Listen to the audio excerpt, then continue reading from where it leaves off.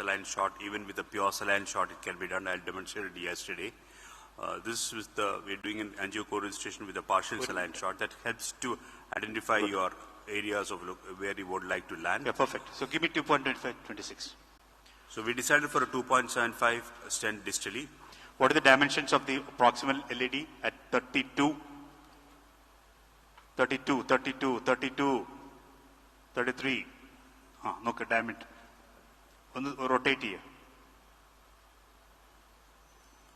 Not 35 lekwa.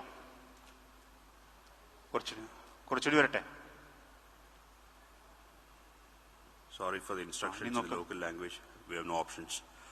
So that is the landing zone of the proximal part of the distal stent, and the distal part of the proximal stent is about 3.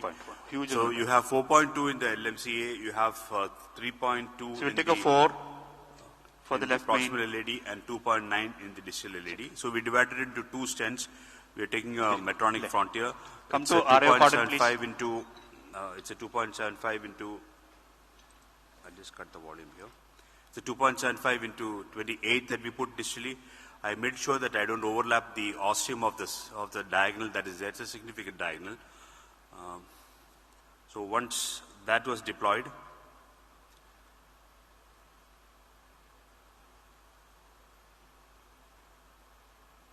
stent vis was done just to ensure that your deployment is adequate. I deployed it at nominal pressure only. Because anyway we're going to post-dilate that junction and the distal stent. The proximal stent I took was 3.5 into 23. It can be post-dilated up to maybe equal to 5. 4.5, so definitely yes. Few struts overlapping, just to make sure that the overlapping segment is beyond the diagonal ostium to prevent the diagonal ostium getting pinched.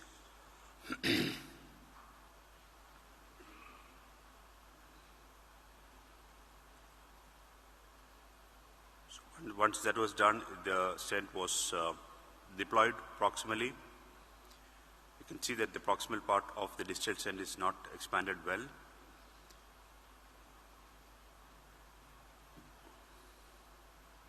This is also deployed to normal only, because I have 2 branches there which are uncomfortably placed, the circumflex and the diagonal. The circumflex has got an ostium which is very favorable.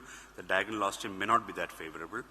With the same 3.5 balloon, I went inside and dilated the proximal part of the distal stent. At 12 atmospheres, it didn't give away, but I went back again to about 15 atmospheres. It opened out and gave me a good result that way. So once that was done, we did the check just to find out that the diagonal is scantily flowing.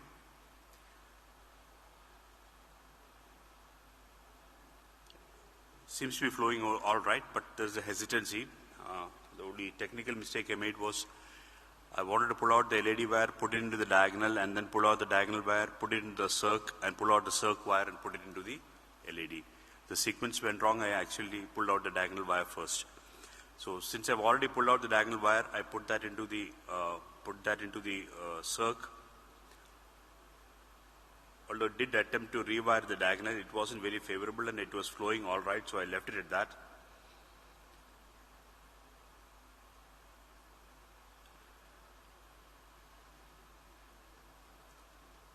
There's a hesitant flow in the diagonal at this stage.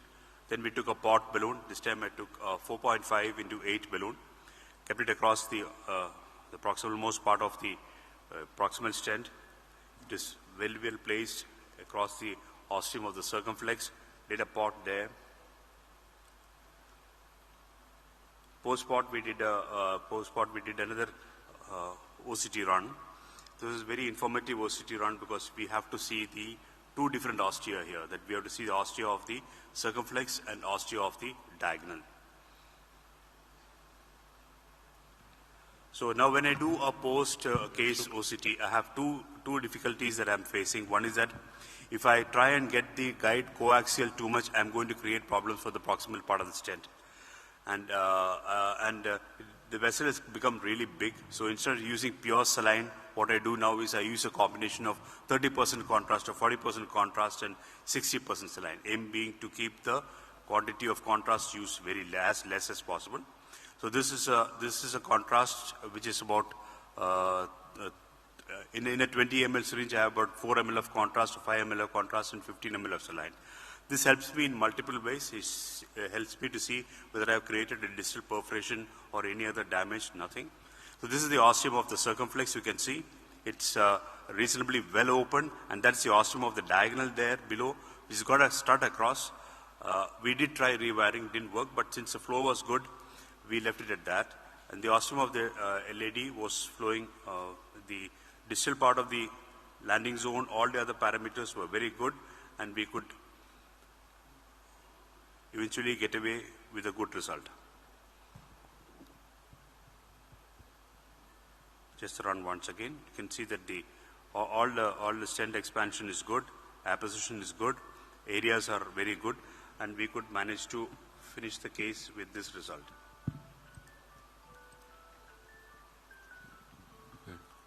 Thank you, Mahesh, for showing this interesting case of acute MI sometimes gets into osteal LAD. Just show the final shot. The diagonal, the circ is already, the diagonal is also flowing. The circ is also flowing. There is a little bit of obstruction to the circ, but it's got no flow limiting obstruction. Thank you. Thank you. Other school of thought, or which I was telling, was if there's a small stump at the ostium left, we could place osteal stenting. But here, we thought this is extending from distal left main to LAD ostium. That's why people are preferring crossover, though it looks like sometimes it is looking, LCX ostium is looking okay here, but sometimes even if it looks a little pinched on angiogram, if you do FFR or imaging, the flow will be okay and FFRs will come negative. We most of the time end up leaving. But one message I want to tell to everybody sitting here is basically in acute MI, even if such sort of presentations coming in about a decade back, we were sending patients for surgery, but again doing acute MI surgeries and all the problematic, or surgeons also won't like it. By the time they arrange surgery and the patient's ischemic time will be gone, myocardium will be dead. So that's why it's better to do any sort of thing. This is anyway established the protocol even in elective patients, that's different. Yep. For sake of others who are arguing for only when there's a mechanical complication or something, we tend to send patients for surgery in acute MI. Otherwise, by and large, either do culprit vessel PCI, tackle that problem, and then avoid surgery in the acute settings, because patients will have high problems. We understand that small touching, pricking also, it bleeds a lot. I can understand the fate of surgeons also when you send them. They also get into trouble. That's why I think this case is very well demonstrated. And you also showed that when there's too much discrepancy between the LAD and the left main, that sometimes you tend to do post-dilatation proximally, but there's too much of discrepancy. You can't do that because you have to keep the expansion limits of the stent in mind. That's why you selected bigger size stent proximally and did port dilatation for that and the distal vessel. And they also took care of the branches. Luckily, the provisional stenting most of the times works, but here that is not needed, and always we feel that this sort of simple approach, especially in MI type of situations, is preferable. Thank you, Mahesh. And we'll go on to further lectures, and I'm happy that Suki has also joined us, and particularly this particular phenomena of Inoka, Minoka, and slow flows and scats. I found out through, I think, Sanjog, that he has his own original work. That's why I requested him to come. Thank you, Suki, for joining, and we'll go on to the further lectures.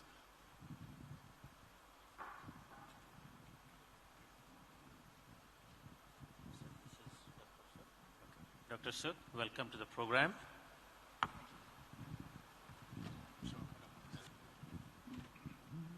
He's going to be talking about the coronary physiology fundamentals and understanding the resistance and flow waves and indices.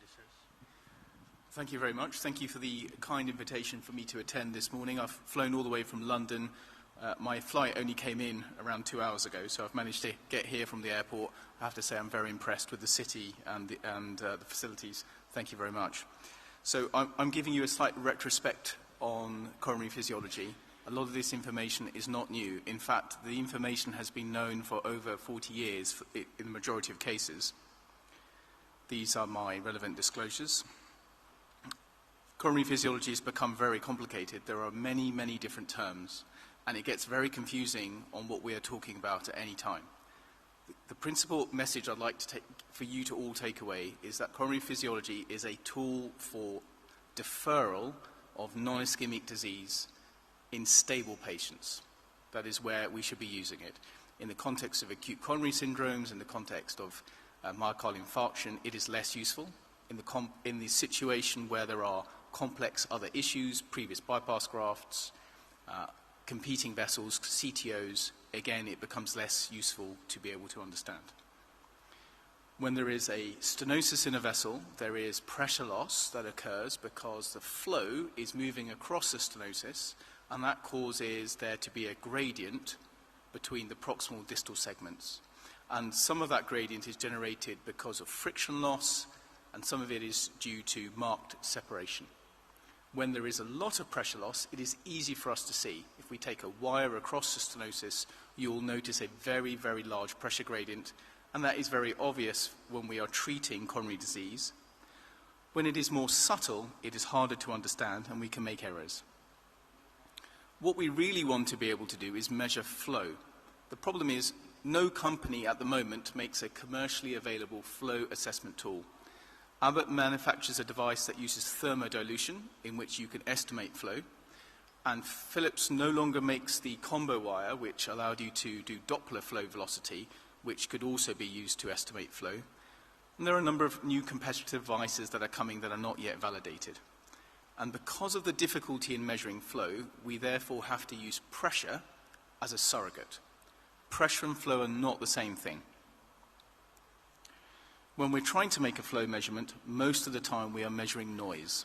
I had the privilege of reviewing some data shared with me from the United States from a very eminent lab in the past, and they asked me to do a flow analysis on all of the work they had done. And unfortunately, as I went through all of the traces, I was disappointed to see they'd measured noise in over 200 patients. This is a common phenomenon. It is hard to make a good flow tracing. So we're back to measuring pressure. Pressure is easy to measure, but we have to overcome the limitations of autoregulation and basal flow in the coronary vessels. Our bodies are designed with homeostasis in mind. We want to maintain stable flow at all times, even in the presence of a significant coronary stenosis. The way we do this is our microcirculation dilates. It vasodilates such that flow is maintained regardless of stenosis. This is autoregulation. When we're trying to assess a stenosis, we have the ability to use two different technologies. One is to induce hyperemia, which is with the addition of a drug called adenosine, which you'll be familiar with, and in the Far East they use papaverine. Or you can make a very clever measurement in diastole, and I'll show you why we do that in a moment. And the reason we are doing these is because we are trying to remove resistance from the equation that pressure can relate to flow if we can keep resistance stable. Resistance does not have to be low in order for this to be equivalent, it just has to be stable.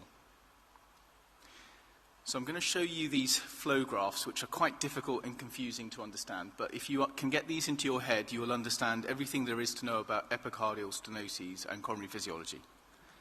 Pressure and flow have a quadratic equation that relates to them. We can see that as flow increases, pressure will be higher across a given stenosis. If we drive pressure higher, flow will be higher. These two things make intuitive sense. Every single stenosis, whether it be a 10%, 15%, or 90% stenosis in a vessel, generates one of these curves. The problem is we do not know which curve it is generating, and we have to try to work it out based on these calculations. Even when there is no stenosis in the vessel, if you give enough flow, there will be pressure loss. Those of you who have put a pressure wire down a normal coronary vessel will find that the FFR is not 1 when you give adenosine. Okay? And this is despite the fact that we are all taught that a normal FFR is 1. And that is due to resistance and pressure loss within the vessel. So when we're making a measurement, we want to create certain circumstances that have relatively good flow characteristics. If I make a measurement of a pressure gradient at 25 millimeters drop, so an FFR of, say, 0.75, highly significant, we do not know whether that stenosis is severe, moderate, or mild, because all of the curves intersect that pressure gradient. So if we increase the flow and push the flow up, then the gradient becomes more and more obvious, and it's easier to understand and detect that stenosis. But it is important that we keep our process consistent. We should stick to a single dose of adenosine and not vary it, because if we alter the doses that we give in an attempt to increase the flow and make the number lower, understand that all you are doing is pushing the curve further along this, and you are not actually understanding true ischemia. You are fooling yourself. So fractional flow reserve is a long-established technique in which we infuse adenosine and make a pressure measurement, because we are making the resistance low and therefore increasing flow and dropping the pressure gradient. There are other ways of making these measurements as well. Pressure and flow relate to each other in a complex way. In the aorta, it is quite simple. Pressure and flow have a close relationship. But in the coronary arteries, it is very complicated. This is because most of flow is in diastole. The coronary circulation and microcirculation is compressed during systole, such that flow is attenuated. And you can see on this red pressure trace that the majority of the flow velocity is in diastole. And if you look at the relationship between these curves, you can do something called wave intensity analysis, which allows us to understand where there is resistance in the coronary circulation. And you'll understand that within a single heartbeat, there is a period in diastole in which resistance is low. It is not the absolute lowest, but it is low and it is stable. And if we make a measurement there, you'll see that pressure and flow are linearly related and fall together. This is why we can make measurements in diastole and understand the significance of a coronary stenosis.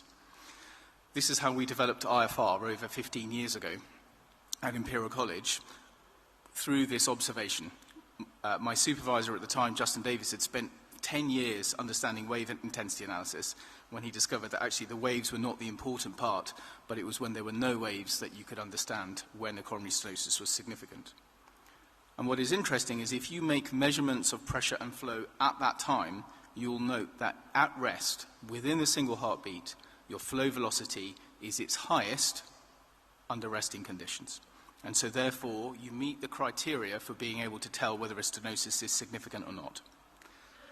So we have these two competing technologies, IFR and FFR. Both are established now, and there is no doubt that they both play a role, and they have their own utility. Neither is perfect, and each has their own limitation. IFR is a resting index, and it is measured at rest over 5 heartbeats, and it will give you an average value. I'd recommend that you make multiple measurements because there is a subtle perturbation that can occur according to where your wire is, and you must give intracoronary nitrate before you place the wire because you are trying to stabilize the epicardial vessel, and this does not induce hyperemia. It does get confusing because all the companies now have developed their own iterations of this. And this is a mark of how successful the technology has been, that every company now has its own variant. I would say that they are essentially the same as IFR. And that is because when you look at the indexes of what they're measuring and where they're measuring it is essentially in diastole. There are subtle variations. This has got nothing to do with science, but more to do with patents. So IFR and FFR are recommended for coronary revascularization in both European and American guidelines. And it's generally recommended when you have multi-vessel disease or you have not performed ischemia testing before the patient's got to the cardiac catheter lab. In the United Kingdom, because almost every patient now has a CTCA before they come to the cath lab, it generally means that we use pressure wires a lot because they haven't had MIBI scans or stress echoes or perfusion scans as they did in the past. The work is well validated and the outcomes are very secure. We know that fractional flow reserve matches stress echo, dobutamine, thallium scans very well. And we know that when you compare IFR and FFR against any other metric of ischemia, they match incredibly well with no difference in repeated multiple studies. We also know that when you take a patient who has multivessel disease and you perform revascularization guided by FFR, the outcomes are better This is principally driven by the quality of your stent result. When you use FFR, you use less stents. Less stents means less restenosis and less MACE events. And this was the original FAME study. And the opposite is also true. When you take patients that have confirmed ischemia on fractional flow reserve, you'll note that patients are less likely to come back into hospital if you revascularize them because you reduce ischemic events and MI. IFR has also been tested in now 2 very large randomized control studies, a defined flare and IFR Sweetheart, total of 4,500 patients. The 1-year, 2-year, and 5-year outcomes are very satisfactory, with no difference between fractional flow reserve in these studies.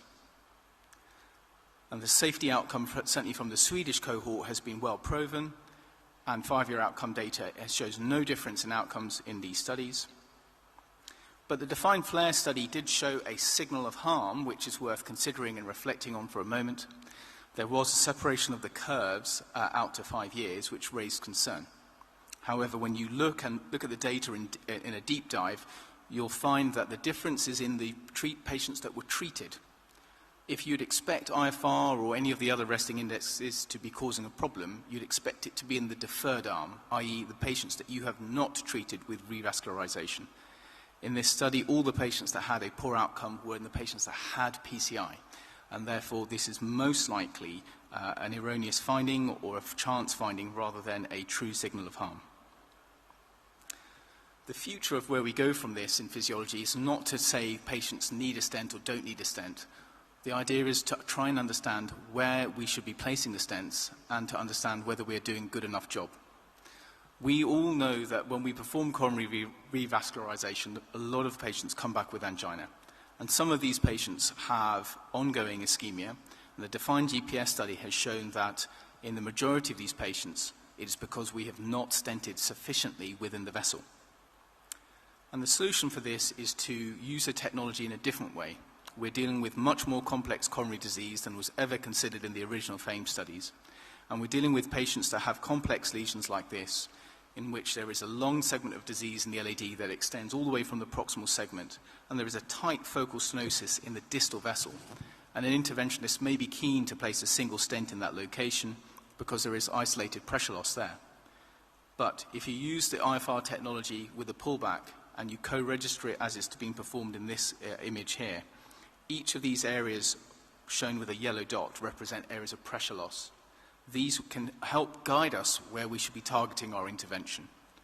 If we simply place a stent here to cover this very small lesion in this focal area, we would only be gaining 8 units, and therefore the patient would still be highly ischemic, and therefore we will not have helped them.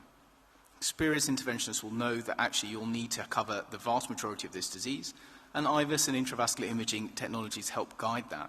And so the workflow I'd recommend to all of you is, whilst we're using physiology, use it intelligently, use it in combination with the other technologies. It is not there to supplant, and use it in a way that will achieve a negative physiology at the end of your revascularization procedure. So I can conclude that pressure and flow and resistance are complex, but it is easier to measure pressure in your day-to-day workflow. We have multiple tools to be able to assess, and this can include non-invasive technologies, but once the patient is in the lab, it behooves us as interventionalists to identify where the ischemia is and what can be done about it, and that can be readily performed using either IFR or FFR. And even though we are the originators of IFR in our particular lab, we have no strong view on whether you use one or the other. We know that the studies have demonstrated equivalent outcomes, and we have established clear cut points. But remember, ischemia is not a binary go, no-go, stent, no stent situation. It is a constant spectrum, and therefore be guided by your patient and what you feel is best for them. Thank you very much. So that was a very comprehensive discussion, Sujit. Thank you for that. I have one question for you. Let's say you have a patient that had a stress test done and then comes in. How often do you use these indices if it is matching that area of ischemia? Yeah, so it's a very good question. So the question is, how much is enough? So it very much depends on your healthcare system and how much cost you are willing to bear. Our laboratory in our cath lab is a little unusual. We use pressure wires a lot. We use them in virtually every case, and we use them even in a patient that's had ischemia testing that was positive, principally because a lot of the non-invasive tests cannot tell you truly which lesion it is. We are often guided to a territory, but you have all seen patients who have a stress echo that shows inferior ischemia, and yet the right and the circumflex are normal and there is an LAD stenosis. In that situation, we would still use a pressure wire to help confirm not just a vessel, but then the lesion level as well. Thank you. I have a question as well. I mean, like what you showed that there is, and we see often as well that there is natural pressure loss as you go down the vessel. You have a proximal stenosis and you push in the sensor to distally, and then you tend to get, false positive, the lower FFR values. Yes. So is it okay to have one cutoff for all the segments of the coronaries? Yes, it's a very good question, and this is one that's been debated in the physiology community for a very long time. Almost certainly, because the body is not a single binary point, then having a single cut point does not make sense. Furthermore, there's probably should be different cut points in different vessels. The circumflex and the right almost certainly should have different cut points. However, to simplify the thought process and make it easier to use, that has not been done. And there is insufficient evidence to push us in the direction of having different cut points. Your point is valid. It is difficult to prove it. Thank you. We have a question. Can somebody give him a mic, please?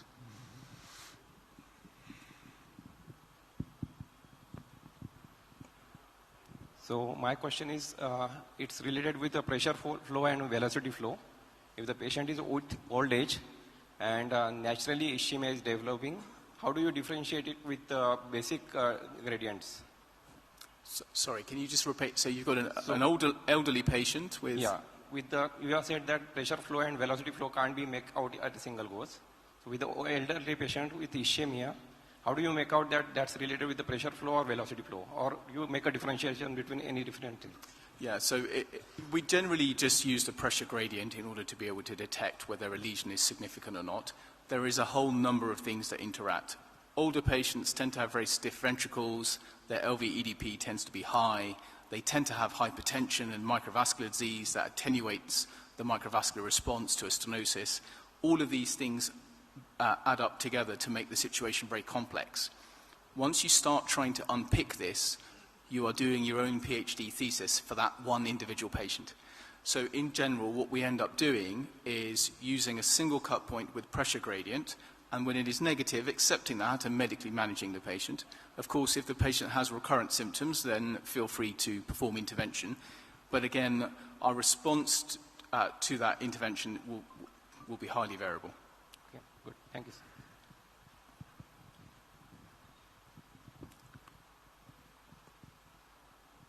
Sir, my question is, in the case of severe aortic stenosis, is the cutoff point should be increased or same, or?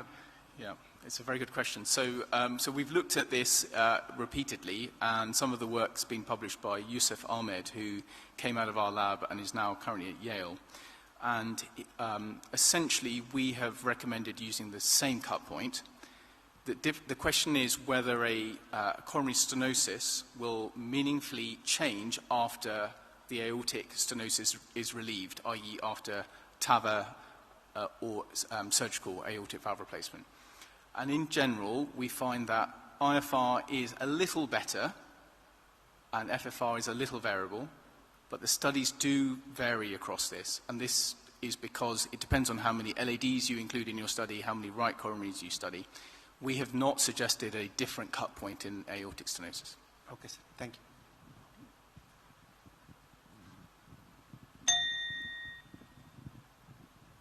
Okay. Thank you. Thank you. Thank you. So I think we'll move on to the next presentation. Dr. Anil Dal. This will be intercoronary physiology, artifacts, and troubleshooting.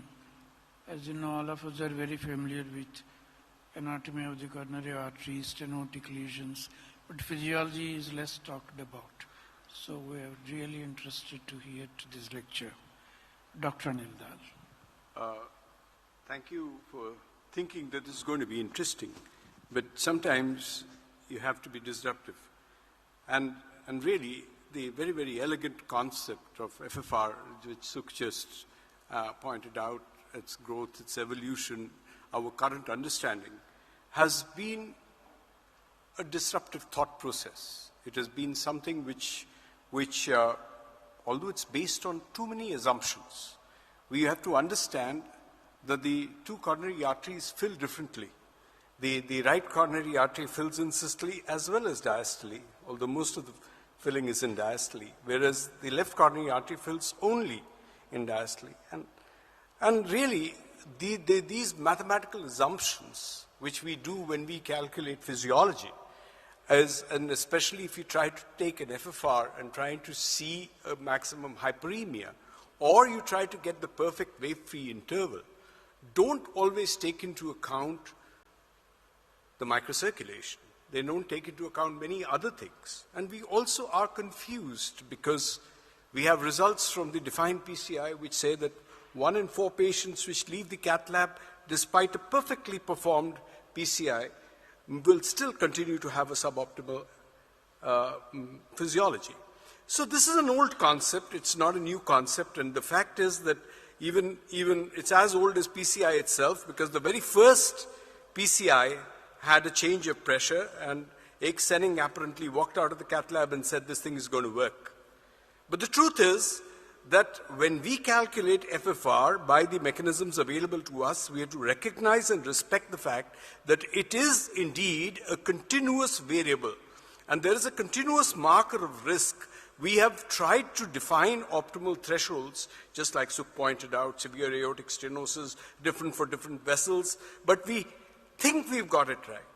And then there is this issue about hyperemia, and to have these very elegantly devised non-hyperemic indices of different natures and different names, we understand that it is trying to improve things, but we have to perform the procedure in the best method to try and see that we have optimal results.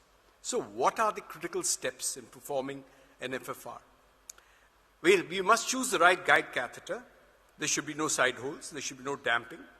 We should eliminate vessel spasm. We should remove the wire introducer when we are taking pressures. We should equalize and normalize, and sometimes it becomes a challenge when we are trying to do equalization or normalization with osteal disease. We must place the wire distal to the lesion. We must ascertain maximal hyperemia, and then we must look for drift, because we must understand that drift happens and it can very often be ignored, and we should also think of the venous pressure. So if I were to really summarize my talk, it's going to be that the issues that come in are related to calibration, equalization. We have to set the transducer at the level of the heart, align the pressure sensor with the catheter tip, flush the guiding catheter with saline, remove the introducer needle, ensure that the aortic and pressure wire waveforms are superimposed. The wire should be, at the pressure sensor, should be at least 2 to 3 centimeters distal to the stenosis. There should not be a whipping artifact. And we should ensure resting in hyperemic conditions. When we are performing a pullback, we should disengage the guide catheter slightly, ever so slightly, to avoid the pressure damping and any guide which jumps into the coronary. And we should definitely check for drift, because if it is so, then we have to repeat the entire procedure from the equalization. Now, the equalization is something which should be set up correctly, zeroed at proper height. It should represent the aortic pressure, and the wire introducer, especially, if we know that if there is a larger leak, then it may decrease the aortic pressure by about 10 millimeters and give us a falsely high FFR.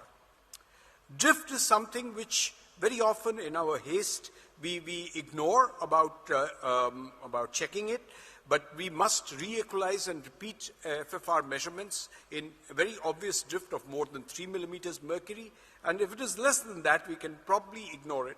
There are types of drift which is true and apparent, and this could be something which we have to analyze the causes. It could be in PTC accessories, so you should look at the transducer height, aortic pressure. Look at the guide catheter, whether there's wedging, damping, or side holes, the needles. Look at the pressure wire itself, and whether there's equalization which has been done or the sensor element is against the vessel wall. Look at the FFR console and look at if there are any artifacts, any VPCs, APCs, if there's any mean beat setting, and whether we have actually been able to create maximum hyperemia. So apparent drift will happen because of aortic pressure and procedure, because of changing height of transducers, capillary forces, needle, side holes, and it is recommended that we should have a trained staff which is quite used to performing this procedure. Sometimes the drift is going to be related to the FFR wire because there is a temperature shift from room to patient because the pressure wire has a thermal correction mechanism, and sometimes blood, saline, or even bubbles remain on the connector, and these get trapped inside the sensor capsule. So after equalization, we should wait for 20 to 30 seconds before advancing the wire further, and if signal changes, we can do a re-equalization. At the end of a long procedure, you should re-examine for drift. Zeroing is something which is always to be considered. We should be at the mid-axillary line. For every inch that the transducer is off, the pressure measurement will be 2 millimeters in the opposite direction. So guide catheter, we should have, if there is a guide wire-induced dissection, we should actually fix it first. But whether we use a 5 French or 6 French, it should allow the operator to go and perform the intervention. What is not recommended is very large French sizes and definitely not a guide catheter with side holes, because for pressure or flow measurements, there should not be any side holes. We should not wedge the guide catheter because it can actually give us a falsely high FFR. So this is a schematic representation by different guide sizes, and we must understand that having something ideally relates to the vessel size. A very deep-seated guide catheter will cause damping. Like I mentioned, equalization of osteal lesions is a challenge because we like to equalize in the vessel, but this is when there is a diseased ostium, we need to back out and equalize in actually the aorta itself to move further. When we have equalized and we have used adenosine, we should place the guide catheter in the ostium, and disengage the guide catheter, pull back the sensor proximal to the stenosis while leaving the radiopaque tip distal to equalize, and then place the guide catheter in the ostium, disengage. Sometimes you'll see that there's a fluctuating PDPA line, which is because of suboptimal hyperemia. So we can have equipment factors, procedural factors, and even with the non-hyperemic, we can have issues like drift and engaging the guide into the ostium. So we should really watch for the guide catheter getting damped. There can be procedural factors because as the procedure goes on, you like to jam the catheter and the guide sometimes to get better access, but we need to be conscious of that. Acute coronary syndromes, we know that there are many changes which happen in an acute coronary syndrome. FFR may be slightly elevated and non-hyperemic may be slightly reduced, but we can safely use it all the same. So just a few steps: prepare the patient in the lab, consent for physiological assessment, check for contraindication to adenosine, check transducer height. Caffeine is important to be ignored for a few hours before we use adenosine.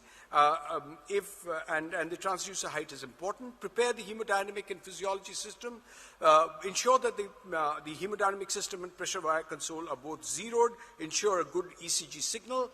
Choose the guide catheter appropriately, which is easier to manipulate wire and with a direct access. Never use side holes because it'll actually increase the PA and will overestimate the severity. Prepare the wire, flush the wire, allow to rest for 2 minutes, connect to console, bend the wire tip, advance the wire using an introducer needle, remove the introducer needle for normalization and all physiologic measurements. So check the aortic pressure first, prepare the vessel with adequate nitrates, prevent epicardial spasm, and make sure the patient is heparinized. Normalization has to be done and has to be confirmed. Position the wire at least 3 centimeters distal, excuse me, and remove the needle introducer. I'm repeating this again and again. And even in an IFR measurement, ensure resting condition, wait for resolution of hyperemia after contrast, saline, nitrates, or adenosine. Remove the needle introducer and then check the diastolic window. In an FFR measurement, you be very careful about what hyperemic agent you're using, whether you're using intravenous or intracoronary, and ensure that the dose is adequate. Consoles automatically report the lowest number, zoom in and check, zoom out and reposition the FFR reading. In an IFR pullback, just be very careful that it is, you wait for a steady baseline and check for drift, which is important. After the measurement, pull wire back to the aortic guiding catheter, check that the PDPA is still 1, check the aortic pressure trace. If it is drifted, normalize again and repeat. Never act on decision before drift check. Watch for wire whip, and wire whip actually you should also watch out for wedging of the guide catheter, because it can watch out for pseudostenosis, because a concertina can actually hurt you, and in an osteal lesion, if required, we'd use a buddy wire. Watch out for changes in PD, because we must ensure that there is no systolic or diastolic gradient. If there is a mild diastolic gradient, just ensure that we are having a steady state. So the take-home messages are that we actually should have careful measurement, step-by-step approach, ensures accuracy and reproducibility. We must be mindful of the limitations of FFR. We are still not, we don't think we have a perfect answer. It is a reasonable mathematical assumption. There are a lot of assumptions here, but at the same time, we are not looking at microvascular dysfunction. For that, we'll have to do CFR, IMR, or more complex studies, which may or may not be available in the equipment. For example, in India, the Abbott system, the CoroFlow system has not yet been introduced. Probably it will be available next year, so we'll be able to do our CFR, IMR estimations then. But create your own protocol and follow it consistently and make sure that everybody's on the same page. Thank you very much.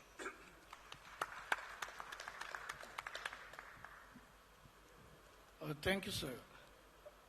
I think it's a very important presentation, because to start with, everybody would like to get a reliable or dependable data.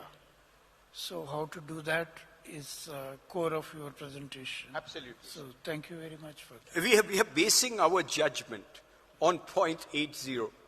We are, or 0.89, as the case may be, and it is a number. And like Suk very rightly pointed out, you have to look at the patient as a whole. You have to look at the other factors. You have to complement your judgment along with whatever numbers you're getting. You have to ensure that the number was obtained correctly. If required, we will use imaging. If required, we will use our judgment and look for whatever tests have been done beforehand. Thank you. Any questions from the audience, please? From the chairperson. A question for you, and maybe even for Suji. Sometimes we see when you do this FFR, your numbers are kind of borderline, like 0.83. And you have seen the patient in the office, he's got some angina, etc. What do we do at that time? What is your approach in general? So the discordance between hyperemic, non-hyperemic indices is a challenge that I avoided in my talk, because that's another subject by itself. And this borderline, and that's why I actually, although it was not my brief, but I included that slide which said that FFR is a continuous variable. So be very careful about these numbers. I'm not personally not always a stickler for 0.80, 0.81, 0.79, to my mind, are somewhere there. Check for drift. That's why we've insisted on drift. Check for calibration. Ensure that you have adequate hyperemia.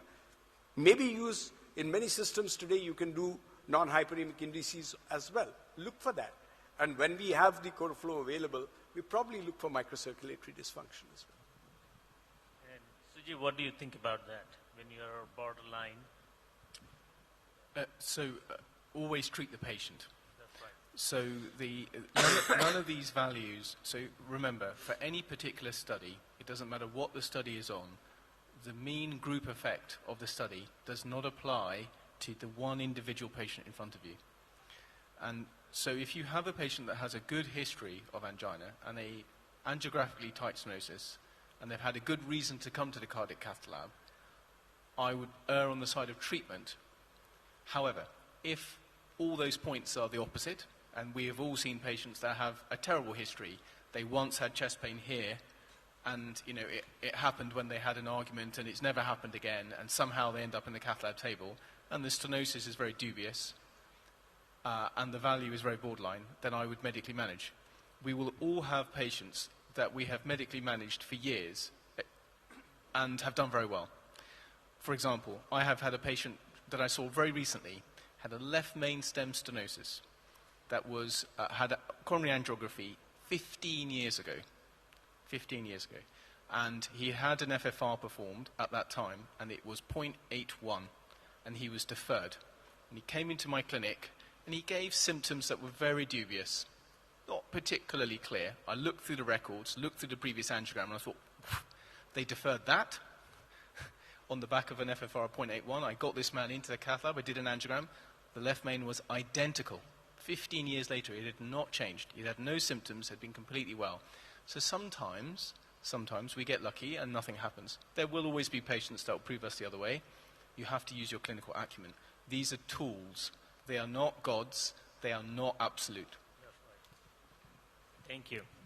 I think the point was that when you have these kind of borderline situations, you have to look at the patient first, like patient, imaging, other variables. You have to combine everything. And Sanjog, if I may be allowed one moment, I think we need to also introspect, because we look at the rationale of revascularization. We look at Hakamovich's data, which said 10% of the myocardium, if it is ischemic, you will go ahead and revascularize, whether surgically or percutaneously. And we've moved along from there, and the ischemia trial dropped that 10%. It was a shifting goalpost. They dropped it to 5%.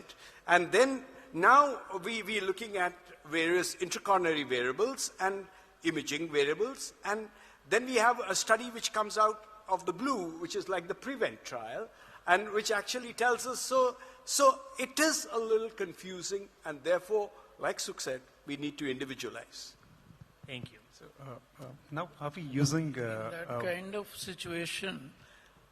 I personally go ahead with perfusion imaging, nuclear myocardial perfusion imaging, and take a call on whether to do something or not. Sir, I'm afraid my reports which come from, I call that the department of, they call it nuclear medicine. I call it the department of unclear medicine, because very often they'll give me reports of mild equivocal ischemia in 3% of the myocardium. I said, thank you very much. Where does that leave me? Because I cannot make decisions. I think Sanjog has been waiting to ask something. Say something, please. No, I have questions, lots of them. It's part of the point of designing this section of the agenda today as a deep dive, was because this is a difficult area. Question one, if I can be indulged. I have a lot of patients in my practice that have chronic renal disease. They are packed with calcium in the media of the vessel. And so their ability to respond to vasomotor stimuli is attenuated tremendously. And effectively then their state of hyperemia and their state of non-hyperemia is nearly identical, right? So with FFR in particular, where the idea is for us to learn when perhaps not to intervene, when we're safe to leave, as Sukh pointed out very nicely with this left main patient. How do I risk stratify individuals who have abnormal vasomotor tone? And I ask this question because the renal disease patients are a particular problem. Heavily calcified patients from northern Canada they're exposed to a lot of aryl aromatic hydrocarbons. Those are very inflammatory substances, which result in a lot of calcium deposition. So it's another group that I see. And I work at the country's largest transplant center, where we do 350 kidneys a year. So tons of these patients have lots and lots of calcium. And we do 300 livers a year. So a bunch of them are systemically vasodilated to begin with. So what's the point of giving adenosine to somebody who runs around with no afterload, right? So I don't know, like, is physiology just not valid? Can we just ignore it? Do we adjust the numbers? Do we use our clinical acumen knowing that there's no evidence to guide us? I mean, I struggle with this every day, and so I'm hoping for a response.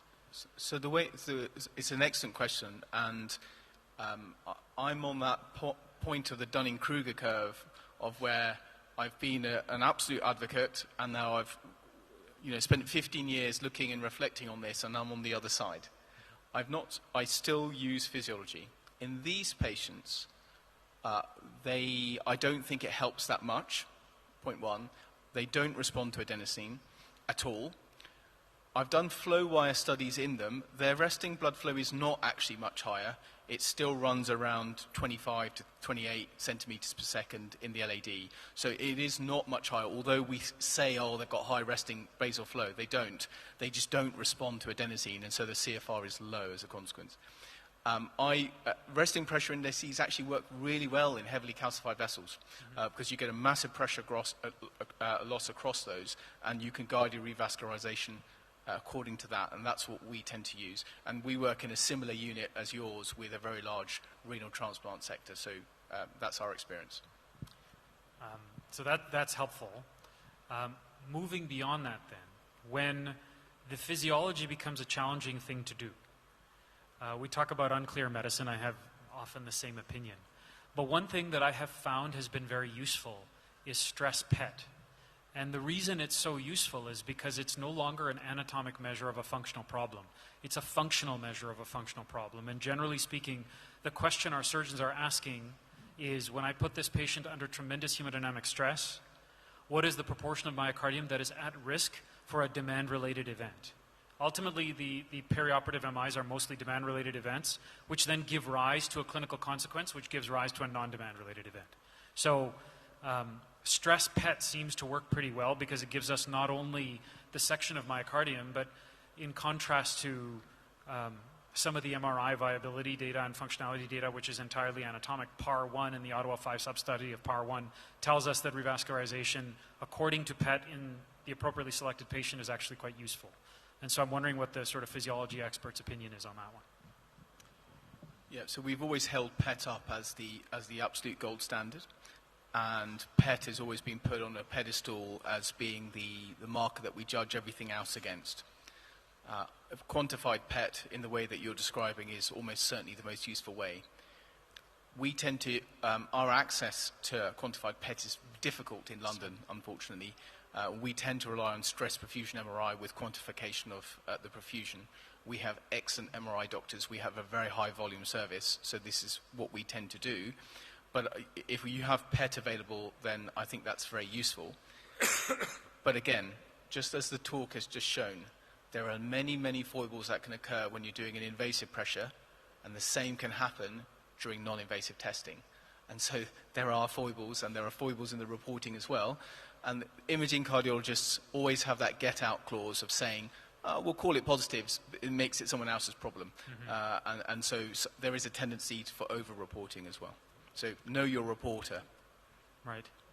And the last sort of piggyback onto that one. Incidentally, if I'll interject, last week there was a paper which said that they were doing PET for every vessel and actually used it as a surrogate of inflammation.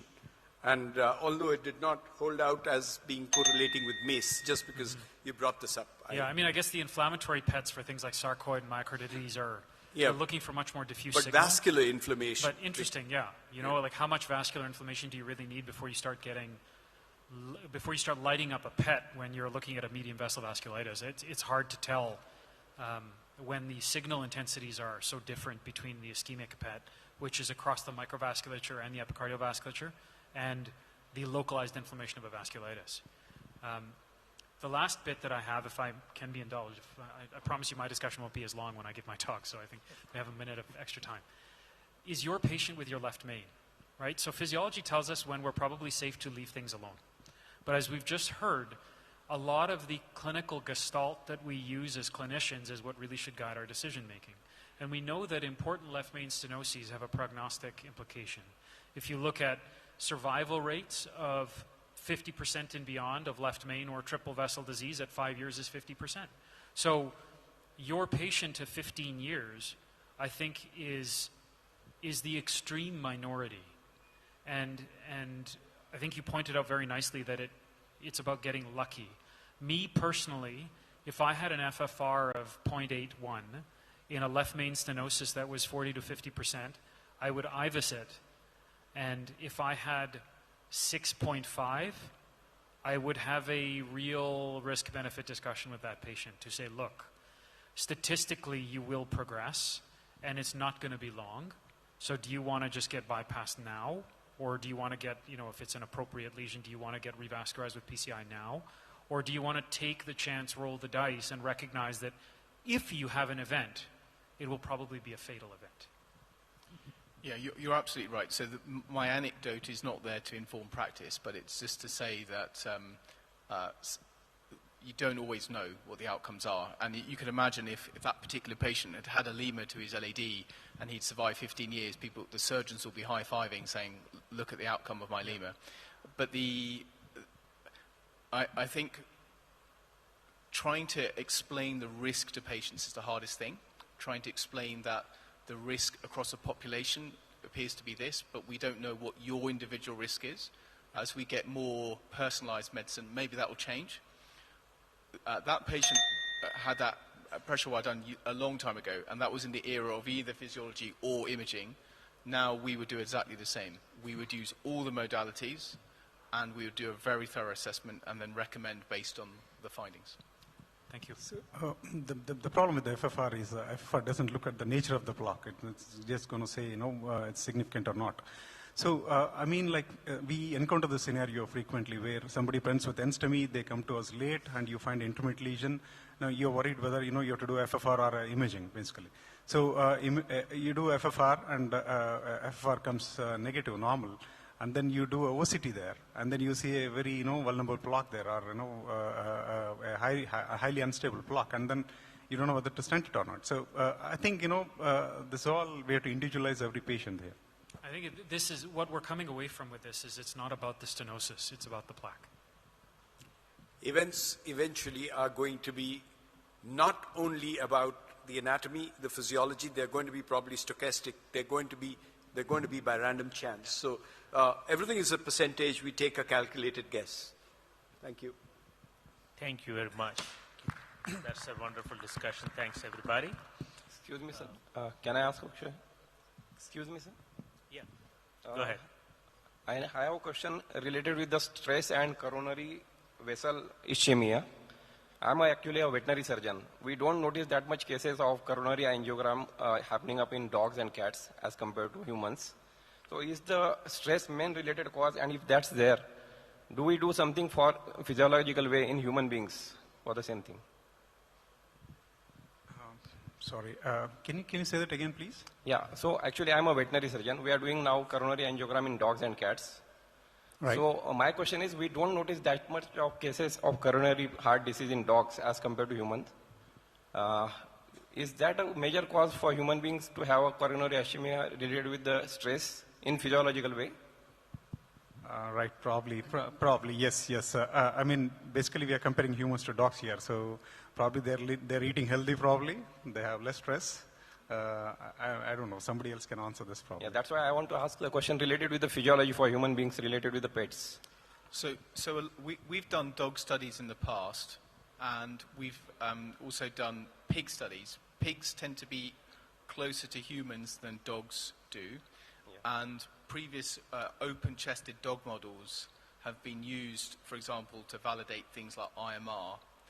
There's significant limitations to that, in fact, because their coronary circulation is not the same their microvessels are quite different. Yeah. And I think because they are on all fours and are walking everywhere at a brisk pace, I think they get more exercise than we do. And so I'm not sure that they're equivalent. Pigs do get coronary disease like us, particularly if they have a high-fat diet. Fat conversion is high in Yes. pigs. Yes. And for whatever reason, when we're doing a pig study, we tend to focus on their circumflex because it is the easiest to be able to cannulate. But as we all know, the circumflex is a very unusual vessel from a physiological point of view. So again, there's a huge amount of limitations to this basic science. Okay. The last question, sir. Any use happening of stem cells in coronary ischemic disease in human beings? So none of the stem cell studies have been positive. None of them have been useful. We participated at some at Imperial around 15 years ago, in fact, and we put ligand tracers to see what happens to the stem cells when injected into the coronary vessels. And what we found was the vast majority have left the coronary circulation and end up not where you intended within a few seconds of injection. So I don't think that this is going to work. Sure. Thank you. Thank you, everyone. Moving right along to the next talk by Dr. Srinivas. He's going to talk about angiography-based physiology fundamentals.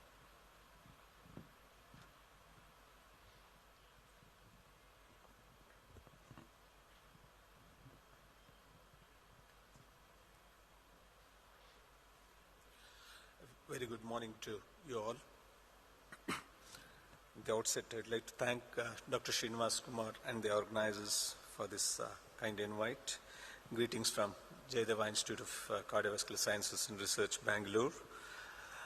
My experience with QFR is limited. However, Dr. Srinivas asked me to speak on this topic because he realized that we have procured QFR software in our institute recently. So, having agreed to talk on this, I really struggled in the last few weeks to really activate the program which was not activated, and realized that there are so many ifs and buts in this procedure. I mean, there are many places where we can go wrong, and there are a lot of fallacies that we have to overcome before getting proper information that could help us in the decision making in a given case. As we all heard nowadays, everything, coronary vascularization focuses on precision PCI. A lot of importance is given to image-guided and physiology-guided PCI rather than merely taking a decision based on the coronary angiography. However, even today, most of the decisions are based on the standard coronary angiogram for the lesion identification, quantification, and the planning of treatment. Most of the decisions are taken by eyeballing, at times by quantitative coronary angiography. So the limitations of this method will be a lot, especially while assessing intermediate lesions of intermediate angiographic severity.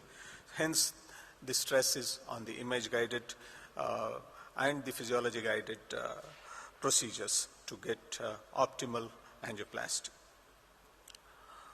Well, we all have understood that FFR has become the gold standard whenever we want to assess an intermediate lesion. So the lesion, the significance, the importance of a significance of vertical lesion can be arrived at by using the FFR performed in a proper manner. And it has been included, obviously, in the guidelines. Well, the coronary physiology assessment could be pressure wave based. The commonest one which we all use is FFR based, and the non-hyperemic indices RFR, IFR, DFR has already been highlighted upon.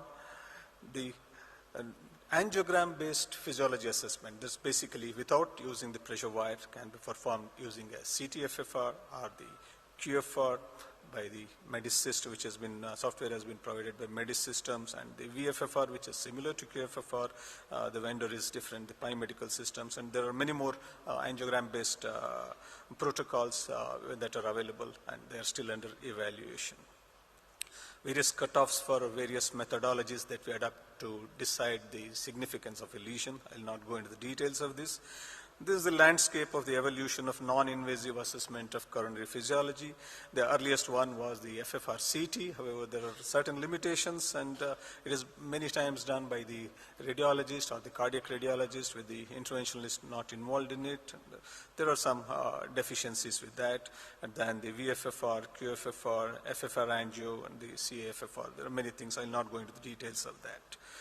Well, the QFR is a novel technique which is based on a lot of assumptions, mainly based on 3D computation of standard invasive coronary angiographic data and applying fluid dynamics to estimate the FFR without the use of pressure wires or induction of hyperemia. All this is done by using artificial intelligence and deep learning models. Obviously, there are a lot of assumptions involved in getting at the QFR results.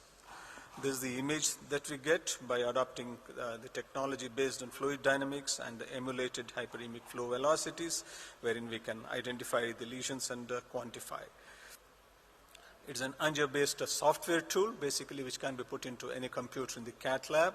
Nowadays, the latest version of the GE cath labs have adopted this technology, especially the QFR3 technology, and this was very much discussed in the recently concluded EuroPCR.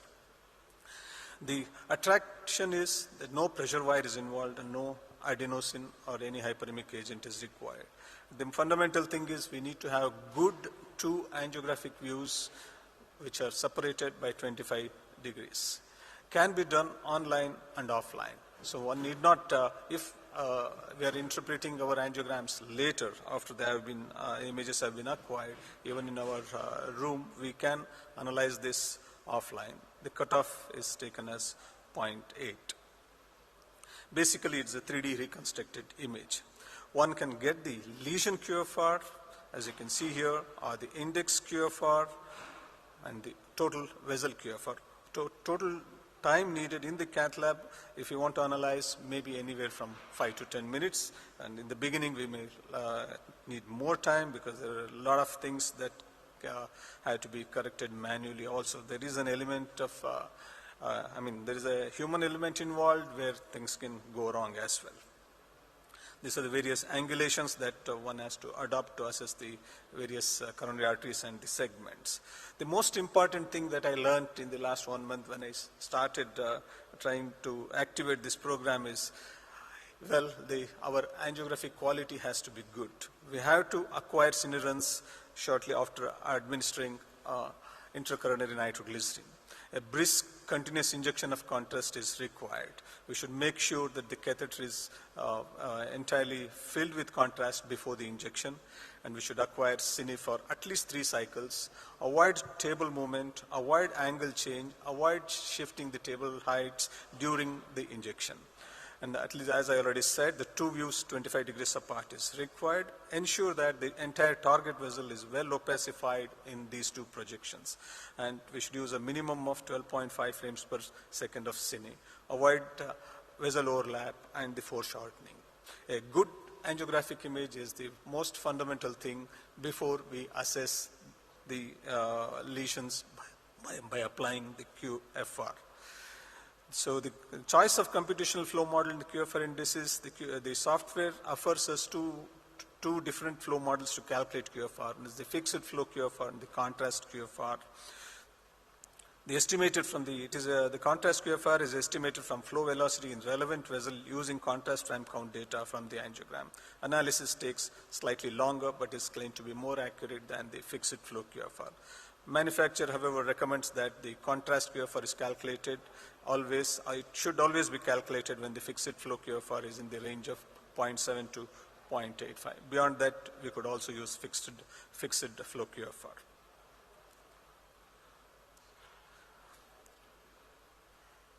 Well, using the QFR, we can have basically we get a 3D model color coded with pressure indication. We get the lesion specific informations. There are 2 projections that we use for analysis displayed here. The pullback curve helps us in analyzing the tandem lesions and the residual QFR, which could be an estimate of the post-stent scenario or the post-PCI scenario we can arrive at. We can actually perform a virtual angioplasty by manually reconstructing the borders. So validation, there are a lot of trials which have provided some data highlighting the utility, possibility of adopting QFR in our day-to-day practice. This is the list of the trials. The FAVOR pilot trial says that the optimal approach for QFR computation in this, the approach to derive fractional flow reserve from the diagnostic coronary angiography, where computation by frame count based estimation of contrast flow velocity showed favorable results when compared to the standard FFR. Similar analysis in the favor to China and the favor to Europe, Japan, which followed this pilot studies, have reported good diagnostic accuracies of QFR, both at the patient and the vessel level, compared to 2D QCA, using FFR as the gold standard. So online computation of the QFR in the cath lab is clinically feasible, superior to simple QCA for evaluation of intermediate coronary artery stenosis using FFR as the standard method. This was the conclusion of the favor to Europe-Japan study. And so also this meta-analysis, which is a pooled analysis of the nearly 3,000 patients in around 3,400 vessels, showed an excellent correlation and agreement between QFR and FFR, with the QFR below the threshold of 0.8 optimally predicting the functional significance of coronary stenosis. And the QFR has been compared with IFR also, and here there was excellent correlation and diagnostic performance for both invasive pressure-derived physiological indices, FFR and IFR, regardless of the clinical presentation. Well, the recently published FAVOR 3 China trial, wherein around 4,000 patients were enrolled. Among the patients undergoing PCI, a QFR-guided strategy of lesion selection improved one-year clinical outcomes compared with standard angiography-guided protocol of treating a lesion. The overall MACE rates were, the relative risk of MACE reduction was to the tune of around 34%.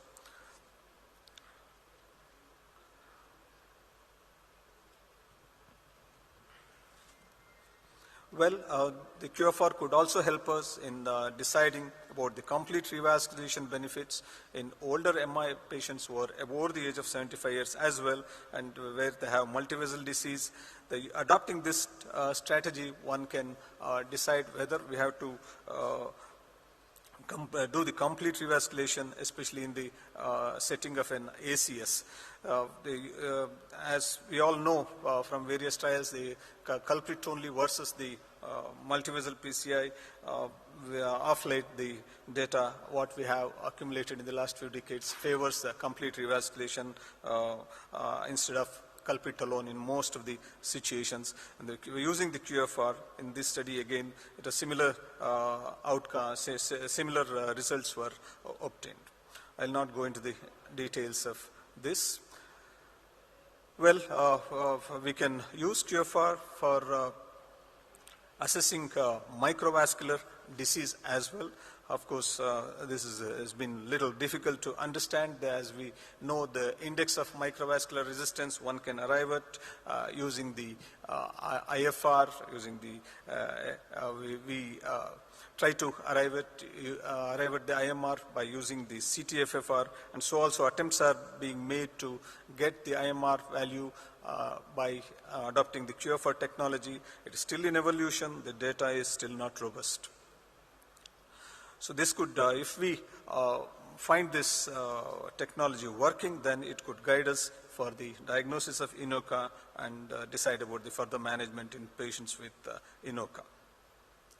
Well, we can plan the PCI based on the residual QFR data which we get when we get the QFR analyzed. The model gives us the residual QFR as one of the parameters, and this could help us to assess to stent from where to where and what would the anticipated result. And if we have not got an optimal residual QFR, when we assess the post-PCI result, we can always see where the problem is and see whether there is any other lesion which is unattended, and we can fix it. And performing a post-PCI QFR could probably tell us that where optimal result has been obtained. Similar things are being done using the FFR to address the residual lesions. So probably by the just angiographic images, one can also get at it, provided all these things are proved in the trials that are about to come. Well, I'll go on to some of the cases which there has been interest in adopting this in the pre-TAVI evaluation also to identify the coronary artery, significance of coronary artery disease when we do the pre-TAVI workup. The results, in the initial results, appear to be promising, needs further evaluation. Well, just to show some illustrations of the cases that we performed, there's a 60-year-old with an inferior MI and hypertension who had a positive TMT, had a total occlusion of the RCA with retrogradely filling by the LAD from the left system. The LAD had a borderline stenosis, while the circumflex had a 90% stenosis. The LAD was intermediate stenosis, and we did afford in the severity of around 50 to 60%. We offered bypass surgery to this patient, but however he was reluctant, and though we were we decided to take him for the PCI procedure after assessing the QFR to delineate the functional significance of the LAD lesions. And here, as we see, the plan was if the QFR was more than 0.8, then plan PCI to LCX and RCA, and if the QFR is below 0.8, plan for the CABG. As you could see here, the LAD QFR was around 0.58, and so again we convinced the patient that he would be better off with a CABG, and finally we were able to make him undergo the procedure. So at times it could be of use in taking a clinical decision. Another case wherein the patient had undergone a primary PCI during the when he presented with acute inferior MI. LAD had a borderline lesion. Again, the QFR was performed to analyze the significance of this.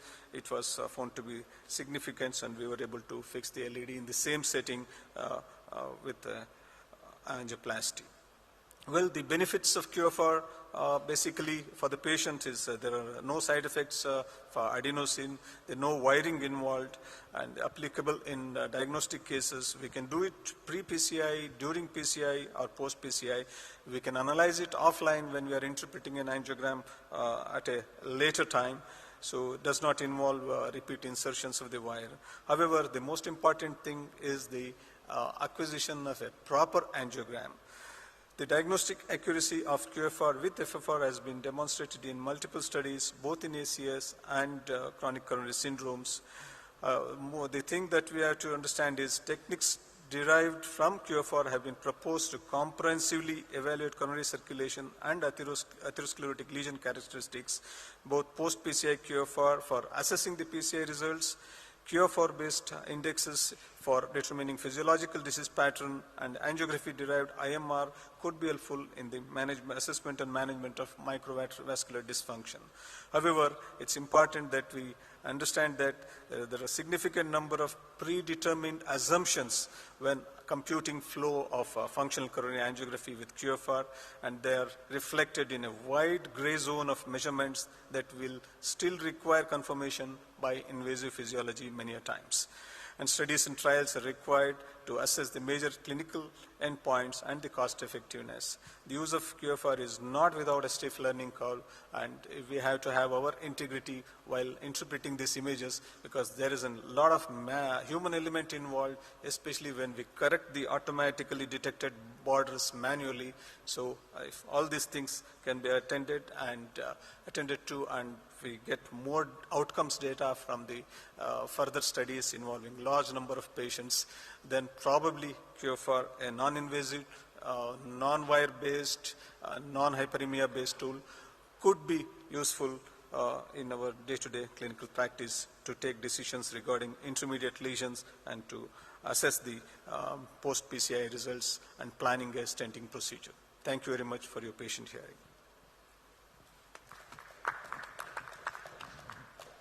Thank you, Dr. Srinivas.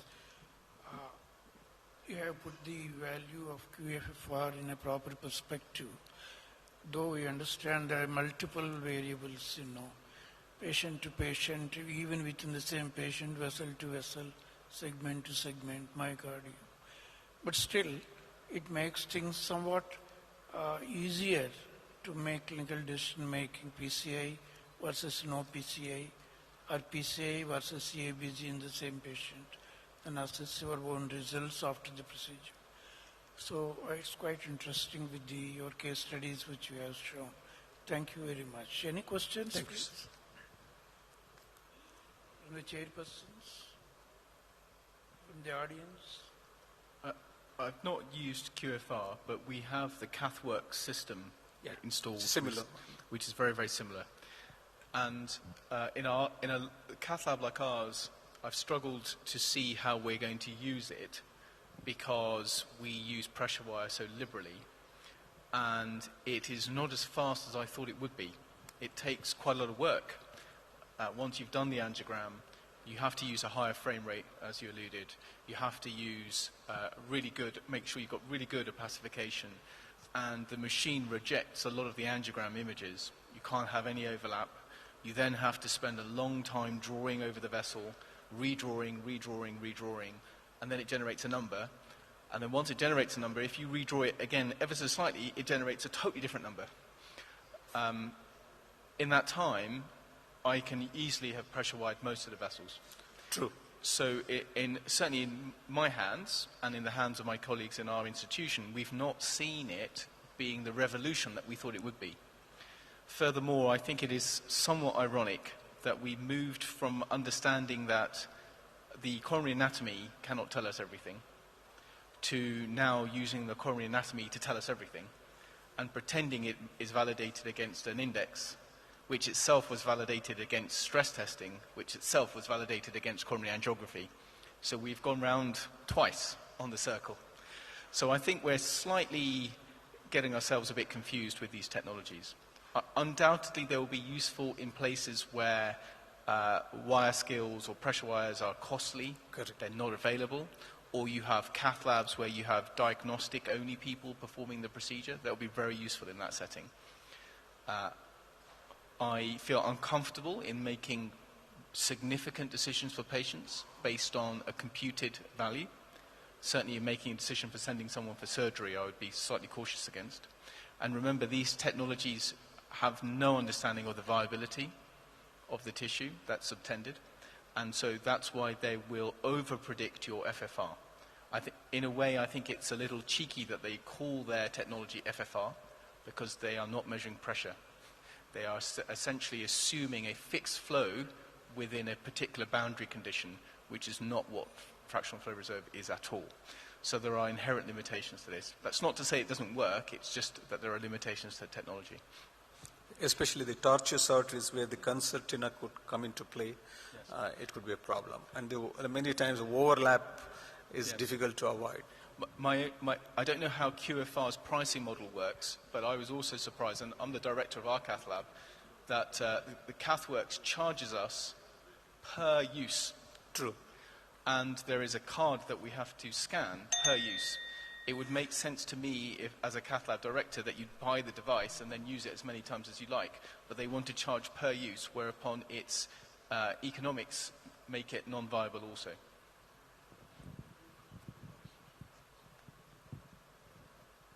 Thank you, Dr. Srinivas. Thank you. So moving right along, I invite Dr. Nijar again. He's going to be talking about testing for microvascular dysfunction and coronary spasm, a case-based approach. Thank you very much. So I'm going to be talking about those weird and wonderful conditions that no one truly understands, and patients can be very challenging to identify, to diagnose, and then treat correctly. These are my disclosures. So we have got used to, over the last few years, using the terms MINOCA, which is myocardial infarction with normal coronary arteries, INOCA, which has already been mentioned already, which means ischemia with normal coronary arteries, and now the term ANOCA, meaning angina with non-obstructive coronary arteries. And I think in the majority of cases we should use the word ANOCA, because a lot of patients have chest discomfort but may have an exercise test or a dobutamine or a PET that is negative, but they keep coming back with recurrent episodes of chest discomfort. And if you have a patient that has recurrent episodes, and just because their PET is negative or their MRI is negative, does not mean they do not have one of these conditions. And I've deliberately not included the prevalence or the epidemiology of these individual conditions, because the simple answer is we do not know. The diagnosis of these conditions is made rarely. There is a significant referral bias because we tend to consider these diagnoses in women with recurrent attendances, but tend not to consider them in men, which is a little unusual, where often we tend to test men for ischemic heart disease and not test women. So there is a confusing level of bias that's going on. The principal focus of this talk will be talking about epicardial vasospasm, but there is a phenomenon of microvascular vasospasm, which is also very challenging to diagnose. Sanjog is going to talk about myocardial bridging, and I'll also talk about coronary microvascular dysfunction. And this is all brought in under the umbrella of ANOCA. As we've already alluded to this morning, the coronary vasculature is very complicated. Most of our focus as interventional cardiologists has been on atherosclerotic disease. But there are many patients that have a problem within the function of the vessel itself, and they may have vasospastic disease. They may have issues with the ability to vasodilate. There may not be enough nitric oxide production. And equally, there may be a physical problem with the microvasculature or a functional problem with the microvasculature. Now, all of these things can also be together in the same patient, which makes it even more confusing. Many of the patients who have these conditions will have already had some form of stenting because they've come into the cardiac cath lab, someone saw a mild stenosis, said, okay, you keep having chest pain, I'm going to put a stent in, let's see what that does. But in fact, on top of that, they may well have all of these issues together, and it can be very hard to unpick. The first challenge is to think of the diagnosis, and the second challenge is to then consider the testing. The testing requires two key drugs, adenosine and acetylcholine. Most of you will be very familiar with adenosine, and that is because you have used it to measure fractional flow reserve, and that is a key component in the assessment of these patients. Adenosine causes vasodilatation of the microvasculature. In the microvessels, there is smooth muscle that is around the microvessels, and adenosine causes vasodilatation of that, which causes a massive increase in flow. In patients that have a coronary stenosis, you'll see pressure loss, but if there is no coronary stenosis, you should see a big increase in flow, and if you use something like either a Doppler flow wire or a thermodilution system, you can measure something called CFR, coronary flow reserve, and you expect to see that to go up. And most people should have a CFR that is over 2, and in many young people, it can be as high as 3 or 4, and incredibly fit people, it can be as high as 5 or 6. Then when we give acetylcholine, what our vessels should do in response to acetylcholine is trigger the release of nitric oxide. Acetylcholine binds the muscarinic receptors in the smooth muscle cells around the epicardial vessels, and it causes them to release nitric oxide, and that should cause them to dilate. This is important. Acetylcholine should cause the vessels to dilate. If there is not dilatation, then there is a problem in response to acetylcholine. So what I would propose to you, and what we try and do in our cath lab, and we're not 100% successful in this, is that when you have had a patient that's had recurrent symptoms of chest discomfort, and they come to the cardiac catheter lab, if they have some mild plaque, we will then perform a pressure wire to prove that that is not flow limiting. Once we have established that they do not have flow limiting disease, and they have recurrent symptoms, we then want to test for coronary microvascular dysfunction, CMD. And we do that using a thermodilution wire. And I've just learnt today that you guys don't have easy access to the thermodilution system, but that's what I would propose that you do when the availability becomes available. And only after you have done that do you go on to do more advanced testing with acetylcholine. There are difficulties in the arrangement of this setup, and I'll talk about that in a moment. And that is because in our catheter labs, we prefer to go radial. And we prefer to go radial because it's less bleeding, less complications, and it means we can get the patient home very quickly after the procedure. And we always give verapamil in the cocktail for the radial procedure. If you have given verapamil, then you cannot test for spasm properly. We also give intracoronary nitrate in every pressure wire case, and that will have some limitation to testing for vasospasm. So what I would propose is that you don't try and do this all in one go.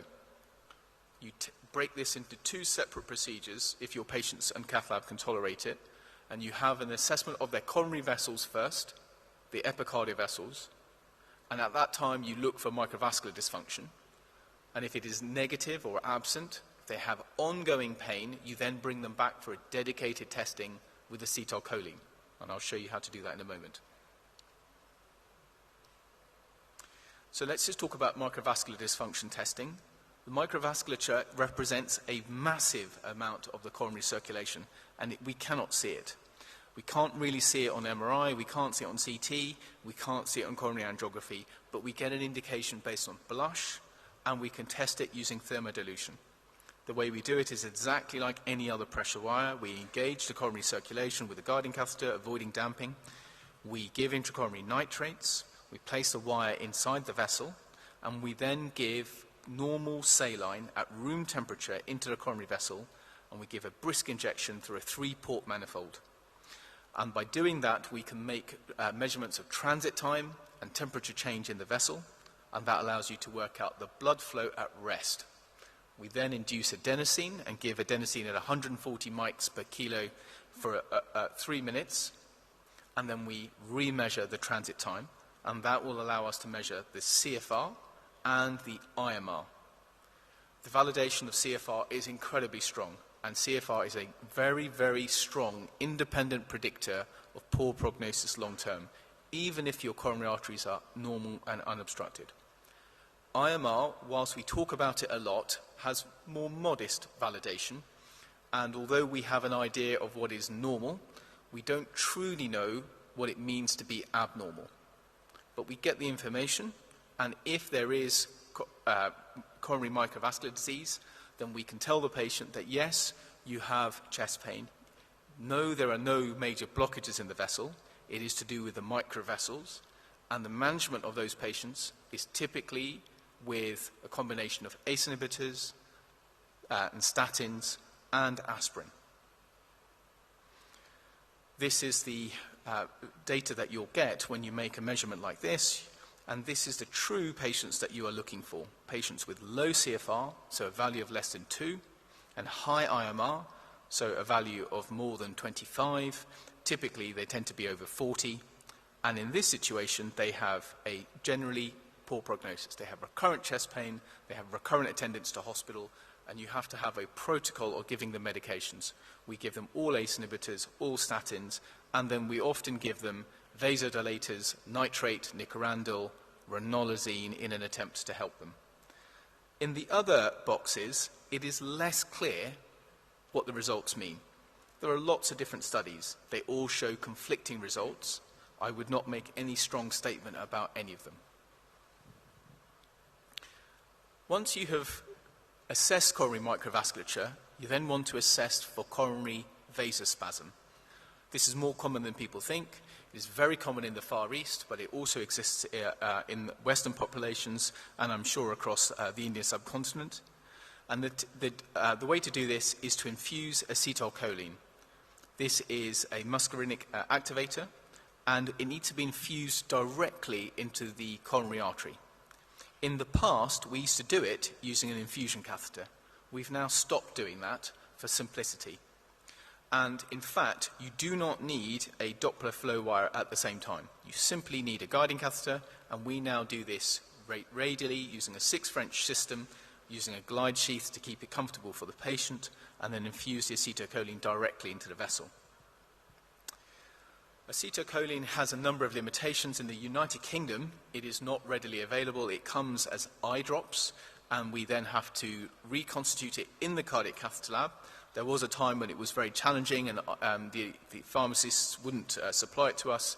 We've now resolved that problem, and we have it available in our lab, and we make it diluted into 3 separate dilutions. And we start with low dose, we then go up to the second dose, and then on to the high dose. Almost no patient has any reaction to this low dose. It is almost a waste of time, and some people argue that you can actually ditch it, but we do it. We then run at 20 micrograms before going on to 100. If they have coronary vasospasm, they will react to this dose. When we give the infusion, we connect it wet to wet to the 3-port manifold and infuse it continuously for around 3 minutes. You can hand inject it more quickly. You have a risk of inducing intense spasm if that happens, and you may need to give some nitrate quickly because it can cause a patient a great deal of discomfort. When you are testing for this, it is important to have the consent of the patient directly. The risk of this procedure is low, thankfully, and the likelihood of myocardial infarction on the table is very, very low. Luckily, in our lab, we've not had one yet, but patients do get severe chest discomfort because, as you will see in these little images here down at the bottom, you are inducing severe spasm of the artery, and there will be ST elevation or ST depression at the time. So it's important to mention this. It's very important that if they are on diltiazem or verapamil, that it's been stopped for at least 48 hours before they come into the cardiac cath lab, and we try and stop beta blockers also. And this is why it has to be a planned procedure rather than doing it ad hoc. We've not had much success in doing it on the fly. Also, because it takes time for the nursing staff to reconstitute the acetylcholine, we try and block book these patients in, so we're doing 2 or 3 of these cases at the same time, and we try and do them in the morning when the patient is most relaxed. If you're doing it in the afternoon and suddenly the cath lab is busy, the amount of stress that we induce the patient can also induce spasm without doing anything. This is an example of spasm. It's very clear here. There is an LAD. You'll notice there is diffuse coronary disease as well, and you can see with the process of acetylcholine, the vessel is highly significantly stenosed. And the addition of glycerol trinitrate relieves that stenosis immediately. These images are shared by my friend Bruce Samuels, who does a lot of this over in Cedars in Los Angeles. And he does this as a routine protocol and finds that a significant number of the women that he treats have vasospastic disease. And the recommendation is you take 2 views for every dose that you give. Be careful when you do the angiogram while giving the acetylcholine. Particularly in our manifold system that we have, when we give the dye, you can give a very large bolus of the acetylcholine that's been sitting in the catheter into the coronary circulation. When that happens, intense spasm will occur. So before you do the angiogram, aspirate back any acetylcholine that's lying in the catheter. We make a diagnosis of coronary spasm if the acetylcholine induces chest pain and we see ECG changes of ischemia, and we see very clear spasm. Any spasm of 75 to 90% we would call epicardial spasm.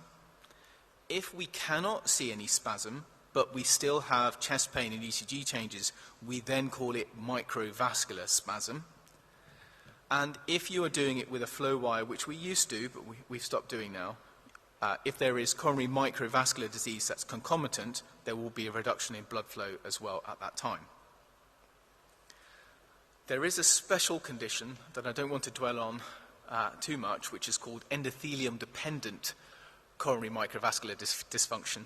And this is an entirely different disease entity, which is mediated by an entirely different system. This is mediated through reduction in cGMP and apparently responds to L-arginine.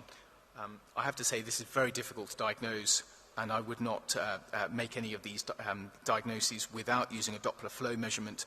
And given that this technology is no longer available in routine clinical use, I suspect we'll stop talking about this condition.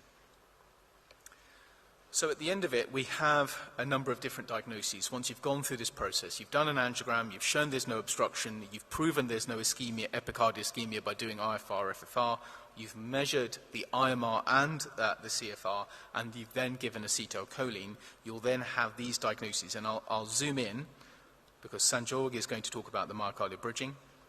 You'll have either a diagnosis of microvascular spasm, which means they have chest pain and ECG changes, but the flow in the epicardial vessel looks normal, or you have true epicardial spasm, where there is a tightening of the vessel, or it's in between, which we call endothelial dysfunction. Okay? Now, having said and shown you all of these things, the question is, well, what do we do about any of them?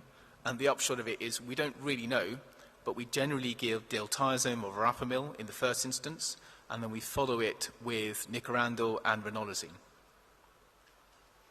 And this schema will help break down your thought process, and it's very similar to what I've already shown, but it includes the myocardial bridging. And essentially, you can think of the problem as either being in the epicardial part of the vessel or in the microcirculation, and then it's either an abnormal response to adenosine or acetylcholine, and essentially it breaks down in the same way as I've already mentioned. But just to confuse you right at the end, they tend to overlap.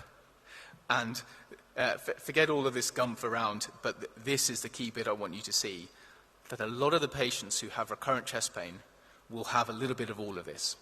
And so whilst experts in the field will stroke their chins and ponder very widely about the findings, ultimately the treatment we end up giving tends to be the same, except in myocardial bridging, which Sanjog will tell you about.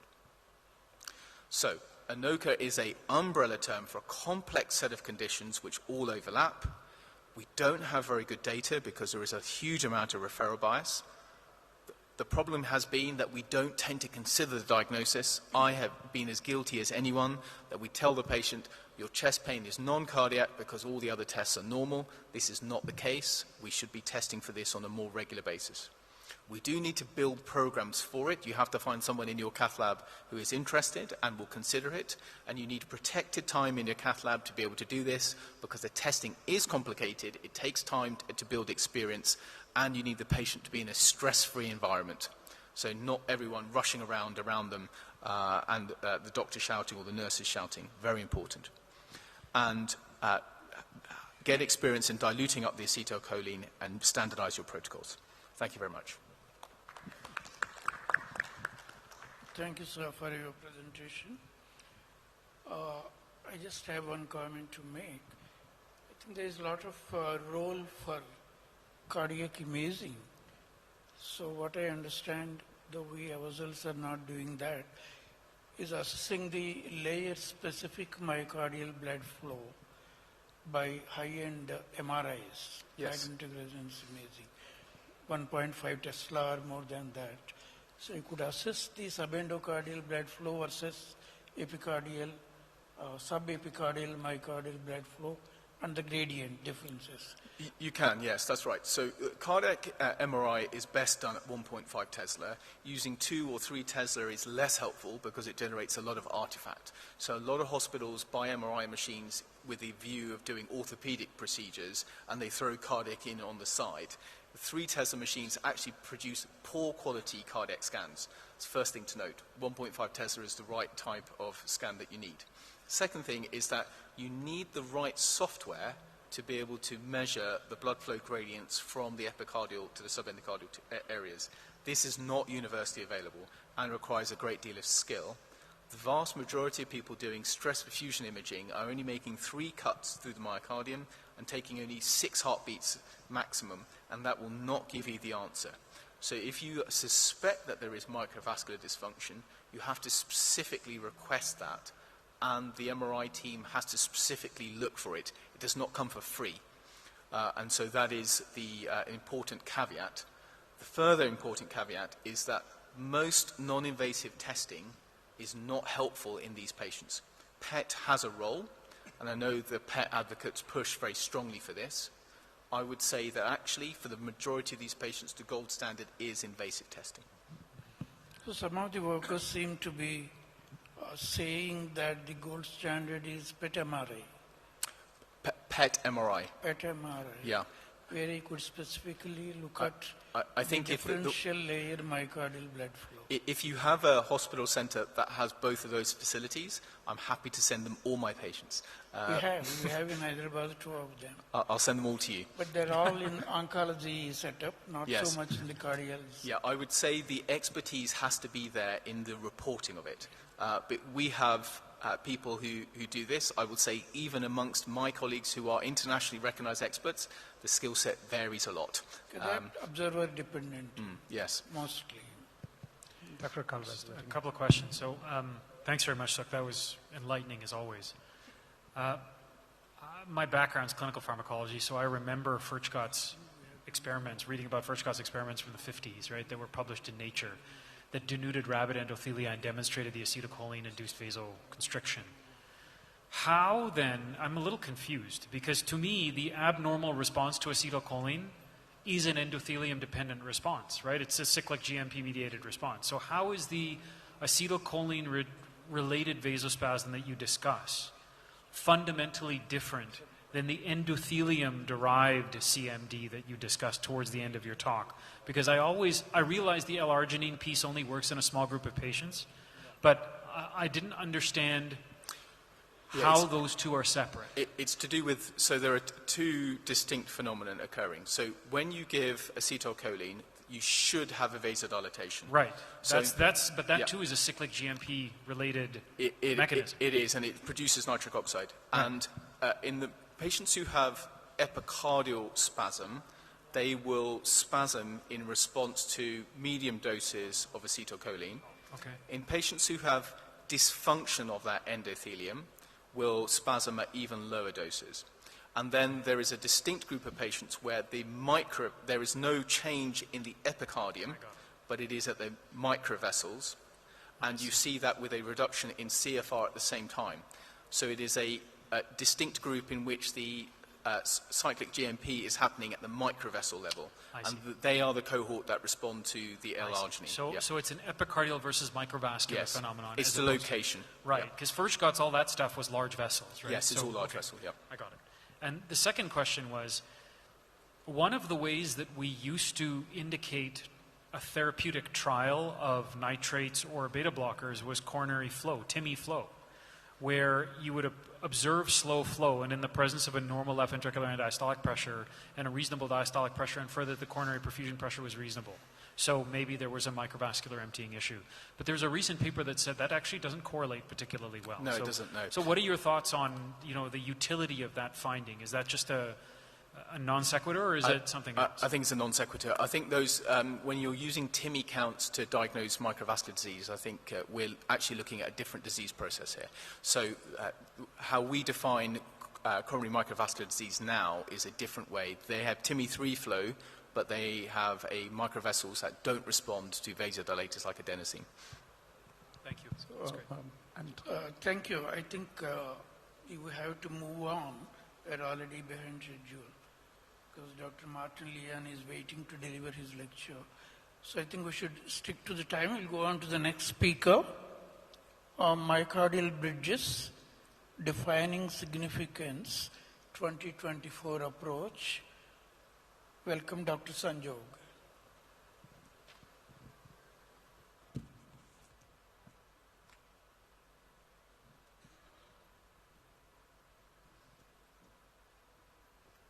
Thank you very much for the opportunity to speak on this topic. I will say at the outset, as I know many of you and many of you are dear friends and colleagues, that my expertise is more on the complex coronary side.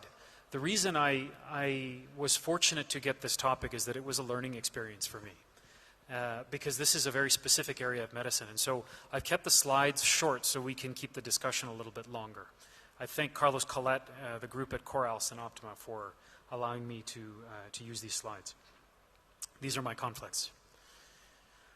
So today we're going to talk about three things. Define what a myocardial bridge really is. talk about how it's most appropriately diagnosed. And that's probably the most confusing area of this area of medicine, at least to me. And then talk about how we would treat it in the average patient, given that we have a multitude of different potential treatments available. But this under-recognized condition is rarely treated at all. So let's start with what a myocardial bridge is. I think we're relatively familiar with the concept in that you have a normal heart where the majority of your epicardial vasculature is easily visible across the top of the heart muscle. At most, it's covered in adipose tissue. But there are segments of heart muscle that can overlie large epicardial vessels, most commonly the LAD territory, most commonly in the proximal to mid segments. This is what's known as a myocardial bridge.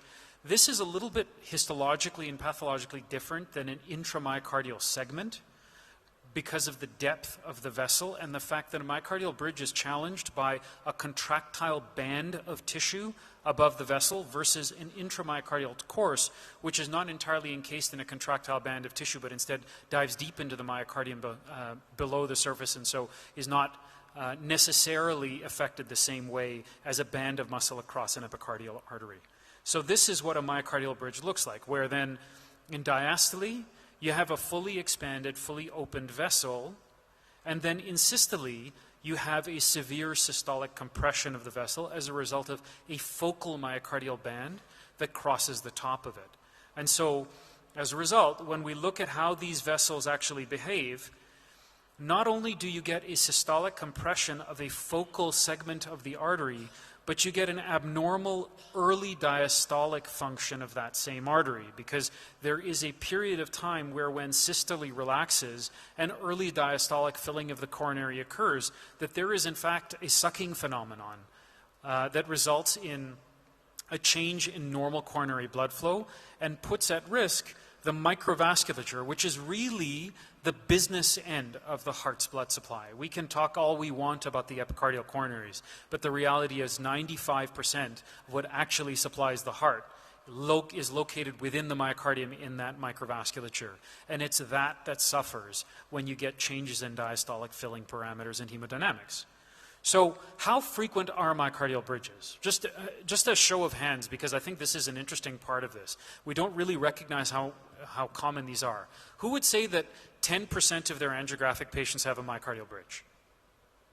Hands up for 10. How about 20? That's 2 in every 10 patients. How about 30? 40. So the real number is somewhere between 3 to 4 out of every 10 patients you see. And if you look at the Euro intervention study that was written by Jennifer Tremmel and her group about 3 years ago, where they saw 187 myocardial bridges, it was in 157 patients. Some of these patients, in fact, had 2 bridges. Some had 3 bridges. So what we recognize is that this is, in fact, a fairly common segment of the population, though it's important to recognize, based on Schwartz's classification in 2009, that the vast majority of the patients do remain asymptomatic. That's your sort of type A myocardial bridge, with type B being intermittently symptomatic and type C being the ones that Suk just discussed, where they present with MI with non-obstructive coronaries. And this is the group where we really need to start to understand how to diagnose them appropriately so that we can start to treat them appropriately. And as you just heard, the treatment modalities that we employ are ever so slightly different than the standard approach.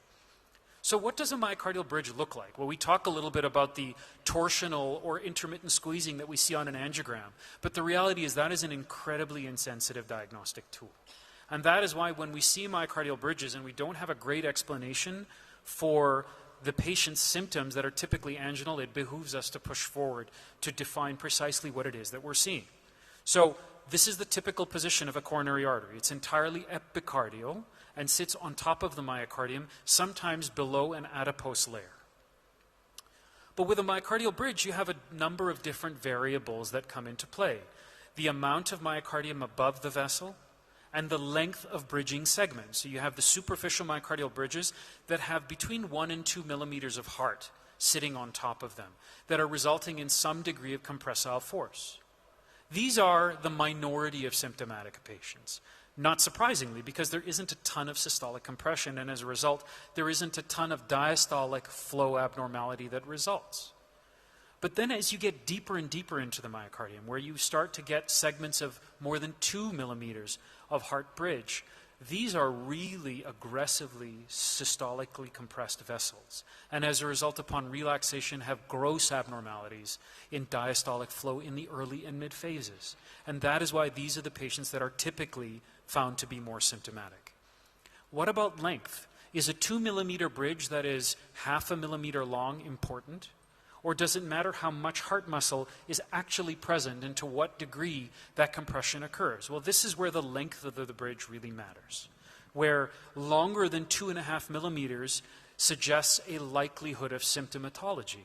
It's important to recognize, though, that this is not an easy thing to measure in a moving organ. It's not a leg where we can put an imaging catheter in and it doesn't move on us. Nor is it a leg where our guide catheter doesn't move back and forth with every beat of the heart. So it's important to recognize that intravascular imaging, which is an important component of the diagnostic paradigm, is not all where it's at. OCT does a very nice job of defining the overlying musculature. The problem is OCT does not penetrate all that deeply. And so when you end up with a particularly deep bridge, and these are the ones that are most often symptomatic, sometimes you can't define the amount of bridge above them. Moreover, OCT pullbacks quickly, right? And if your OCT pullback is quick, you may not get a great handle on the degree of myocardial bridging because your systolic compression doesn't necessarily last the amount of time it takes a catheter to pull back at 20 millimeters per second. By comparison, IVUS, as a result, is the more common one used to define these types of abnormalities because the pullback is a little bit slower. The challenge with IVUS is that unless your guide catheter is very well engaged and your entire system is stable, IVUS imaging, which is, in more contemporary sort of rotational catheters, helical, will go forward, then backward, then forward, then backward, which is why now in sort of 2024, which is the title of this talk, we now recognize that there may be additional modalities necessary to start to define the length of a bridging segment to be able to risk stratify the bridge for symptomatology. And that's where your anatomic diagnosis using coronary CT comes in. The slower your heart rate, the better for your quality images. And with this, then, you can start to define with tremendous precision the degree of myocardial bridging you have, not only by the length of the bridge, but you can actually start to see the amount of heart that sits above the epicardial coronary vessel, where here, this is a relatively shallow bridge, where you can see on the cross-sectional imaging that there is an area under the bridge versus here, which is your sort of normal artery path a little bit more distally. And that compares with a deeper bridge, where I think you can appreciate that there is much more heart muscle sitting on top of this artery and resulting in a degree of compression where this segment of bridging is a fair bit deeper and you can get a much better idea of bridge length. So it's important as a takeaway to recognize that this is not a singular diagnostic modality problem. It's a combination of diagnostic approaches placed in the right context of your patient that allows you to make a diagnosis and then start a treatment, because as you will see, the treatments are not benign either. This is what it looks like on angiography. So depends on the view, depends on the amount of contrast that's used, it depends on the severity of bridging. And that's why the angiogram is relatively insensitive, though in this particular vessel, you have pretty clear bridging that you can see right in the middle part of this, where you almost obliterate this. So what does this look like on IVUS when we look at it? It's this sort of classical half-moon sign that you see here outside this vessel that is being compressed clearly with each systolic contraction of the heart, where in diastole, you have a relatively stable diameter of vessel, but then as systole comes on, you start getting a dynamic compression of the vessel that results in a change in the actual available diameter within the vessel, and then relaxes once again within diastole to its initial size. Where in this case you have a measurable halo thickness, and we talked about the thickness of the myocardium that underlies, or that overlies the vessel, and we talked about the amount of arterial compression, where in that same study by Tremel and group, the group that had symptomatic myocardial bridges typically had 30.1, 32% myocardial compression or vessel compression to result in symptoms. And that's sort of the magical number to keep in your head. So you can do that by measuring minimal lumen areas, or you can do that by calculating the amount of compression at maximum systolic compression. Now, interestingly, and I'll get into this in a moment, myocardial bridges also result in plaque burden. But the bridge segment itself, as we all have anecdotally seen, seems to be free of plaque, which is very strange. And that really tells you that this is a histopathologically different section of vessel than the rest of the vessel. And this may be because there is less structural coverage of the vessel, a thinner adventitia. This may be because there is a larger distance between the adipose tissue overlying the vessel that carries the various inflammatory mediators that allow atherosclerosis to form. And this may be because of a change in lymphatic drainage at the level of the bridging segment that reduces the amount of atherosclerotic burden. The challenge is, just proximal to the bridge, as you might be able to imagine, if there is a systolic or a diastolic wave of filling, there's an antegrade filling gradient. Whenever there is systolic compression of the vessel, you get a slowing of the antegrade filling gradient, which results in eddy currents proximal to the vessel, slowing of blood flow, and that makes you a sitting duck for atherosclerotic coronary disease. And that is why we see atherosclerotic coronary disease with plaque burdens in excess of 23 up to even 50% in many of these patients who are symptomatic, which results in a real challenge with treatment using PCI, because we end up having to try to avoid landing a stent in the myocardial bridge when the atherosclerotic coronary disease starts right at the beginning of the bridging segment. Okay? So how do myocardial bridges cause ischemia at all?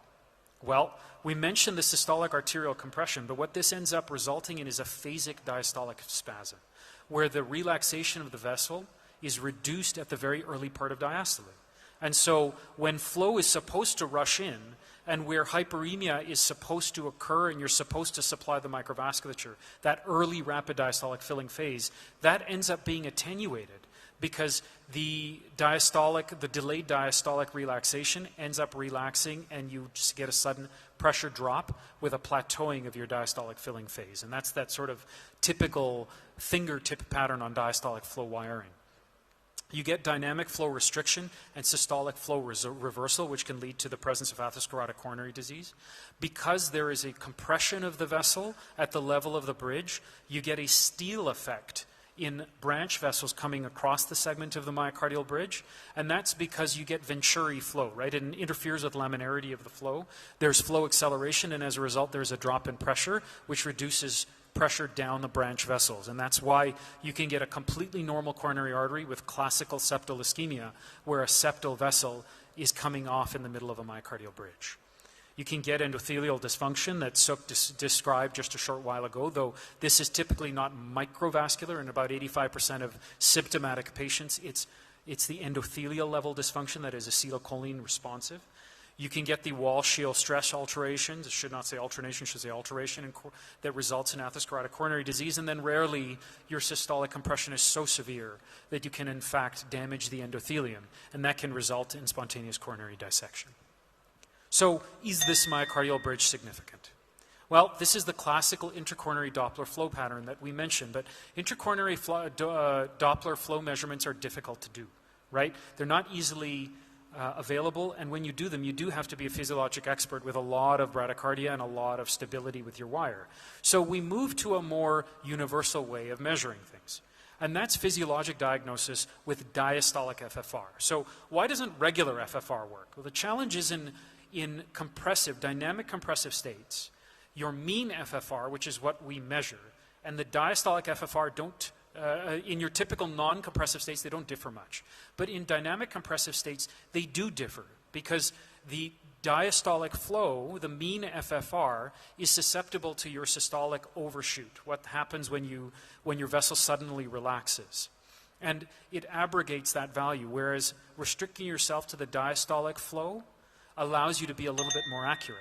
The question is, can you just measure this at rest, or is it important to actually induce a level of spasm? And this is where dobutamine comes in, where in your regular sort of FFR measurement, you may get complete negativity, and because of that systolic overshoot, your standard FFR will be normal. The challenge is that you get this big diastolic pressure gradient with this spiking effect as you increase the rate of contraction and as you increase the severity of systolic compression. You get freedom from intracoronary negative gradients, and you get an accentuation of the actual systolic compressive response, which then pushes all of the ischemic responses that we discussed previously that unmasks the diastolic flow abnormality. And that's really what we care about, because that's where the majority of coronary flow occurs. So a diastolic FFR, aka RFR, IFR done while on dobutamine, right? It's just a resting flow measurement. Below 0.76 is really what you're looking for to sensitively and specifically diagnose a serious myocardial bridge with symptomatology associated with it. So how do you actually do that? This meeting is about technical currency, right? How do you do things? Here's how. You establish your baseline RFR. So you do all of the normalization protocols that you usually do. Then you put your wire down and you establish your baseline RFR. Next, you administer dobutamine at a low dose. And now, low in quotes, because in the ICU we use it in much lower doses than this. So you use 20 mics per kilo per minute. And patients will often get chest discomfort with this, because you are really making their bridging a fair bit worse. And so you do have to be ready to give beta blockade and stop your dobutamine infusion if you satisfy your marker of positivity. But if you don't, and your patient can tolerate, you can move forward to 40 mics per kilo per minute. And this is done as an infusion for 3 minutes, where you wait 3 minutes and then you do your measurement, because that's when you need your stability. And then once you get a diastolic FFR, aka RFR while on dobutamine, at less than 0.76, you have made your diagnosis. And then in rare patients, you will need even higher doses up to 50, though this becomes dose toxicity limiting in most patients, and you do have to recognize that your heart rates are going to get north of 160 a year. And so you have to be ready to give them beta blocker to be able to slow them down, because both the chest discomfort is intense and there is a risk of ventricular dysrhythmias. And so this is your sort of example resting condition where you have a regular FFR of 90, and then you give them your 20 mics of dobutamine, and after 2 minutes you can see the impressive compression, and you see that your diastolic FFR drops to well below 0.76. So I think I'll skip this bit because Suk went through it in such great detail, other than to say that typically the endothelial dysfunction associated with myocardial bridging is vasospasm. It's epicardial vasospasm, and that's as a result of acetylcholine, which relaxes very nicely with nitroglycerin. And so this is a state of abnormal epicardial physiology with, generally speaking, normal microvascular physiology. And so to conclude then, how do you treat this? Well, you have drugs, which are the typical first-line treatment. Generally speaking, we try beta blockers, and there's a variety that you can choose. Those that are most negatively inotropic are helpful, but we're limited sometimes in these patients because sometimes they do come in with LV dysfunction. Nebivolol is an interesting medication that can be used because it does have some beta and alpha blocking effects, and those who are sort of coronary microvascular aficionados will often choose that medication, though in the patients where it works great, but that's a relatively small group of patients in anecdotal experience. You can use calcium channel blockers as well. The important thing is you want to avoid nitrates, because nitrates with real myocardial bridging will result in sinks on both sides of the myocardial vasculature that is being compressed. And as a result, you will get larger systolic reversal, right? Because the proximal segment proximal to the bridge has less resistance, and you will get less flow or a larger sink distally to the myocardial bridge, reducing myocardial microvascular flow. PCI has been tried. To tell you the truth, it's not a great option because of what we know around myocardial compression of stents and in-stent restenosis, though with newer high radial strength stents like Megatron, maybe it's something worth considering. I think that's something that would have to be systematically studied before I would be comfortable doing it on a regular basis. And then there's surgical unroofing. And unroofing, there's unroofing and there's unroofing, right? There is the median sternotomy approach, which is a little bit easier to get to the artery, where the surgeon aims to split the myocardium above the vessel. And then in the skilled surgeon's hands, there is the mid-cab approach as well, where you can get myocardial unroofing, and I'm aware that Indian surgeons are particularly skilled with minimally invasive bypass surgery, where there's a lot of mid-cabs happening here. And so this is a place where I think that therapy may be available, where using a mid-cab approach, you can get this sort of an unroofing, and you can do it through a tiny, tiny incision. So the key elements that we discussed here are that myocardial bridges are actually really common, and that determining the link between symptoms and bridging requires careful assessment, using multiple imaging modalities as well as intracoronary physiology, and that medications are generally speaking the first and last line of treatment necessary, but in the particularly symptomatic patient, you may need things like myocardial bridge unroofing to be able to get your patients asymptomatic. Suk and I shared a patient recently. It was a NICU nurse who had been off of work for 2 years. Nobody believed she had a problem. Her bridging was subtle.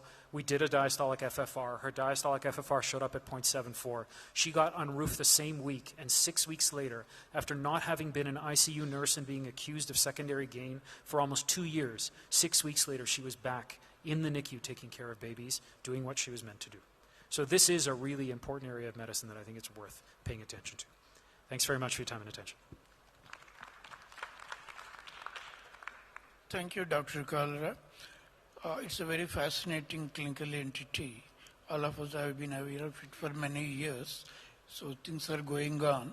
But unfortunately, we don't have enough time for the discussion. There will be a lot of questions, but there isn't enough time because Professor Martin Leon is waiting to deliver his lecture. I will make myself available whenever you want. We'll move on to the next spontaneous coronary artery dissection, SCAD, so-called SCAD, classification and challenges.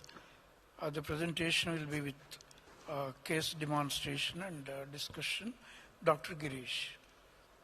Thank you, sir. It's a great honor to be here. Learned people, researchers, and keen learners. Thank you, Dr. Srinivas Rao, for giving me this opportunity to speak on spontaneous coronary artery dissection. There's other coronary artery dissections, but one component is spontaneous. Again, I would like to keep my time to as less as possible so that we can compensate and be on time. The epicardial coronary artery dissection, which is not associated with atherosclerosis or trauma, and which is not iatrogenic, is called spontaneous coronary artery dissection. Typically, it's also called a SCAD, happens in middle-aged women with few traditional cardiovascular risk factors. They comprise about 80 to 90% of the patients with spontaneous coronary artery dissections. Mean age of presentation is between 40 to 50.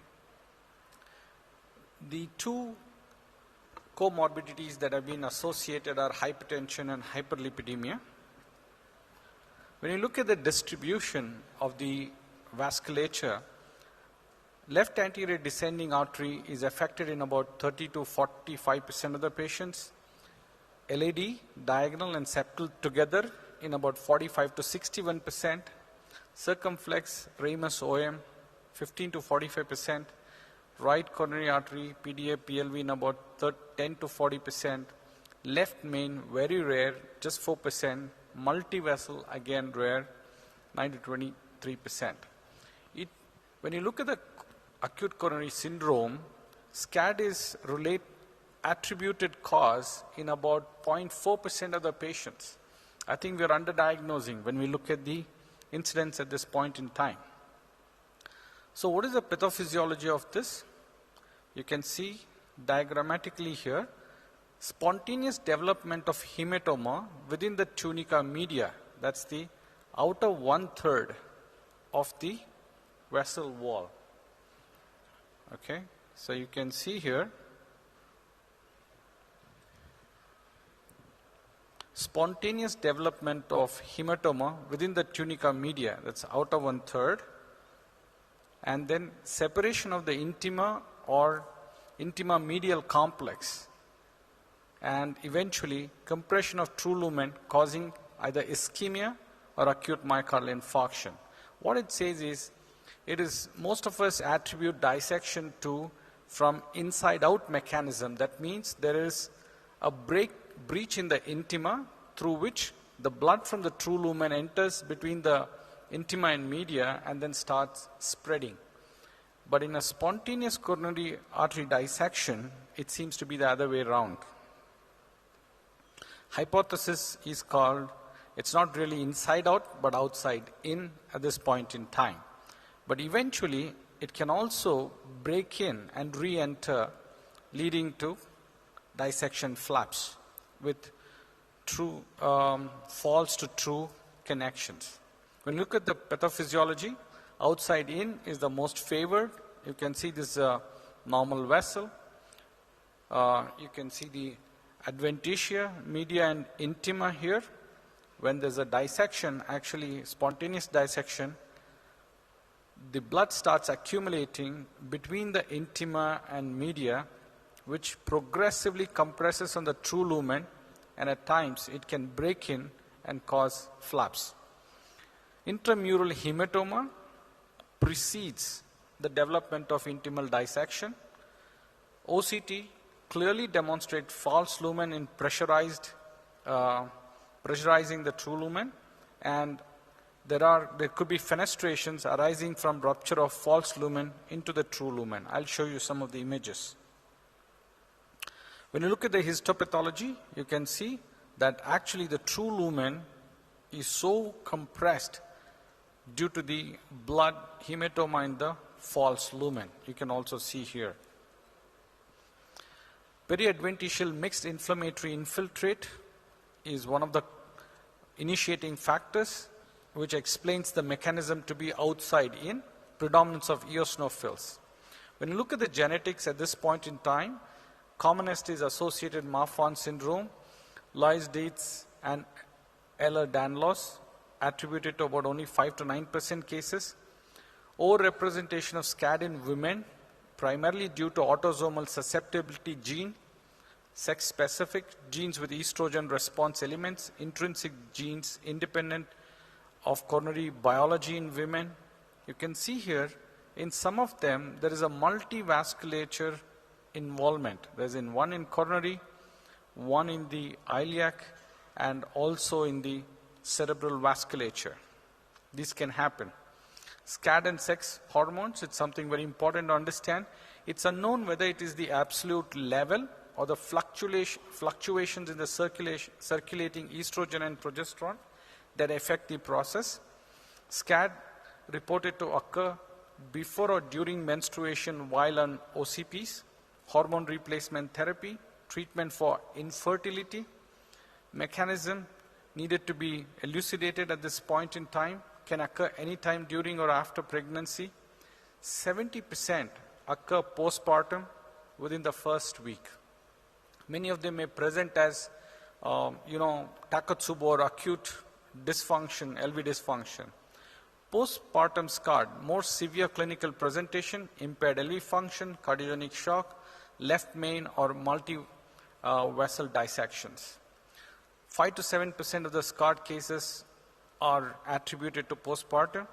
Both postpartum as well as non-postpartum scarred patients, more frequently multiparous, higher prevalence of prior infertility treatment or preeclampsia. So what are the precipitating factors? It's quite a combination. Emotional stress, medications or drugs during pregnancy and hypertension, intense exercise, and Valsalva-like straining can cause spontaneous coronary artery dissection, either due to fibromuscular dysplasia and associated arteriopathies, connective tissue disorder, inherited arteriopathy, susceptibility gene, pregnancy, hypertension, migraine, and other. This is a very, varied combination of factors. Emotional stress more common in women, physical stress more, especially when they're exercising or vomiting, retching, cocaine exposure, cancer treatment, which makes the the vasculature more friable. Clinical presentation similar to that of atherosclerotic ACS. Angina or equivalents are present in about 26 to 80% of the people. NSTMI can be there in about 13 to 69%. In about 3 to 11, it could be ventricular arrhythmias, cardiogenic shock, sudden cardiac arrest, much less frequent. Incidence of iatrogenic catheter-induced, we know it could be 3.4% to less than 0.2. Coming to the classification of spontaneous coronary artery disease. One is called type 1, where there is multiple radiolucent lumens. That means it starts in the media then breaks into the lumen. You can see multiple layers. Type 2 and 3 are where it is contained within the media and compressing the true lumen. There is no connection between the intramural hematoma and the true lumen. It just goes on compressing. What is important is in type 2, it's a long, diffuse and smooth narrowing. Many of them can be considered just as an coronary artery disease. Type 3 is focal tubular stenosis. If I have to put it in pictures, you can see here, there are multiple dissections here in this wall you can make out. This is type 2, whether it is contained within the media, but causing compression on the true lumen. This is very focal. Fewer than 1/3, that is type 1, 1/3 of the angiographic views can be identified. Low risk for coronary progression. That means when you have something like this, very low risk of progression. The other two are not good, better to be treated. So, best thing to visualize is an IVUS or OCT. You can see the true lumen and the false lumen. This is in type 2 SCAD. Many of them, when you just do an angiogram, you may think it's atherosclerosis and you would treat it. But only thing you should be mindful that the hematoma can progress further down. When you do an IVUS, you can see the true lumen and the false lumen. OCT shows with great interest. In interest of time, let me go faster.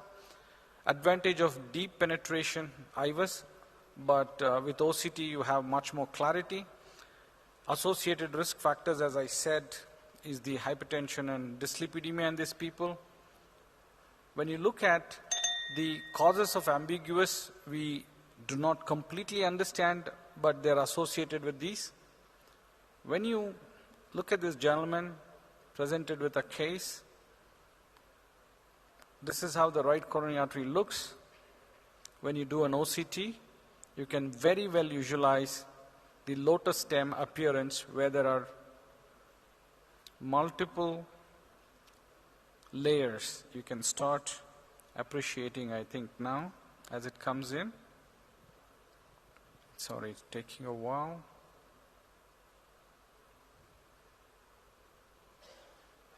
Yes, you can start seeing here lotus stem appearance. It's type 1 SCAD. Since it was in an acute coronary syndrome, it was treated. PCI was done. We'll show another LAD. Sorry, it's got mixed up. Here there's a right coronary artery, this is how it looked, and eventually treated with a stent. They also had both left and the right. In 2 arteries he had. This was also again a SCAD, although it looks like an iatrogenic, but when you look it through the OCT, okay. Coming to what I need to tell you in the end is when you do a PCI to these patients, you'll only look at about type 2 and 3. Type 1, most of the time we try and manage medically, unless there is inducible ischemia. What you need to make sure is you cover from the healthy segment to the healthy segment with considering there could be extension of intramural hematoma. I think, thank you. In the interest of time, I'll stop here.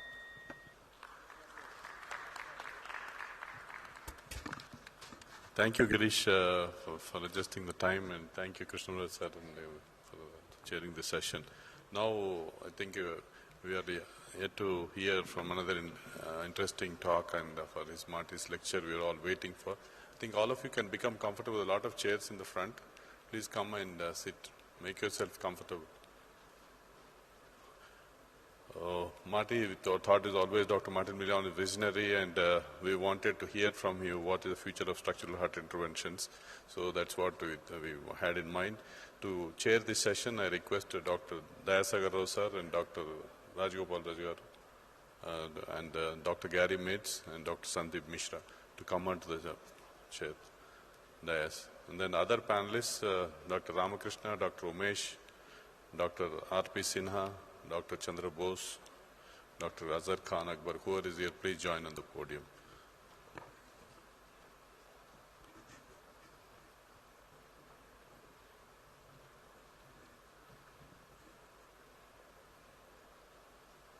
Thank you, sir. I think you can invite him. Please come.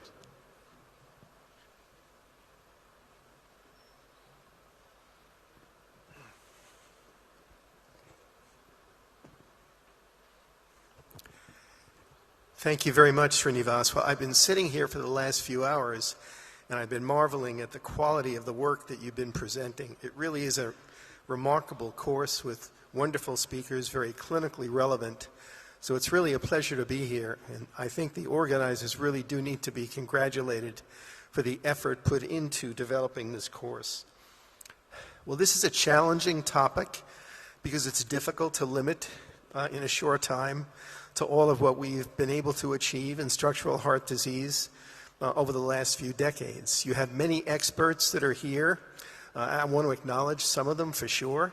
Sitting in the front, we have Eberhard Grube, we have Samir Kapadia, Sushil Kadali, Pradeep Yadav, Alex Abizad. We have some true pioneers in structural heart disease. So this meeting is blessed by having some real expertise. I'll share some of my impressions selectively, recognizing that it's impossible to comprehensively cover this area in the time allowed. These are my disclosures.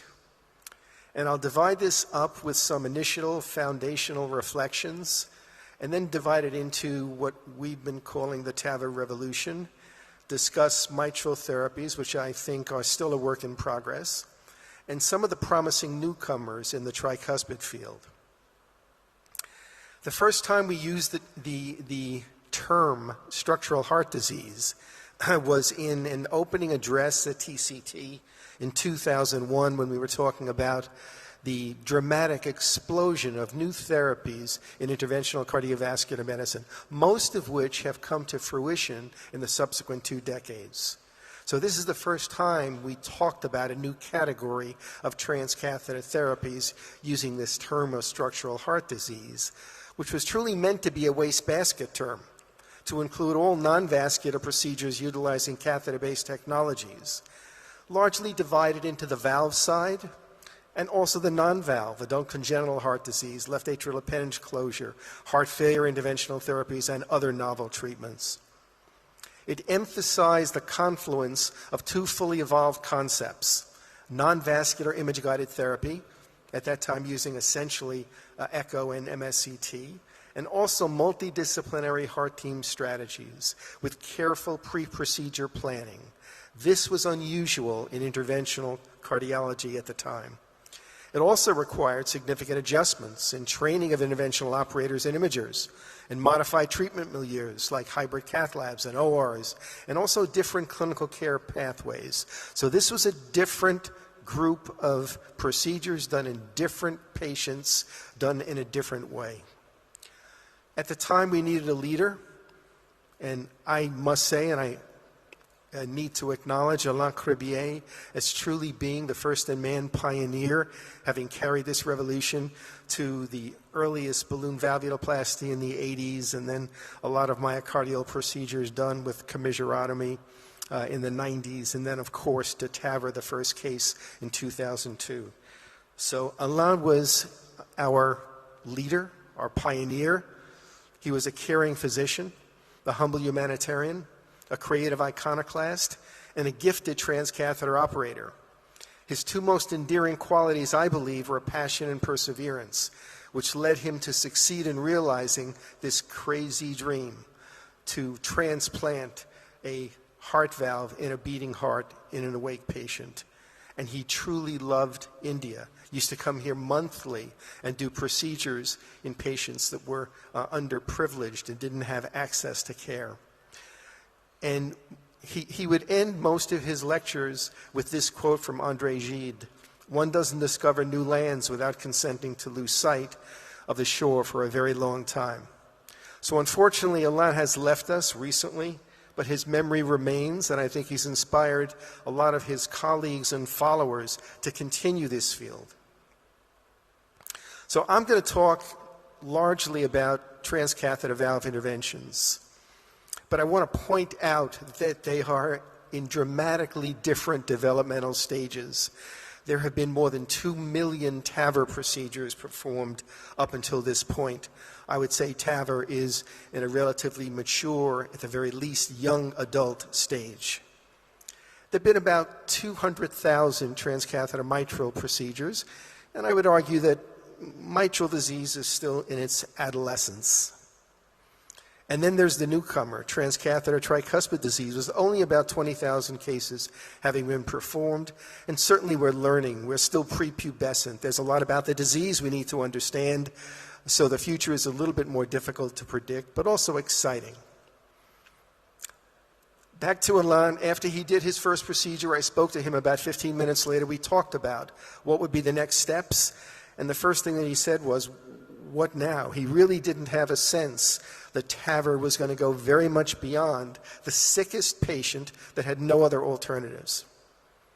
Certainly, no one could have predicted that we'd see a rapid evolution of technology, a lot of procedural refinement and simplification, an avalanche of clinical evidence, this concept of the heart team become embedded into clinical care, and a dramatic reduction in complications with improved clinical outcomes.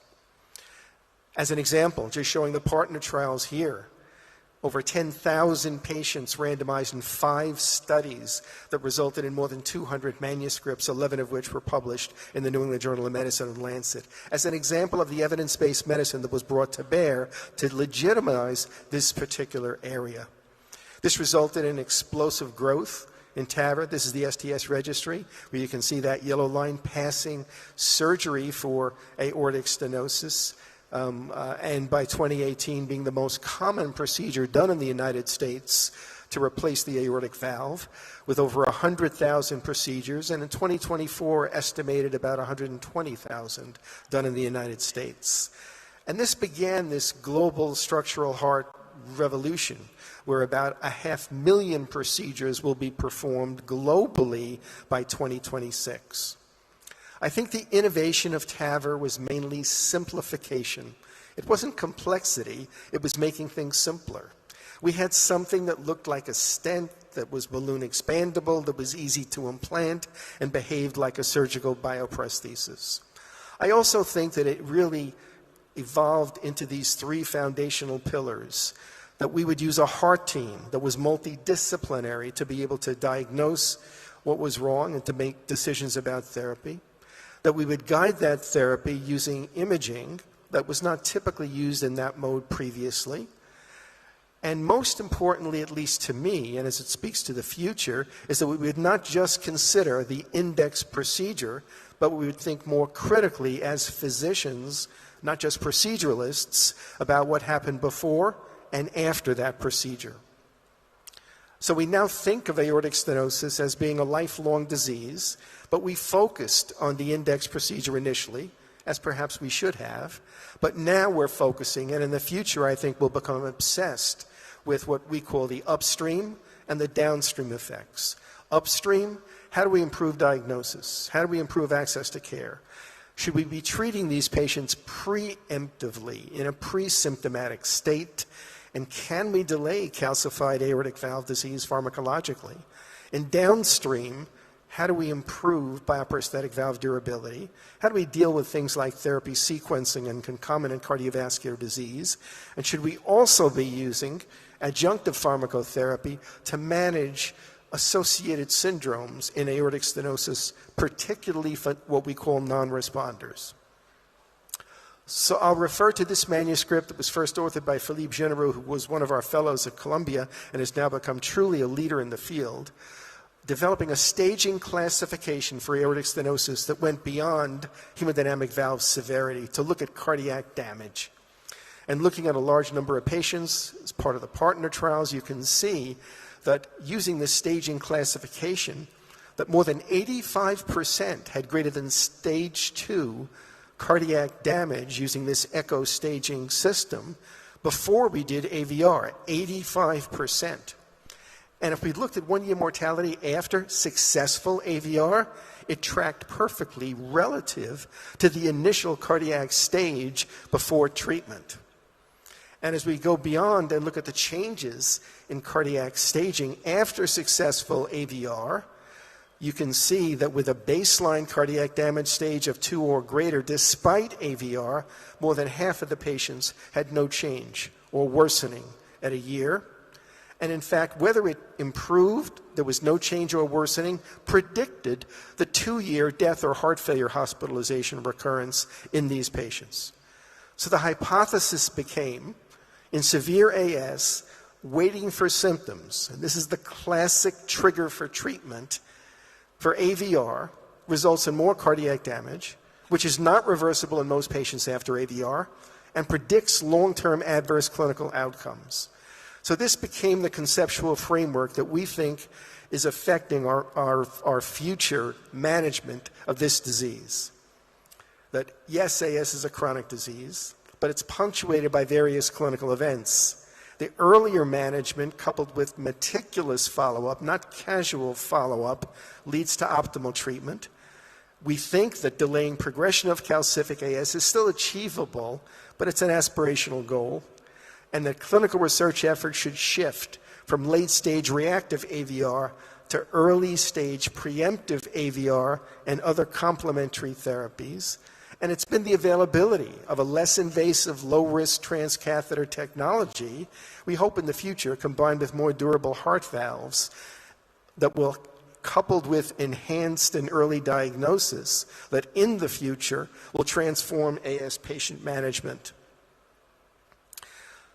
So when are these preemptive studies going to actually come to fruition, and when are we actually going to see some meaningful data? I'm not going to go back to some of the smaller surgical trials that have been done in severe asymptomatic aortic stenosis, but I will tell you, you'll see in TCT in in about 3 months the presentation of the early TAVR trial. Now this is almost 1,000 patients with stress test confirmed asymptomatic severe calcific aortic stenosis randomized to early treatment, preemptive treatment, versus what is clinical surveillance. A lot of other frills to this study, but this is going to give us the first indication of whether or not we really should be not talking about a hypothesis, but do we truly have randomized data that will indicate that early treatment makes a difference? We'll also see at TCT, coming up in 3 months, the EVOLVE trial, which is also a study in severe asymptomatic aortic stenosis using biomarkers and using gadolinium, cardiac MR with gadolinium scanning to assess whether or not there's enhancement that would predict an at-risk group. So we'll have another interesting randomized trial presented at TCT. And you'll also see for the first time a group of patients with moderate aortic stenosis but have reduced ejection fraction, heart failure hospitalizations in an investigator-initiated study called TAVR Unload. And I want to credit Nick Van Meegen for being really the energetic principal investigator in this study to see if preemptive treatment is better than optimal heart failure therapy in these more complex moderate AS patients. So we're going to see a lot of new data, and I think it's going to frame the way we think about this hypothesis of preemptive treatment. So when we look at aortic stenosis and talk about how we manage patients, we generally focus on that vertical column of hemodynamic severity of valve lesions as opposed to the horizontal staging of cardiac damage. And right now, all that's indicated are the green boxes.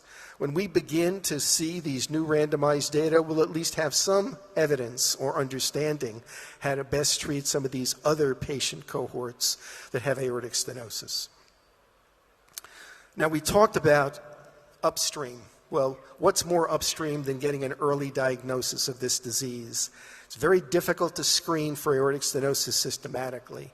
So a lot of work has been done now with artificial intelligence and machine learning. We have a group of 17 bioinformatics people at Columbia who are doing this work. And I want to credit Pierre Elias and Tim Potarucha and many others who've been working on this for the past 5 years and published recently their deep learning ECG analysis to detect left-sided valvular heart disease. Again, we don't have time to go over this in detail, but using 12-lead ECGs and artificial intelligence, there are 60,000 pieces of information from a single 12-lead ECG that are analyzed with pretty high sensitivity and specificity. You can begin to risk profile for left-sided heart valve disease. So we looked at 12 million ECGs, 1.5 million echocardiograms from 8 of the New York Presbyterian hospitals. The data was sanitized, tokenized, validated, and harmonized. And we developed a prediction score for structural heart disease with very high sensitivity and specificity. And this is now being applied to a randomized trial called the Cactus study, where every patient that comes into our emergency department, their ECG is analyzed for structural heart disease. And if there's a high prediction score, then patients receive an echo either as an outpatient or inpatient setting using a variety of different maneuvers, and we'll be able to see if by these kinds of early detection means, using things like artificial intelligence with readily achievable diagnostics like an ECG, that we can identify the disease earlier and then make decisions about whether or not management in particular ways are going to make a difference in long-term outcomes. So I've been focusing on upstream in aortic stenosis. Is there anything on the index procedure? Well, the indications are changing. Dedicated AR TAVR systems are being developed. One has been tested in an FDA study, which likely will have FDA approval in the next several months. It's called a Trilogy valve from a company called Agena-Valve. And these were patients that had high surgical risk, severe aortic regurgitation, with the primary efficacy endpoint of mortality at a year showing only a 7.8% mortality in these patients, markedly better than the historical comparators, and this was published recently in The Lancet. So yes, indications are expanding for TAVR into the aortic regurgitation space, and this will be one of the futuristic things we look at over the next 5 years. What about downstream? Well, certainly valve durability is really key, and let me focus on that for a moment. And why is that important? Because when we look at data like this, which is the TAVR and SAVR procedures done by age group in the United States, what we see is that in people under the age of 65 who get aortic valve replacement, right now in the US, about 50% are getting TAVR and 50% SAVR. We don't have any data in younger patients with TAVR, and this means that these patients are likely going to outlive the duration of durability of their bioprosthetic valves. So we spent a lot of time working on how to define bioprosthesis durability. This is the VARC-3 document. I have to credit people like Philippe Pibero, Rebecca Hahn for doing this kind of work with a very complex algorithm for how we define bioprosthetic valve dysfunction and durability, which we're not going to discuss. But we now understand at least how to characterize the syndrome of structural valve deterioration. From the standpoint of TAVR, you can see what some of these surgical explants look like, and they look like failed surgical valves. So in the future, if we're really going to talk about treating younger people and preemptive therapy, we have to address the issue of durability. Right now, the major durability issue that we see is with surgical valves. And if we look at the TVT registry, most of the procedures being done are in failed surgical valves, very few in failed TAVR valves, which represent the blue boxes. But that is rapidly changing. We are at the inflection point now, and we expect that by 2018 that the number of failed TAVR valves will exceed the number of surgical valves, and you can see what's predicted over the next 10 years. So this is going to become a big issue that we're going to have to deal with in the future. So getting back to durability, to me, it's all about leaflets and material science innovation. There are many things that are being developed, and I'll just mention a few. We have a symposium coming a little bit later to discuss one of these. One is the Edwards Resilia tissue. Now, this is interesting because it aldehyde blocks some of the vulnerable areas that promote calcification. It uses a glycerolization as opposed to other forms of storage that allows you to have a stable dry storage technique. It's now been incorporated in multiple of the systems. We don't know to what extent this is going to affect durability. There's some early surgical data that's somewhat suggestive, but we'll have to see. But there is new material that is now being brought to bear. Another example is the Dura AVR system, which is a single-piece, native-shaped biomimetic design that has some very interesting properties that allows for better hemodynamic performance and may promote greater durability. These are the data from an early feasibility study. Some of the people in this room have used this valve in some of these early feasibility studies, showing dramatically improved hemodynamics for an intra-annular balloon expandable TAVR system. And finally, there's the TRIA polymer valve, the only true polymer valve with the largest cohort of patients being treated in India. And this is a blend of polyurethane and siloxane, and this is the surgical valve. These are two transcatheter valves that are being and have been developed. So we can look to this in the future, again, as another area of interest. What's, to me, most provocative about this system is the entire manufacturing is all done robotically. Very precise, very reproducible. There's no human handling of this. It's not labor intensive. There's no sewing. And these small, efficient robot pods can be placed anywhere. So these kinds of futuristic changes, if this turns out to be an important new valve material, certainly are going to make a difference to allow us to think about one valve for life. And finally, I think medical therapy is going to come back in treating aortic stenosis, mainly targeting the ventricle to protect a pressure-overloaded heart as AS progresses and to augment LV recovery after AVR. Might be some common medications. There are some interesting new studies with SGLT2 inhibitors, or there may be some new medications, but this is going to come back. And a lot of exotic clinical trial pathways being used where we use things like adaptive randomization and real-time Bayesian analysis and common control groups to be able to facilitate and accelerate the clinical trial process using different imaging endpoints.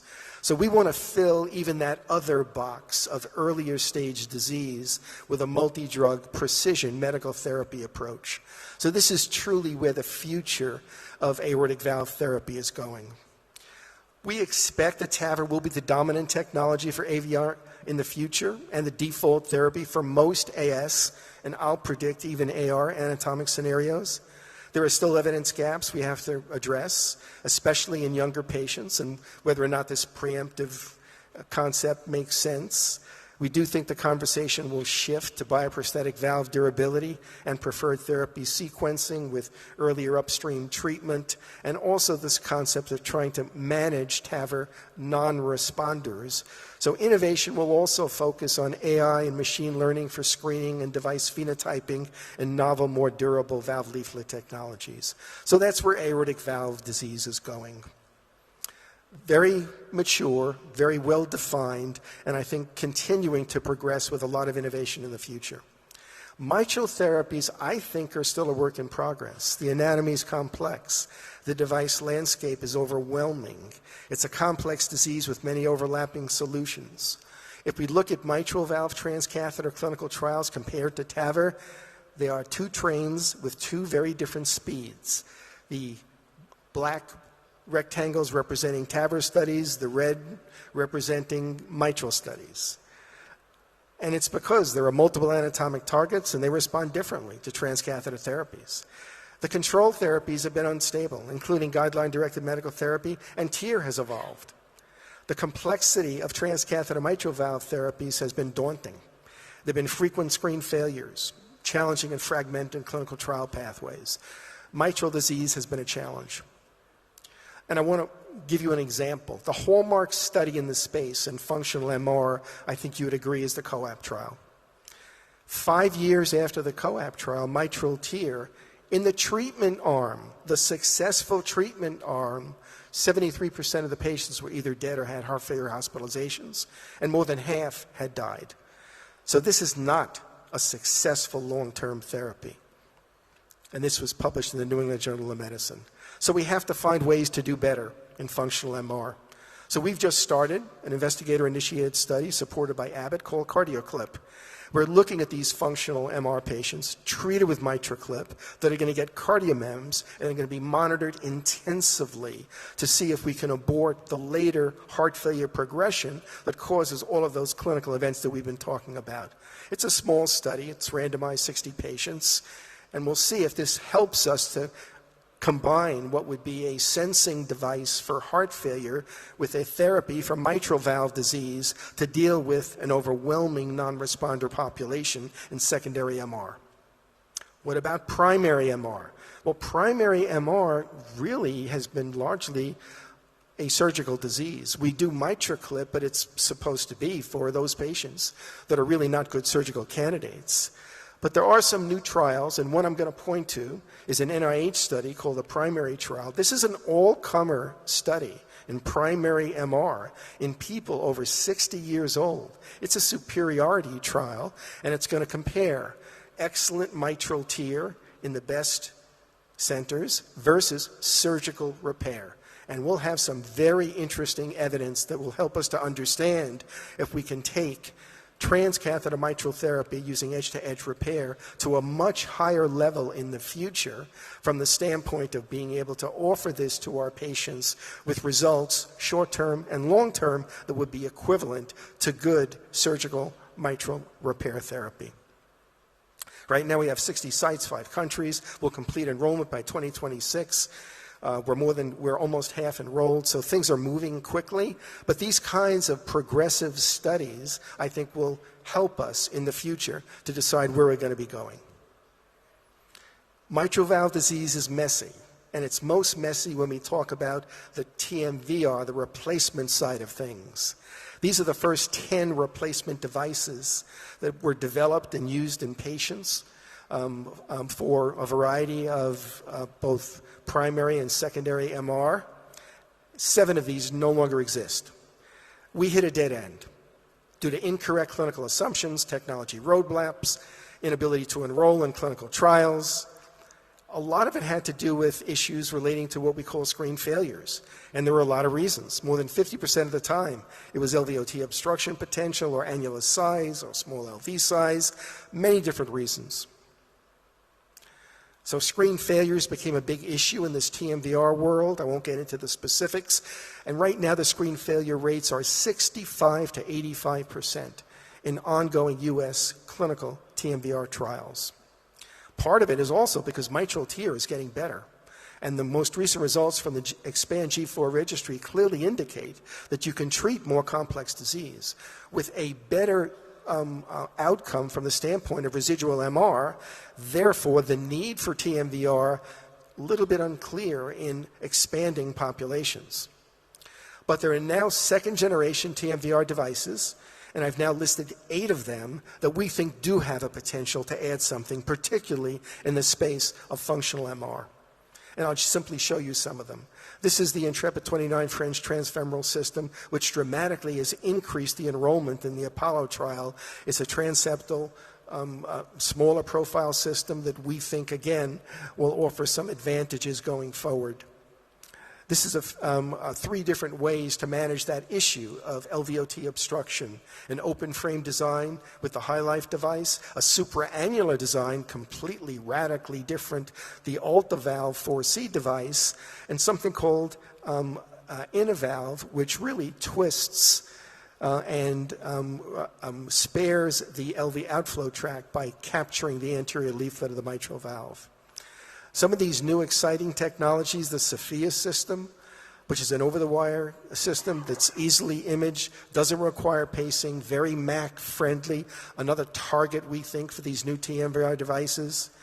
As I mentioned, this InnoValve device, which has 6 arms, and those arms attached to the frame, as you rotate the device, tend to capture the chordal apparatus and the subannular apparatus, and it brings the annulus and the papillary muscles closer together.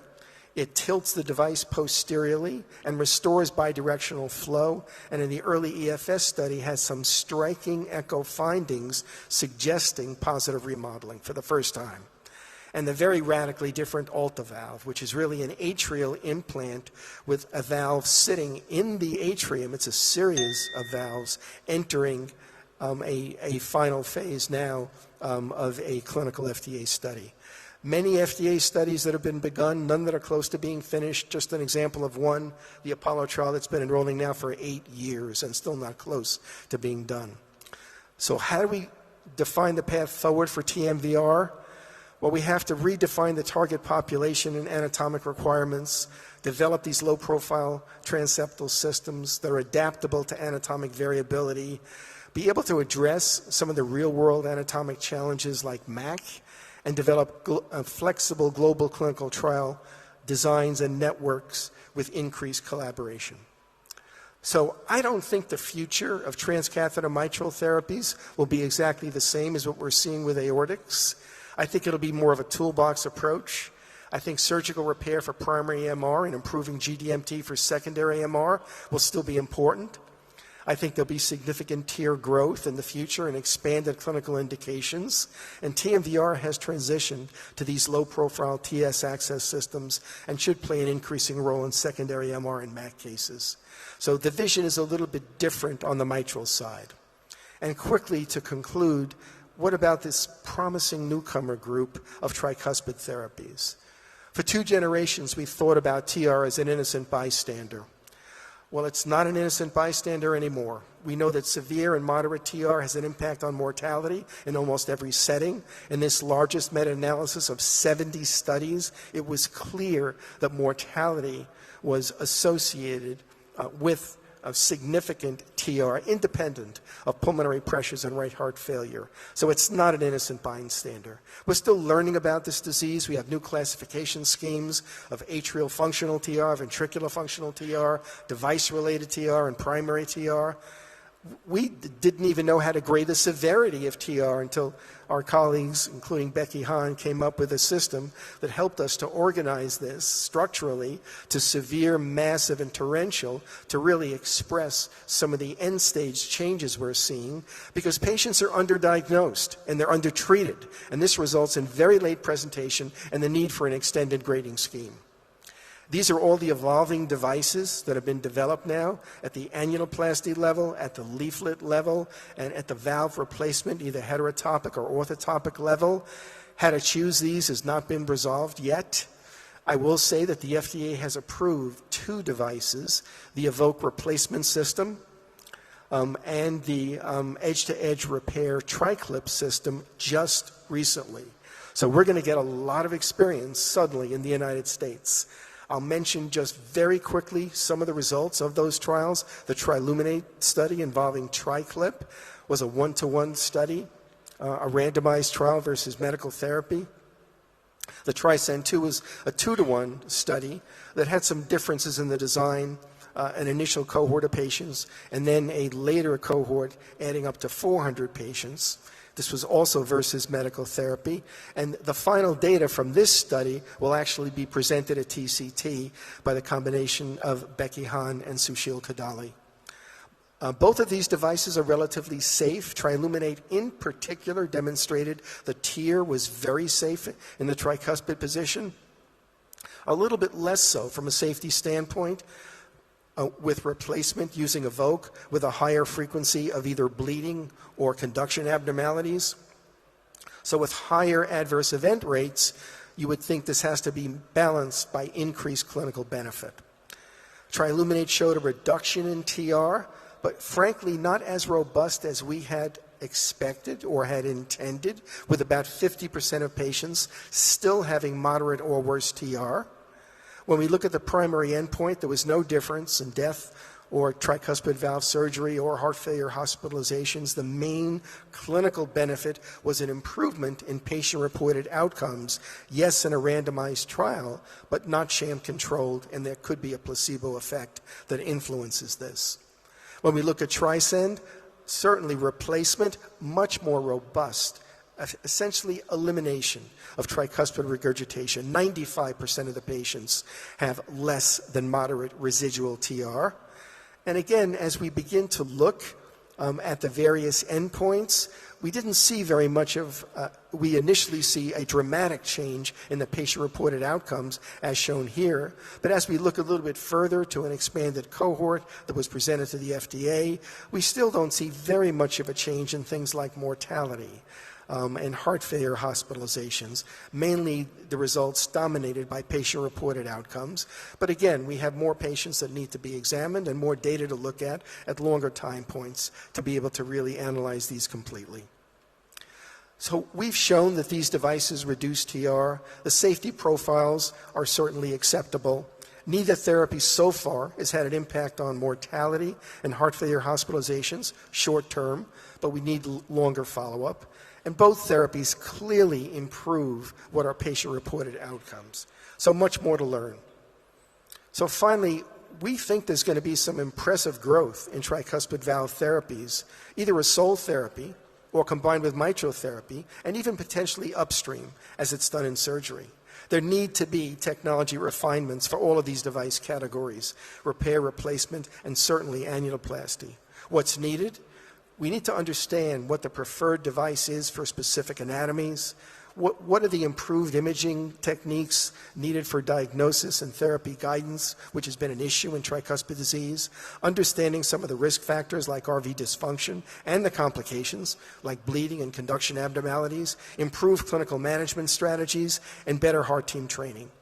So with this facilitated approval in the U.S., I still think we need to focus on long-term follow-up, further reflection on hard clinical endpoints versus patient-reported outcomes, and looking towards the future, expanded clinical indications. So much to learn with tricuspid disease going forward, although I would predict that 5 or 10 years from now, this will be the dominant therapy for significant, clinically significant TR. So trends in future direction in structural heart disease, I've given you a snapshot and gone as quickly as I can, even with my kinetic New York City speaking style, and was very selective in what I've discussed. There's much more to learn. This is an exciting area. So please join us at TCT 2024, which will be in Washington, D.C., for the next chapter of transcatheter structural heart disease valve innovations. Thank you very much.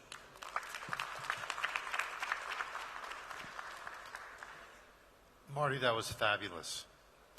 You probably have time for 1 or 2 questions before we have to go to live case. So in many ways, you're preaching to the choir.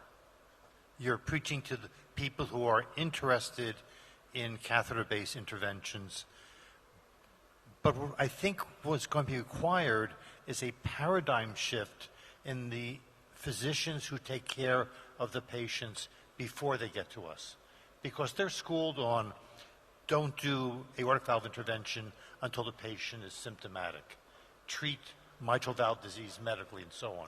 How do we change that whole thought process? Gary, that's a great question, and that's what we're focusing on now. As I've said, most of us, I think, in this room have been proceduralists. We care about the index procedure. I think you're also clinicians. You manage these patients through the diagnostic phase. You see them after their procedures, but you're really focused a lot on the index procedure. That's not been the case with valvular heart disease. And to change that, it's going to require an education of not just the operating in-cath lab physicians, but the entire community of people that are managing patients with valvular heart disease. So, for instance, we changed our meeting from what we used to call transcatheter valve therapy to New York valves. And it was meant to bring the surgeons, the imagers, the clinical practitioners into the room to be able to have discussions with them about how we can work more closely together for early diagnosis, for better follow-up, for understanding some of the issues about how we can reach this enlarging population, particularly if we're talking about preemptive or earlier symptomatic stages. So I think it's going to be a process. It's not going to be like turning a switch, but I think it's something that we're going to have to continue to work on if we're going to really make an impact. And second question, we have a lot of young colleagues in the audience. Is it possible to be a good coronary interventionalist and be able to learn all the various structural heart interventions that you have quickly gone through? You know, Gary, it's really a dilemma because we all want to do everything and we all want to do it well. And I think that what I've seen evolve over the last 20 years, we've been able to make a procedure like TAVR or TAVI simple enough, and we can train people to do it in a way that we can expect that large populations of the interventional community can perform that procedure with very good outcomes. I think there'll be some selected high-risk cases that shouldn't be done, as in the coronary space. So I think that category of procedure can be done with patients that predominantly are more coronary interventionalists.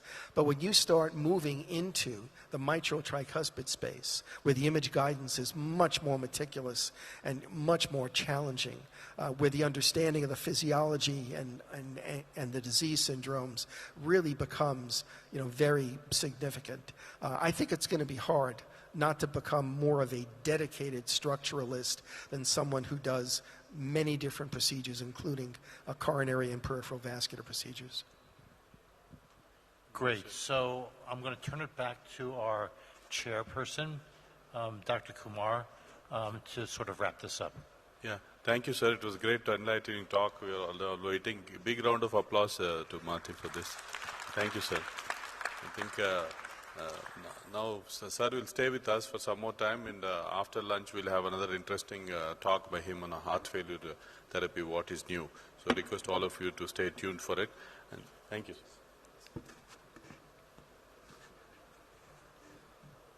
We have another important live case coming up from Maldives. Dr. Pratap will be performing it, and we're excited to see, and he is ready to go live. Request to chair this session. We have another important addition. We are very fortunate to have Dr. Alexander Abzad with us. We requested him to chair and give his comments to the expertise, and readily agreed. And it has been a wish or desire to call him even before, but his meeting was clashing with our TCT India. That's why it couldn't happen. So like Impact faculty, we requested him to join, and he readily agreed. Dr. Alexander Abzad, Dr. D.S. Gambhir, sir, another senior Indian faculty who is synonymous with left main interventions. Dr. Ajay Kirtane, Dr. Vijay Chilkamari, to chair and conduct this live case session coming from Maldives through Pratap. Other panelists who are here, Dr. Agoraju, Dr. Raghu, Dr. Sunil Kumar, Dr. Subhash Ghosh, Rajan, to join.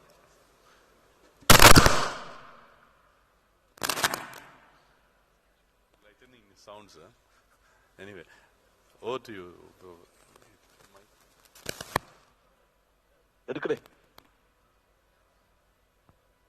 Live is ready, actually. Hello? There are two more mics here.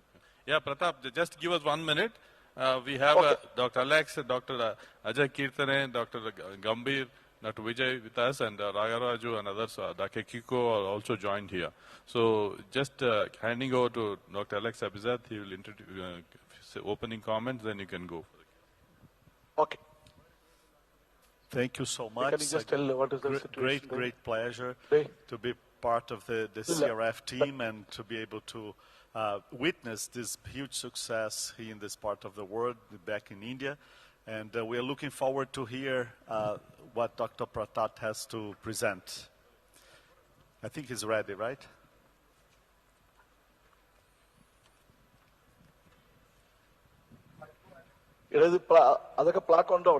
Pratap, can you hear us?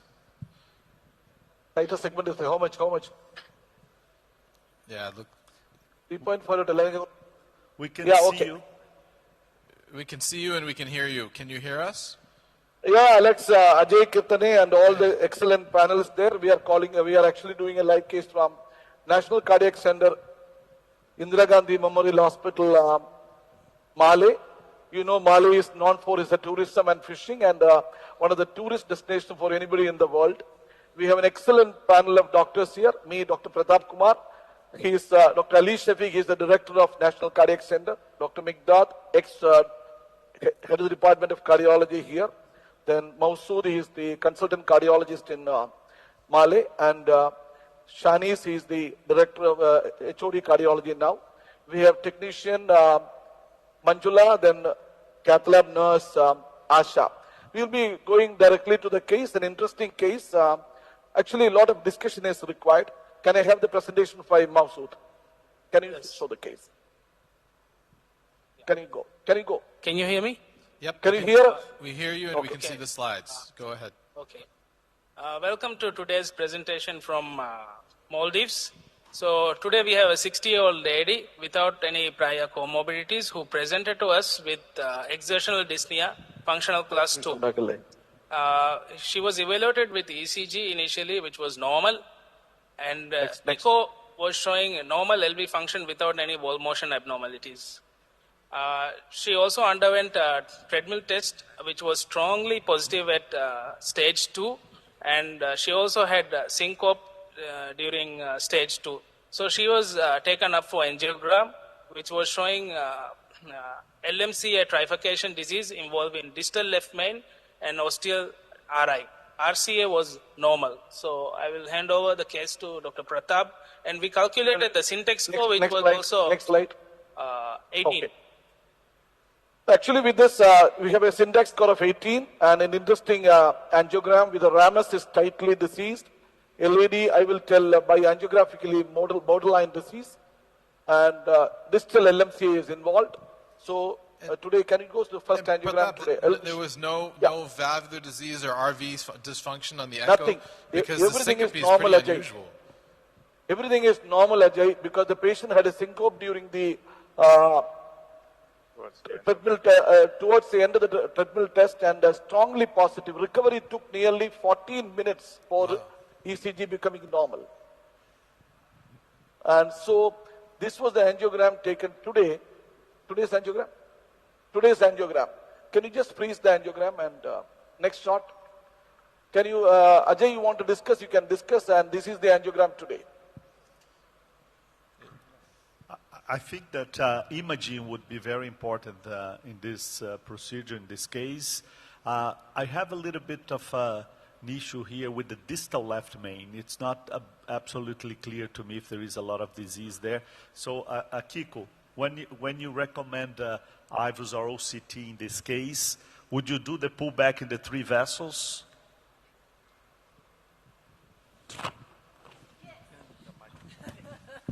I'm sorry, yes. I think, You will have a pullback of IVUS? Dr. Pratap, Yeah. this is Dr. Gambhir. Well, tell me, sir, please. I do agree with other persons on the dais that it's not a very critical distal left main.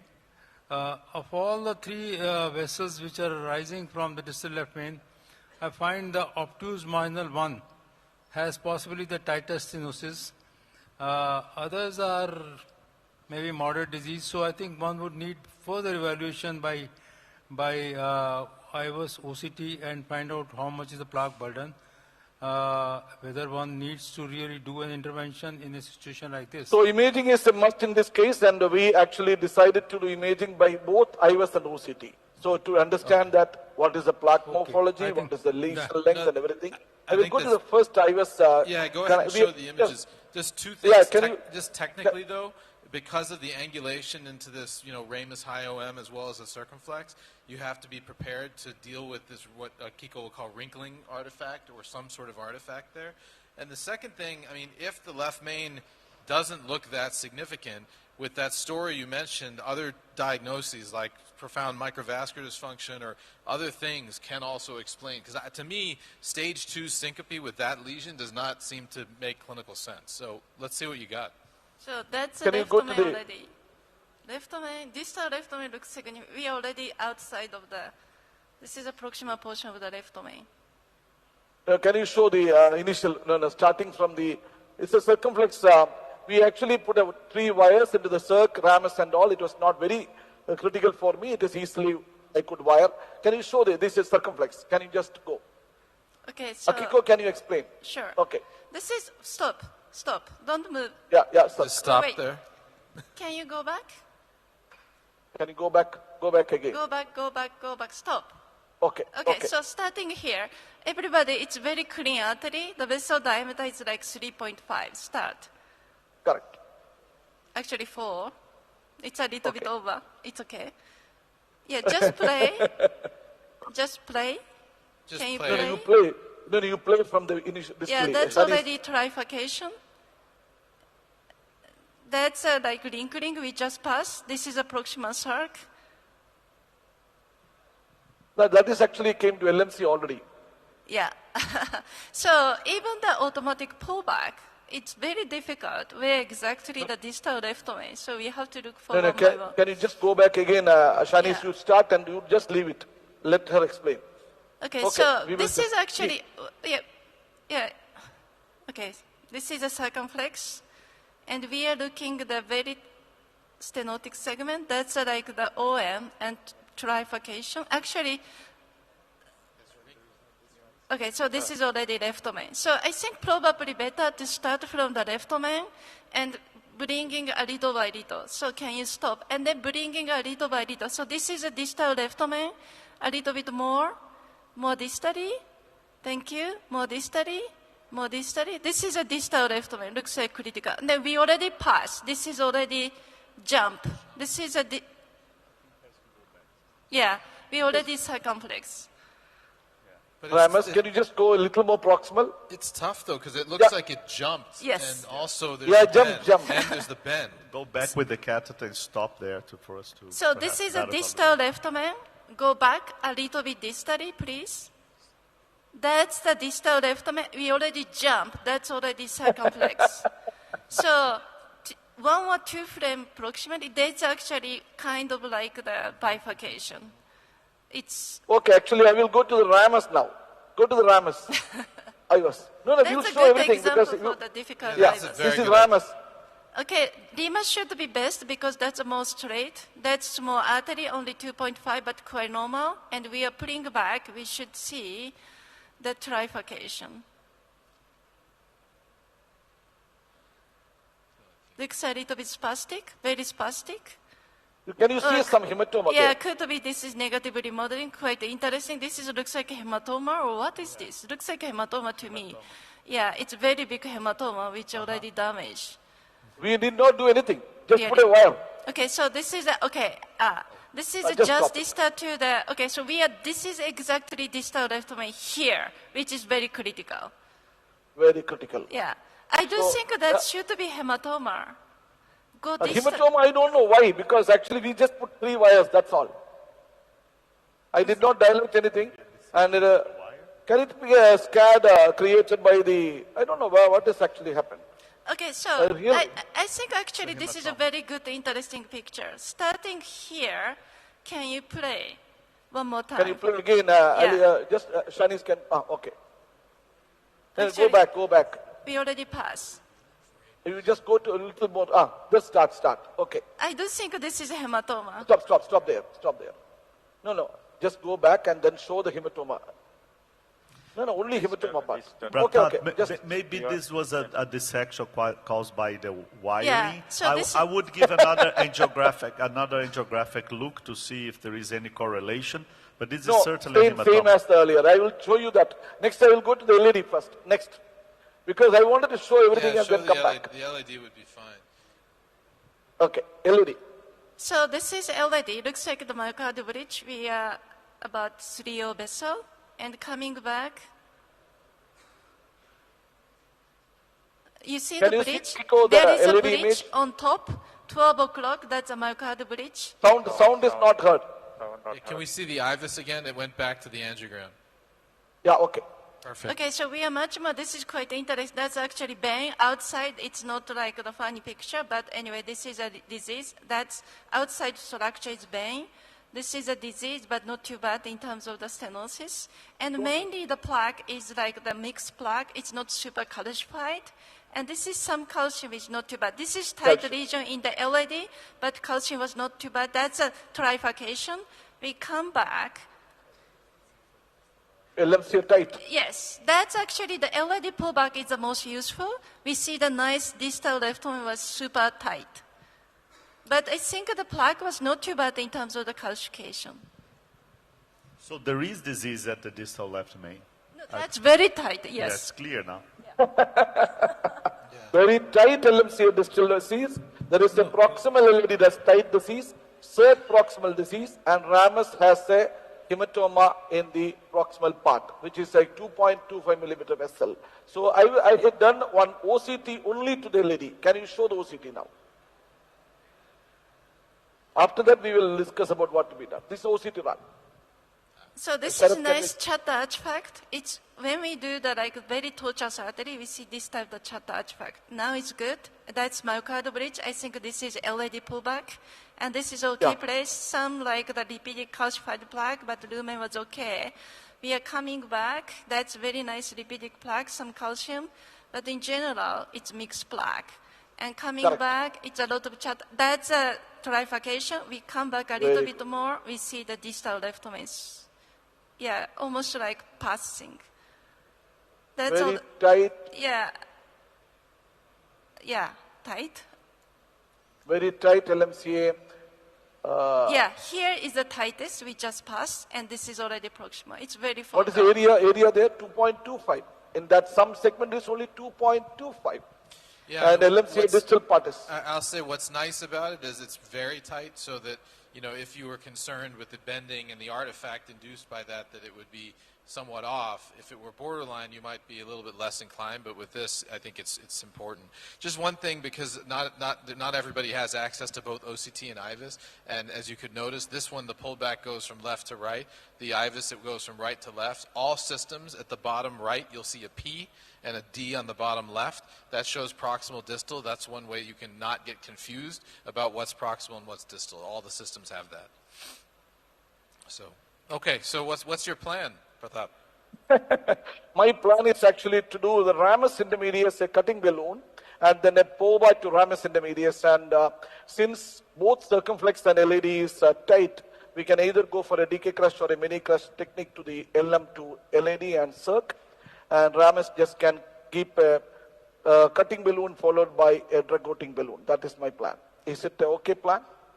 The one question I have for you, though, is that with this unexpected finding of a hematoma in the ramus, would that change your strategy? And maybe then if you show the angiogram again, I'll show. Could you potentially do the now, two-stent strategy? Now, can you come back again to the angiogram? Just make it a bigger image, and can you just double back and show that part, middle part? Little go. With no, the little go. Best. You have to show the apex. Okay. Similar picture, Ajay. Yeah.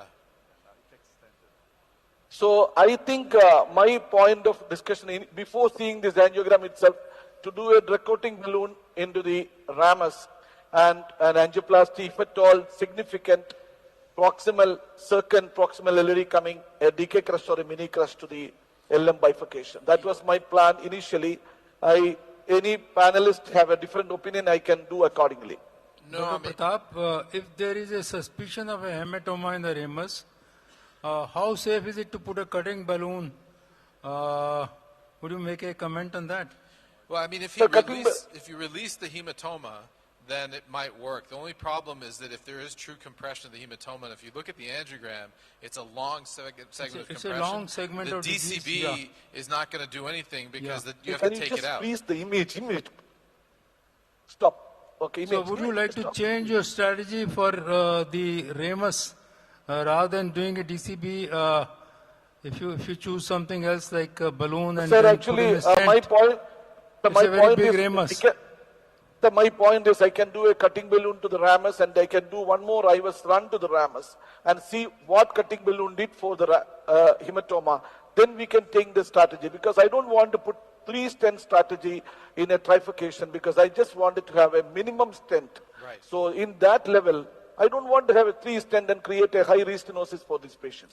So go ahead, why don't you go ahead and work, and let's see. It's actually a very interesting thing, and we'll see it in real time what happens, because many people advocate the use of cutting balloons to release hematoma. Just pay attention that besides this severe lesion proximal, there is another dissection at the mid-distal portion.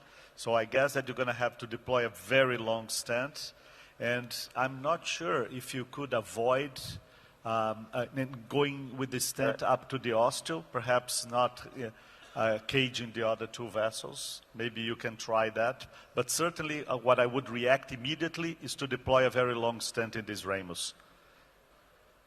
So, Alex, what do you want? Actually, putting a stent into the ramus or a cutting balloon and a No, balloon? I would go ahead with a stent, Pratap. I don't think there is any point of cutting balloon at this point. Perhaps a pre-dilatation would be okay, but I wouldn't take too much long because this vessel is going to close. So this was during the IVUS run. So can you show it? Did you do anything else, or you just did the imaging and the patient's stable? No, only imaging and kept for your discussion and then do anything. I did not do anything. Actually, now everything will be live. Okay. So this is actually cutting balloon 2 point. Okay, let's see. Let's see. This is cool. 2.510, I am taking a cutting balloon. Let us see what is inflate. Yeah. I just did 6 atmosphere and then keeping for 15 seconds to create the impact. Can you just show the timing?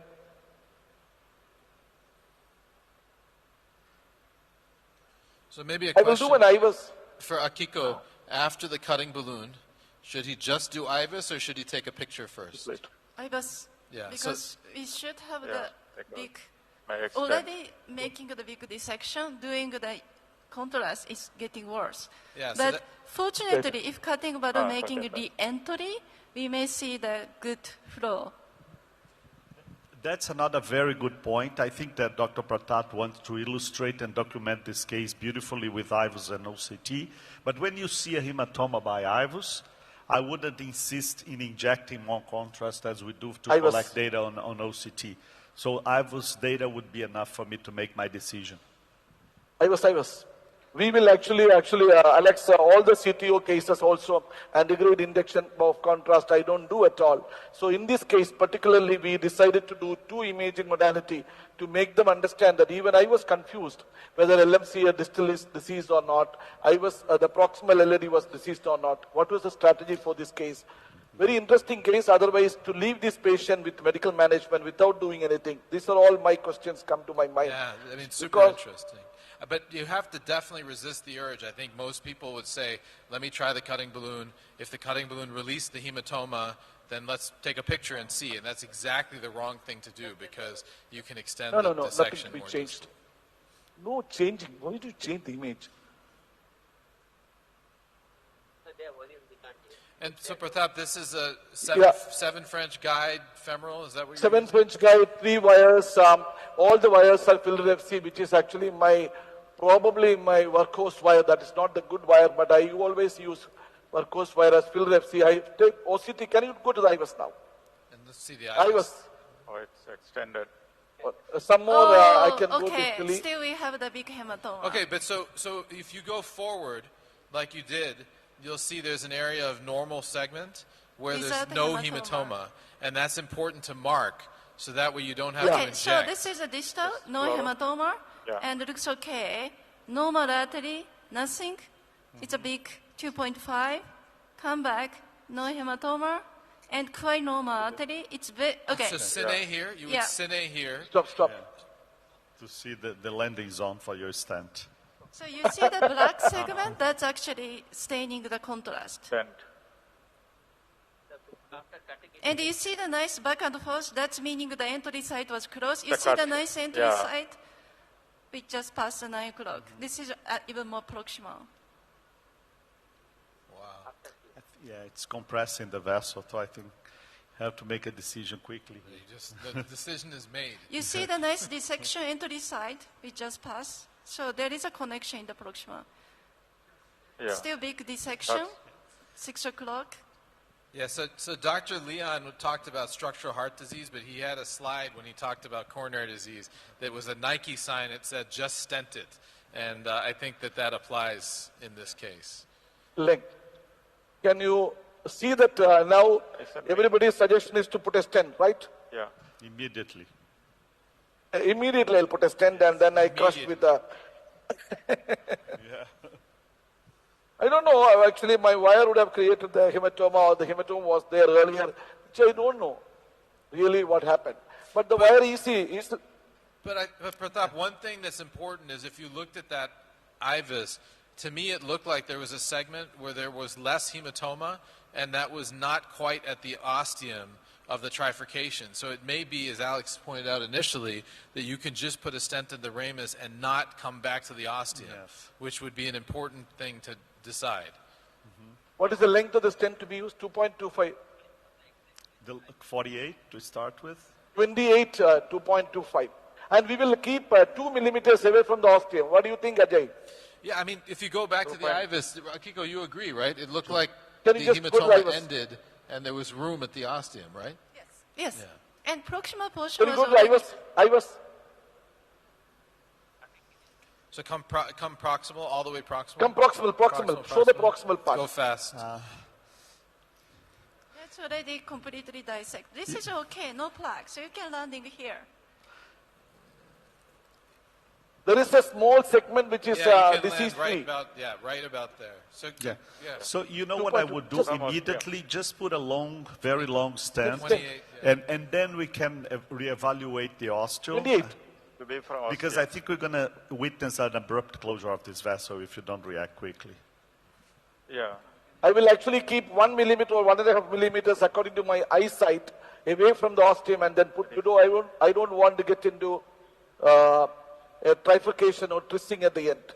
And this is where it's important to know the characteristics of the stents you're using. There's certain stents like Zion, so it's a mid-marker location of where the stent is. And then other stents like Onyx, Synergy, they actually are inside the marker. So if you position the marker where you think the ostium is with those stents, then you're going to miss the ostium, which is exactly what he wants to do. I'm taking a Zion Sierra. So if you take the Zions, then you want the dot inside, so that if it's at the origin, then you're going to have an issue. So, Dr. Pratap, there's another point here that if you put a stent right from the ostium of the ramus, you might find some difficulties later on in while doing the decay crush in negotiating your stent into the circumflex. No more dye, I think. Because that will be a crucial point.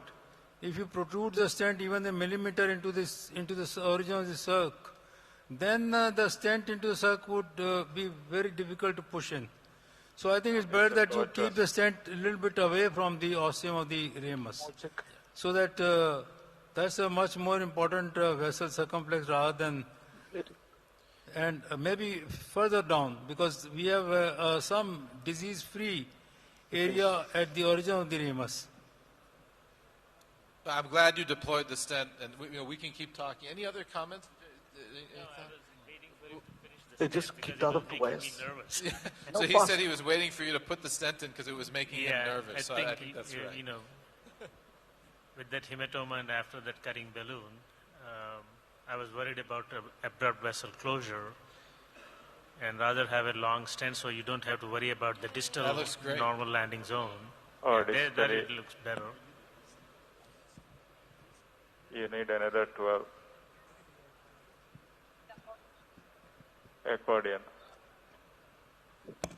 You wanted to have an IVUS again now to understand how the... So the peanut gallery says look at the distal end of Yeah, the so stent. everybody's worried about the distal Yeah, but portion. I think the distal edge, because the entry site of the hematoma is already proximal and he cover enough, so even some residual hematoma distally, it's okay. You remember the distal portion was quite normal artery. It's going to be healed. So I think that's exactly. Kiko showed a case like this yesterday, where you seal, because they've sealed the origin. Even if the distal doesn't look good now, it'll probably improve.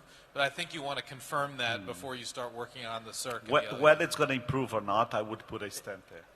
3 millimeters. Yes, On the bend? absolutely. Look at the bend. Absolutely, I would put a stent there. I think, Alex, will you put one more stent or you just leave it? No, I would take an IVUS down and see. Because I think there's a pretty sharp bend at that area. And so it might There was a short bend. I was thinking that I will just leave it. I will just keep the wire there. Just give me a 3 millimeter. Pratap, you can take another projection. I can show that. Which projection you want? Or any other projection where you see whether this is just a bend or a significant stenosis or a hematoma which has progressed, and then take a decision. I think the easiest way is to do that, but take the IVUS down and see, because there it looks good. it looks okay, but it's directly on top of the guide. So just if you take the IVUS down, you'll see, and then you'll see how clear the origin was. But it looks like to me that the stent placement's actually really good. Yeah, and you did a great job going up to the osteo. I think that this was an excellent result. But I'm still a little bit afraid of the distal edge. See, this is actually the proximal part of the circumflex side, just doing a balloon dilatation. Inflate fast. 15, 18. It's a 3 millimeter balloon proximally dilated to the circumflex. No, I don't think cutting is required. Deflate. I'm not sure if you imaged the circumflex, but I didn't see too much disease. Image circumflex, a tight disease, nearly 12 millimeters was the proximal circumflex diseased image. Can you show this image circumflex first one? So there was also disease at the circumflex, at the close to the osteocircum was diseased. Can you give me the balloon to the lady? Pre-dilatation of the balloon. Actually, Kiko told that calcium is there, but that calcium can be managed just by a balloon into the lady. I think my osteal, as Sajay told, I kept 1 millimeter away from the ostium, so the balloon was easily going into the circumflex. Only point is here is an angulated LAD and circumflex. So my rewiring, how tough it will be, I don't know. Initial wiring was actually having some difficulty only to the circumflex, not to the LAD. Can you just keep?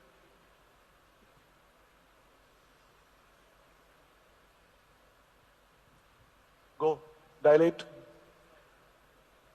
deflate. Go. For circ. Deflate. Go. 15. Yeah, we don't. How many people will put a stent up to the LMC ostium or LMC mid part? Well, this left main is so big and it was so free of disease that I would try to not go all the way back to the ostium. Yeah, you just need to have a good space for pot and for post-dilatation. So at least mid left main, because it's big and free of disease proximal. Pratap, it's pretty funny. I mean, as you said, most people go to the Maldives for a vacation. They really made you work. Yeah. in a complex case. Actually, I told you yesterday, Alex, I showed this angiogram 2 days, yesterday morning. He told it's a good case, very interesting case. Luckily, we were looking for other cases, but I dilated the circ proximal as well as LAD. You can see a dissection in the circumflex. I think you got Now you have a good reason to stent the circ.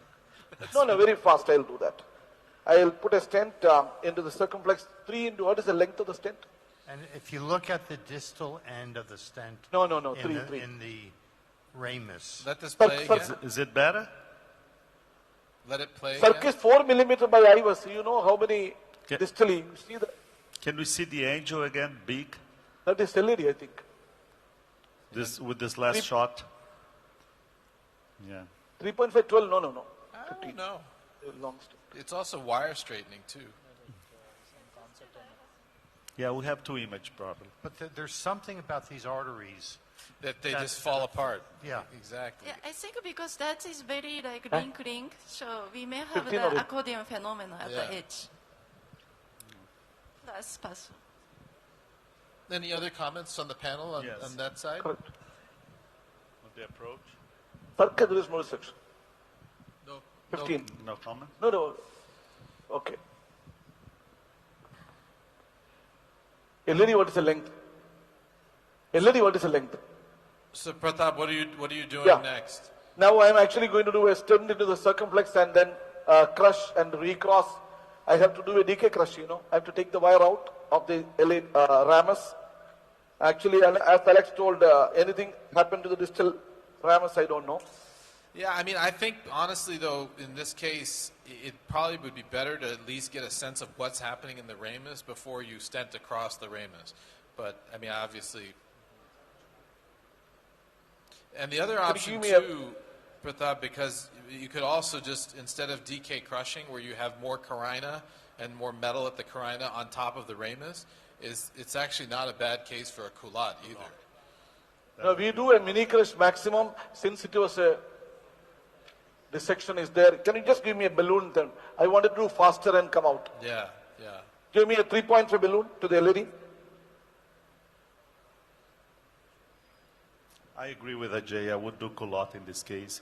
The left I will main is actually big. take the wire out of the ramus before doing anything. Get it?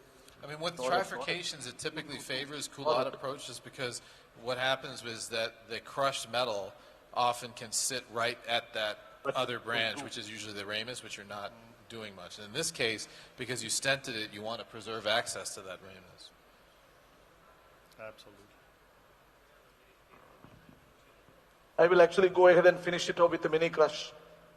Yeah, I mean, I agree with that culotte approach, especially the angle of the bifurcation or even the trifurcation is very favorable for that. I told that fellow to. All right, so he's going to, he's got a balloon in the LED, a stent in the circ, and he's lining up his mini crush so that he can get just at the origin, and some people call it a nano crush. To me, it's all a relatively short crush. And one key thing, though, is after the stent is deployed and you come down with the stent, before you crush it, you need to make sure that there's no dissection and there's good flow in the circ. Because otherwise, you've crushed the stent and now you're dealing with a closed vessel. So that's just one step that's important. Okay. Well, I think it is check. Okay.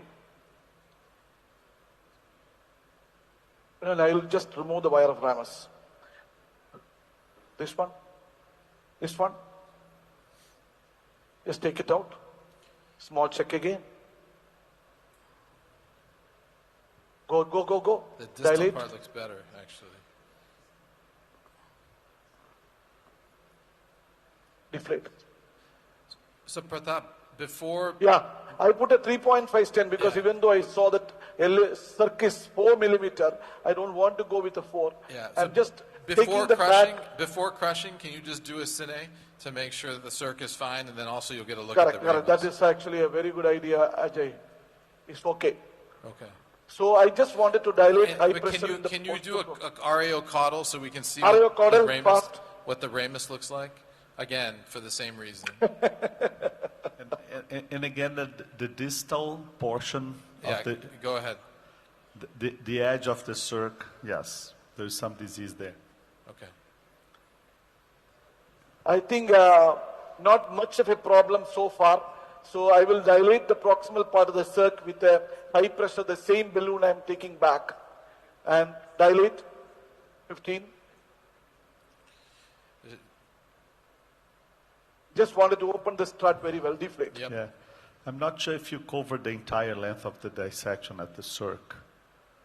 Circ, there was no dissection. No, he's talking about after the balloon, because the circ looked like, basically every time one of her arteries is ballooned, it starts to dissect. And, that could be a natural response to the angioplasty, but there's something going on. And so the concern is that distal part of the circ area, spasm, dissection, or something else. Bus. Don't give that much injection. Just take this wire out.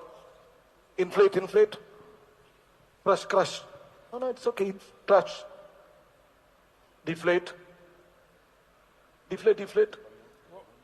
Go, inflate. What is the length of the stent to be required for LMCA? Yeah. Deflate. No, 20 is insufficient. Deflate. You see the heart is beating a little bit tired. You need to give some oxygen. Actually, the heart rate is actually low. Patient had a partial heart block. Can you give atropine? What is the size of the balloon in the, Pratap, what is the size of the balloon in the LED for crushing the LMCA. stent? It's actually used a 3.5 millimeter balloon.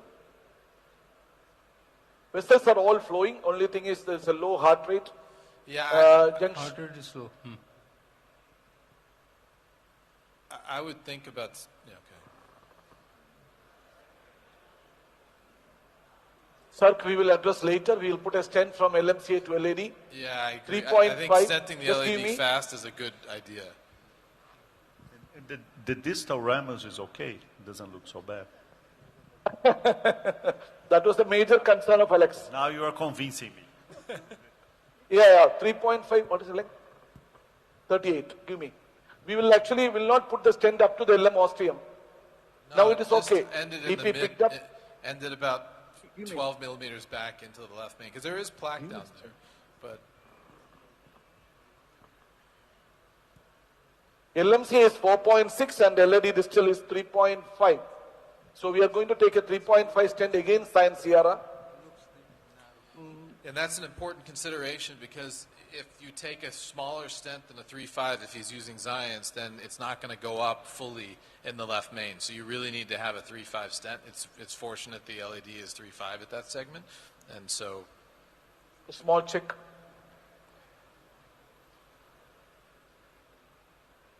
Epicranial to see the distal LED. Small check. I think it is, we can actually even forward a millimeter. Pull little back. Yeah, pull little back. Small check. Check. I think, okay, go ahead. Is this a 38 or 48? 38. 38. Deflate. Just give me a 4.5 or 4 millimeter balloon for the LM part. Just give me fast. 4 is okay, I think. 4 millimeter balloon to the LM pot, then give me another wire to circumflex. Actually, since it is a live case, I am taking the another wire, otherwise I'll take the same wire. And seems like she responded to the atropine. Heart rate's better? Caudal. Now the heartbeat is better and everything is looking so good. BP is improved.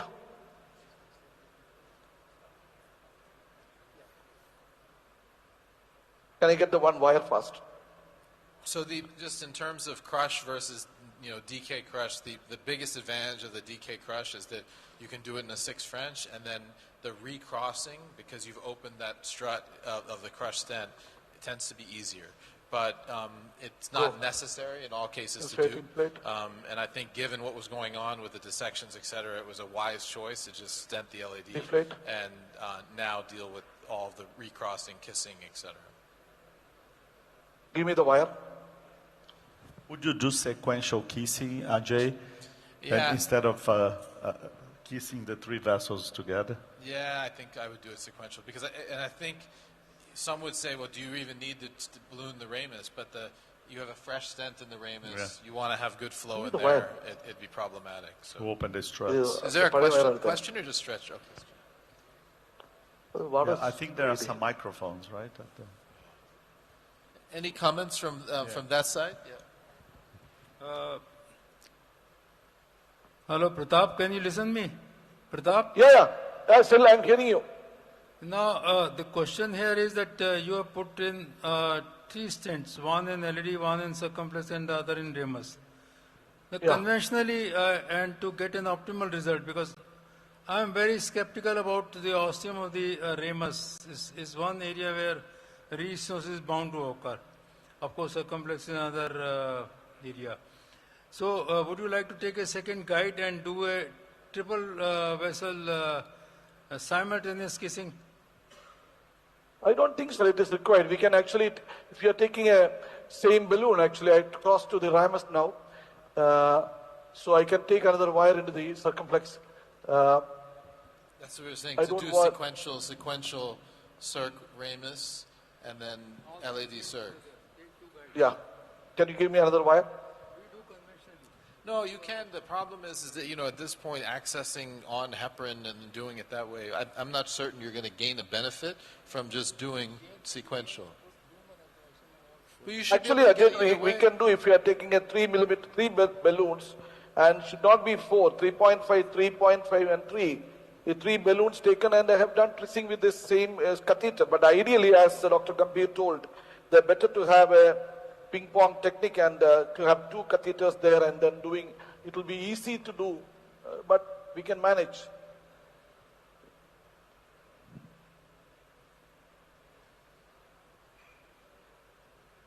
Let me just go back to iliocaudal to show me there. I had a difficulty of taking the initial wire into the circumflex itself. Angle is so tough. But it might, you could even dilate into the ramus and then at least give yourself more room opening that. Which wire are you using, Pratat? Fielder FC. Fielder FC.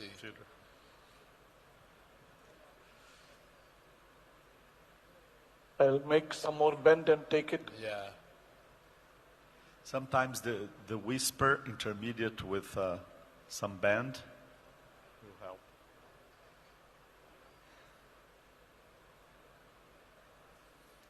You want to maybe take a picture here and to show us what the unique challenge is? Circ, actually, you can see the ramus ostium is definitely having some problem.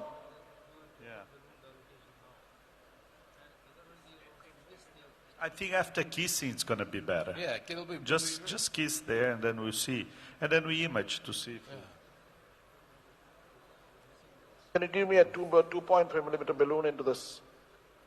We might need to interrogate both edges of the stent in the left circ and the stent in the LAD. So we should see what's going on at the edges of the stent distally.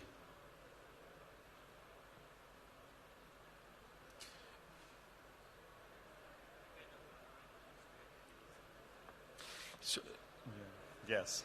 So the other thing that can help, Pratat, is if you do post-dilatation of the left main stent, you do some pot there, it opens the struts better, and then you can have easy access to the left circ. Yeah, he did the pot already. He did? I did a 4 millimeter okay. balloon dilatation. Yeah, 4 or 5. Already done. Yeah, so it should be a little bit easier with the struts open.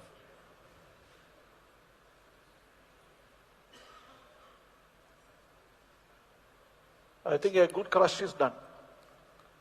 It's having a hard time to go through the struts. You might do a pot again with a bigger size balloon, and then you might be able to get it wire into circle. With a 4.5. Yeah, or he could just do that. Oh, yeah. You got it. Yeah, just test. Just come. Caudal. But this is again, if you look at the data on single kiss versus DK, DK and a crush, it just takes longer, and there's less final give me kissing 2 millimeter balloon with a single crush. 2.5. I will take a 2.5 millimeter balloon directly to circumflex first. Yeah. Yes. I mean, I often just start with a 1.5 because I know it's going to be hard to get through. No, I think that this we'll see. Let's see. It's a new balloon or old balloon? No, take a new balloon. New balloon. Yeah. For because of the meeting. 2.5 pre-dilatation. I inflate. I do like this. Actually, I call cross. Deflate, inflate, fast. 15.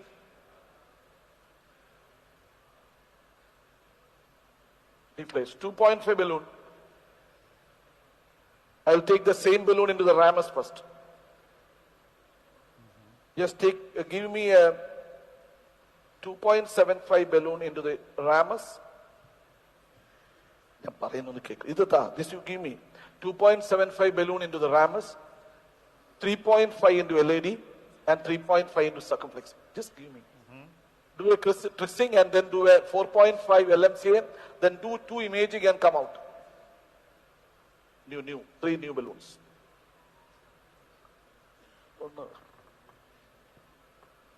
One for inflation difference. The same 2.5 balloon I am taking into the ramus now.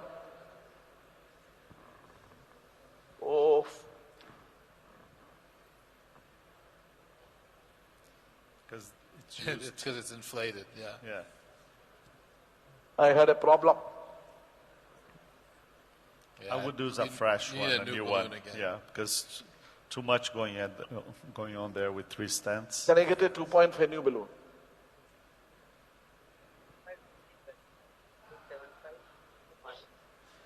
$2.5 new balloon.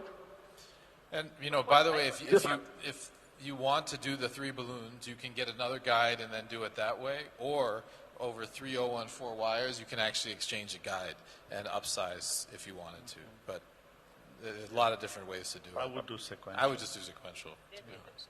Okay, lady, flow is not. LED, there is a Distal flow, LED. flow probe. LED distal is not good.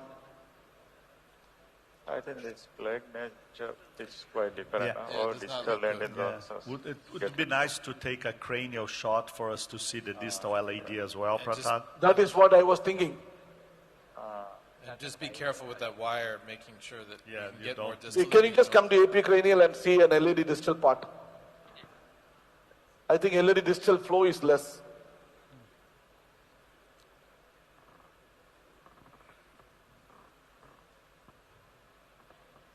Yeah, just take care of that and then you think about that. Yeah, also. that is what. It's just everything in her. Yeah, it's funny that it's just some endothelial. Everywhere there is a spasm created, a little hematoma created, and Yeah. It's another Can you give the- hematoma. It's a collection of I mean, hematomas. to be honest, it could be hematoma all the way down to near where the Yes, distal tip of the exactly. wire is. It looks so like. you just got to be really careful with that wire. There you go. Nice. Yeah, don't lose that position, please. give me the 2.5 only. Same balloon.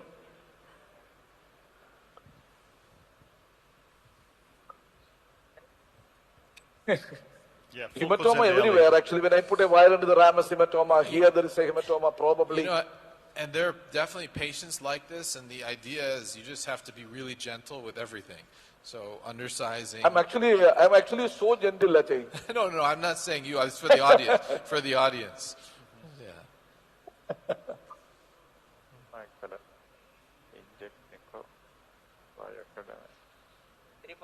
No, 2.5 only. Just short, small balloon. This is a balloon, short balloon? Short balloon.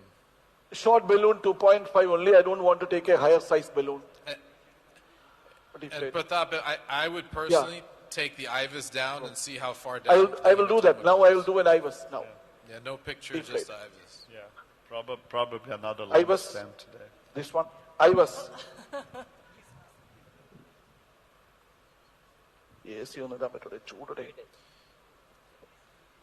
Can you just give me IVUS fast? How is it the feeling and the hemodynamics, heart rate, pressure? Very good. Actually, BP Stable? is 158 by 88. Heart rate is sinus rhythm. Heart rate is 88 or 90? 76. No, sir. No symptoms.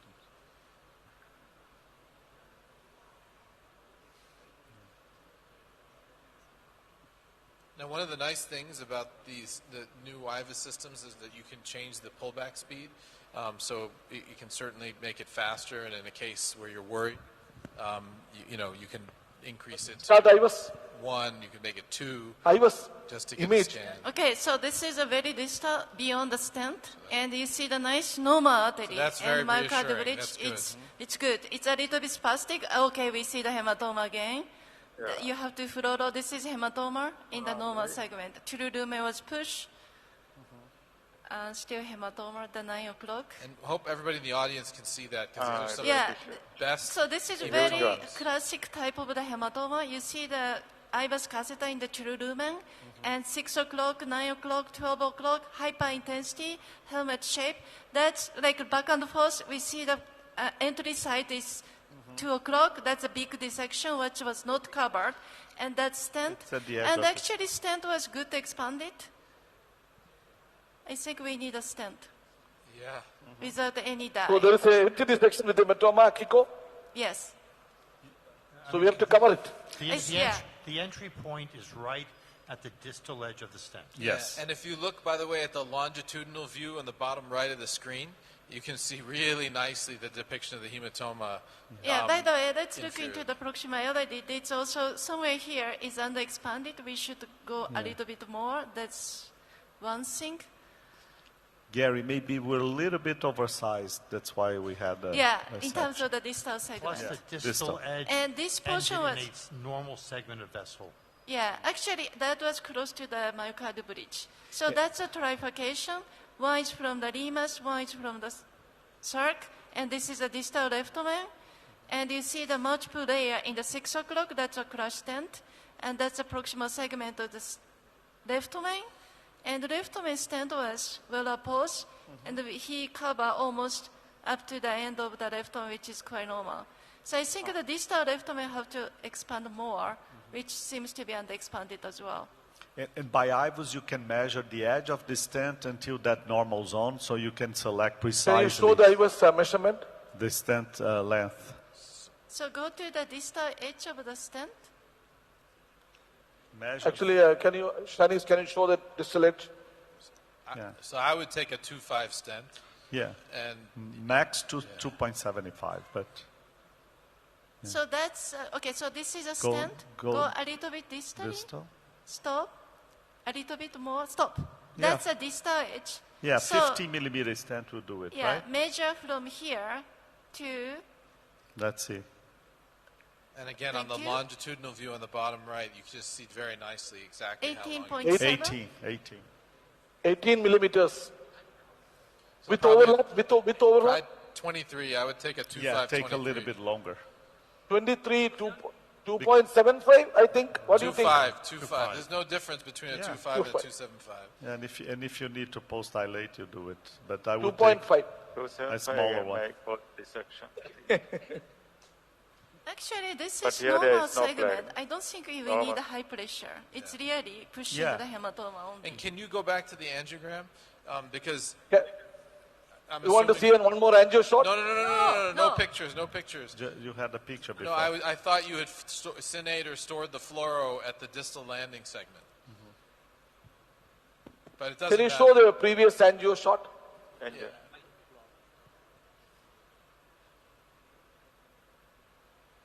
Yeah. You see? Yeah. Biangio looks longer. I don't know how far you went with the IVUS It's catheter. okay. At least you know. Yeah, the you close. measurement. Yeah, So if you line up the stent at the stent, then it should be okay. Compared to this angio, hematoma much longer because we inject more and more. And Yeah. because of the entry site was open, like distal to the stent edge, he make worse. So Akiko's point is this is If you dynamic. look at the angio, In it is real longer. time, by Can- angiogram, it it looks can worse than extend. it did with the IVUS. Yeah. So just line it perfectly, don't inject, and then just deploy. 1 millimeter overlap, and then you're going to Clearance 10, can you give me? if you have stent, Stent boost. boost or something.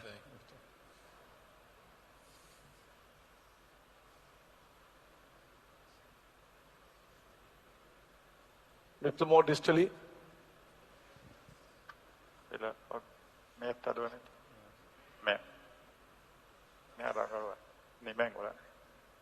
ഒന്ന് പെട്ടെന്ന് ചെയ്തേ. Are you ready?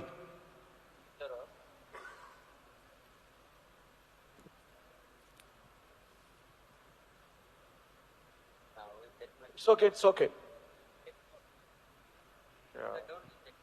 No, I'm not injecting. Nothing can be seen. So can you see that Yeah, it's It overlap. looks pretty close. overlap? Go. Yes. Nominal. And this is a 23, right? Yeah. 23. Yeah, just 12. No, Deflate. don't- We actually went only nominal pressure.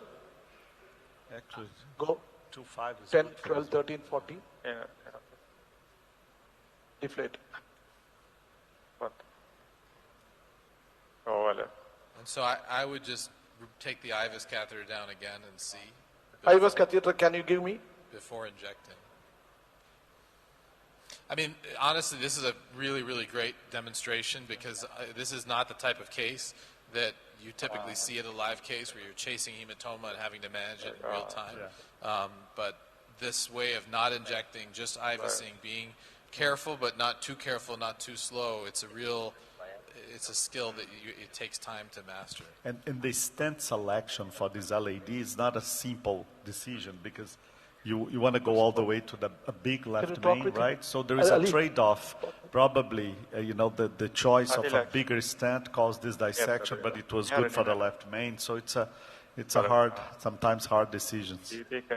And this is also a stent probably in the bridge as well, right, Akiko? Yeah, we cover the bridge. Yeah. Go a little Can you just bit go this to the IVUS? IVUS live. IVUS, please. Okay, so this is supernormal segment. And there's flow. And You can see distal that to there's the- good image, there's flow, so you're good. Yeah, distal to the stent. Transition is beautiful. And Oh, no, not yet. that's a myocardial bridge. Ah. This is bridge and spastic bridge. That's a septal. And this is still supernormal. Okay, and the stent. Unfortunately, this stent was implanted in the bridge. You see the bridge is 9 o'clock. You see that now it's 12 o'clock. That's a bridge. Typically, inside of the bridge, Okay, no disease okay. at all. So, but anyway, it's okay. Everything was Yeah. covered. We Little don't see water the in that overlap yet, but I think stent expansion is okay. I don't think we should expand too much more. Yeah. I still would like to see some residual lesion at the distal, Kiko, but What? I think it should be fine. There is no disease at this study. It's just like Do you think spastic. it was a band or the bridge? Because there was some lumen reduction there. No, that was myocardial bridge. Okay. Yeah. But Akiko told me that the proximal LED to be dilated a little more and LMC also to be dilated. Right? Okay, let's talk together. So now we see the overlap segment. This is the original 48 millimeter stent which you implanted. By the way, That's this is 38. also, okay, sorry, 38. Still, there is a bridge that was covered. It's okay. So I think stent expansion by now is so far so good. And we're just looking at the original region segment. Somewhere here, this is somewhere I do think the under-expanded compared to the size of the vessel. We have to open up more. Here too, this is, you see the calcium outside, that has to be expanded more. And this is a trifurcation, circumflex and remus. This is a distal left main. You see the like 3 layers stent, which is crush, and that has to be opposed more. And then this is a proximal left main. So I do think the proximal LED and distal left main has to be expanded more. So this is, I think, super helpful, and I'm glad that the hematoma was covered. Pratap, we're just under 2 minutes, so we're going to have to probably leave you, but you're basically going to post-dilate the LED. I will actually show one angio shot Yeah. in the distal to the epicranial and the ariocaudal, and then I will do the other work and you can That's great. And your plan for the bifurcations is just sequential will be kissing? twisting, 3.5, 3.5, 2.75 to the ramus. Yeah. All right, so can we go back to the angiogram?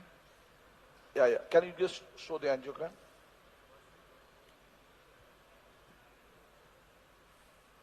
Okay. You can see the distal to the stent some problem, but actually IVUS-wise nothing is there. No, that was myocardial bridge and also spastic. That's the explanation. So no edge dissection anymore. All right. Ramus, can you make it a bigger one? 4.5. Ramus virus little. No, just magnify.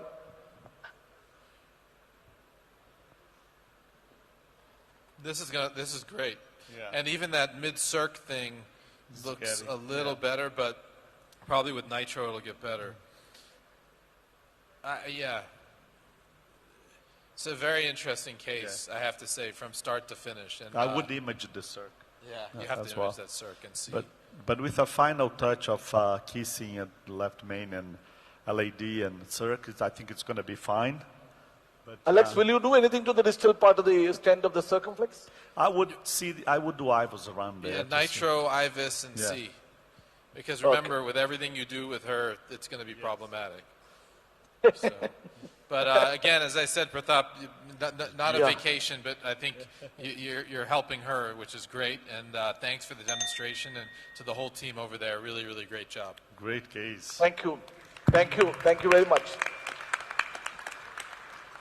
So with that, I think we're going to hand it off to, there's a case in a box session coming up, I believe, and we'll give it back to Srinivas.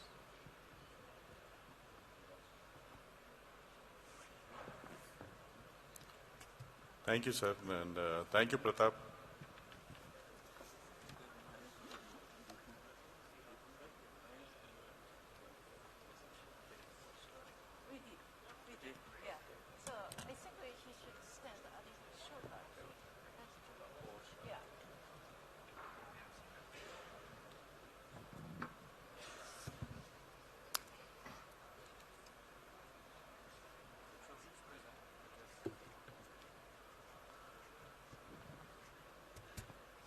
Hello.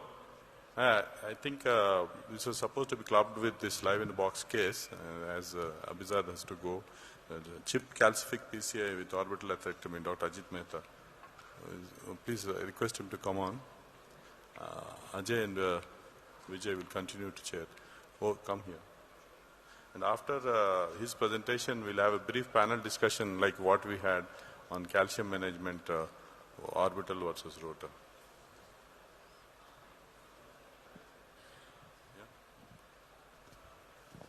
Dr. Ajit?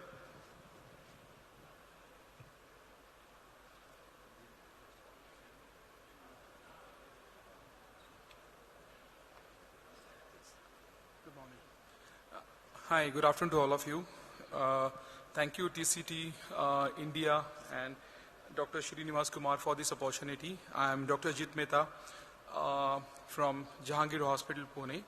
So we have a very interesting case.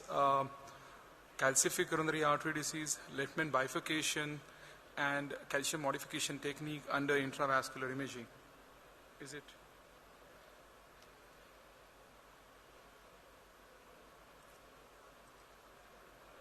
Sorry.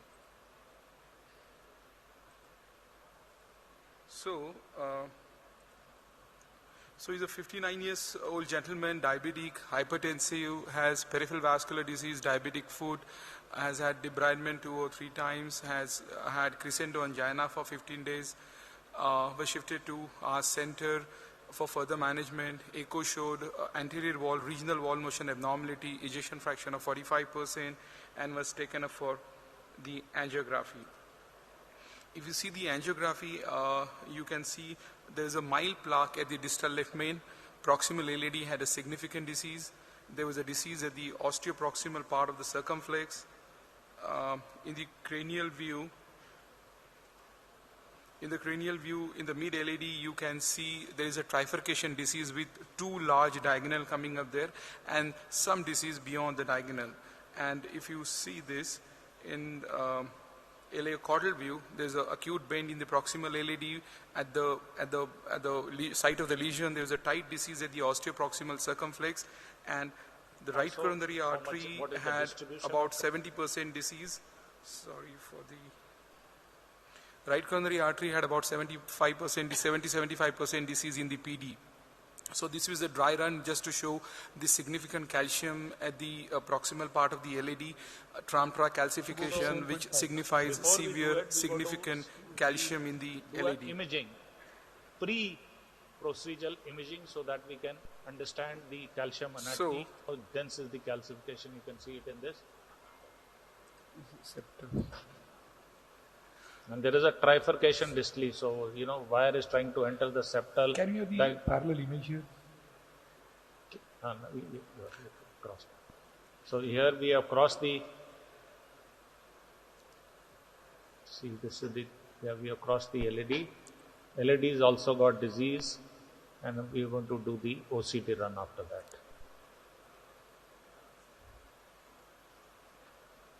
So this is we have crossed. Now we go to do the. Can you get the OCT, please? I think we'll have to dilate it. Will OCT go? I think so, should go.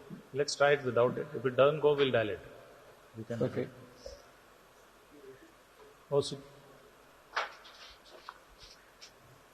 So we did. So as we are doing it with OCT, we are trying to minimize the contrast usage. We are not giving much contrast for the wiring. This is a large artery. You see the size of the circosteum. So here we want to minimize the burr use. So probably orbital will be better because it's a very large size artery, and the same burr we can use in both the vessels, both the branches of the bifurcation.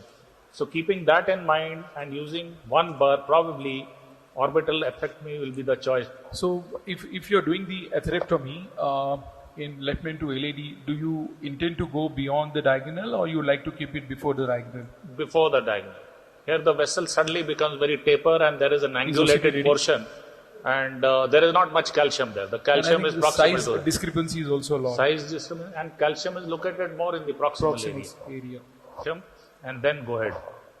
And as we are aware, the calcium is better seen in OCT because as HyBiz is concerned, you can't see below the calcium. The thickness of the calcium cannot be assessed. With the OCT, you can assess the thickness of calcium, the arc of the calcium, and there are points with this which is and there is length of the calcium. Yeah.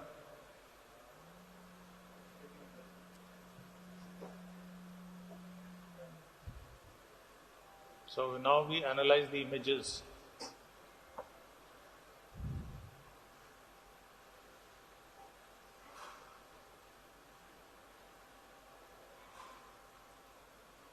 So there was a significant, almost 360 arc of calcium. The depth of calcium was more than 0.5. The length was more than almost 15 to 20 millimeter. There was by all the criteria, the calcification was very significant, large size proximal LED. We had option of doing orbital versus rotational or IVL, but then we thought, for a better luminal gain, doing orbital would be a better choice in this case. So we went ahead with orbital atherectomy. And you can see. Before doing that, we thought we will do... the arc is almost maybe 270. Yeah. It's interesting though, because it's mixed there in terms of its appearance. Akiko, what do you think of... Sorry, please, go ahead. Go ahead. I have muted the volume. She was just saying there's one place where it looks like it may be circumferential.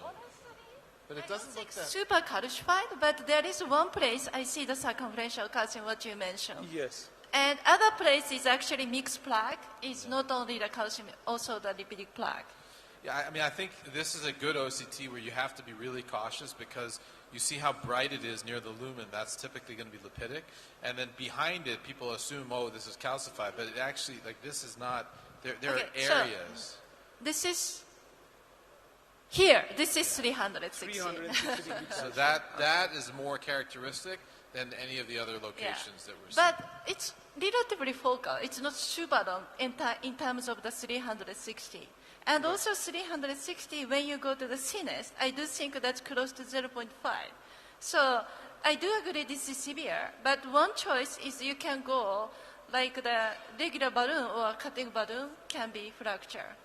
And this is actually one of the things where Ultreon 2.0 is useful because because of the software, you won't necessarily make that same mistake as you make with your eyes when you think that it's extending throughout the whole vessel.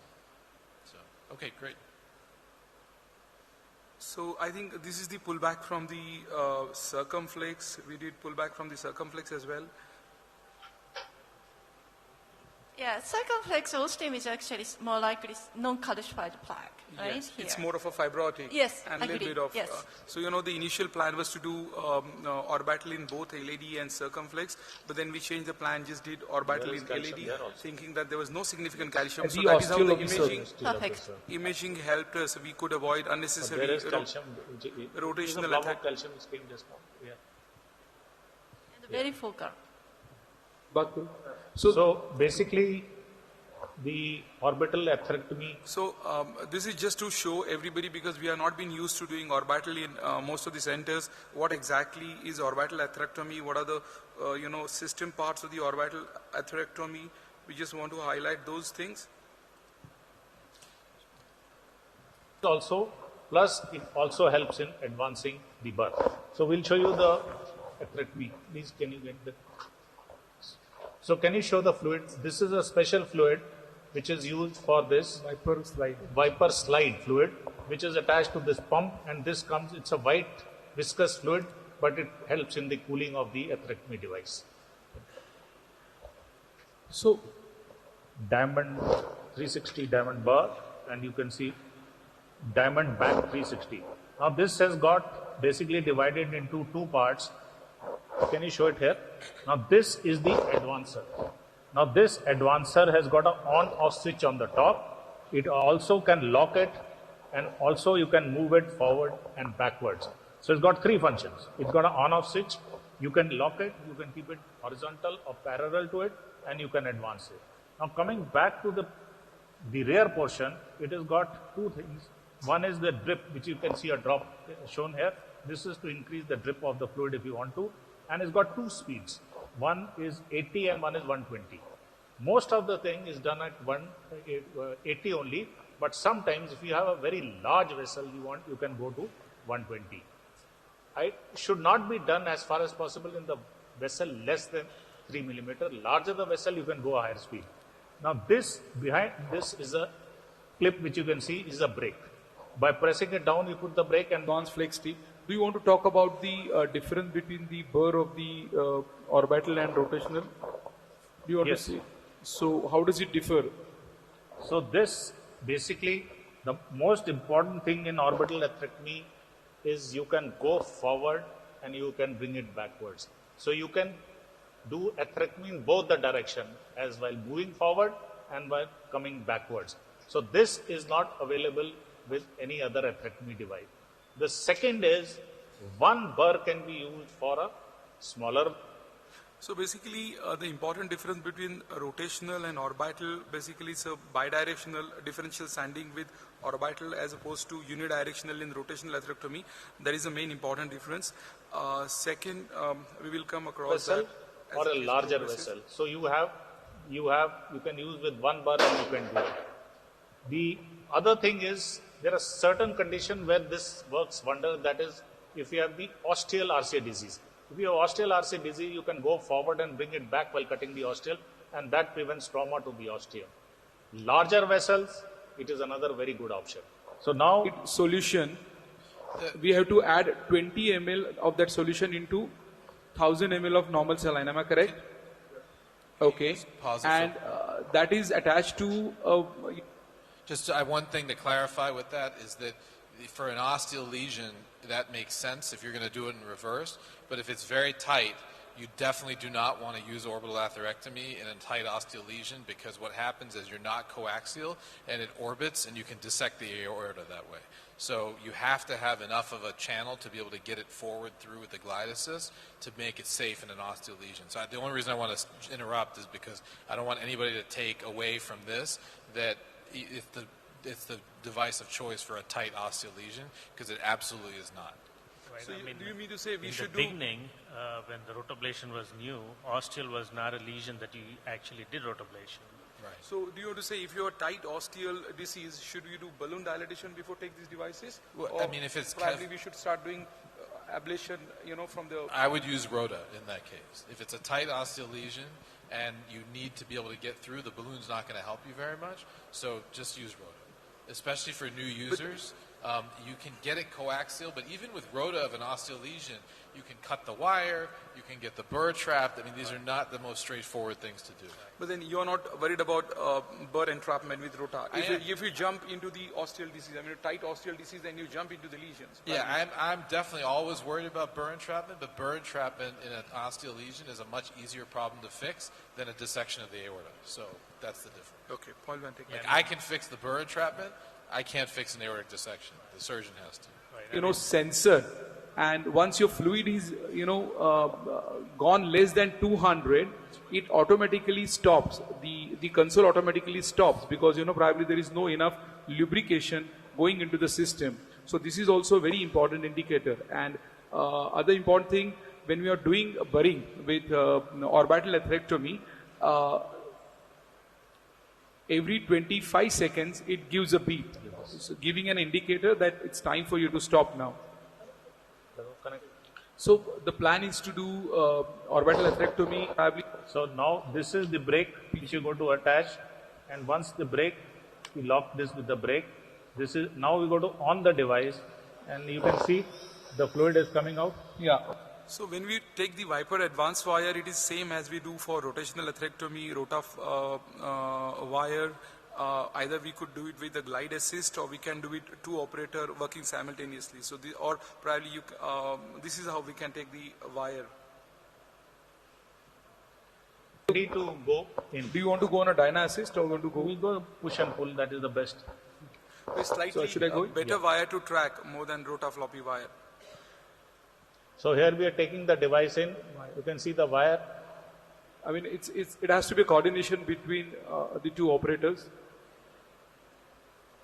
And Sanjog illustrated yesterday, you can do it single operator as well on glide assist, but you just have to have the wire come back as you advance it forward. So And one nice Yeah, thing we about have Glide already Assist removed is the it's tension. 5,000 So here the most RPM. important- Dynaglide is typically 30,000. So it's a really atraumatic way of getting into vessels, and you don't have a lot of tension stored or anything else like that. So it's a nice feature. And you can do it with the brake on or off, which is very nice. You don't have to defeat the brake. But because the wire is free, you have to make sure you're holding the wire so the wire doesn't move. So this is a very important slide just to demonstrate how, what is the main difference between rota and orbital. In rota, we have a quick pecking motions. In rotational atherectomy, vis-a-vis in orbital, we do very slow, gentle movements of the bird so as to get a better luminal gain. So if you see the diagram here, if you are about 10 millimeter per second with 120 RPM, the luminal gain is much lower as compared to 1 millimeter per second with 120 or 80 K speed. So the luminal gain is better if you are very gentle and slow in advancing the bird. Yeah, if you go slow, the biggest advantage also is Done. that the bird trapment is less likely. Right. We are more worried about it than the lumen gain because you're going to change the compliance no matter what. So we have rest the hemodynamics are stable, and we'll again do the bury. So, do you want to say what is the difference between the rotational and orbital atherectomy as far as burying is concerned? I mean, the speed, Yeah, the here at which, how do you go, how the- do you do the pecking movement in rotational versus? See, rotational movement, the movements are fast, they are pecking, there are even what is known as cobra maneuvers have been described. But here it is a Good to slow and a gradual movement. That is the most important here. We are doing a gradual, slow advance. And another thing is, in doing this orbital atherectomy, we do not stop at the lesion. Once we have crossed it, we may come back, not stop the burr in the lesion itself. So he is gradually advancing it about less than 0.5 millimeter or 5 millimeter in a second. The other Probably thing, in the last frame you can see it jumped. Go ahead. because there's no front cutting, there are people who feel that it can't cross tight lesions, but because it spins, it defeats those frictional forces, and you can actually get through lesions that are tighter than you think. For uncrossable lesions, no, that's not the tool. You use rota for that. But for many tight lesions where you might not think it would work, with reasonable guide support, you can actually cross, which is a nice feature. And burr entrapment, it can happen, but it's much, much, much less frequent than with rota. If it does happen, you don't keep spinning. You have to stop. There's a timeouts feature in the thing, and you stop, and then you can sort of bring it back. So this is how orbital works. It modifies intimal as well as medial calcium, fractures medial calcium because it orbits around the vessel. In the vessel, there is a technique called differential sanding. It only ablates the hard calcific things in arteries more than healthy tissue that gets deflated. So this is what we call as a differential sanding. Pulsatile force has much more effect on a deeper as well as superficial calcium. Yeah, my only caveat with that is you have to be careful with wire bias, and you have to be careful around bends, because it's not entirely true that it won't affect normal tissue. So if you take an orbital atherectomy catheter in a completely normal vessel that has a bend on it, you're going to have a problem. So you just have to be somewhat cognizant of the wire bias as you do it. So extreme tortuosity, we should avoid doing. I would orbital. totally avoid it. Totally Absolutely. avoid it in extreme tortuosity. And the cracking of the medial calcium is not just the device by itself; it's the device plus an NC balloon after. And your movement, then does it. we can tell you.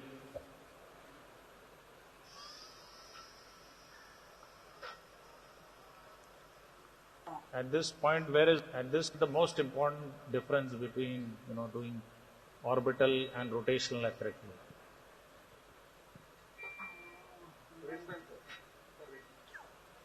काय होते विचार क्या अरे कोडला. So after that, we went ahead, did balloon dilatation with 2.5 and 3 millimeter balloons. Patient at this point of time had some chest discomfort, little, drop in blood pressure, not little cooperative.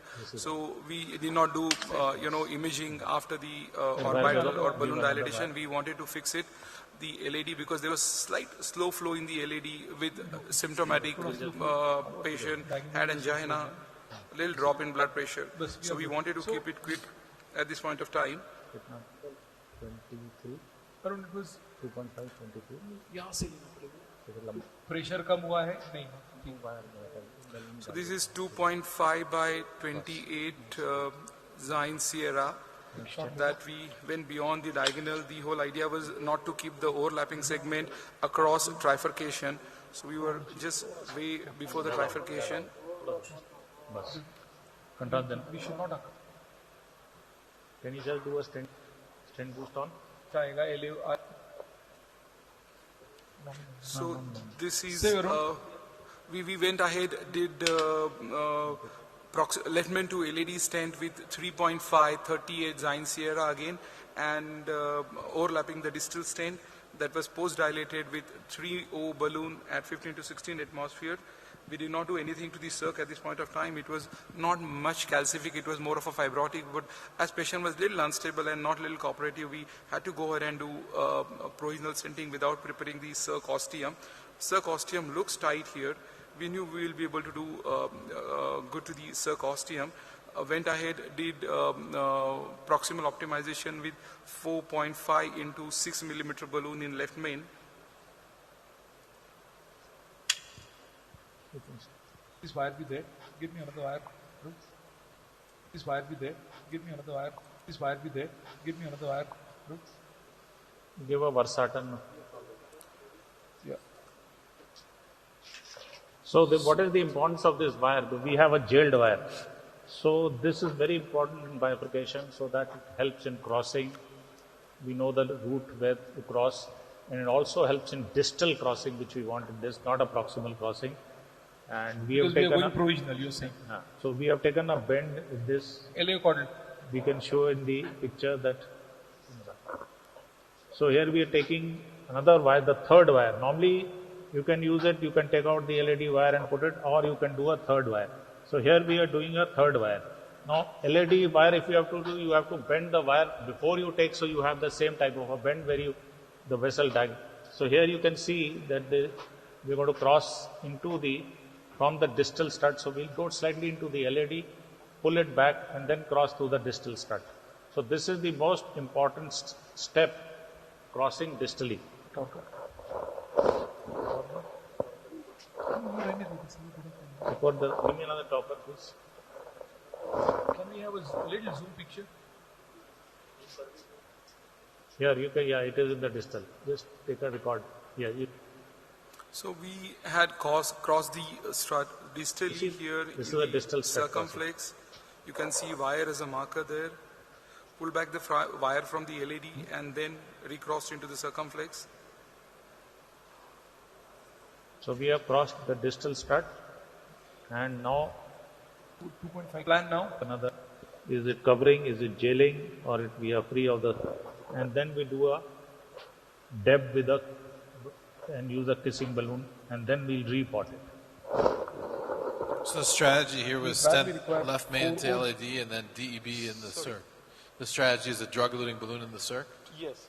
So we cross over, we pre-dilated circ ostium with 2.515 followed by about 3.512. Circ ostium on OCT pullback was about 3.5. So once we prepared the circ ostium lesion well, we thought we'll do provisional with hybrid approach, do DCB to circ. We got a good result on circ ostium. We wanted to keep a less metal as far as possible. Yeah, no, makes sense. And then provisional is the best strategy for such kind of lesions because we have got a good result. If had there been a dissection, probably we would have to change the strategy because it was a big circ. We didn't want to lose that. Give me contrast, please. So this is 3.512 of 15 balloon. So do you want to say any particular precautions we should take when we are thinking or probably contemplating doing DCB when we are doing side branch pre-dilatation? Anything particular thing what we want to do it? Not really. So should we always do with the cutting balloon if you are doing DCB, NC balloon? No, I think if you're if you're reasonably confident about the lesion characteristic, I don't think it is essential to either one. I think you are dictated more by your imaging on how the lesion is. Because of the sac osteum was more likely fibrotic and the chunk of the plaque, I think the cutting balloon here Would have seems been to be a the good better idea. choice. We thought as well as that, but I think we got a good result with 3.5 12 balloon. And there's always a chance of if you have a land up with a significant dissection, then you end up with putting a stain. And then as far as DCB guidelines, even if you have about 30% less stenosis, so I think we should accept it. So we kept that in Especially mind. at this location, I think that if it restenoses, then you can do what you were going to do the first time around. Right. So for the patient, if this works as a strategy, that it's good. What we do need, though, is larger scale, longer term data, because the ostium of the circ always restenoses, and so to see that there's an appreciable difference would be great. So But this looks pretty good. Yeah, so we always know, circ is a different animal, restenosis is much higher at circ. So we try to avoid, even if it is a large, sizable circ, we thought we might as well avoid putting a stent in circ and do a hybrid approach. Yeah. Is it the distal LAD has some spasm or something going on down there too? Good. So we are going to do a DCB in the ostial circ, So we and still we will haven't done keep the DCB. a normal balloon at a lower pressure so that we don't have carinal shift while doing a DCB. But So what size of one misconception about DCB in general, though, is that people think of the DCB balloon as the balloon plus the drug effect, and really what you're trying to use the DCB for is simply drug delivery. So this type of origin, you're not going to get a better lumen with the DCB balloon. That's not the way to think about it. The way to think about it is we're just leaving the drug so that it hopefully doesn't restenose. So what we try to do, what do you feel? Just do plain DCB to the side branch, or keep a kissing balloon and keep one balloon in the main branch as well when we are doing DCB to the side branch? Because the concept of carinal shift or the plaque shift will always be there if you are doing just simple side branch dilatation with DCB. So should we keep one balloon in main branch? I don't think we know the right answer to that, but generally speaking, if you just dilate the side branch, you'll deform the main branch stent. So most would think of some sort of kiss or something like that. Akiko, you agree? You just had a long workshop on bifurcations, right? So should we sequential or should we do kissing, simultaneous kissing? I would probably go with kissing.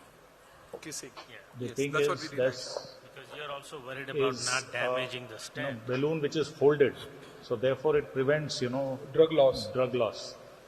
So this is a plain balloon which is and a DCB here. So we are doing simultaneously just to prevent carinal shift when we do this. That is the aim.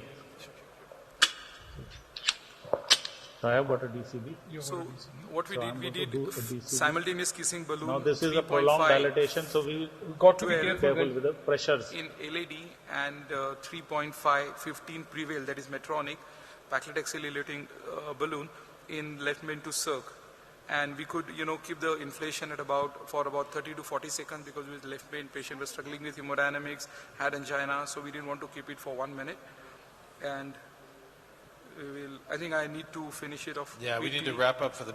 So the I think one advantage of not doing the sequential, not doing it simultaneous, is if you inflate from the left main into the circ, just the DCB, you'll still have flow down the LAD because of the sizing, and so you can probably keep it up for the full minute if needed. So that's just one So thing. there is a small dissection, this Yes, study, and this is hematoma, but I think it's borderline. We realized that it was small dissection, but it was less than a quadrant and less than 1.5 millimeters, so we left it alone. So this is the ostium of the side branch. No struts across the side branch ostium. There was some malapposition in the where there was a LAD trifurcates.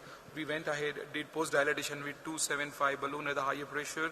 There was some malapposition in the ostial, in the part of the left main. We went ahead and did, blew it further with 4.5 balloon at a very high 26 atmosphere. So that malapposition was also corrected. The origin of the circ looks great. So, Yeah, that looks great. Thank you. So, because of lack of time, I'll just quickly go through. Yeah, just show us the final because we have to wrap up. But a really, really nice case demonstration of, the imaging, the modification, and then So a hybrid this, strategy. the final report, after doing imaging, we realized we had to go up a little bit on a higher pressure at the left main. And so this is the final result. I hope we have the picture. That's great. That's good.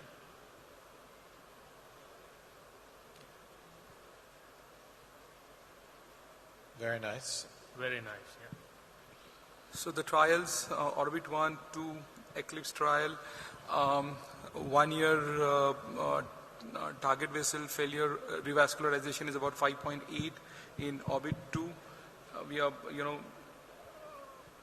this is all we know, and thank you very much. No, that's great. The only thing I would say, before you wrap up, is that so Eclipse is being submitted as a late-breaking trial at TCT. So Marty's talked to you about the structural trials. There will be coronary trials at TCT as well, and that's one of them. So stay tuned. And great job. Thank you so much. We're going to end the Very session. nice. Thank you.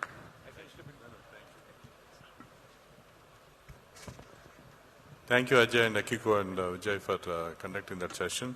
And now we have another interesting session, lunch on symposium, because there's a new technology coming up and we were wanting to focus on it, and we had Dr. Martilion agreed for that, and that's how the new Foldax company requested for this lunch on symposium.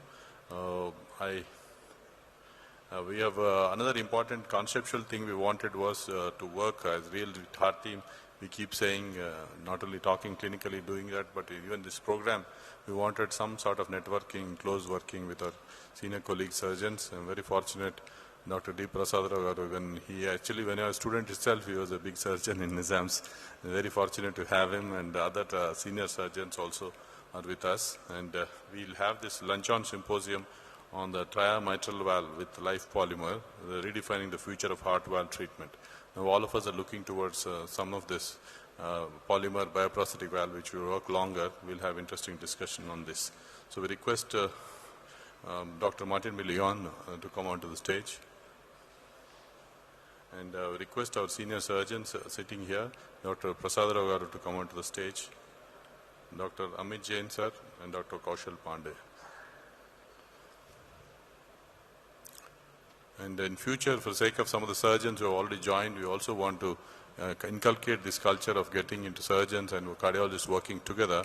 And Edwards and other companies have not only Resilia type of programs, they have promised us that they'll help us in working together. With this, I'm extremely happy that Foldax is a new company which has come up for this program, and thankful to them. And anybody from the company wants to say anything? Anyway, fine. I think they're here working background. To start with, just as an intro, can you project that slide? This new life polymer is supposed to be working longer, as some of the you have seen some of the slides shown by Dr. Martilion, how to improve the duration of this working. There's everything without handheld touching, or everything robotic mediated is done by this. I congratulate this new format, and we're fortunate that Dr. Leon is also associated with this company. This is next slide. I have to control here. Okay. So, as we all know, we all believe in introducing the new things, innovations, and new innovations happen, keeping the necessity, what is required for the patient. That's a beauty. So now we all know that TAVR is extended even to low-risk patients. And what we now are not able to do it in younger is basically because the prosthetic valve degeneration happens. That's why we are not able to recommend this to young patients. But suppose if this can be further worked on, and the same valve which is initially being tried on surgery and can be extended into the percutaneous valve therapies also, which is likely to happen in future, then probably that could improve patient outcomes and increase even the younger patients getting into this therapy. And that will further, if it works closer or longer, it could reduce healthcare options, costs, and broader treatment options too. So let us see now how this triamitral valve life polymer program is redefining the heart valve therapy treatment. So we have 4 sets of talks or 3 sets of talks. Initially, Dr. Martin Leon, then our surgeons also will share their experience. With this few words of introduction, I request Professor Dr. Martin Leon to deliver his talk in this. Thank you, sir.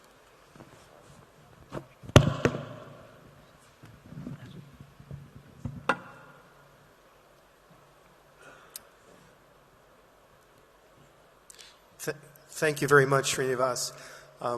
Certainly, this is a great example of how we can work together. Also, how India can lead, and also how we can work together not just as structuralists, but as the entire cardiovascular community, which is imaging, surgeons, structuralists, cardiologists, and that's why this project, for me, is a very exciting project. I've been involved trying to work with the company Foldax to be able to understand how to better use this new powerful material in cardiovascular disease for the past 5 years.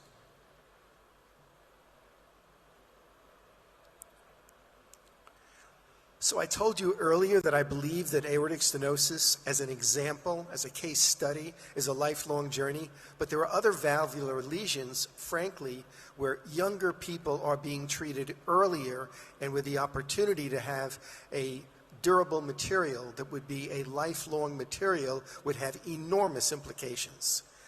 And certainly, when we talk about this lifelong journey, it means that we've got to be very selective about how we manage patients before they get their ultimate treatment, and in particular, how we deal with this issue of bioprosthetic valve durability, since this is really the only material other than mechanical valves that is currently being used to treat patients with valvular heart disease.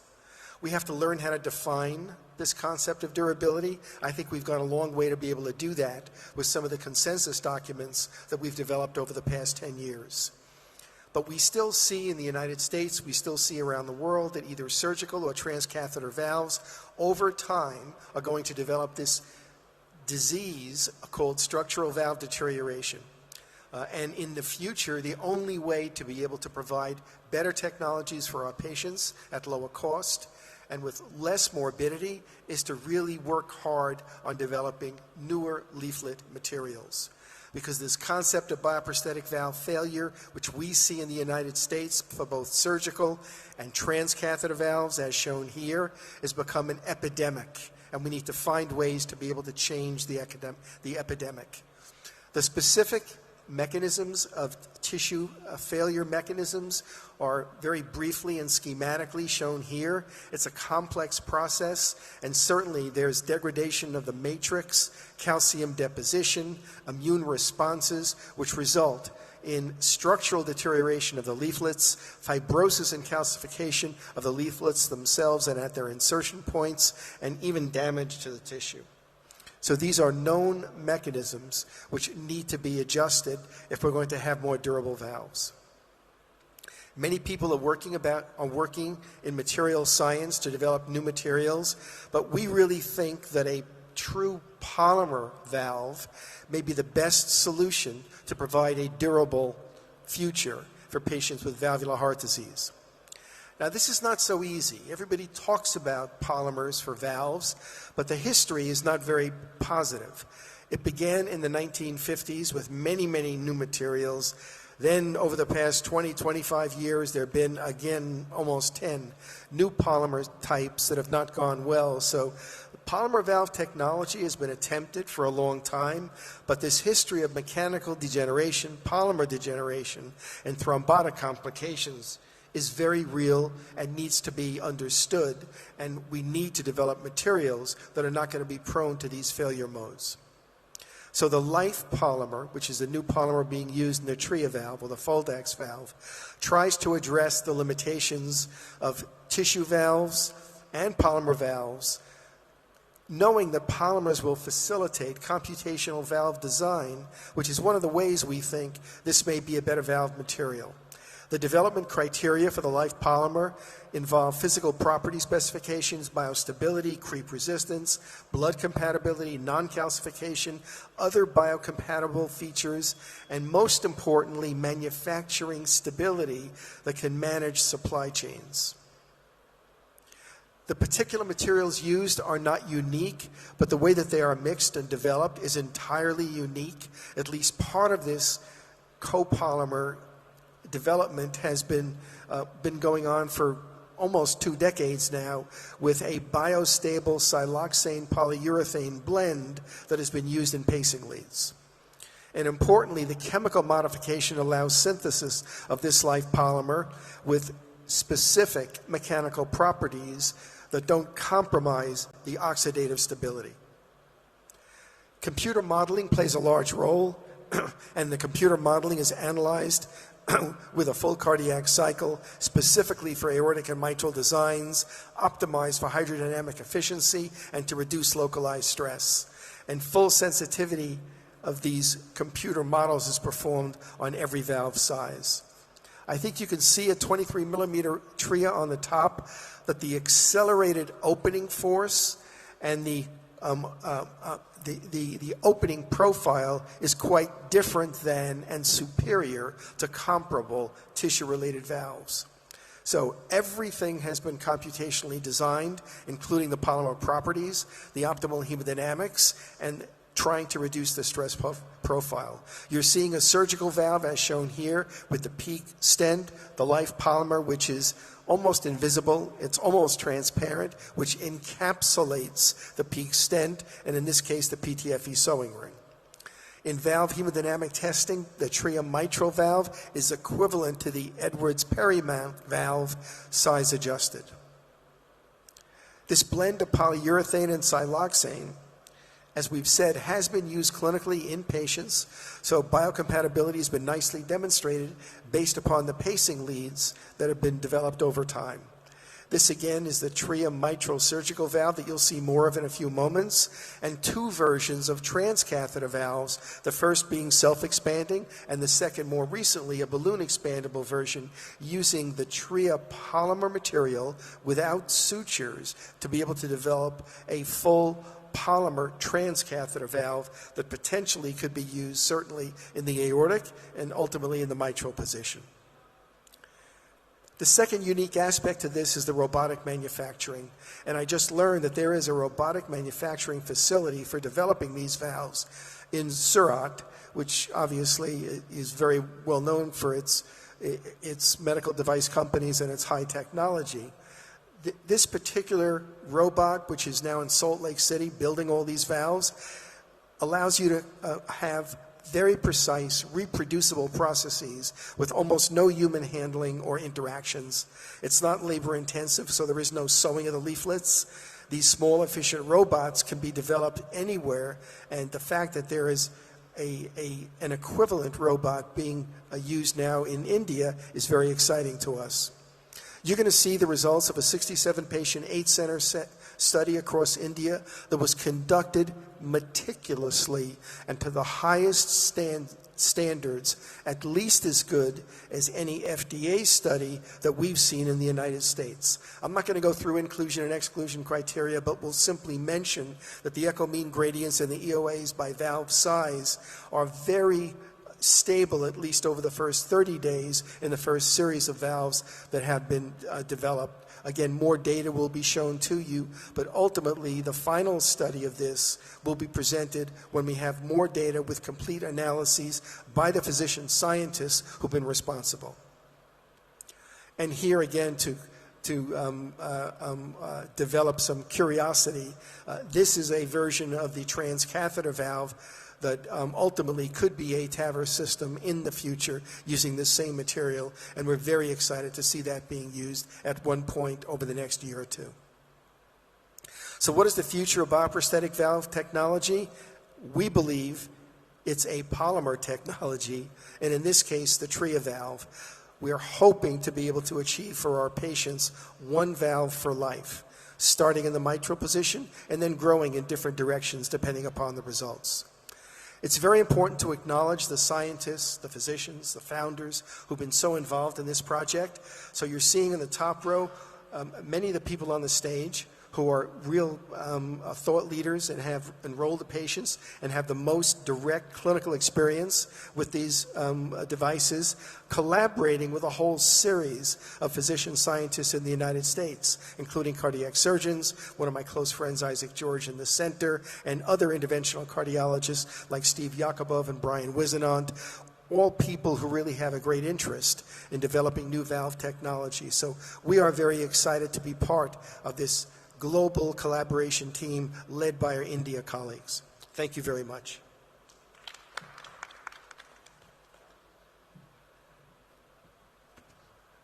Thank you, sir, for bringing us to the exciting aspect of valves working longer and valves being made only by robots, and to share the 30-day clinical experience with us, as mentioned by sir. We have none other than Dr. Kaushal Pandey. This is the beauty of Indian surgeons.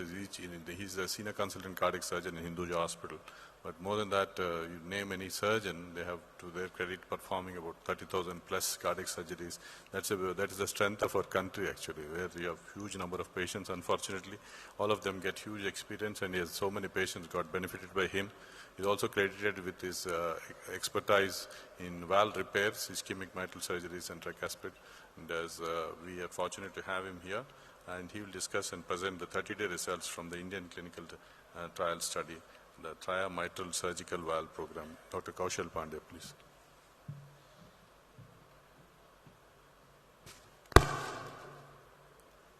Good afternoon, friends. It's my privilege to be speaking to all of you, and especially my talk follows Martin Leon, a living legend in this particular field.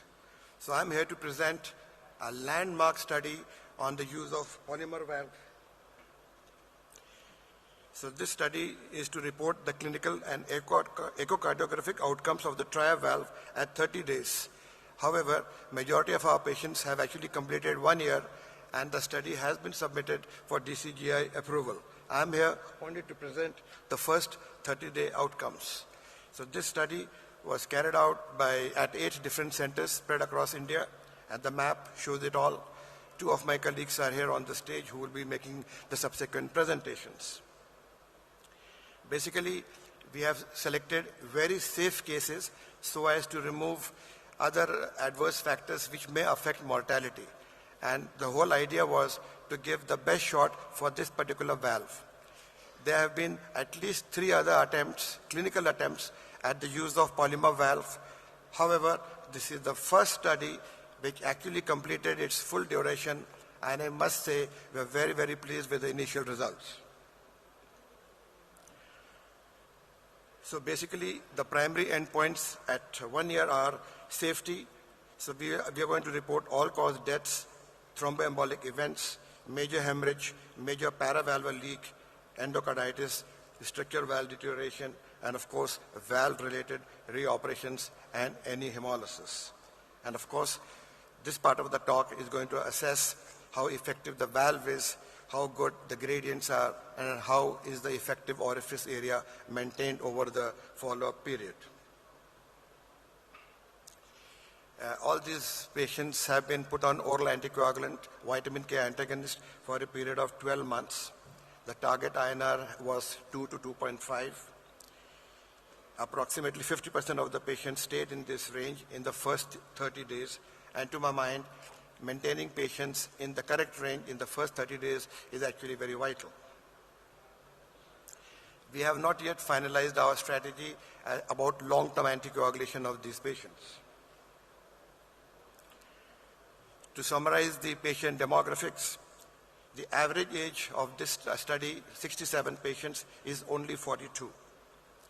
64% of the patients were females, and of these, over 60% were in the childbearing age group. And that's a very important statement to make, because in Asia and in large parts of Africa, rheumatic heart disease continues to plague our population, and managing a female patient who is very young in the childbearing age group, we just don't have the right valve at present. 42% of the patients in this study also had chronic atrial fibrillation.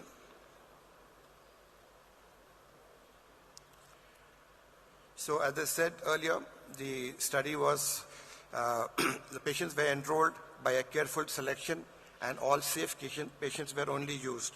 So most of them had completely normal heart function. Majority of the patients had mixed lesion of mitral stenosis and mitral regurgitation. The average mitral valve orifice area was 0.9, and the average LA size was documented at 5.2. We also had this unique CT imaging wherein valve sizes were imposed on the CT image of the patient. This is also the first time we recommended that if the valve was going to cause 50% or more obstruction of the LVOT, then we had to undersize the valve. So this meant that every patient was screened very properly preoperatively to ensure there is no LVOT obstruction going to happen in the postoperative period.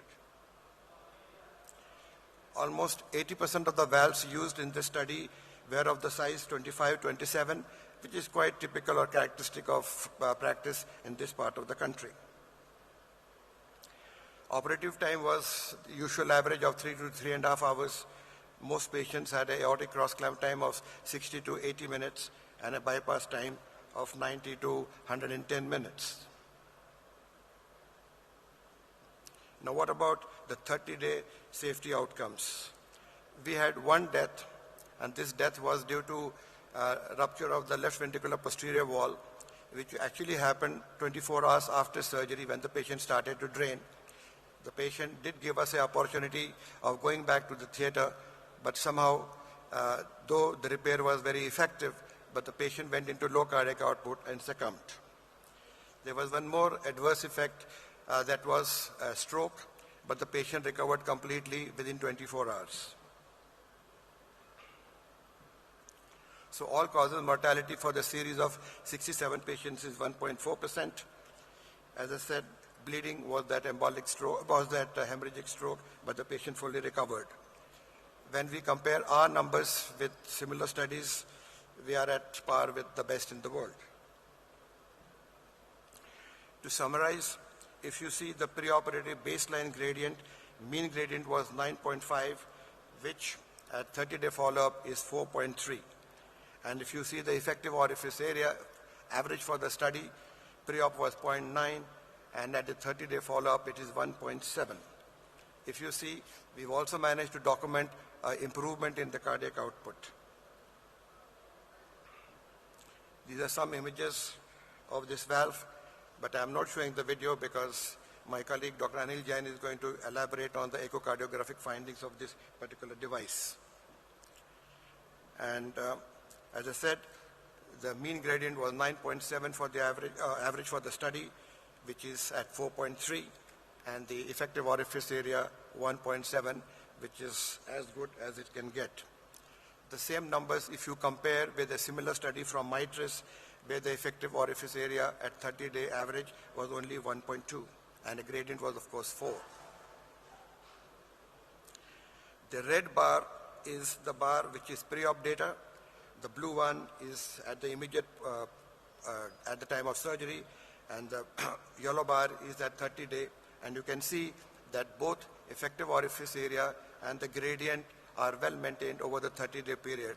Now that we also have a data at 6 months and 1 year, the numbers are maintained. So we are very encouraged by performance of this valve, and I certainly enjoyed being part of this beautifully conducted study. Thank you very much.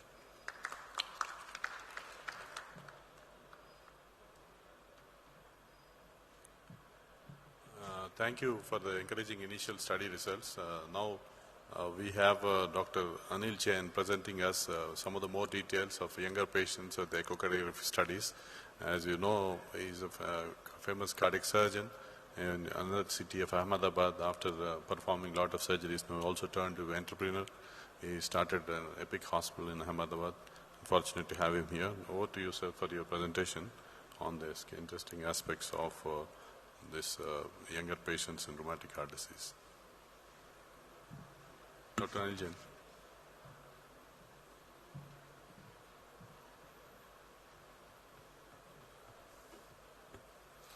Very good afternoon to everybody. It's really a privilege to share the stage with Dr. Marty Leon and be in front of this august audience of cardiologists. We all know that treating valvular heart disease is very difficult, and still the final solution is eluding us. An ideal valve would be one that lasts forever, does not need anticoagulation, and patient can carry out his normal activities without any other valve-related problem. That valve still eludes us, but I'm sure Foldex valve or the Tria valve is a little path forward in this particular direction. I'm going to talk of a young female, 27 years old, who had rheumatic heart disease and was treated using the Foldex or the Tria valve. This patient had a ejection fraction that was normal. The gradient of the valve was 28/12 when she was admitted for surgery, and her mitral valve area was just 0.4 centimeters square. She had a normal coronary angio. We did angiograms for all patients that came in for study. And as you can see on the echo, there is a huge left atrium. The mitral valve is extremely diseased, and there is mitral stenosis with mitral regurgitation. She also had ongoing atrial fibrillation. All patients taken in the studies had a left atrial appendage ligation, and we did try to do a Mays procedure to try to get them back into sinus rhythm after surgery. This lady had a conventional open surgery. We replaced her, excised her mitral valve and replaced it with a 27-sized Foldex valve. And just as we came off bypass, the mitral valve gradient was 5/3. So what I'm trying to stress is we have seen single-digit gradients across the mitral valve. Dr. Marty Leon had shown the valve. The computerized image shows an absolutely wonderful, fully opening valve when it is seen on an echocardiogram. As you can see, even in the 3D image, you can hardly make out that there are leaflets in the valve. The valve is literally invisible to sound images. The effective orifice area was around 1.7 just as we came off bypass. These are some images post-operatively which we have seen. You can see the valve is there. It is opening and closing, but the valve, can I have a pointer there somehow so I can show? Is there a way I can get the pointer going? It's coming. So you can see here that there is this valve here, and you can hardly see any valve. There's no valve seen there. And if you look at the next image, the second image, you see an absolutely quadrangular, nice parallel flow of blood. So that means the valve leaflets open literally completely and allow an excellent flow of blood across the mitral prosthesis. So that is something wonderful. Again, here you can see this is a 12-month follow-up where you can see the way the blood goes through the prosthesis. So there is no obstruction, the leaflets open completely, and you can hardly see any of these leaflets as they open or they close. The only thing that is visible is the tips of the leaflets where they actually fold for coaptation. That is the only area where you can see this area around here. You can see a little bit movement of the valve leaflets. CT scans were done for these patients, and you can see no collection around the leaflet. There is no strut visible, nothing is visible, and it's a pretty decent appearing valve at the end of 12 months. These are some 3D images that I've got, and this image is from the ventricular side where you can see the valve leaflets are moving a little bit. The valve leaflets are not visible, and there is no thrombus, nothing, clean, absolutely clean valve leaflet there. Here you can see this is from the mitral side, the left atrium side. The suture knots are seen, the housing is seen, but the leaflets are as good as transparent. You don't see anything there. And this is the wonder of this valve. The valve leaflets look good and clean. The valve opens beautifully. There is a good flow, and there is hardly any gradient across this valve. So this is actually the wonder of this valve. Look at this CT image. You can see only the struts. Other than that, nothing is seen except the struts as the image goes up and down. We did CT for all of these patients on follow-up, and the only image you could see was the peak stent that was visible during the CT image. Other than that, we saw nothing in these particular valves. As you see, this is the same patient's follow-up over time, and this patient came with a very small mitral valve area, very high gradient, and once the valve was replaced over follow-up, her gradient has stuck to only 3-4 millimeters. That's hardly any gradient, no gradient. It is like this valve has no gradient across it. It opens up beautifully, the flow is excellent, everything looks good and fine. And look at the mitral valve area. It sticks, it stays. There is no reduction in mitral valve area over time. The leaflets, the polymer is so wonderful that it opens smoothly and closes smoothly. And because of that, the the mitral valve area continues to be the same over time. So I would conclude by saying that this would be a wonderful replacement to the available valves. Tissue valves have their problem, mechanical valves have their problem, but the Foldex is a polymer valve. The structure of this valve is more or less like a tissue valve. Hence, there are not likely to be any acute problems in young patients. Even if there is a coagulation or a thrombotic issue, surgeons will get time to go in and do something for the patient before the patient crashes. So it is going to be a boon for younger patients coming in for surgery. Of course, all patients, future also, as all of you are cardiologists, maybe someday you will be able to do a valve-in valve into these valves, which you cannot do for the currently available mechanical valves. So that adds some extra work for the cardiologist too. The performance of this valve is so far very encouraging, and the one-year outcomes have been very good. The valve gradients, the valve barriers are really sticking to what we had expected it to be. This valve will definitely present a unique opportunity for the population in time to come, and I'm sure as the endpoints and the results come up, it will be a wonderful valve to replace from mechanical and tissue valves. Thank you very much for your kind hearing.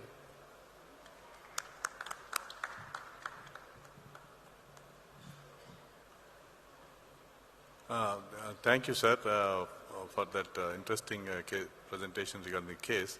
Another aspect which we feel is the porcine, bovine, no animal. Nowadays we are all conservative of the animal. That aspect is also not there. It's all created in the lab, and that will be also a good thing. And you said the cardiologist can put one more valve in it, but probably if it works longer, that may not be needed also. We wish that it works so long, so it will be one valve per patient per lifetime.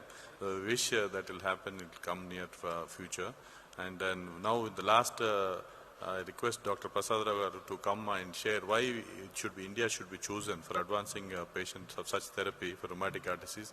My pleasure to be chairing this dais with Dr. Sir. We were students waiting for his opportunity to meet him before. He's Padma Shri, and he has a lot of credits. He was ex-director of Nizam's, and he has done a lot of new innovative procedures, and now he heads a corporate hospital. Over to you, sir. Thank you. Thank you, Dr. Srinivas Kumar.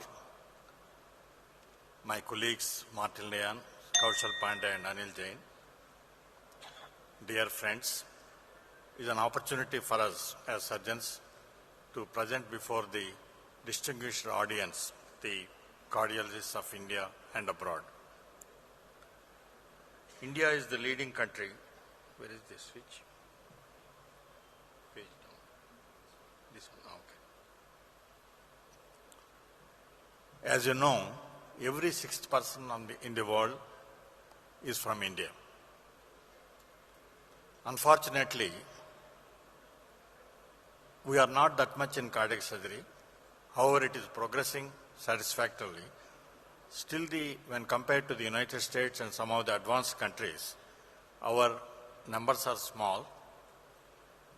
250,000, around 250,000 operations in a year for a country with this much of population is not something which is correct. Now, we are also unfortunately leading in the number of patients with rheumatic heart disease. About 40% of the patients in the world suffering from rheumatic heart disease are from India. This is not something which we are not very happy.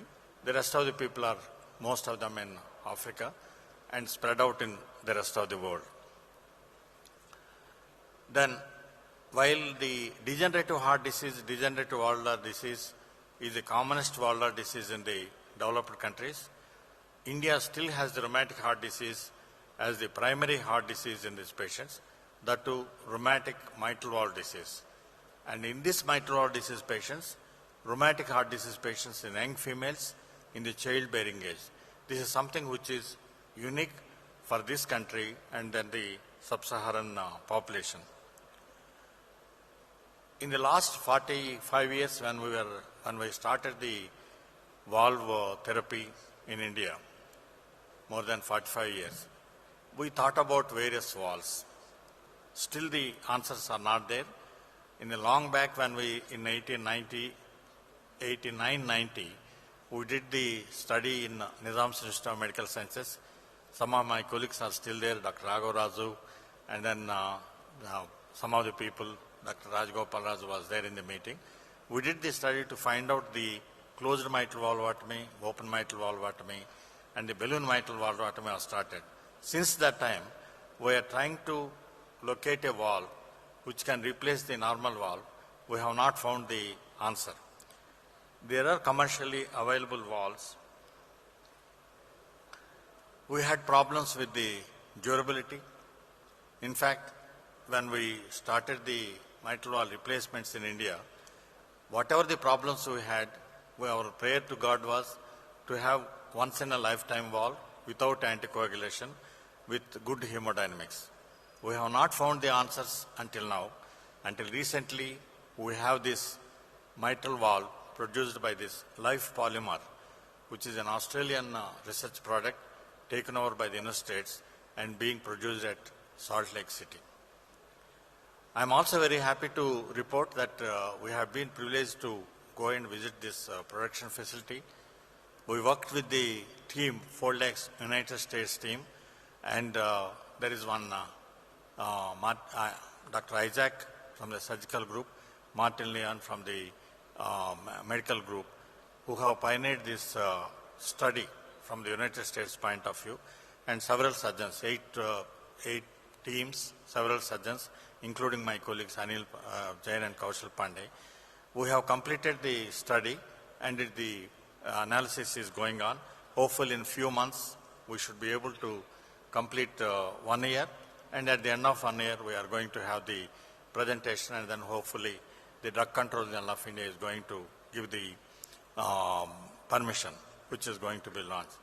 Now, this is very important for the Asian, that is Indian population, and also sub-Saharan population, because of the young Indian population, childbearing population, mothers who are lactating, who are having the children, they can go back to their families, lead an almost normal life. This is the thing which we are predicting. And because of this new development that has taken place, we are likely going to have this valve, which is going to be a once in a lifetime operation for the young lactating mothers. Then, while we are saying that our valve is likely to be good, we also need to have long-term studies, which is likely to be there. We are comparing ourselves with the other biological valve, which are likely to fail around at the present at about 15 years of age. That failure for that 15 years is for the population, which is degenerative valvular heart disease in the advanced countries, like degenerative aortic valve disease and degenerative mitral valve disease. And in this population, the degeneration of the tissue walls are quite fast. That is why this polymer valve, which is going to be introduced in India soon, hopefully very soon in a few months' time, is going to be a landmark achievement in the heart valve therapy and structural heart disease. Hopefully, it may not require replacement. Even if it is requiring replacement, with the technology that is being developed in the Foldex valve, there may be a replacement with the percutaneous heart valve through the valve. With this, I thank Foldex for giving us the opportunity, Dr. Srinivas Kumar and the TCT team for having us to have her here. I thank everybody for attending this meeting. Wish you all the best. Thank you. Thank you. We had interesting lunch on symposium on this new therapy. Before we close, any final words, concluding words? Dr. Leon, you want to say anything?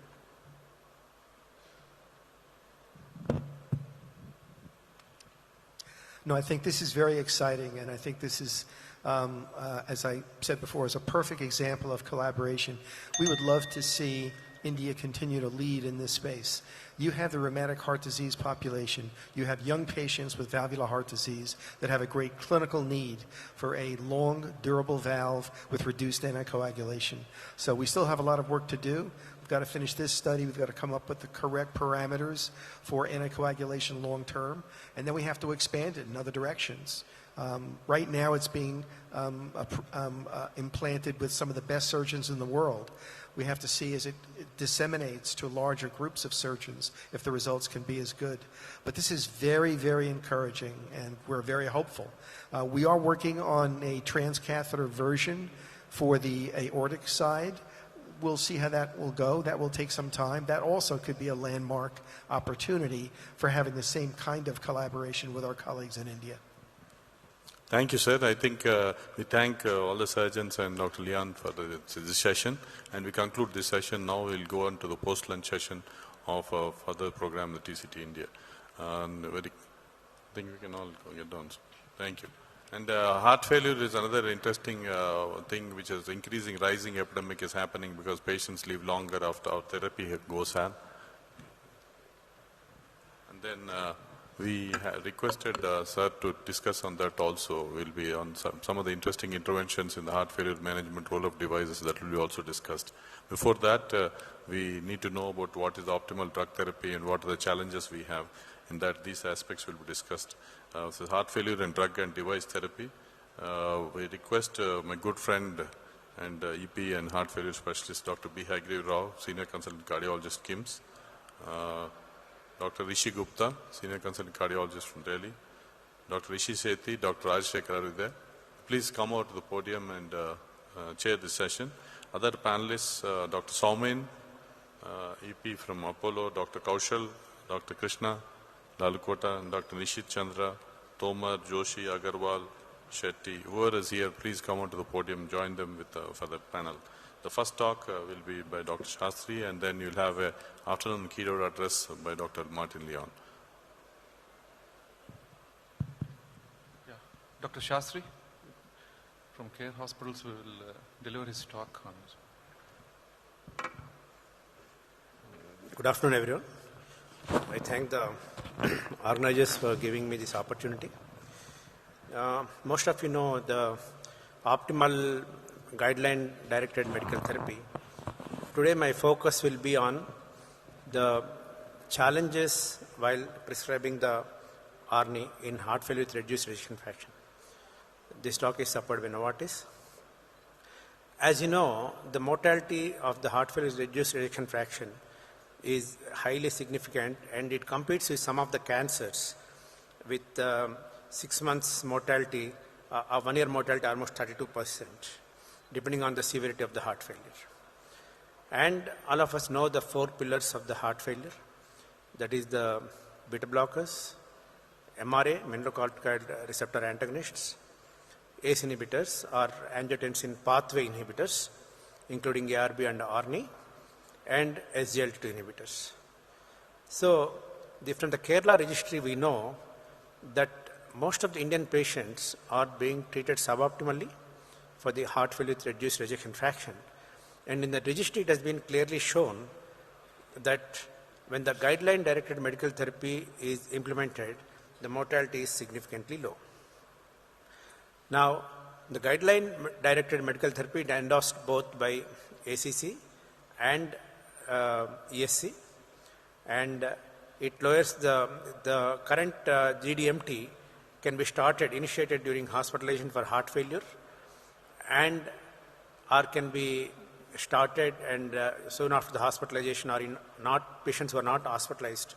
And latest trials show that rapid escalation gives even better results. Now, ARNI, angiotensin receptor neprilysin inhibitor, in chronic symptomatic HFrEF class 2 or class 3 patients who are not tolerant of ACE inhibitors or ARBs, ARNI can be given. And ARNI also is recommended in patients with de novo treatment in hospitalized patients with acute heart failure before discharge. Now, what is the evidence backing ARNI? Most of us remember the paradigm heart failure study. which was published, I think, more than 12 years before. It has shown highly significant reduction in primary composite endpoint that included cardiovascular death as well as the heart failure hospitalization, highly significant. One point that has to be remembered, in the paradigm heart failure study, the sacubitril valsartan was started at a dose of 50 milligrams and escalated to 200 milligrams. And enalapril, most of the patients received 20 milligrams. Most of us in our practice, especially in India, we don't give so much high dose. Most of us nowadays are not giving enalapril, we moved on to ramipril. But even this, we don't give high dose. That point I just want to highlight. Now, in the patients with HFrEF, over a period of 28 weeks, the dose can be escalated from 50, 100 to 100. The latest strong heart failure study, published I think last week, has clearly shown there is significant incremental benefit if you can uptitrate these medicines faster over 2 months period. Now, even while you are giving ARNI, the concomitant use of beta blockers, MRA, all the 4 drugs we give, and fortunately SGLT2 inhibitors and MRA, you don't have to escalate the dose.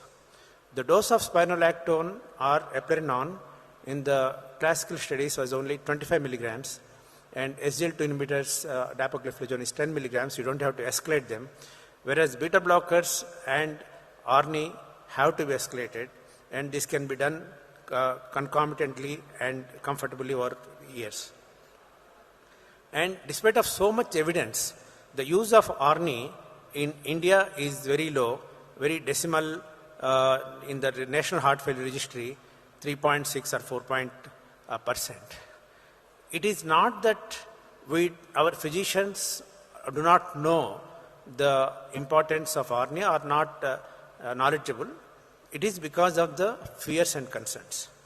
The fear is some patients may not tolerate medication on recommended doses or may have side effects or fearing complications. That is the main concerns. So in an analysis, when we see why the guideline-directed medical therapy is not given as per the recommended dose, the concerns included, as per the ARNI, the concerns are hypotension, hyperkalemia, or just physician inertia, or renal impairment. These are the 3 aspects which I am going to highlight. Why is it the knowledgeable physicians or cardiologists are not giving ARNI, are not initiating, or not escalating? These are the 3 main concerns. Now, coming to hypotension. Patients with heart failure with reduced ejection fraction, heart failure with reduced ejection fraction has to be seen basically as a threat to maintain the blood pressure. When the heart failure occurs, when the systolic dysfunction occurs, the cardiac output is decreased, and to maintain the blood pressure, the vascular resistance increases, systemic vascular resistance, that's what maintains the blood pressure. So, when you decrease the systemic vascular resistance, there is a fear that the blood pressure will fall. But if you allow it, the heart failure will worsen because the afterload increases. Now, when you give ROS inhibitors, they decrease the systemic vascular resistance and can actually lower the blood pressure. So the main limiting factor in the treatment of heart failure is not hypotension, but the lack of understanding the concept of hypotension. Now, what is the optimal blood pressure? How much blood pressure does anybody require? Optimal blood pressure required is the circulatory pressure, perfusion pressure should be sufficient for the person to stand erect and go around to doing his activities. So that much blood pressure, if he can, is sufficient. If it is 90 millimeters or 100 millimeters, doesn't matter. As long as the person can stand erect and go on doing his activities, that much blood pressure is optimal. And it's not necessary that person has to achieve 120 by 80 millimeters of mercury. So when a person is started on ARNI or ascimeters, when the blood pressure lowers, the first reaction is to take away the ARNI. But that is not a correct approach. If there are no signs of congestion, discontinue or decrease the diuretic dose first. If that's not, if you have to give that optimal dose, see if there's any other medicine like isosorbide hydrogen or calcium channel blockers or similar drugs which are causing the hypotension, and first you decrease them before decreasing the sacubitril valsartan. And even in patients who have achieved lower systolic blood pressure, the sacubitril valsartan combination is beneficial in decreasing the mortality and hospitalization. And hypotension that occurs with ACE inhibitors is actually much more problematic. Risk of death is higher than hypotension caused by ARNI. So one can safely use ARNI even when you have got borderline hypertensions. Other problem is hyperkalemia. With growing number of CKD patients, heart failure patients taking RAS inhibitors and MRAs have hyperkalemia. Actually, at one point of time we were seeing more of hypokalemia in heart failure patients. Now we see more of hyperkalemia. Compared to ACE inhibitors, ARNI has lower incidence of hyperkalemia. And also, when you combine with mineralocorticoid receptor antagonists, the hyperkalemia is not so severe. So one is more comfortable, one have more leverage while giving ARNI when suspecting hyperkalemia. Then third problem is the renal failure. The cause of worsening renal failure during decompensation episodes needs careful thought because heart failure and renal failure go together. One common misconception is the renal failure is often due to decreased cardiac output. While that is true, the most important determinant of the azotemia or worsening renal failure is the increased central venous pressure. So nearly 1/3 of the patients with heart failure who have got azotemia, you decrease the central venous pressure by enough diuretics, the renal failure improves. Now, what I mean to say, there are different causes of renal failure. If you go through the cardinal syndrome type 1 to 5, we see the heart failure, renal failure combination is not one entity, it's different entities.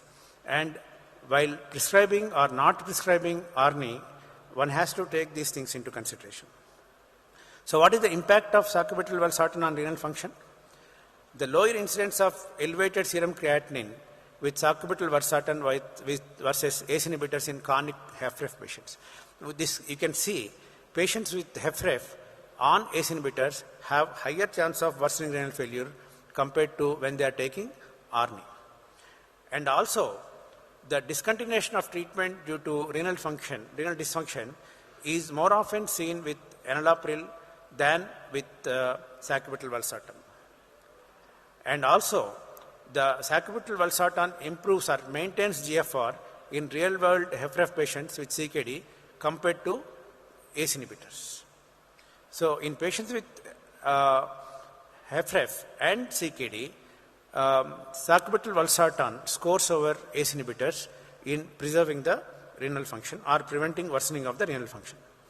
In patients with renal dysfunction, when the GFR is more than 60, there is no need for dose adjustment. With moderate GFR reduction between 59 to 30, also again there is no need for dose adjustment. In severe heart failure, severe GFR reduction less than 30, one can start with 50 milligrams and then gradually increase, monitoring the serum creatinine levels. So in conclusion, lack of GDMT was associated with higher risk of mortality in Indian heart failure patients. ARNI is recommended as first-line therapy for all HFrEF patients, but use of ARNI is very low in India. Sacubitril valsartan has good overall safety profile, significantly lower risk of death despite a hypotensive event. Serum potassium levels are persistently lower with sacubitril valsartan as compared to enalapril, and significantly lower reports of serum creatinine more than 2.5 milligram per deciliter with sacubitril valsartan as compared to enalapril. Thank you very much.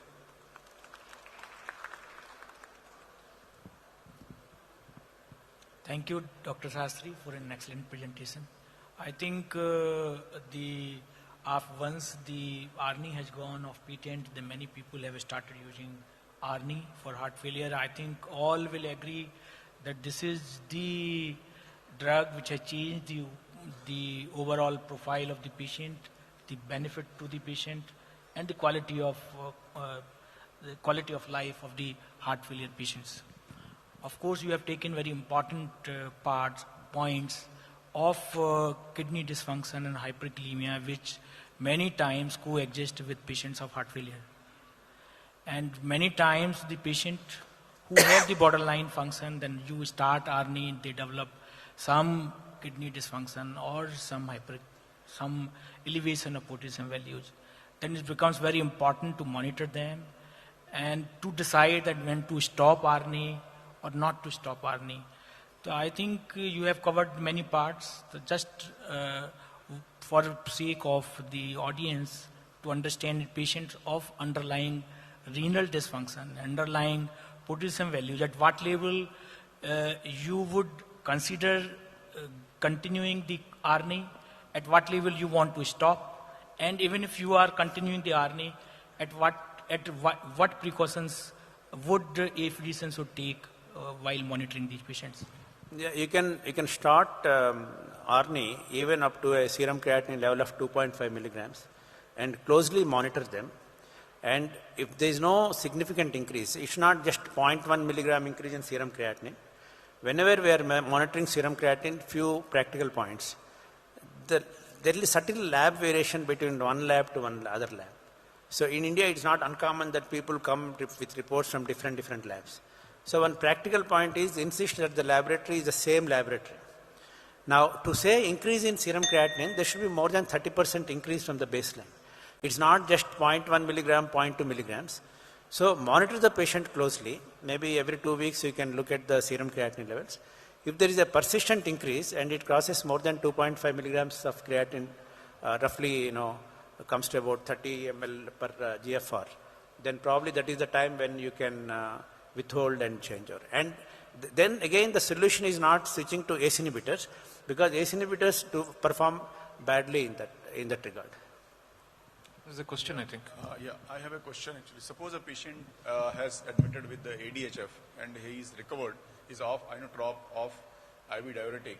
So out of the 4 pillars, which do you want to start first? Then is there any sequence like that? We should introduce one by one. Yeah, earlier people used to think there is a sequential therapy. There is no need for sequential therapy. You can start SGLT2 inhibitors and mineralocortical receptor antagonists straight away, unless there is a contraindication. And generally it is thought that the people who are hypervolemic, you go with ACE inhibitors, and person should be euvolemic before you start beta blockers. You can start them small dose simultaneously. I would urge you to look into strong heart failure trial, which is published I think a couple of weeks back or even 1 week back in JACC, and they started early and rapidly escalated. Then there is no need for so-called sequential therapy. You can start depending on the patient condition, depending on the blood pressure, depending on the fluid status. You can start simultaneously. Yeah. Thank you. Sir, I have one question. Sir, we are running time. So we have a patient where the creatinine is around 9.5. We are doing 2 dialysis, hemodialysis, and dog is on enalapril with right side heart failure. Urine output is very low, less than 50 ml. With that, can we shift him to the ARNI? Yeah, you should be courageous if the patient is on such a severe renal failure and dialysis. There is some data to show that people on dialysis, you can still give RNA and SGLT2 inhibitors, but it is not in the guidelines. So if you do it very cautiously. I think you can still do it. But what's the role of calcium channel blocker in such cases? Calcium channel blockers in heart failure have no role. Okay. Almost all calcium channel blockers, I am talking about HFrEF, heart failure with reduced ejection fraction. Yeah. Almost all calcium channel blockers have negative inotropic effect, except probably amlodipine.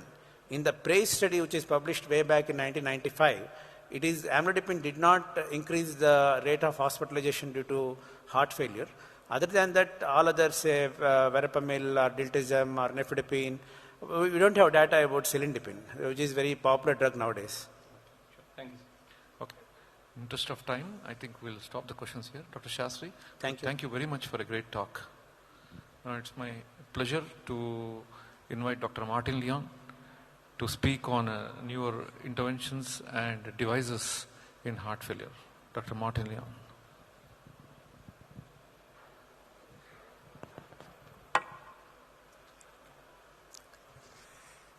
Thank you very much. I feel a little bit out of place because I am not a heart failure specialist, but I'm doing my best to learn and learn quickly, because for the last 5 years it's become obvious to me that heart failure is the epicenter of the future of cardiovascular medicine, that everything that we do ends up with heart failure. Whether it's cardiomyopathy or ischemic heart disease or valvular heart disease or rhythm disturbances, heart failure is the final common pathway. So we have to focus our attention at being able to manage heart failure, and we believe that there's a role for complementary transcatheter medtech approaches with this advancing, very formidable pharmacology. So I'm going to try to give you at least some of our perspectives, and I'll go very quickly, but give you a very broad sense as to how many things are being tried now in the heart failure space that are more device-related. We became interested in this several years ago when we developed a meeting called THT, which was Technology and Heart Failure Therapeutics. It was led by a very close personal friend of mine, Dan Burkhoff, who's one of the key physicians, who's a heart failure physician but understands hemodynamics and is very device-oriented. I'm going to try to divide this up in a very organized way. I want to give you some general concepts and the rationale for using devices in heart failure, and then to give you a whole series of scenarios that are now so-called hot topics in heart failure that cross over to device-based approaches, including cardiogenic shock, the use of intraatrial shunt devices, remote monitoring strategies, acute decompensated heart failure for decongestion therapies, and then LV remodeling approaches. And I'll do this very quickly, but give you at least an overview of the breadth of what we're trying to do to, again, complement what our colleagues are doing on the pharmacology side. So some general concepts. I've been taught that heart failure is a chronic systemic disease. There are many cardiac, hemodynamic, neuroendocrine, and inflammatory therapeutic targets, and you see the host of different organs that are affected by heart failure therapy. There is no question that over the last 5 to 10 years that the new, what I call super pharmacology, has had a huge impact in managing patients, particularly with heart failure and reduced ejection fraction. So now we have the multiple pillar concept, and you've already heard a beautiful lecture on how ARNIs are being used, integrated. SGLT2 inhibitors are now very big in the United States as well. So there are many new drugs in heart failure that certainly are having an effect. But the reality is there's still a significant residual risk, that's an important phrase, of events in advanced heart failure, despite optimal medical therapy. So this is from a landmark study. This is the control arm of the COAP trial, which is a study looking at inpatients with optimal medical therapy who were randomized to mitral TEER. And this is the control group, and you can see the event rate, despite optimal medical therapy, was extremely high. And if we look at other studies, like the control groups of GUIDE-HF, irrespective of the heart failure category, whether it's HFpEF or moderately reduced EF or HFrEF, still very high residual risk of events in advanced heart failure just with GDMT. Although interestingly, the Momentum 3 trial, a pivotal study looking at LVADs in even more advanced heart failure, are now beginning to show some stability of both the composite endpoint and the overall survival. And this is as destination therapy. So we think there's a therapeutic gap that remains in the treatment of HFrEF. Certainly, what you've just seen with pharmacology, extremely effective. But as the disease progresses, before you're dealing with a situation where you require LVAD and transplant, there is a therapeutic gap. And that therapeutic gap is now being filled by a variety of devices. You've heard mitral TEER 1 and several others that we'll be talking about. Now, even with some of these devices, we think there's still a significant residual risk of events in advanced heart failure. So despite mitral TEER as the treatment arm in the COAP trial, the device group, even though it was better than the control arm, was still not very good. There was still high event rates, and this is only at 2 years. At 5 years, it's much worse. Same thing when you look at pressure monitoring in the GUIDE-HF study, we see there's a very significant residual risk of events even in the treatment group, which basically says it's not good enough. Whatever we're doing currently with devices may be a little bit better than optimal medical therapy under certain circumstances, but still not good enough. So this is the area of devices in development to see if we can augment the effect of device-based therapy, complement its use with all of the important pharmacology to get better clinical outcomes for our patients. So heart failure is a systemic disease. It is progressive. Significant advances in medical therapies we've just discussed. But in advanced disease, there is still significant residual risk of mortality and hospitalization. There are many untapped targets, and many of the device-based strategies under development and investigation are trying to address this. Some of these are invasive, and many of them are deployed using percutaneous or transcatheter approaches. So this brings us to the integration of heart failure specialists and interventionalists, and we now whimsically call this interventional heart failure. We are trying to see how we can work with our heart failure colleagues to improve patient outcomes in heart failure. Okay, let me go on to some specific case examples. We're going to start with cardiogenic shock. This is the problem with cardiogenic shock. There have been a lot of randomized controlled trials. They're very difficult to do, and the outcomes have been almost uniformly have been completely unfavorable. There's been some interest and excitement with the percutaneous microaxial flow pump device, the so-called Impella, in a variety of settings, even in the role of AMI cardiogenic shock, as shown here. But I will tell you, even though it's gaining popularity, support for the benefits of therapy have not been very clear, and there's growing concern regarding complication rates. But I will say that recently at the ACC meeting, there was the results of the DANGER trial that was done outside of the United States, and it was a randomized trial looking at a percutaneous microaxial flow pump, the Impella, in infarct-related cardiogenic shock.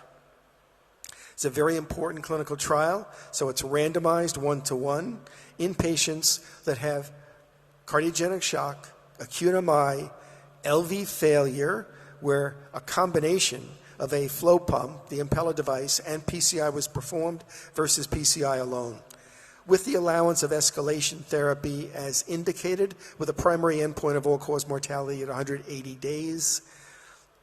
Over 350 patients were randomized. These were your typical patients, very sick, median LVEF 25%, largely LAD or multivessel disease, and Sky Class C, D, or E shock. So clearly, this is a sick population of patients.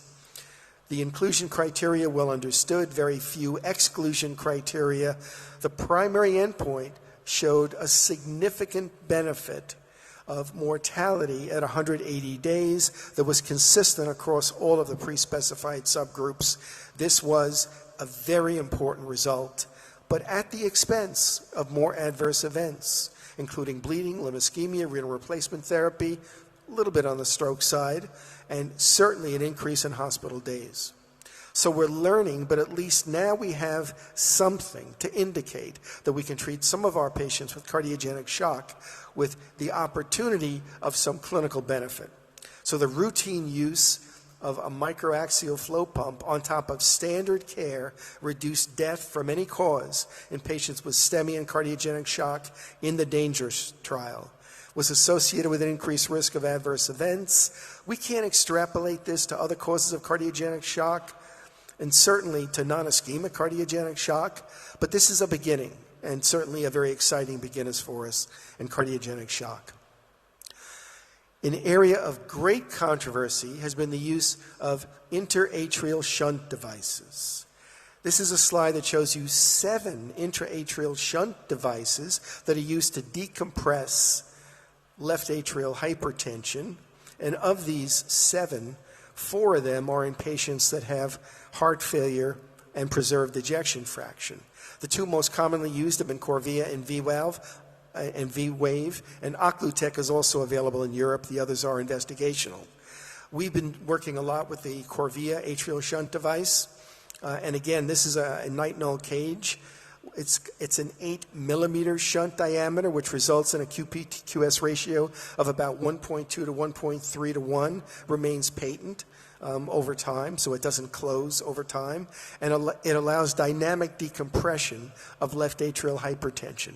We did an initial sham-controlled randomized trial in 44 patients with hemodynamics and exercise supine bicycle hemodynamics to indicate that by putting this device in, we see a separation and we see reduced pulmonary capillary wedge pressures during exercise with this shunt device, which gave us a mechanistic justification for doing a pivotal clinical trial, which was called the Reduce LAP2 study in 626 patients. This was sham-controlled, and the outcome was negative.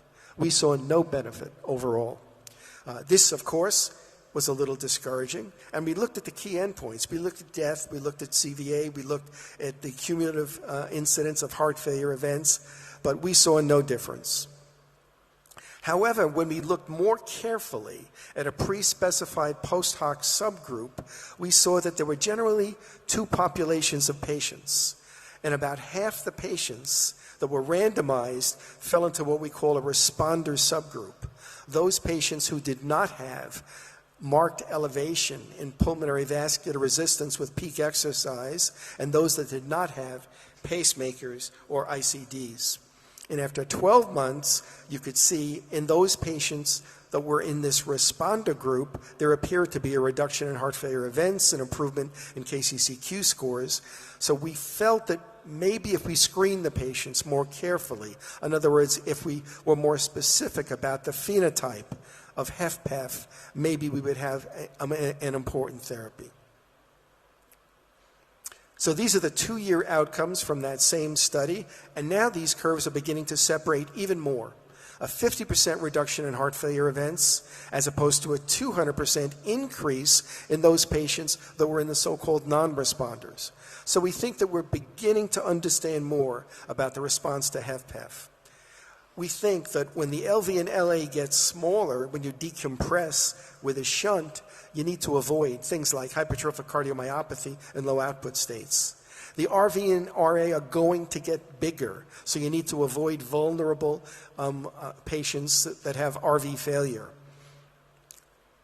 The tricuspid annulus is going to dilate a little bit, so you need to avoid moderate or greater TR in the patients. And the blood needs to get back to the left heart, so you've got to avoid latent pulmonary vascular disease. Now at the ACC, that same ACC, there was another study using another one of these interatrial shunt devices in a study called Relieve HF. And this was both in HFpEF and HFrEF. Now, for the overall population of about 500 patients, again, out to 24 months, there was no benefit overall. And in the individual events that were looked at, there was no benefit overall. And there was no change in the KCCQ scores over time. But when you divided the populations between those patients with true HFrEF, EF less than 40, and patients with EF greater than 40, the results were totally different. And in the patients that had reduced ejection fraction, there seemed to be benefit. Those with preserved ejection fraction, there seemed to be worsening. So it was very interesting that there was, again, a responder and non-responder population. Now, I will say the preserved EF patients in this trial were much, much sicker than the studies that were enrolled in the Reduce LAP2 trial. Interestingly, irrespective of the improvement in heart outcomes, there was not much change in KCCQ scores. And again, this is a sham-controlled study. So, are shunts harmful in all HFpEF patients? Frankly, we think the 2 studies indicate the same thing, that in reduced LAP non-responders, they responded like the Relieve HF group of HFpEF patients. So this to us was concordant. We think that phenotype matters, And if you really identify the correct phenotype of HFpEF patient, that there may be some role for treating patients using an intra-atrial shunt device in the difficult to manage HFpEF patients. And we're now in the middle of a responder HF trial, which is to prospectively confirm that observation and that hypothesis to see if we can demonstrate, using careful physiology, careful patient screening, the responder group, and demonstrate in a sham-controlled study clinical benefit, and that's ongoing. Now, an area of great interest has been remote monitoring strategies. Now, this is not so much a single device, but a concept. And the concept is that the patient becomes part of the therapy. The patient gets trained in the use of new technologies, data gets developed, it gets uploaded to the cloud, it then gets analyzed by not just physicians, but physician surrogates and data scientists. Then there's a delegation of decision-making that goes back to the patient to adjust therapy, and all this is done out of hospital and remotely, because the numbers of heart failure patients are too difficult to manage unless we have a much more facilitated and efficient process. Now, some of the early work done with ambulatory hemodynamic monitoring demonstrated very clearly in 3 clinical trials, Champion, Guide HF, and Monitor HF, a very consistent effect, regardless of the EF category, or those with prior heart failure hospitalizations, a very significant reduction in heart failure hospitalizations using implanted ambulatory hemodynamic monitoring devices like the CardioMEMS device. In fact, if you pool several of these studies, you not only see a change in hospitalizations, but actually a mortality benefit over time. This is with invasive hemodynamic monitoring with an implanted device which gets interrogated. Remote monitoring options in heart failure are expanding. The most easy ones are the patient-collected data. Weights, vital signs, there are new things with voice patterns and lung water. A host of new wearable devices, multi-parameter sensing via a lot of the CRM devices that are already implanted, and then what I just mentioned, the implantable hemodynamic monitors. So there are multiple categories of new monitoring devices. The CIED-based multi-parameter monitoring devices have now already been demonstrated to anticipate heart failure events. So we're beginning to get the indication that this class of device may be very helpful in anticipating events. The wearables certainly give us a great deal of information, but the kind of information, heart rate, respirations, impedance, activity, may not be clinically useful by itself, but now some advanced application of machine learning analytics is being used, and we do think it may provide actionable indicators for impending heart failure decompensation. So now this concept of sensor-aided heart failure management is becoming more of a reality to people. The real-time data from patients are utilized to generate a personalized baseline. Deviations from baseline trigger clinical notification, and then clinicians review the individualized data to direct intervention. There are many challenges that lay ahead, and I'm not going to go through all of them. Personnel, cost, equity, workflows, algorithms to respond to these deviations. So this is still a work in progress, but it's very exciting. It would not be exciting enough if it was just a matter of, are we going to be able to change the diuretic dose a little bit? We've got to be able to facilitate GDMT, and these are some studies to indicate already that they've been able to demonstrate that you can facilitate the correct and accelerated pathway to achieving GDMT. At New York Presbyterian Hospital, we've now enrolled 1,600 patients in a centralized heart failure monitoring program. So this is remote patient monitoring. And it's a very diverse population. And it uses a variety of different devices, implantables and non-implantables. So far, we've been able to demonstrate and publish a 128% increase in guideline-directed medical therapy, a 55% decrease in all-cause hospitalizations, a 77% decrease in heart failure hospitalizations, and the patients seem to love it. So we're beginning to demonstrate that we can use this in hospital systems. Remote monitoring options are expanding. Ambulatory hemodynamic monitoring is effective in reducing heart failure hospitalizations and mortality, especially in the high-risk patients. New trials will define the role of this multi-parameter monitoring using CIEDs and wearables. Machine learning and AI will be critical to help us to make all of this complex data streams into actionable alerts. There'll be standardized workflows and algorithms. The ultimate goal is to empower the patients for self-management using these tools. An area of great consistent concern for us has been acute decompensated heart failure. And we've worked hard to understand how we can categorize these decongestion therapies. And we've come up with an algorithm called DRIPS, and I'll show it to you in a moment. The pathophysiology of acute heart failure is well known. Elevations in CFP, wedge pressures, cardiac output and blood pressure go down. Ultimately, there's a reduction in urine output and diuretic resistance. I think all of the smart clinicians in this room understand this.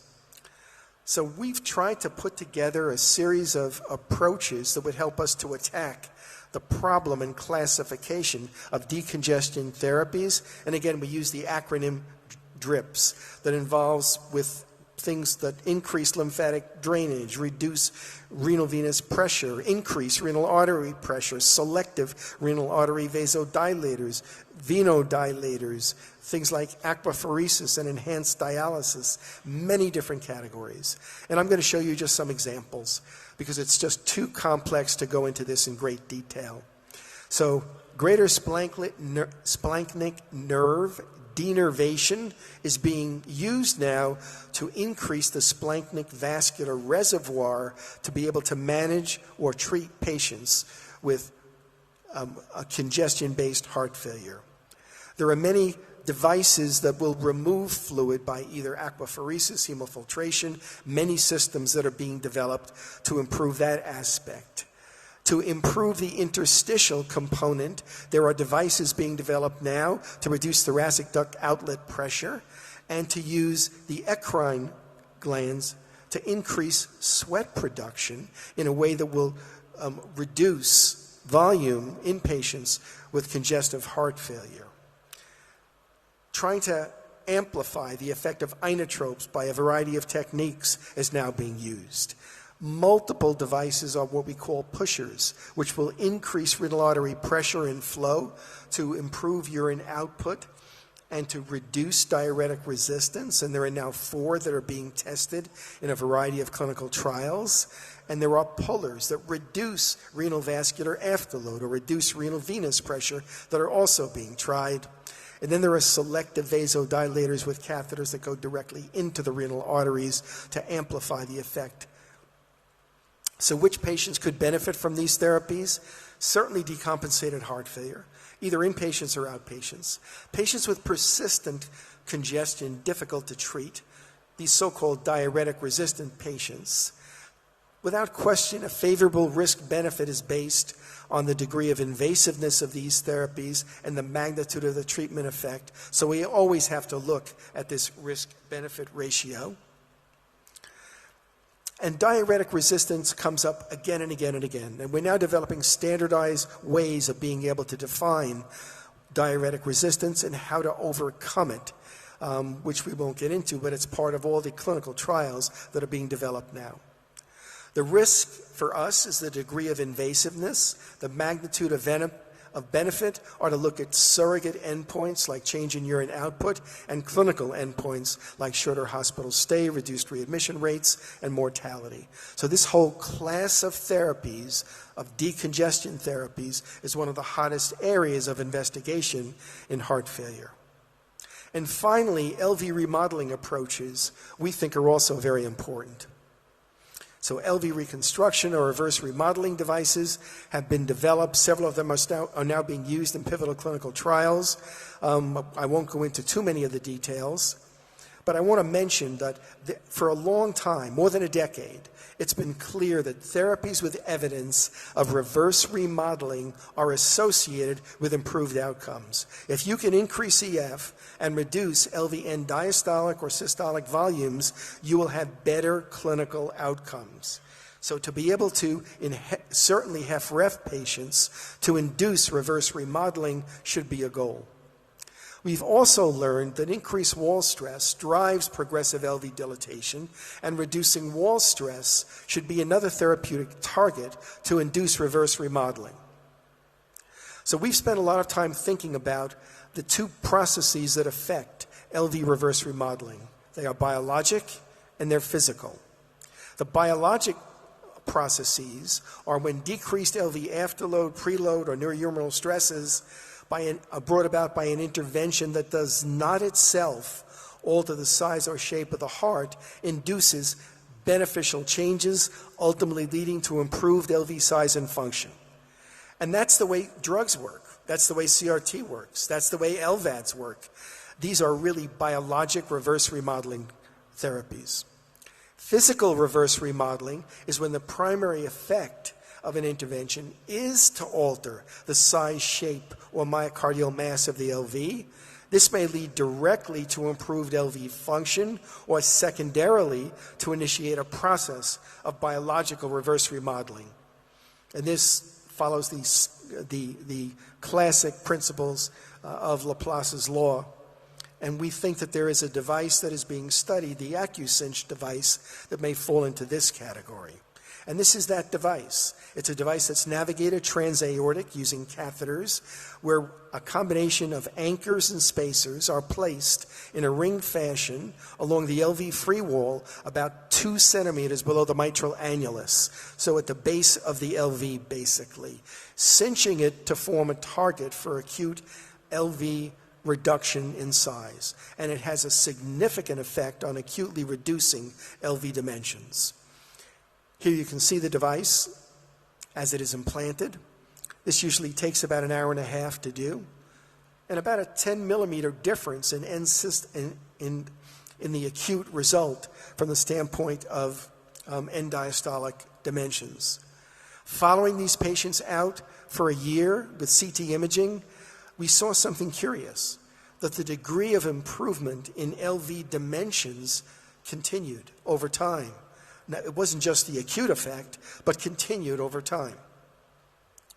So we did a clinical trial. This is 51 patients that were treated in a variety of centers to see if this was a consistent observation.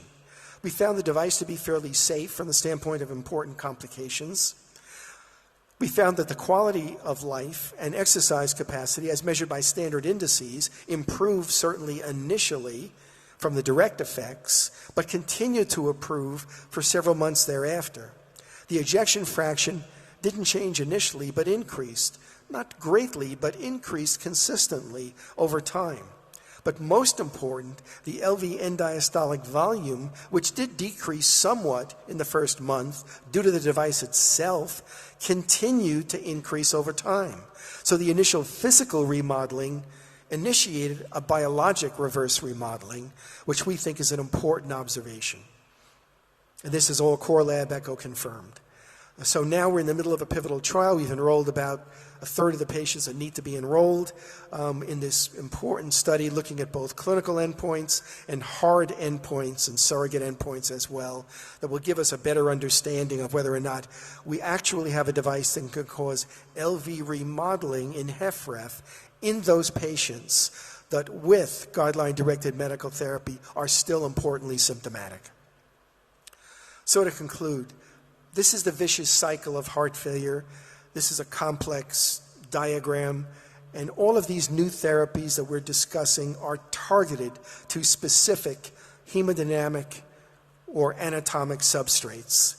So over time, we're beginning to understand how we can influence heart failure from many different perspectives.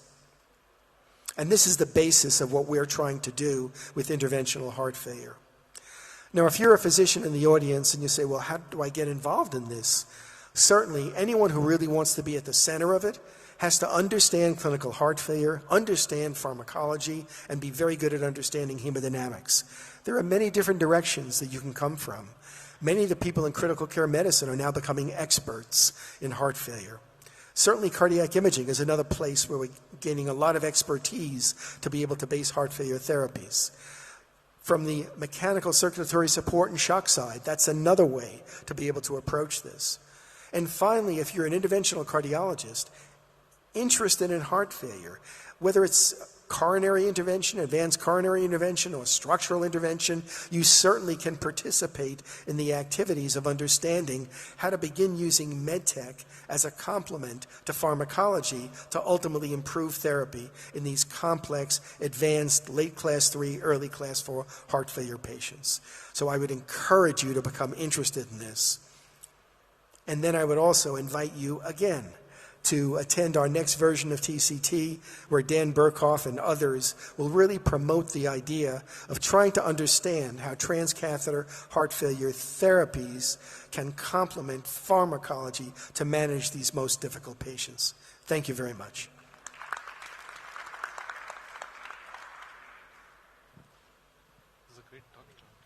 That was a great talk, Dr. Martin Leon. Before I open this, I have a question which will very much interest the audience. See, you have talked about the heart failure acute as well as the chronic heart failure. The real challenging subset is the patients who come with acute coronary syndrome, have a primary PCI and have heart failure and a cardiogenic shock. And these patients actually are so heterogeneous. No single clinical trial can include any of these patients.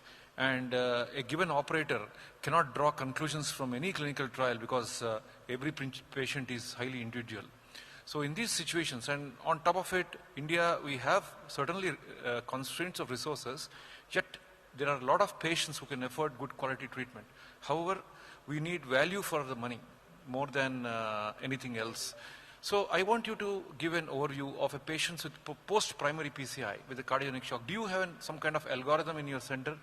Or what kind of algorithm would you suggest in a sequence to use to save these patients?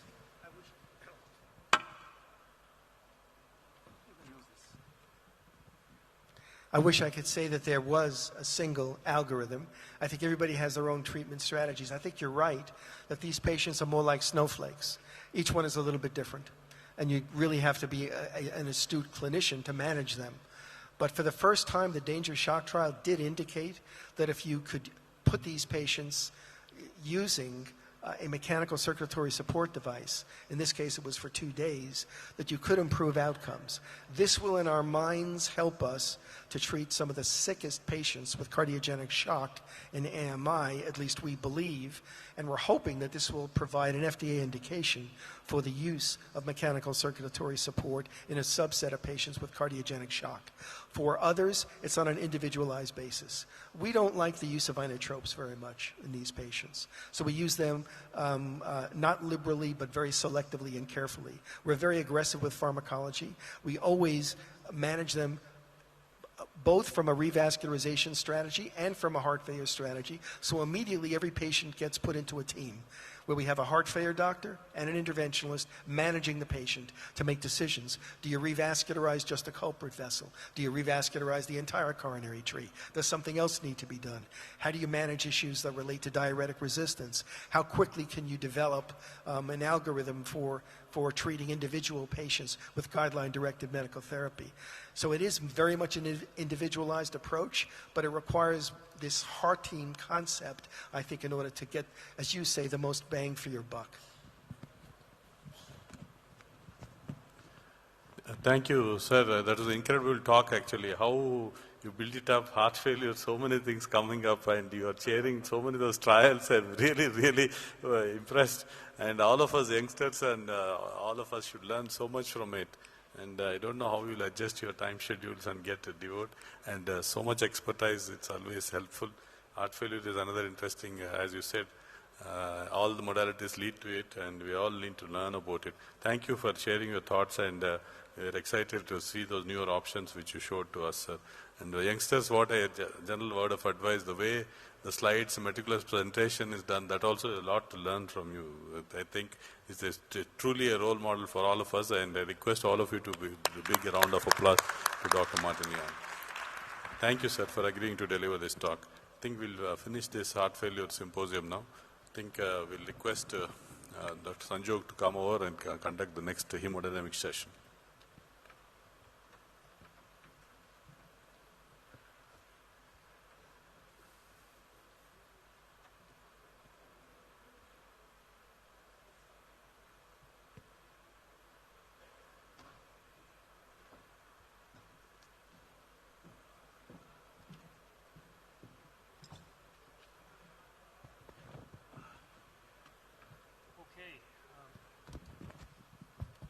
Good afternoon, everyone. We'll welcome up our chairpersons and panelists for this next session on cardiac hemodynamics. I have to my right Dr. Rajesh Vijayvargiya, and to my left Dr. Sukh Nijjar, and anyone else who is on the panel to engage in this next deep dive on cardiac hemodynamics. I've already had a few people come up and say this is one that they really wanted to be here for, because it's not an easy topic. But the idea is to really focus in on the details and make things simple and easy to understand. And that is what my friend Dr. Vishal Rastogi is going to do next in his first talk entitled The Basics of the Right Heart Cath, Waves, Numbers, Outputs, and More. Vishal. Thank you, Sanjog. Excellent meeting. But the topic that's been given to me, unfortunately, we don't use these things in our clinical practice, and we've forgotten about it ever since our medical days. So let me introduce to you this specific topic where we float a Swan-Ganz catheter into the heart and we get these numbers. And then what to do with these numbers. I don't have any disclosures for this presentation. So I will be discussing the indications, measurements, and then special case scenarios. So right heart catheterization was, it's a long concept, and the measurement of pressure started with Stephen Hills, who did his experiments in the horse where he measured the column of blood through the surgical exposure. Then Werner Frostman was the first to introduce catheter into himself, and he ran to the radiology department and took a picture. Of course, he was suspended after that. Carl Wiggers was actually the first guy to include electrocardiogram with these hemodynamic measurements, which has led to establish the fundamental electrical mechanical intervals, which has greatly enhanced the understanding. So this has been a very exciting area, pulmonary artery catheter, which was developed by Swan and Ganz. It became in vogue, and everybody started using it left and right. It was considered that without that you cannot treat these patients. Then gradually the studies came, and then the patients who were enrolled in the Pacman trial, ESCAPE trial, these patients were ICU, very sick patients, septic shock, all kinds of shocks, and it was found actually right heart catheterization increases mortality and increases complications, and you don't attain any further interest. And then pulmonary artery catheters became out of vogue. And even today, in my hospital, if I ask a critical care specialist to float a Swan, they are not very well versed with it. So we involve our cardiac anesthetists into this. And in fact, as cardiologists, we did it long back, but then we're relearning how to use these catheters. And that's why we are doing it, because now, again, we are seeing that pulmonary artery catheters are good, because the data from the CSI, Bill O'Neill's data, and then other trials have shown that if we use these catheters along with the mechanical circulatory support, along with the Impella, which Dr. Martin Leon talked about, then it improves survival, and that's considered one of the good practices. And we'll talk about it, how it is important to monitor right heart pressures and other parameters while we are managing these sick patients. So these are the indications for hemodynamic monitoring, which includes shunt calculation, which includes pediatric interventions, which includes pulmonary evaluation, pulmonary artery hypertension evaluation. But in our clinical practice, The predominant usages are, these patients have had beautiful echocardiography, and this echocardiography has developed so much that we get a lot of data from there. But still, there's a lot of discordant between the findings, and somehow we have to arbitrate as to whether the patient is having the particular problem or not. And also, in our CCU, we need this to manage our critically ill patients, and then as an adjunct to interventional surgical procedure, and also in acute and chronic heart failure, including MCS patients. So how do we go about it? Of course, there are a lot of direct measurements that are done. All these pressures are to be measured in all the chambers, which include right atrium, which include RV, which include pulmonary artery, and then as we further go up into the pulmonary capillary wedge position, then we get these pressures. And of course, we measure saturation in all these areas. And we also get the mixed venous oxygen saturation, which is very important marker for cardiac output and other parameters. And then what we derive out of it, we derive the flows, we derive vascular resistance, and we derive certain other parameters which we'll talk about. And these are the calculations that are made, and I would like you to make a note of it, that each individual parameters have got very important role in management of these patients. Transpulmonary gradient, which is the difference between the mean pulmonary artery pressure to the pulmonary capillary wedge pressure, and the normal is less than 12, that suggests that the hypertension, the pulmonary high pressures which are there, they are not related to lung disease, and still the pulmonary vascular resistance is still in control. And these patients can be, you can go for the heart transplant and other devices in these patients, or right heart or LVAD in these patients. Also, the pulmonary vascular resistance, it's very important to, instead of we are posting these patients for heart transplant, then if the PVR is high, the new heart will fail, and the patient is not a good candidate. So I encourage you to remember this, that RA is equal to central venous pressure, and from there, if the tricuspid valve is competent and it does not have stenosis, then the RV diastolic pressure is equal to RA pressure, then the blood goes into the PA, and the RV systolic pressure is equal to pulmonary artery systolic pressure in the absence of the pulmonary valve disease. And as you go into the wedge position, then you are actually looking at the left heart from there. So you remember these numbers, because it is very important for you to interpret these numbers, to interpret these waveforms along in the light of these normal values. Of course, there's a lot of variation to it, and you cannot generalize, but then these basic ideas should be there.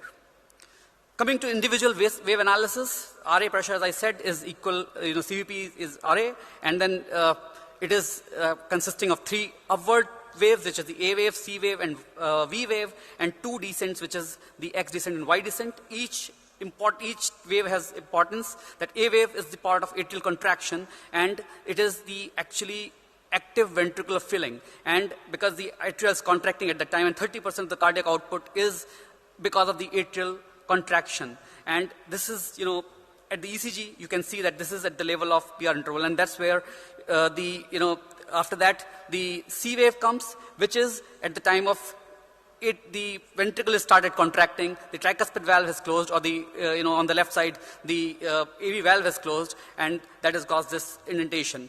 The X descent is because of the atrial relaxation, and then comes the V wave, which is because of the atrial filling. Now the passive filling of the atria is occurring, and at the Y descent means then when the tricuspid valve opens and there's a ventricular filling is occurring. So what are the causes of increase in RA and CVP?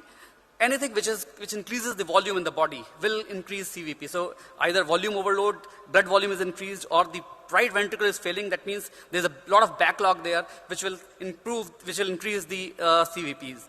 Also, if the patient has disease of the subsequent valves, both tricuspid and pulmonary, then also the CVP will go up. And in other areas like cardiac tamponade, positive pressure ventilation, also this will go up. What will cause reduced RA and CVP, which is hypovolemia, or if patient is on beta adrenergic, or if the patient is having a lot of vasodilatation. Coming to RV, similar, it has systolic, it has systole and diastole, which has phases like isovolumic contraction, rapid ejection, and slow ejection, and diastole has isovolumetric relaxation and then passive and rapid filling. Of course, it has atrial filling also, and the end diastolic pressure is the way to go forward, because that's the measure for the preload. So what causes elevation in RV pressure? Similarly, the RV pressure will go up if there's a RV failure, if there's a pulmonary valve disease, and there's a pulmonary hypertension and chronic left heart failure. So it is important to, in both left and right heart failure, you have to understand that if the RV is generating certain pressure, then the RV is still having some life and it's not totally gone. In pulmonary artery analysis, it has systole, diastolic notch, and diastole. And the pulmonary artery pressures go up in the left-sided problems as well as right-sided problem. It is important that you don't see these waveforms in isolation and you see the complete study. Then only you will be able to understand whether the problem is related to the left side of the heart or the right side of the heart or both. Then comes the pulmonary capillary wedge pressure, which is the occlusion. And then once normally the pulmonary capillary occlusion pressure or wedge pressure should be equal to the LA pressure, and that should be equal to the LV-EDP, which is the preload. And it does not equivalate with LV-EDP if there's a mitral stenosis, if there's crottriatum, if there's a left atrial myxoma or any other veno-occlusive disease of the pulmonary circulation. Normally, once you occlude the balloon into the pulmonary artery, then that directly look into the left atrium. So actually, it looks through the pulmonary circulation to see the left atrial pressure. But this will happen only if the catheter is in the zone 3 of the lungs, because there's an interaction between the alveolar pressure, the pulmonary artery pressure, as well as the LA pressure, and the LA pressure is best mimicked if the catheter is in the zone 3. So these are the reasons for pulmonary capillary wedge going up and down, and they are very similar to the left-sided waves. Normal is 4 to 12. If the left heart failure is there, then the capillary wedge pressure will go up, like LVMI, aortic and mitral valve disease, cardiac tamponade, and also if the LA pressure, if the pulmonary capillary wedge pressure is normal, that means that it's primarily disease of the right heart. So that's very important to understand, and these pressures, this ratio of CP to wedge is very important to diagnose right heart failure. So we see these PA, pulmonary artery pressures and pulmonary capillary wedge pressures in together, because that will differentiate between whether it's a primarily lung disease or left heart disease. And this is the hemodynamic classification of pulmonary hypertension, which suggests that it can be either pre-capillary or post-capillary when the mean pulmonary artery pressure is more than 25. And then if the pulmonary capillary wedge pressure is normal, then this is pre-capillary pulmonary hypertension. That means either it is pulmonary artery hypertension or it is the chronic lung disease hypertension. It could be post-capillary if the pulmonary artery pressure is also high and the pulmonary capillary wedge pressure is also high. That means it is primarily because of the left heart disease. So basically CVP and PCWP, they all have, both have similar reasons to go up and down, and I've discussed all that. Now, I would to give you this concept of cardiac output. This is very important to understand these pressure-volume loop relationships, which I'm not going to detail because that's not the topic here. But the cardiac output is predominantly governed by preload, contractility, and afterload. So preload is basically the hemodynamic load or stretch on the myocardium at the end of diastole. That means the LV and diastolic volumes. Now, if you see that if you increase preload, the contractility or the cardiac output will increase, but that doesn't occur. In failing heart, the patient becomes preload unresponsive and works in the flat area of the curve. That means that if you increase the volume, even then the cardiac output will not go up. Afterload refers to the hydraulic load against which the heart has to pump. That is the systemic vascular or pulmonary vascular resistance. It can also be a measure of the blood pressure. So if you reduce, if you have to act on these specific parameters, you want to treat these patients of shock and heart failure. Contractility is basically the intrinsic ability of the myocardium to contract. It can be modified by the number of functional myocytes, like in the patient with acute myocardial infarction and ischemia, the number of myocytes will be less, or they could become asynchronous, or the drugs like positive and negative inotropic agents can alter the contractility. So coming to the cardiogenic shock and heart failure, the classification is based on hemodynamics as well, where depending on the cardiac index, which is normal or low, and the pulmonary capillary wedge pressure, which is either normal or high, you can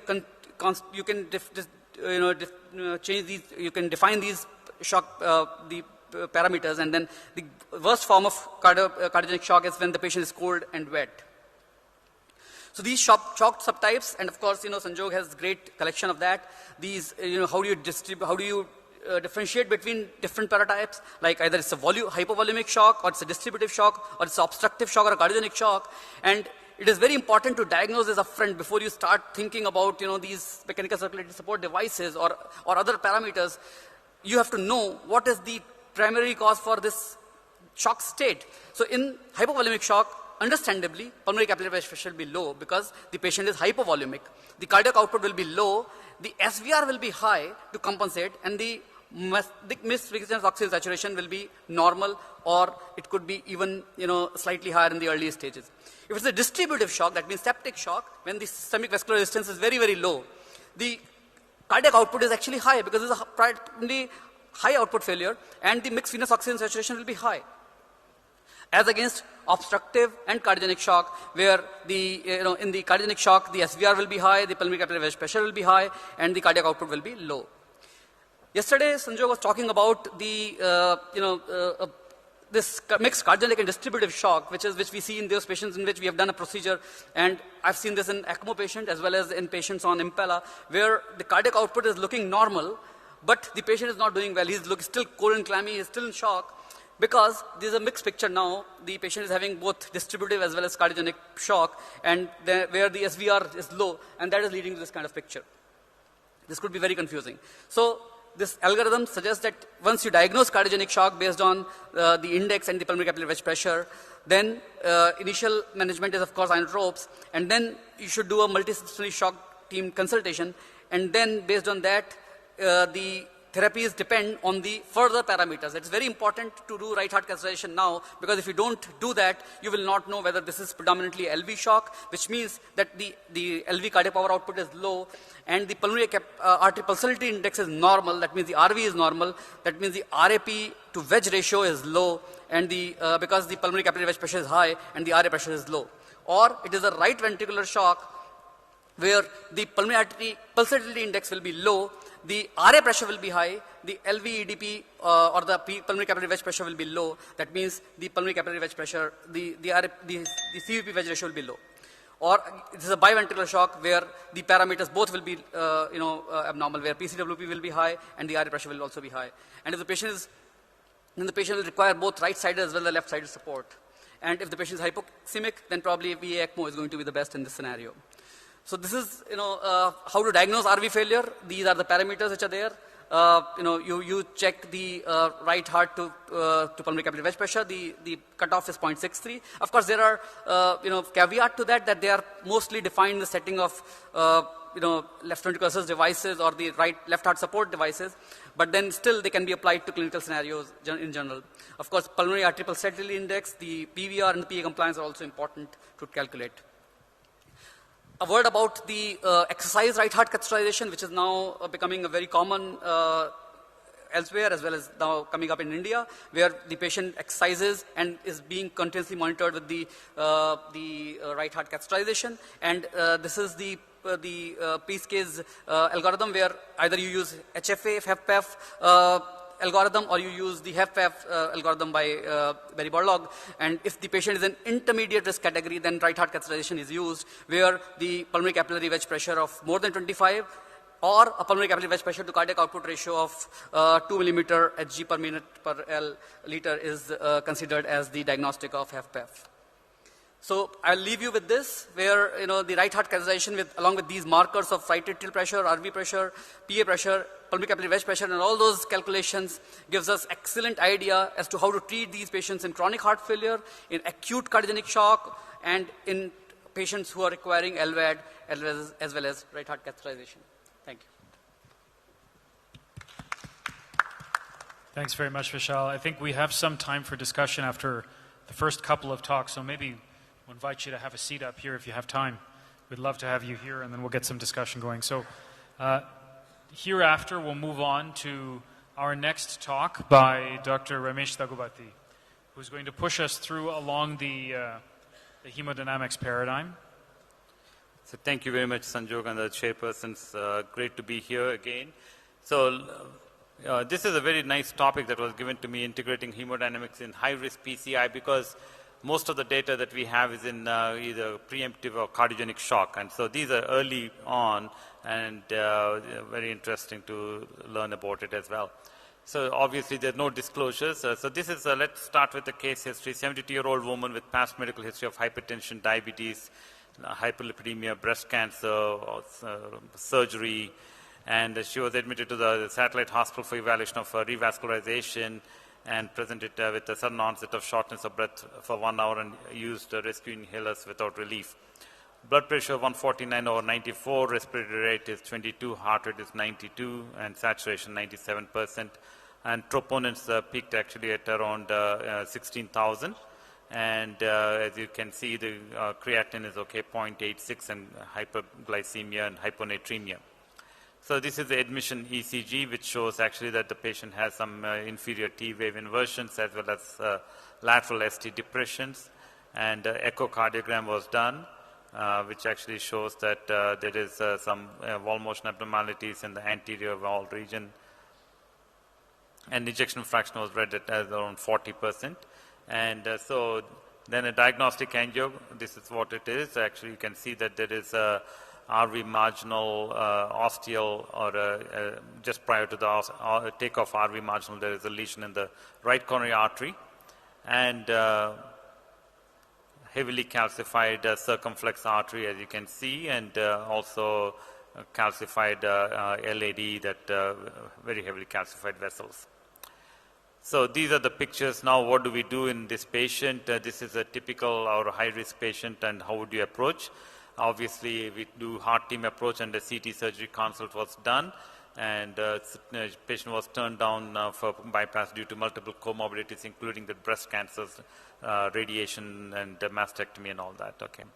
So what do we do in this patient? So this patient at our clinical center, we are part of the Protect 4 clinical trial, and so she was enrolled in the Protect 4.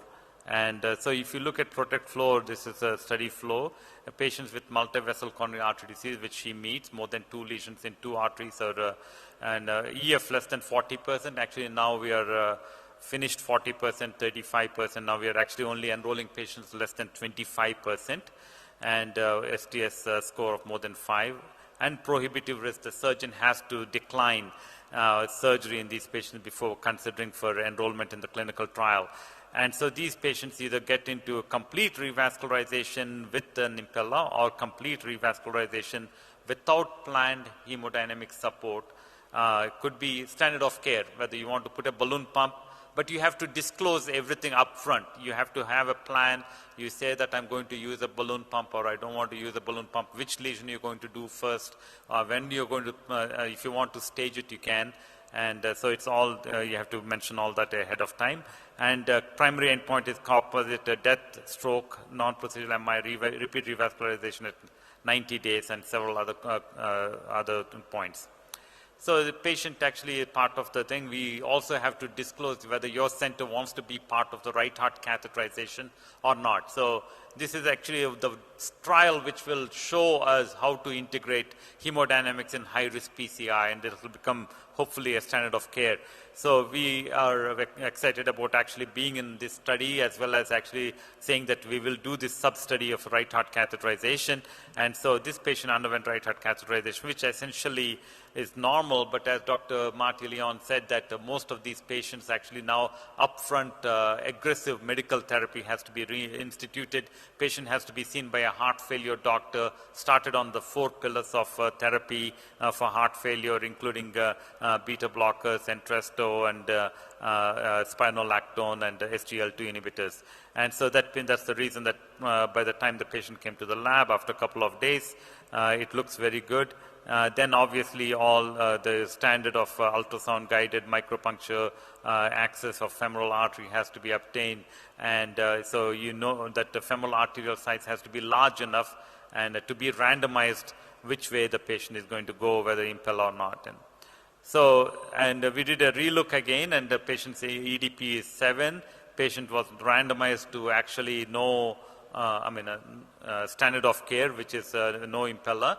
And if I get into trouble with this patient, the only escalation could be balloon pump, or after balloon pump an ECMO.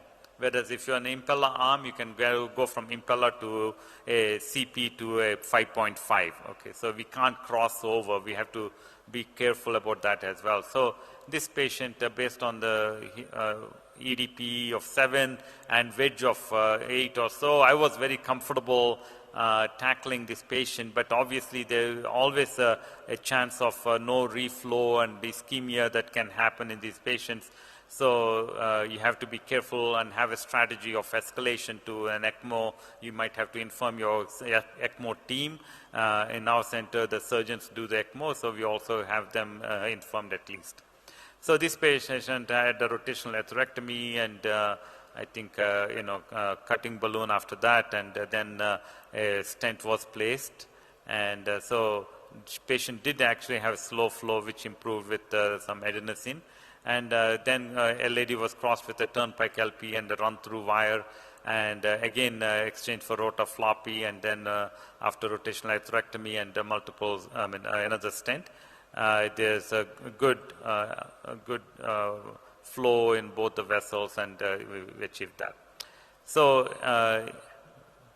so what does MCS for high-risk PCI? What are the potential benefits? I think reduced procedural complications, improved early outcomes, and it can improve probably late outcomes and decrease MACE, heart failure, and reduce hospitalization and increased quality of life. Probably it also can have some renal protective effects, we don't know. So this is what this is being evaluated in PROTECT 4. All these 4 things will be looking at and looked at.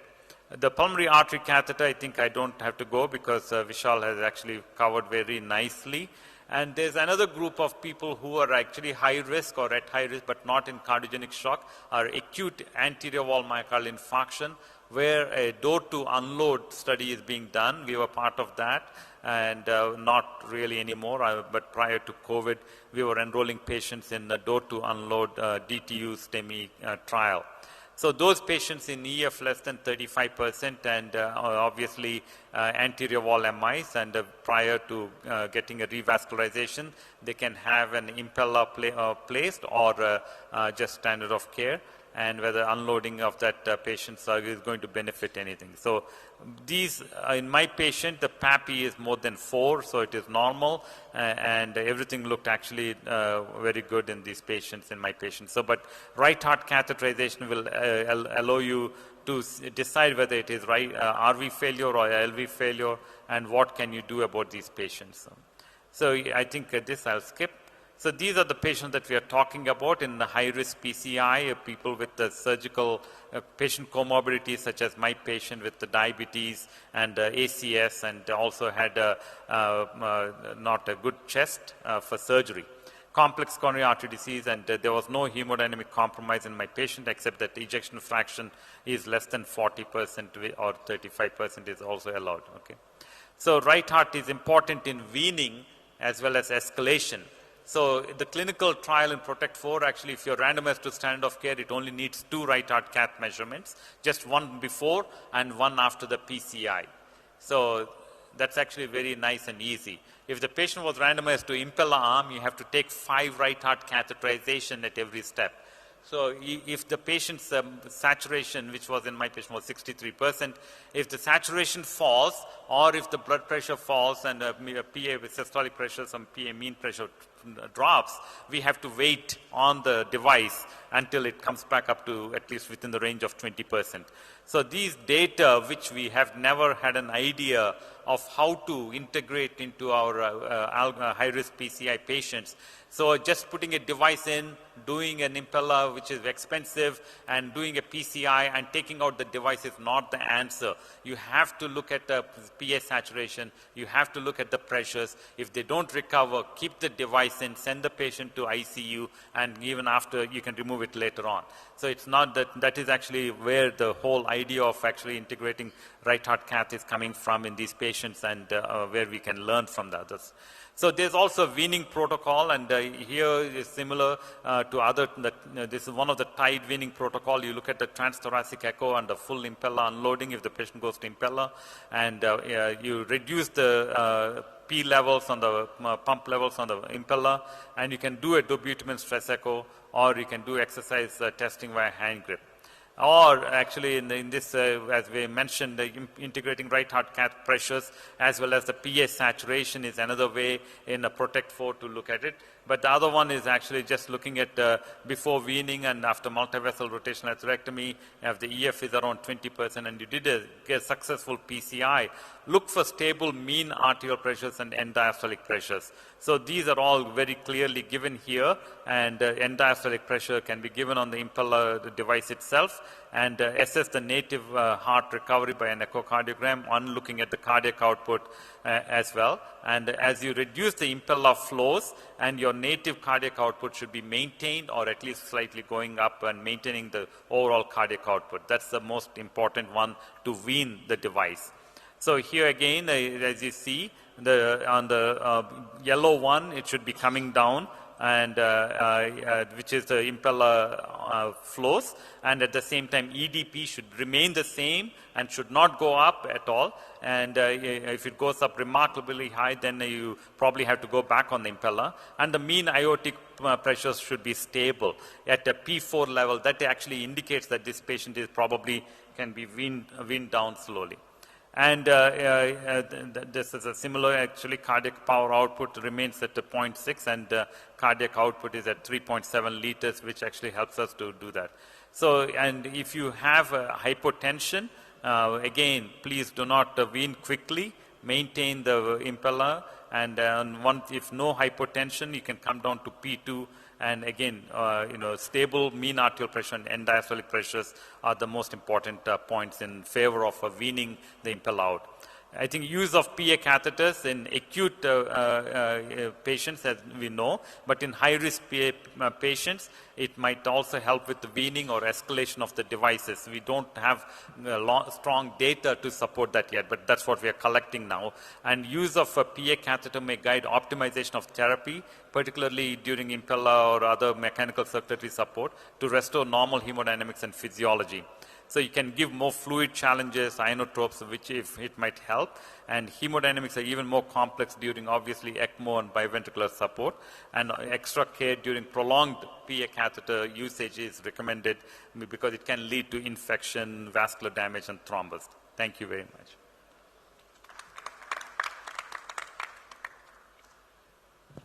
Thank you very much, Ramesh. That was a whirlwind tour of how to use hemodynamics in high-risk PCI. I think, again, both in the interest of time and per the schedule, we'll move on now to Dr. Rajesh Vijayvargiya, who will speak to us about techniques to manage hemodynamic load, this concept of every high-risk PCI carrying with it a hemodynamic load, and how we can use procedural strategies, not necessarily impeller pumps, to reduce that hemodynamic load. Good afternoon, everyone. Thanks, Srinivas and TCT India for the invitation.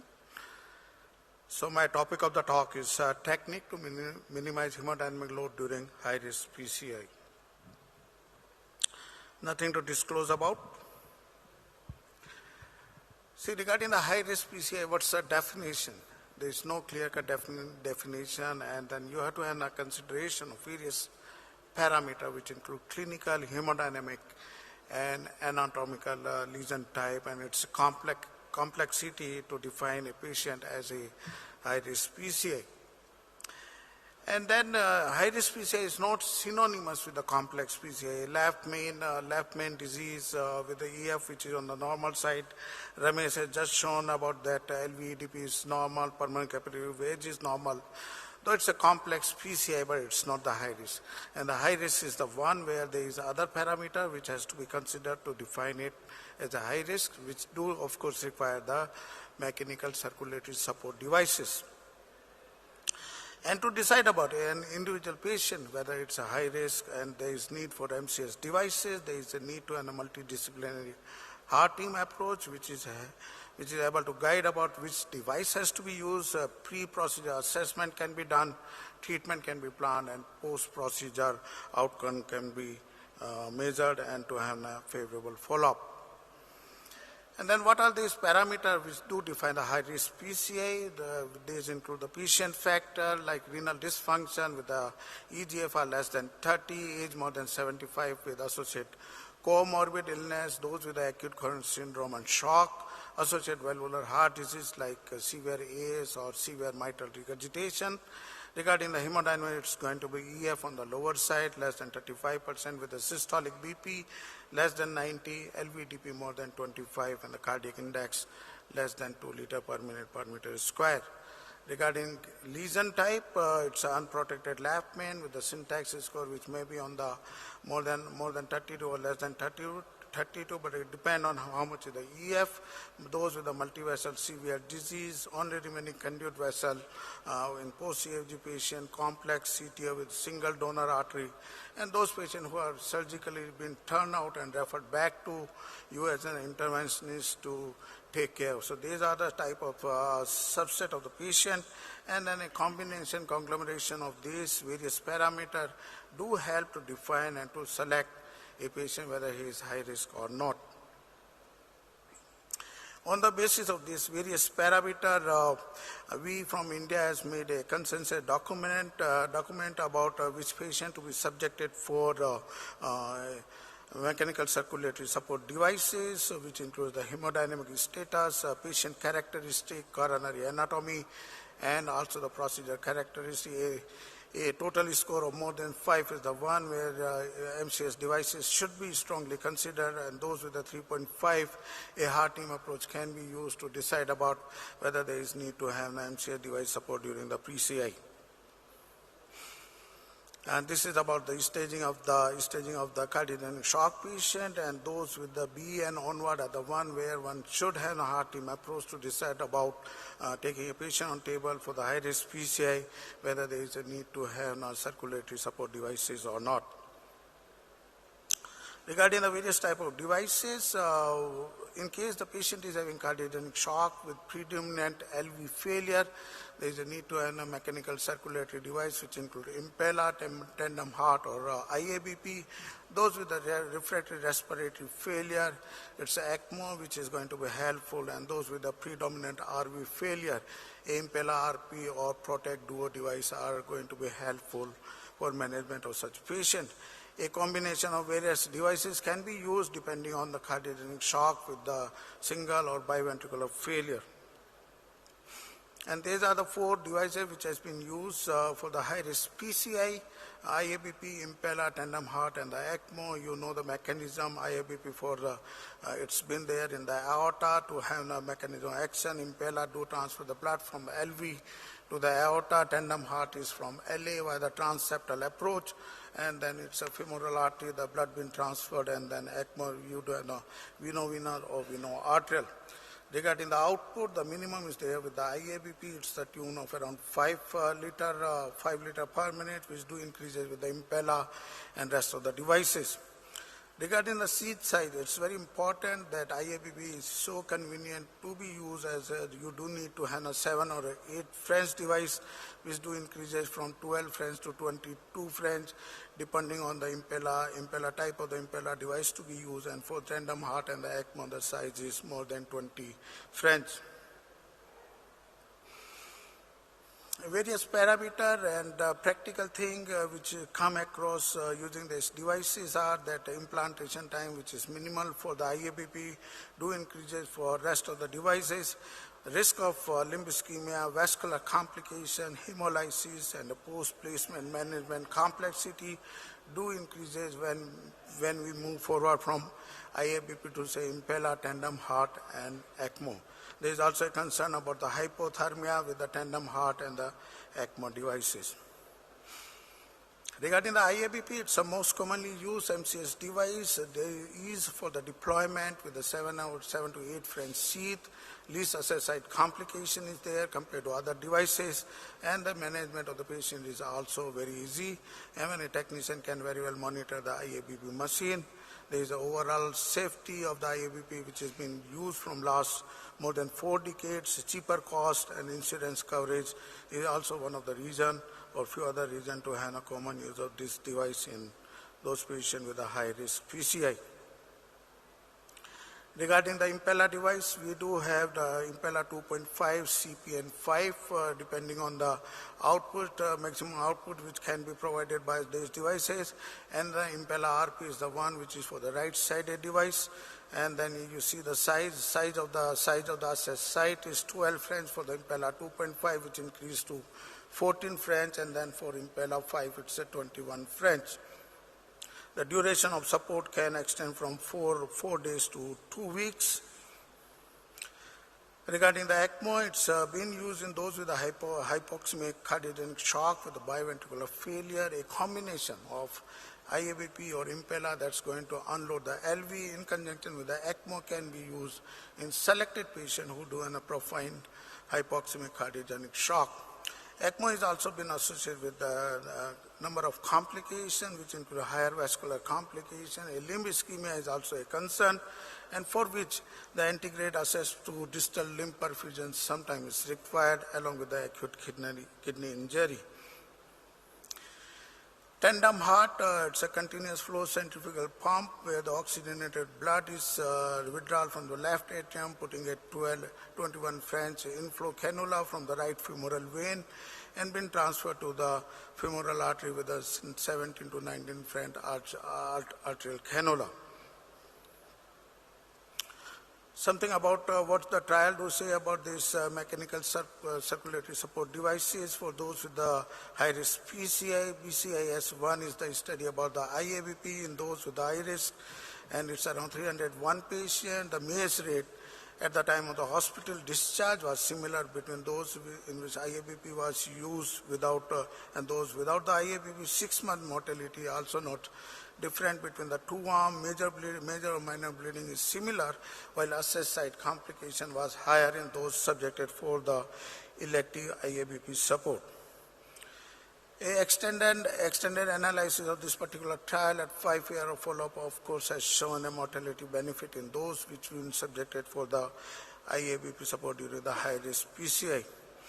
Something about the Impella and its a trial. The Protect One is the trial which was initially been studied to have an idea about the safety and the hemodynamic support of the Impella device, and it's Impella 2.5, which was found to be effective for good hemodynamic support during the high-risk PCI, and it had a 30 days MACE of around 20%. We do have a Protect 2 trial where the IABP was compared with the Impella 2.5, and then it was found that Impella has given a better hemodynamic support compared to IABP arm. Though the 30-day primary endpoint, the major event was similar between the two, and the 90 days outcome has shown a favorable outcome, though not significant in the Impella arm compared to IABP arm. We have a Protect 3 trial, a prospectively observational registry to assess the safety and efficacy of Impella 2.5 in addition to Impella CP as well. And this study has compared the Impella arm of Protect 2 trial, though the EF in both the trial were similar. Protect 3 and those compared to those patients with the Impella arm in the Protect 2. However, the anatomical characteristics, procedural characteristics, and revascularization outcome were significantly more worse in those registry patients which were enrolled in Protect 3. Despite that, the 90 days MACE was better in Protect 3 compared to Protect 2 arm, and then there is also improved completeness of the revascularization and less of the bleeding with the Impella arm in this particular registry. So now the question arises, which device to be used for an individual patient. There is a need to have a rapid assessment of the severity of the shock and then the high risk factor being associated with the individual patient. A door-to support concept is there when you are supposed to assess the patient and first implant the device, to be followed by the emergency of elective PCI to have maximum beneficial effect and favorable and successful outcome. An individual and institutional experience is of paramount importance for selection of various MCS devices. A device's upgradation can be done when you initially put a IABP, and depending upon the hemodynamic, an additional Impella or ECMO device can be used in those patients who do not respond with the IABP support. So finally, the MCS devices are for temporary hemodynamic support during high-risk PCI. IABP do provide the minimal hemodynamic support but improve the coronary and cerebral perfusion. Impella provide the better hemodynamic support in comparison to IABP. ECMO and tandem heart are to be used for selected patients who routinely do not respond with IABP or Impella, and then there is associated right heart failure as well. MCS device selection means patient-centric approach and a guidance from a specialized multidisciplinary team. Finally, the HICC statement do comment that elective MCS device in selected high-risk PCI patients is reasonable to prevent the hemodynamic compromise. Thanks for kind attention. Thank you very much, Dr. Vijay Varghese. So I thought maybe in deviation from the schedule, we'll pause for just a few minutes of discussion so that we have a bit of a learning break. So if we think about hemodynamic strategies to sort of reduce the hemodynamic load, I mean, what are the things that we can do that are non-MCS based, would you say, to reduce the likelihood of hemodynamic stress on the heart when we're working on it? Can we turn the microphone on, mic 4? See, other than this MCS device, just to have a hemodynamic support, you do have inotropic support, and then to decrease the preload and afterload to a certain extent, the vasodilator and diuretic therapy. But then again, there is a need to have invasive assessment of the cardiac output in those who are not responding with a routine medical therapy, which includes, say, assessment of cardiac output, LVDP, PA pressure, and then decide about. There are certain patients who are at borderline, and in this subset of the patient, there is a need to have a hemodynamics assessment to assess about whether there is need for the MCS device, and then one can have the decision accordingly. So measuring a number of the hemodynamic variables, maybe doing some diuresis or optimizing hemodynamically. Vishal, you went through all of the hemodynamic parameters. Can you take us through some of the other strategies? So I would think that the patient becomes complex not just because of the hemodynamic parameters, but because of the renal functions, hemoglobin, frailty, and then of course the coronary procedure that we intend to do. So there are multiple things which we need to optimize before the patient comes to the table. We shouldn't be doing these procedures ad hoc. We should be first, analyzing the complete picture, not just the coronary, but also the picture that I talked about, hemoglobin, renal functions, volume status, and if we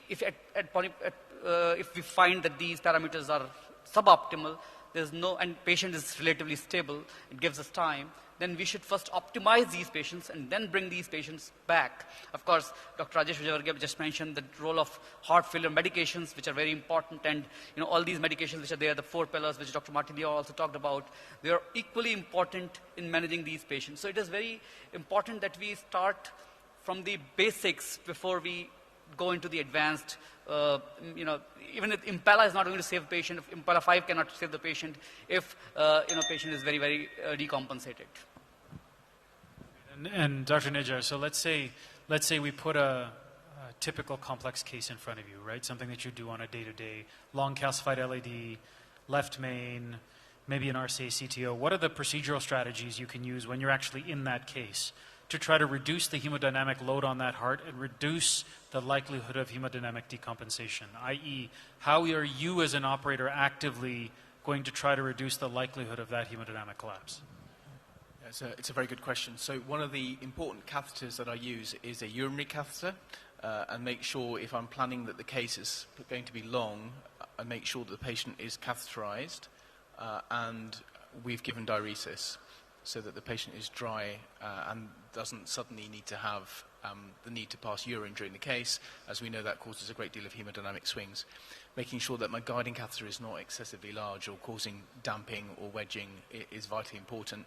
Making sure that my balloon up times are kept to a minimum, as we know that prolonged expansion of the balloon will cause greater ischemia and decompensation. I tend, in these situations, to err on the side of using rotablation rather than shockwave, because shockwave will obviously have multiple balloon inflations, potentially 12 balloon inflations for 30 seconds at a time in a given lesion. And so controlled rotablation will help reduce that ischemic time. And making sure that everyone in the team is well aware of what the setup is, making sure the patient's safe, defibrillator is on, patient is well prepared. This is great points. I think those are a nice list of things that we as operators can do outside of using hemodynamic support devices to try to actually reduce the hemodynamic effect of our procedures early on, because we recognize that the heart is probably healthiest before we start trying to open the arteries. It's invariably stunned once we're done, particularly in complex patients. And so with that, I think that sets the stage a little bit for Dr. Sridhar Kasturi to come and speak to us about patient selection for hemodynamic support.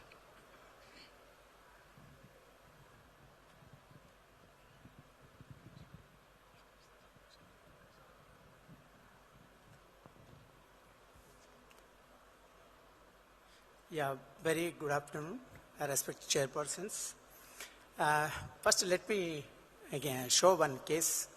That is 43-year-old male presented with ACS, evolved interval MI, delayed presentation. And ECG shows extensive interval MI, loss of R waves. At the time of admission, SpO2 was 78% and lactates were 2.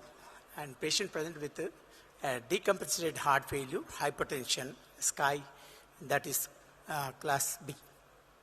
So investigation showed NT-proBNP markedly elevated and creatinine 0.89, GFR 90.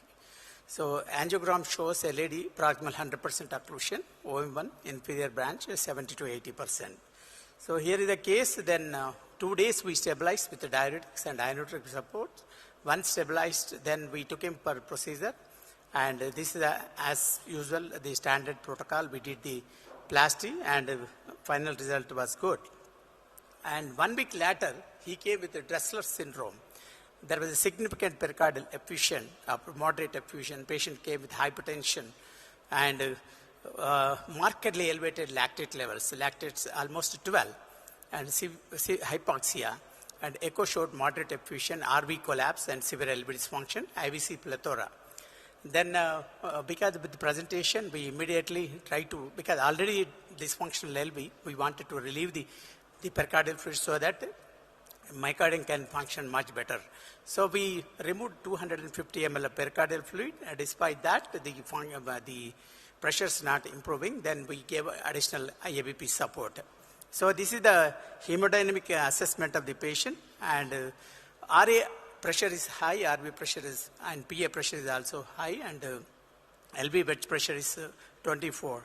So immediately this patient, because of the extensive interval MI, myocardial dysfunction, the plan is to go with IABP. Suppose with IABP, hemodynamic improvement is not improving and lactates are raising. If the oligomia develops, plan is to go for the ECMO. So these are the stroke volume was 3.4 liter, 34 ml, cardiac output 3.27, and cardiac index 1.49 with IABP. This is post IABP. So before IABP, it was almost 4.4 output. So unfortunately, with IABP, the market fall in the lactate levels and improved hemodynamic status. But 2 days later, he was showing oligemia. And we discussed the exit strategy, like going ahead with ECMO and then subsequently go for LVAD or cardiac transplant. But they were, due to paucity of funds, we couldn't do. Then we lost him for 24 hours later. So what are the best strategies? Protocol based upon these 4 registries, identify early cardiogenic shock and try to induct the MCS as early as possible. Aggressive titration of the inotropes is very important. If you prolonged inotropes with high doses, definitely carries more mortality. Early identification of the RV dysfunction and support the RV early, and identify inadequate LV support. Suppose inadequate LV support, escalation of the MCS is very important, and systematic use of RSC is very important to guide the therapy.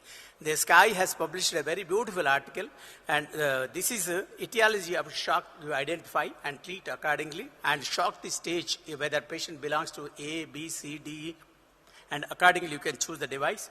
Is it biventricular or univentricular? If it is a right univentricular, left ventricular dominant, or right ventricular dominant, you decide.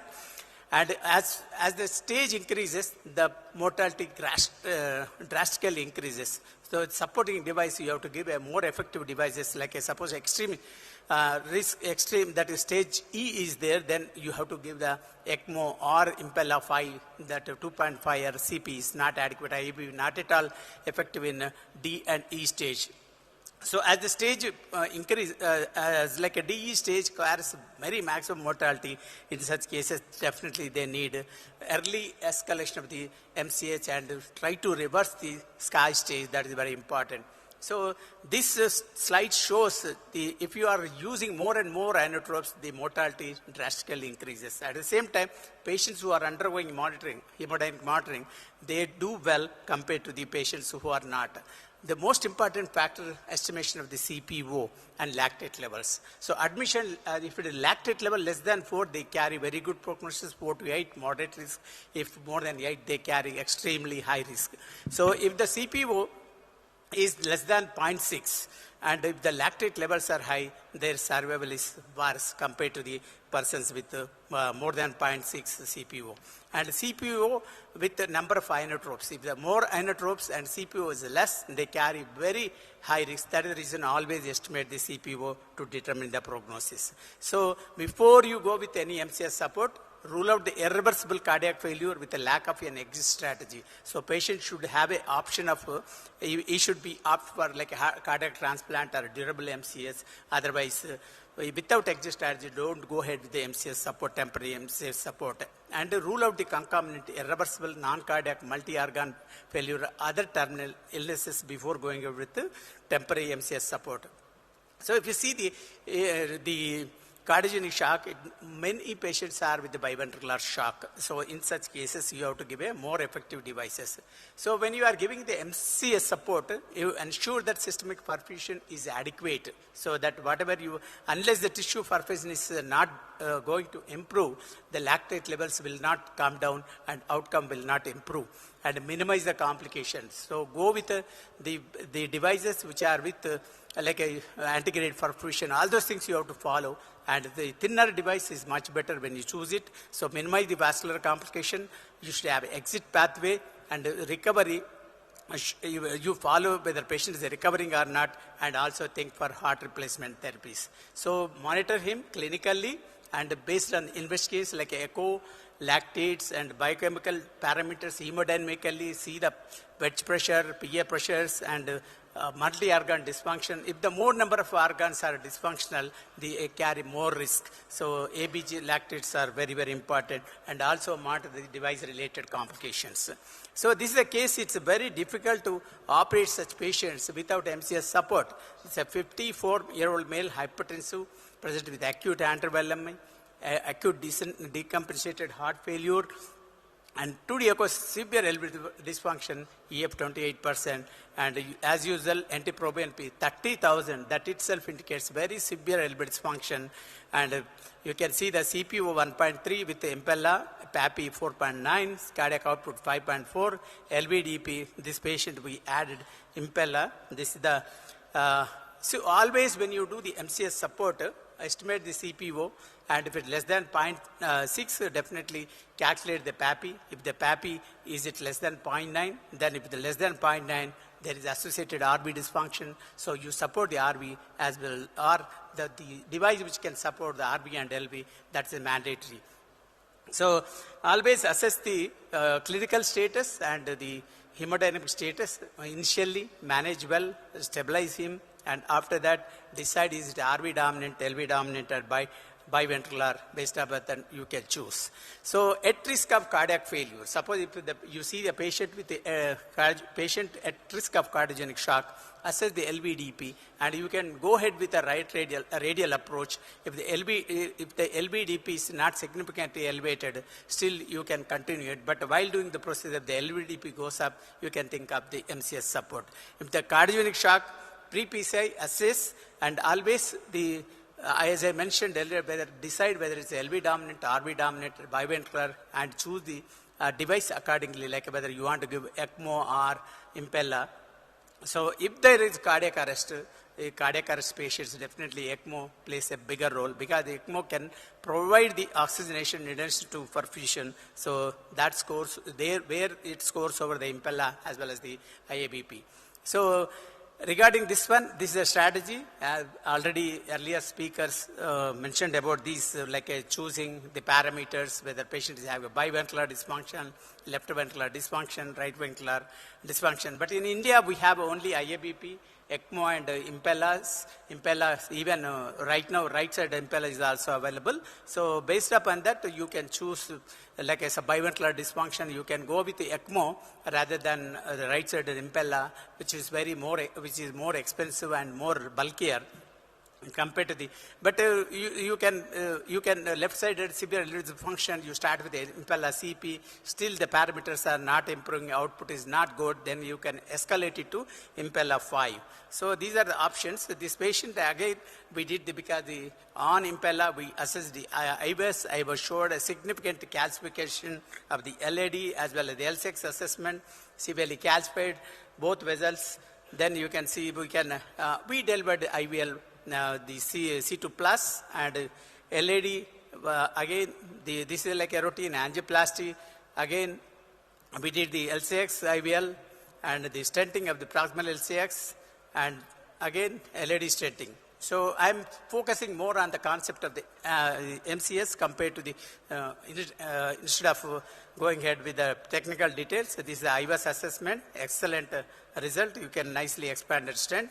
And always when you wean off the impella, anyhow, the Dr. Sanjeev is an authority and is a proctor for MCH. He's going to deliver that lecture. I will skip it. Always monitor, you have to come to P2 level before you wean off, and when you wean off, ADP should not go up, and both tracings like impella flow and the native flow should cross this, the tracing should cross. That is very important. And always weaning protocol, already he's going to tell, I don't want to stress on this one, but before you wean off, always is he improving clinically, is he improving biochemical, like lactates are clearing or not, creatinine is coming down, output maintained or not, no organ dysfunction, confusion stage should not be there, and all parameters, hemodynamic parameters improved or not. This you have to assess clinically, biochemically, hemodynamically before you wean off. So once when you are weaning off, if that, well, again, if there is deterioration of hemodynamic, clinical and biochemical, then you have to go with the escalation strategy. That's how you have to manage. Suppose it repeated attempts fails, you should think of always go ahead with like a bridge to destination, like going for cardiac transplant or the permanent LVAD. That is also important. This is a final angiography, then show nicely flowing. Previous it was not flowing. This is another case where patient, you see all vessels are severe disease. Only LCX area is viable. LCX is very tight, critical 99%. LAD diffuse disease, RCA totally occluded. It's very difficult to manage such cases without MCS support. And we did the balloon dilate IVL to the LCX because the ACS presentation and severe dysfunction, because rota, if you use most of the time, the patient can crash single last remaining vessel. So this is the stenting. We use the DEB to side branch, OM branch. Then as per the protocol, we removed the impella 6 hours later. So after maintaining the de-escalation strategy. But sometimes people, I've seen sometimes 3 days later, 5 days later, 3 days they maintain very well. They may deteriorate if the myocardial dysfunction is significant. So this is the patient. Actually what happened on 10th day, he deteriorated. Then we are forced to put the right IABP. Then after that, then 12th day, again patient developed ischemia of the right leg. Then again, that time only we did the left angio, then again repeated. And then what we thought, the right femoral graft was put. This is a trend in the trends where whenever we are decreasing the MCS support, there is a rise in the C-recurrent rate, fall in the GFR. So CRP was raising. So finally this patient was discharged on 26th day without any complications. So they need a regular monitoring. They need a regular like a clinical hemodynamic and biochemical assessment and escalation discussions. You have to follow very strictly. This is a 32-year-old female patient, last case, and the patient came to casualty and suddenly developed cardiac arrest. And we went for 1 hour CPR, patient developed a VTBF, and we put the ECMO CPR, and this is the, with ECMO, then immediately we took him to the almost 1 hour, almost 8 to 10 shocks were given. This is the angiogram. You can see the stents were done, placed, then LED was done. Now the flow, because within 1 hour it took place, the myocardium was functioning very well. The patient required very fast OCT was done, and OCT guided stenting, the final angiogram, and these are the learning point. Choosing the right device at right time is utmost priority to provide the best results. Hemodynamic support with MCS is crucial and essential for high-risk protected PCA and CS patients. Impella is the most effective MCS for patients who are undergoing high-risk PCA or protected PCA. VA ECMO provides advantage of maintaining oxygenation as well as tissue perfusion, unlike IABP Impella, particularly if there is a high risk of cardiac arrest, asystole, and BTBF. So thank you one and all for paying the attention. Thank you very much. Thank you very much, Dr. Kasturi. So maybe we'll take another couple of minutes to talk a bit about patient selection. So if you have a variety of MCS devices at your disposal, what role does your vascular access assessment play in picking those devices? Vascular access? How do you decide when you should fix the vasculature and go ahead with an implant, or whether or not an antegrade perfusion cannula is necessary? And ultimately, if you end up in an ischemic limb scenario, what are your bailouts? Like a TAVR, we always go with contrast-guided injections as well as the ultrasound-guided punctures, and at the same time, vessel size should be good. Most of the time, the Impella 13 and 14 branch. But when ECMO is there, many times we do at the bedside also. But sometimes if the peripheral, always if the pulse is bounding, that time only we use in emergency situation. But vascular access, sometimes nowadays we are preferring the axillary approach. See, when the prolonged MCS support is there, if the patient is bedridden and the limb, they are unable to move, that time physiotherapy is also very difficult. Suppose if 1 week, 10 days, if it is prolonged, we are also thinking of putting the axillary approach where patient can sit and they can do leg exercise. So that is the access we are preferring now. And Dr. Vijay Varghese, when you end up on ECMO, pardon? I'm just asking Dr. Vijay Varghese, so when you end up on ECMO, then what are the determinants you use to decide whether or not you're going to need to vent the LV? And if you do, what are the approaches you use?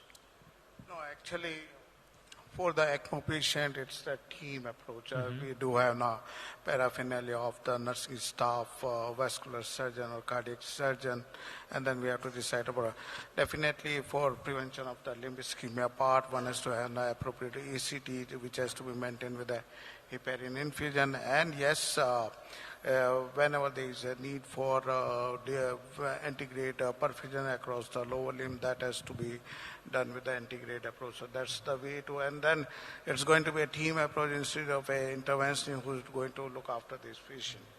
Vishal, when do you vent the LV? Yeah, sorry? When do you vent the LV?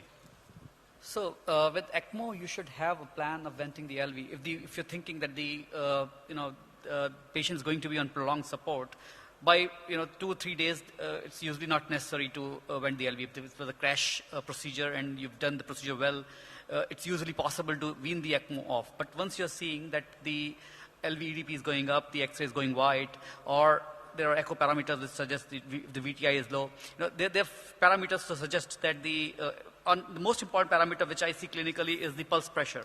So if the pulsatility is not there, if the pulse pressure is narrow, then this is the patient who's undergoing tremendous stress at the LV level. The patient's LV-EDP is going up, and that's when, if you don't vent this, ultimately you end up desaturating these patients. Actually, ECMO also, sometimes when you go high flow support, sometimes because the more pressure overload, sometimes the aortic valve hardly opens. That leads to north-south syndrome. So in that time, you have to vent it out through. So unless you do like a IABP or some septal puncture, these things we have to participate. Otherwise, it's very difficult to manage it. With the ECMO, there is a concern about the increase in the LV load as well. Yeah. Which of course is not there with the Impella and also the IA and also the IA. I guess there is a balance there, right? So certainly with ECMO, there's the issue of increased afterload. Yeah, we have to balance. We recognize that, and that's where LV venting comes from. The idea that if you're not actually emptying out the entire right side of the heart with the ECMO circuit, the venous circuit, and so when you're flowing retroaortically, the afterload does go up, and the lungs will congest. So you have to vent the LV to keep the aortic valve moving and keep the LV low pressure. The challenge is sometimes the heart recovers before the lungs recover. Yeah, so you then end up sourcing deoxygenated blood if you use an axial flow vent like an Impella.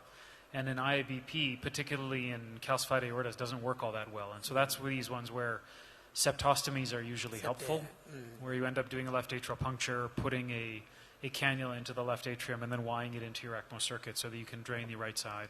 The other option is a neck vent, another venous vent, so you go on to sort of VVA ECMO and really vent the right side, recognizing you still have to have enough movement, enough fluid in the heart to allow the aortic valve to open. Thank you. Great. Thank you very much, Dr. Kasturi. I guess I'll move us forward to me because I think I'm the next speaker. And if we have some of our colleagues from Abumed here, you can bring the Impella controller up onto stage and we can set it up so that I can show you a little bit about it on the practical aspects.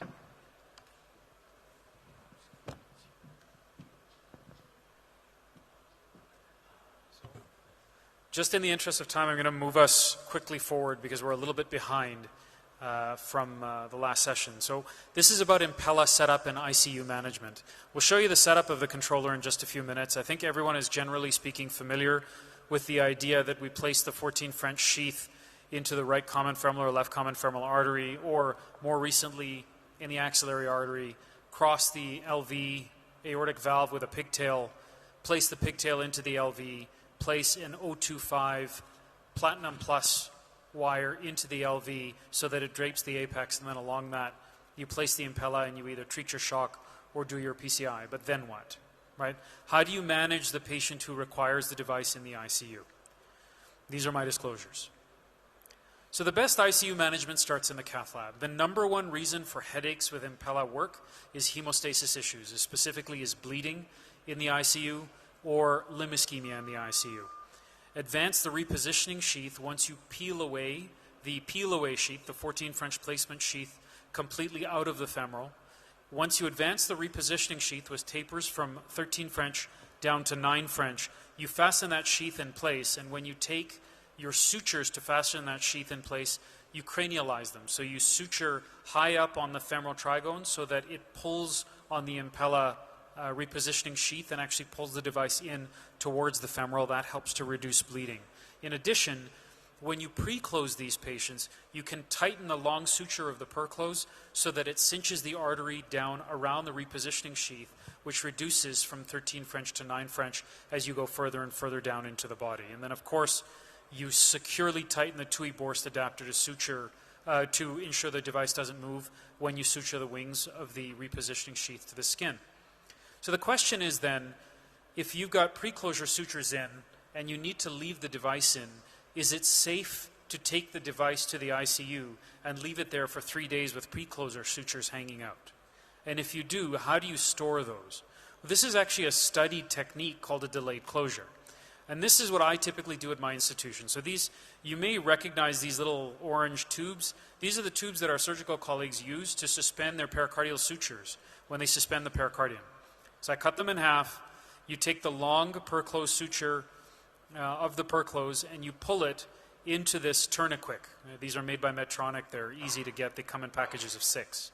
So once you pull, and on this one you'll see that, once you pull the long suture into the tourniquet, what you can do once the suture goes through it is thread the tourniquet down along both perclose sutures.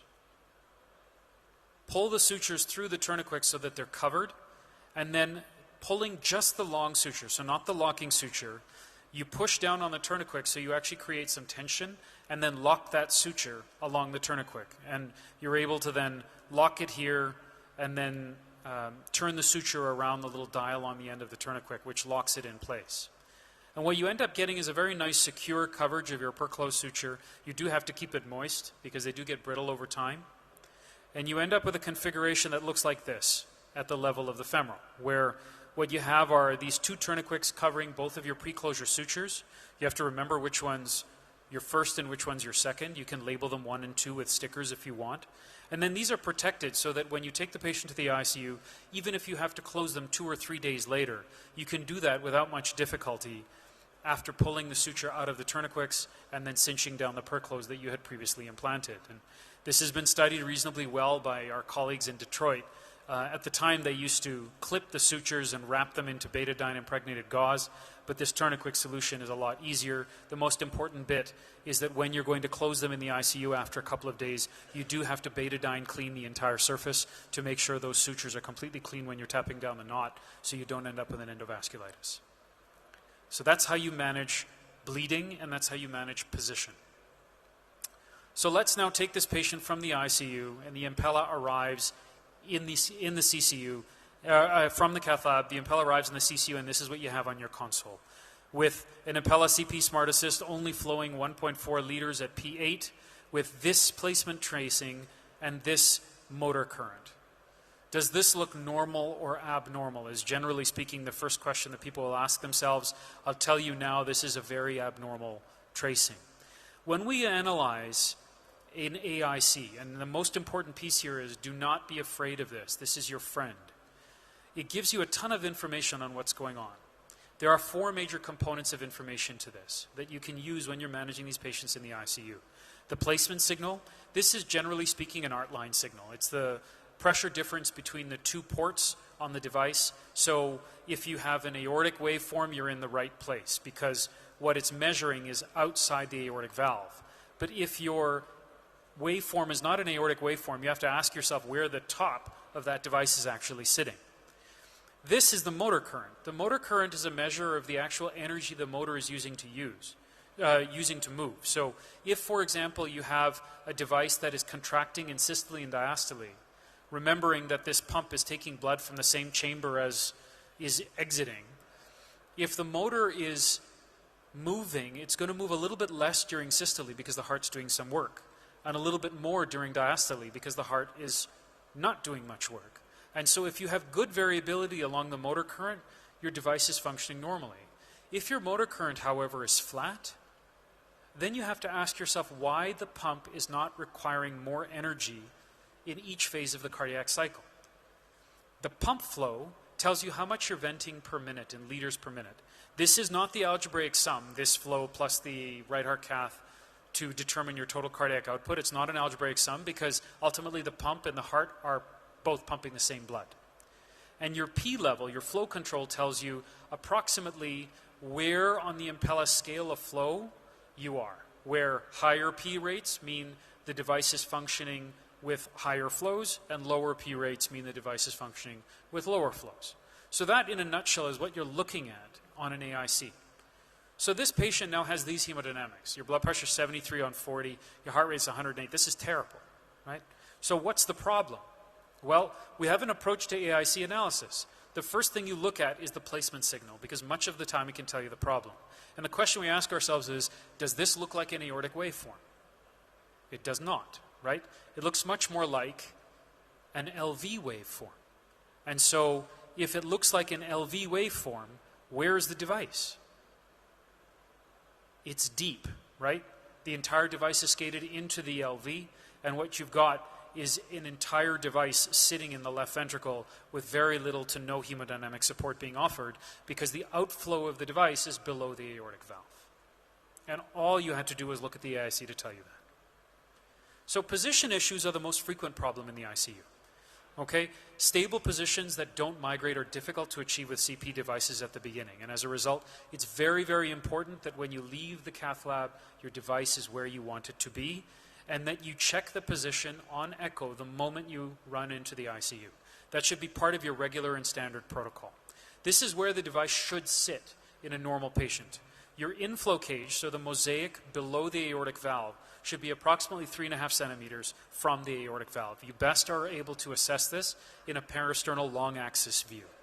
If it's at 3.8 and you're getting good flow with no hemolysis and no suction alarms, no flow alarms, your flows are good, don't touch it. It's like waking a child in the middle of the night to eat. It's just a silly thing to do because it's functioning completely normally. But these are the guidelines on where you want to be. So let's look at this. Where is this? Does this look normal to you? Well, this is the AIC that we just discussed, right? So this device is clearly in the LV. And then after attempted repositioning, you get this. So this is the other major problem in the ICU, is hemolysis. Hemolysis happens with every VAD eventually. But with percutaneous VADs like the Impella, the most important piece is recognizing hemolysis as a result of position issues. Whenever the device skates in too deep or comes back too far or gets entangled in the mitral valve, you put yourself at risk for hemolysis. The problem ends up being where the outflow cage throws red blood cells out at the aortic valve, or the inflow cage is sucking red blood cells in when adjacent to another structure. At those points, red blood cells will then get torn apart, and you end up getting hemolysis. And so 95% of the time early on when you're getting hemolysis, it's a position issue, and you sit there and you simply reposition it using echo guidance in real time. You never let the sun set on hemolysis. Never. It has to be resolved, otherwise you will lose your kidneys. So this is a correct position, where you've got the mosaic from your outflow cage above the aortic valve, and the mosaic from your inflow cage, which is not shown here, below your aortic valve. This is an incorrect position, where your mosaic is in fact at the level of your aortic valve, and you're tearing up red blood cells. From an anticoagulation piece, you aim to maintain between 160 and 180 ACTs. That's usually a PTT of about 60. And if you suspect HIT, verify it, because it's a rare problem. And if you have a problem where you have to pull the heparin, you can use sodium bicarbonate as your purge. You do not need to put them on systemic heparin in those situations, as long as the device is functioning at a level of P6 or higher. And then other important pieces are making sure that you have a calibrated art line, because the placement signal, though it gives you a blood pressure, is useful. It is a non-zeroed art line. And then develop a daily protocol to supervise the device when it's in the unit. Every day you do an echo, every day you get hemolysis labs, every day you check the position, both on the device at the leg as well as within the heart. And then here's the other piece to optimal ICU management. Don't do this, right? We don't use levofed, we don't use vasopressin, we don't use, dobutamine without an arterial line, because we need to understand what we're modifying. Here, you need hemodynamics in order to be able to modify the function of a hemodynamic support device.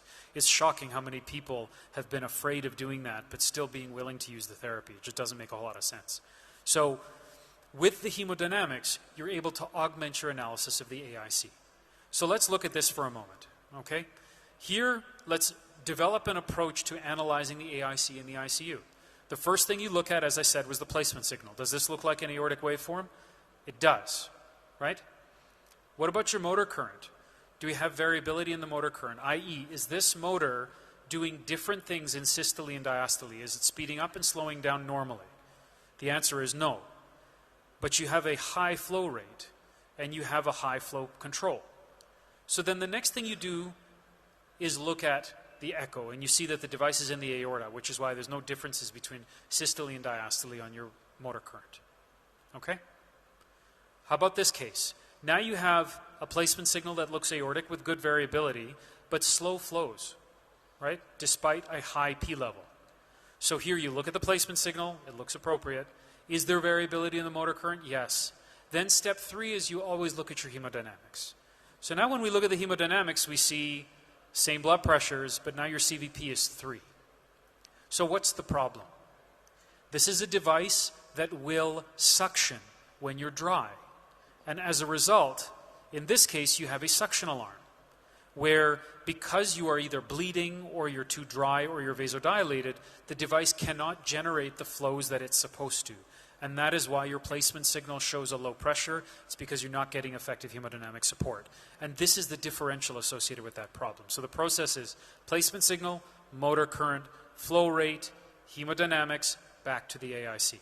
That's the approach. And it's the approach every single time, over and over again. Now with the CP Smart Assist, you can use the LV waveform, and you get this type of a picture. This is what's called a diastolic suction event. It's an early marker of low volume states, either bleeding, RV failure, or vasodilation, or overall volume depletion. And how about this case now? Same approach. Is the placement signal reasonable? Does it look like it should? Yes, it looks like an aortic signal. Does the motor current look like it should? Well, there isn't a ton of variability here, right? So that means that the device is doing as much work in systole, almost as much as it is, or as much work in diastole, almost as much as it is in systole. So the question you have to ask yourself is, why is this device functioning at full output in both cycles? Especially when it's giving me pretty good flow. Well, if the device is maximally functioning and giving you good flow, but you have a low blood pressure, what you have to ask yourself is, are the hemodynamics suggestive of reasonable volume? They are. Are they suggestive of poor blood pressure and poor pulsatility? They are. So this is one of those situations where the device is doing what it should. The problem is the heart's not working, right? So you have low intrinsic pulsatility. And this is when you may actually need to escalate the device to a 5.5, or in India right now a 5.0, eventually to a 5.5, or escalate to another form of hemodynamic support. What about this one? So does this look like an aortic waveform? Sure, right? Placement signal. Motor current. Does this look like a normal motor current? It's not the normal straight up and down, is it? It comes into this crest, but then when it comes into a peak, so where it should be at peak output, you get cresting, you get a flattening of this curve. So why would the motor current, why would the device run into a resistance issue and it's flowing at maximum? Well, if you look at your systolic pressure here, you see that it's actually pretty high, and your flow rates are pretty low. So then you look at your hemodynamics one more time, and you confirm that, in fact, your diastolic pressure is sky high. So what's the problem here? The problem is way too much afterload.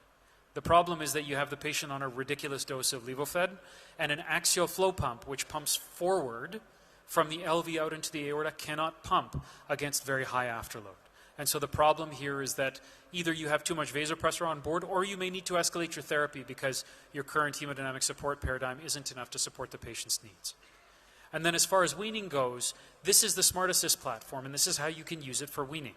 It gives you a snapshot of anywhere between a minute to 10 minutes of data, where you can look at your map, you can look at your LV EDP, and it's important to do a right heart cath when on support, so you can put in the required numbers for the fiber optic sensor to be able to give you this information. And then you follow the total cardiac output.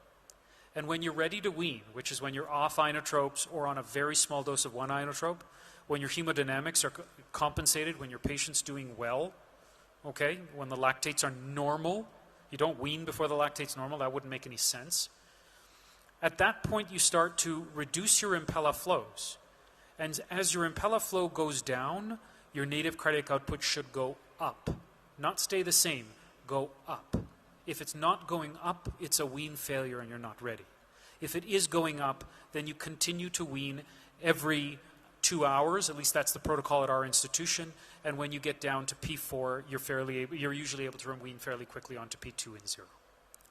So that's the management of this device in the ICU. That's how you start to think through addressing the usual features that come up in the ICU, and that's a way to reduce the fear of taking the device into the ICU. You need to know about bleeding, you need to know about hemolysis, you need to know about making sure you're in the right position, and you need to be able to analyze alarms from your AIC.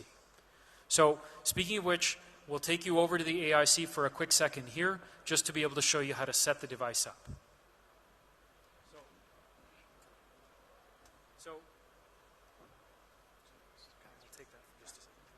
So,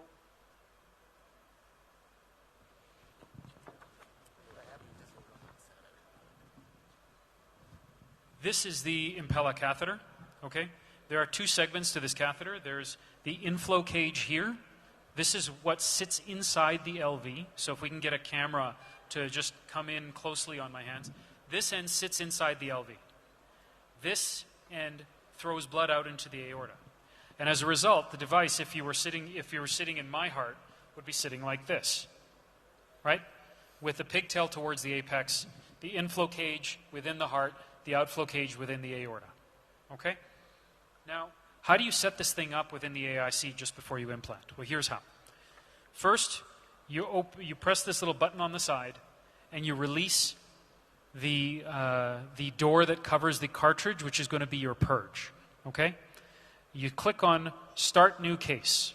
And so the first thing you do is spike the dextrose bag. That's going to be part of your purge solution. It creates the hydraulic barrier within the device to ensure there's no blood that gets in the motor.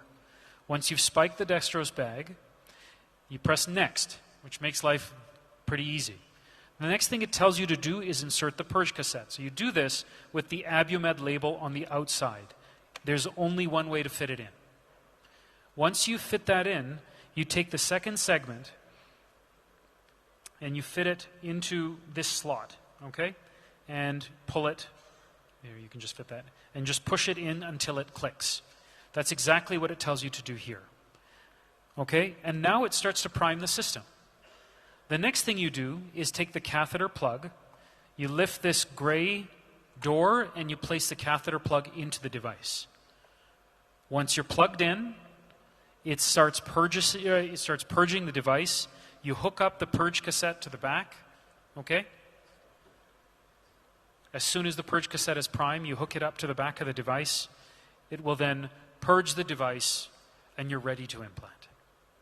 It's that simple. It's a pretty straightforward approach. Most of the time, the nursing staff or your staff in the cath lab will be able to set this up for you. It's pictorially described, and it's just step by step, one step after the other. And once you're primed and ready to go, and here you are, in this situation, you're ready to go, you press accept. It'll give you the various settings that you have. It'll prime the impella, and then by this time, as operators, we're putting the pigtail across, making sure that we've given heparin to an implantation ACT of over 260 seconds, and then we place this onto the placement wire that is sitting in the LV, put it into the 14 French peel-away sheath, and up it goes. Once you're in, you remove the wire completely. And generally speaking, I instruct the people in the lab to double check that the wire is out. So you say, is the wire, the staff in the lab should say, is the wire completely removed? The answer should be yes. Then you push start impella. And once you start the impella, and we'll put it into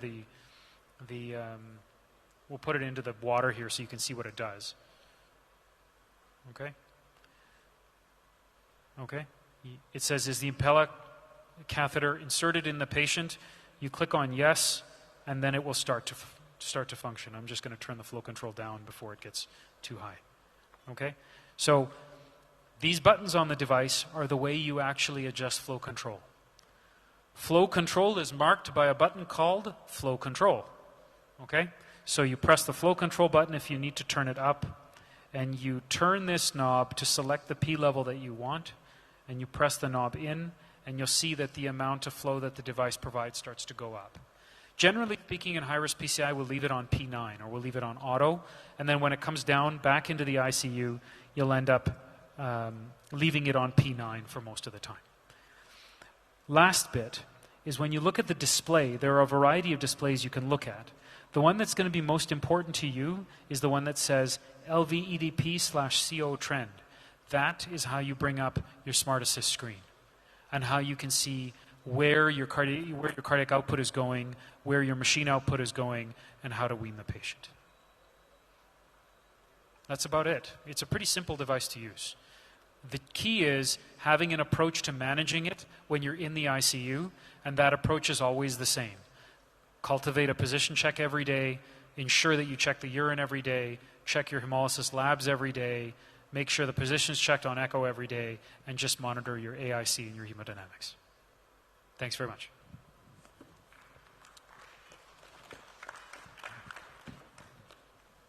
Okay, and so having concluded that, I'll invite Dr. Damodaran as our last speaker in this session to speak to us about troubleshooting and recognizing ECMO.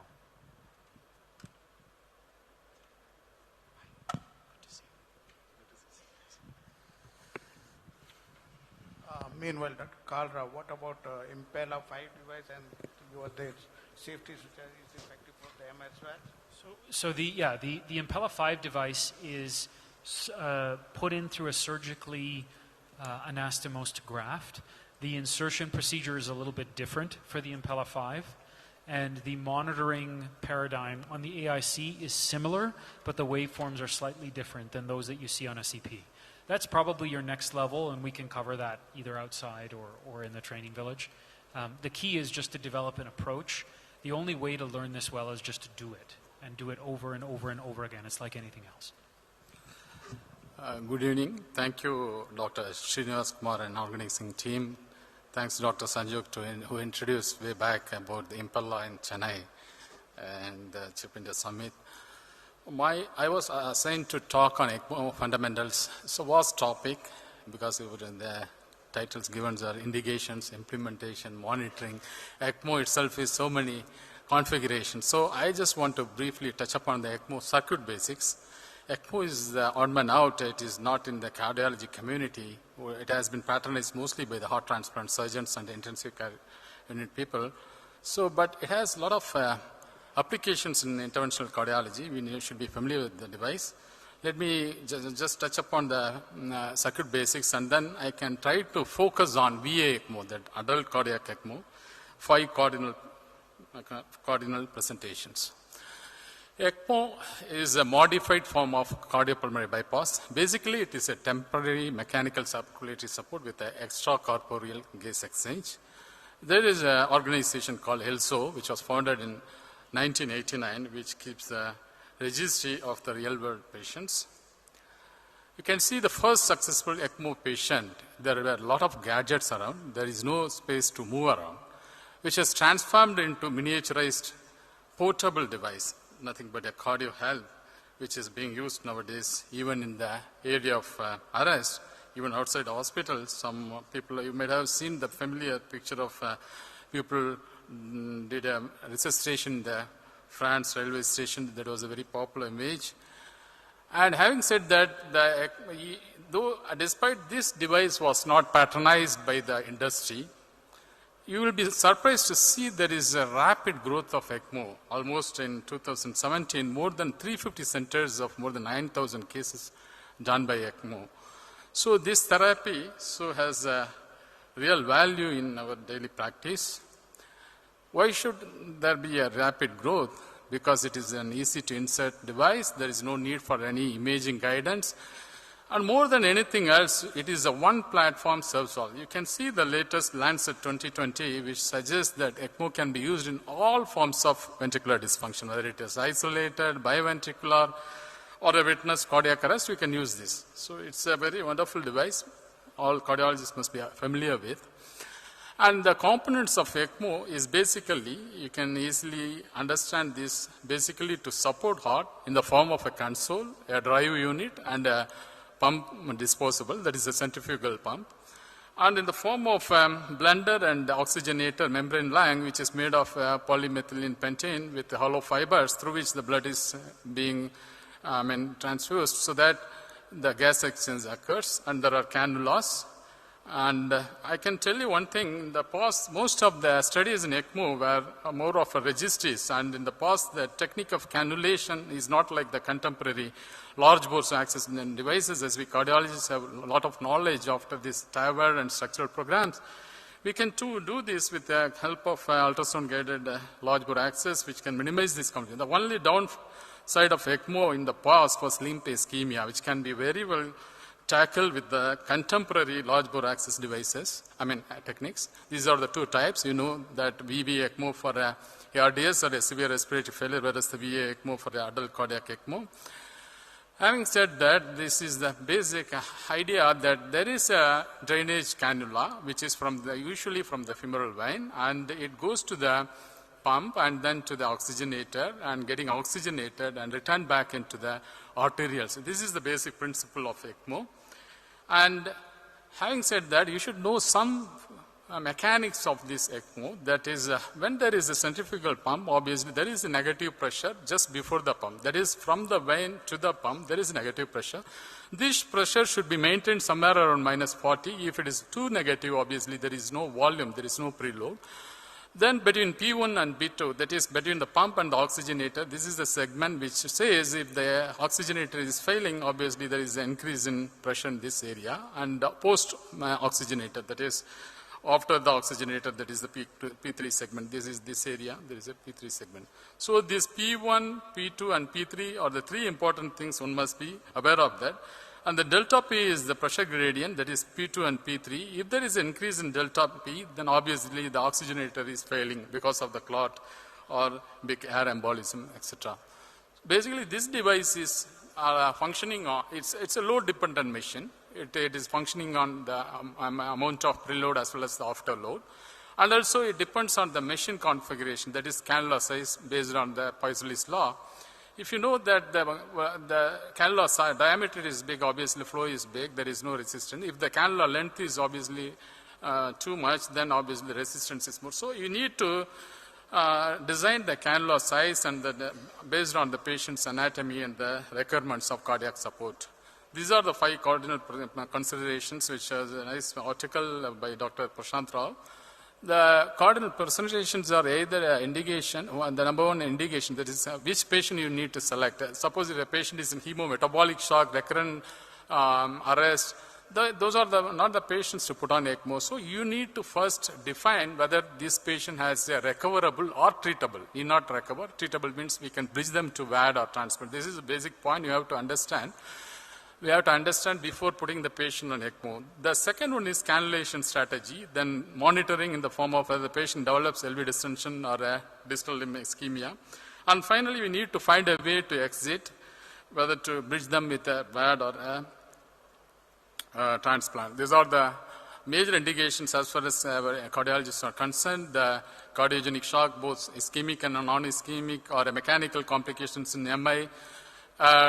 Witnessed cardiac arrest or in-hospital arrest, if we do the proper ECMO-supported CPR, we can get almost 29% survival rate as per the literature, and also bridge to recovery and intervention. Mostly in the advanced heart failure transplant team, they are using this as a bridge device. And the last one, though not much robust data, there are some single-center registries which says that even in patients with high-risk PCI, like a lost remaining vessel with adverse hemodynamic features, you can use that. So basically it is a bridge. It is not the ultimate therapy. It is a bridge to another situation. This is the technique. You all know that, femoral to femoral. The only thing what I have to stress upon, there is another form which is called subclavian to internal jugular vein, this one. This is theoretically better because the patient can ambulate. The patients who are waiting for a transplant can have this one, and also it reduces the differential hypoxemia theoretically. Let me take you through a high-risk PCA in which I have done a high-risk PCA with a ECMO implantation.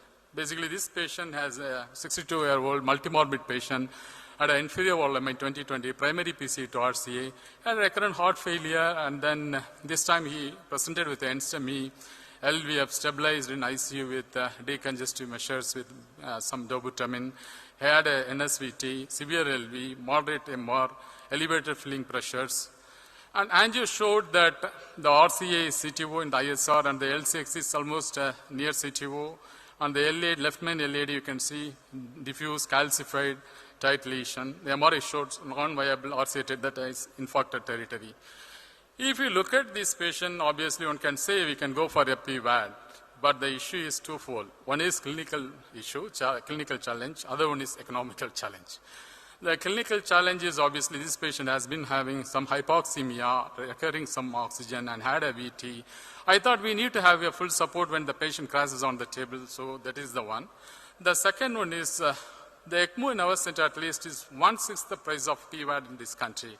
So this is a surgical turndown. This patient was turned down by a surgeon. So we need to offer them some form of therapy. So I thought we can go ahead with the ultrasound-guided access. Always we must hereafter, even for the regular coronary procedure, we must take ultrasound guidance, which, because it will tell you about the diameter of the vessel morphology, calcium, so that we can avoid complications. Then we put arterial cannula, which is 15 French, though it can only flow up to 3 liters. It can tide over the crisis, and venous cannula of 21 French. The one thing we need to know that when you are connecting the cannula, there must be some air. So you must be very, very careful in relieving the air when you are connecting this cannula. Otherwise, the oxygenator will fail. And the gas flow should be in such a way that should be equal to the circuit blood flow, whatever you are going to give. So we have connected it. You can see that one Y connector, what we thought, let us try with a single axis like in, what do you call that, in Impella. But unfortunately, in our country, we don't have the adapter, so we cannot do that. We have gone with the other axis, just for an interest only, nothing else. The other side was okay. Then we went ahead with the Rotapro and then cutting balloon. You can see that cutting balloon has cut middle AD and even the left main, but whereas in the osteoproximal LAD, there was a nodule. You can see from the IVIS, there was a nodule there. Then we went ahead again with IVL. As a panelist and the chairperson told very well that I could observe that whenever you are doing IVL in such patients of a prolonged ischemia, prolonged inflation, during rotablation, I didn't have any issues, but during the IVL, the patient went in for sudden, not a gradual hypotension, because the patient was already on 2 liters of ECMO flow. So he didn't develop any sudden arrest. He developed slow hypotension when we had to increase the flow a little bit at the expense of increasing the LV filling pressure. I could understand, but that one we have managed with the dobutamine and some diuretics. So you can see the post-IVL, there is a nice cracking of the calcium and the area is also more than 9. So then we have stented this and then I just thought of going ahead with the LCX. I think I have done the L6, it seems, yeah. So LCX with a drug-coated balloon, we did a provisional approach here and with a good area of more than 10. So this is a pre and post echo. So though there is not much improvement in LVEF which can happen in a week's time, I could understand one thing, the LVOT VTA has much improved. You can see the LVOT VTA that shows there is some improvement in stroke volume. And the patient was managed in the ICU 2-3 days with some diuretics and dobutamine, little minimal support, and he became well.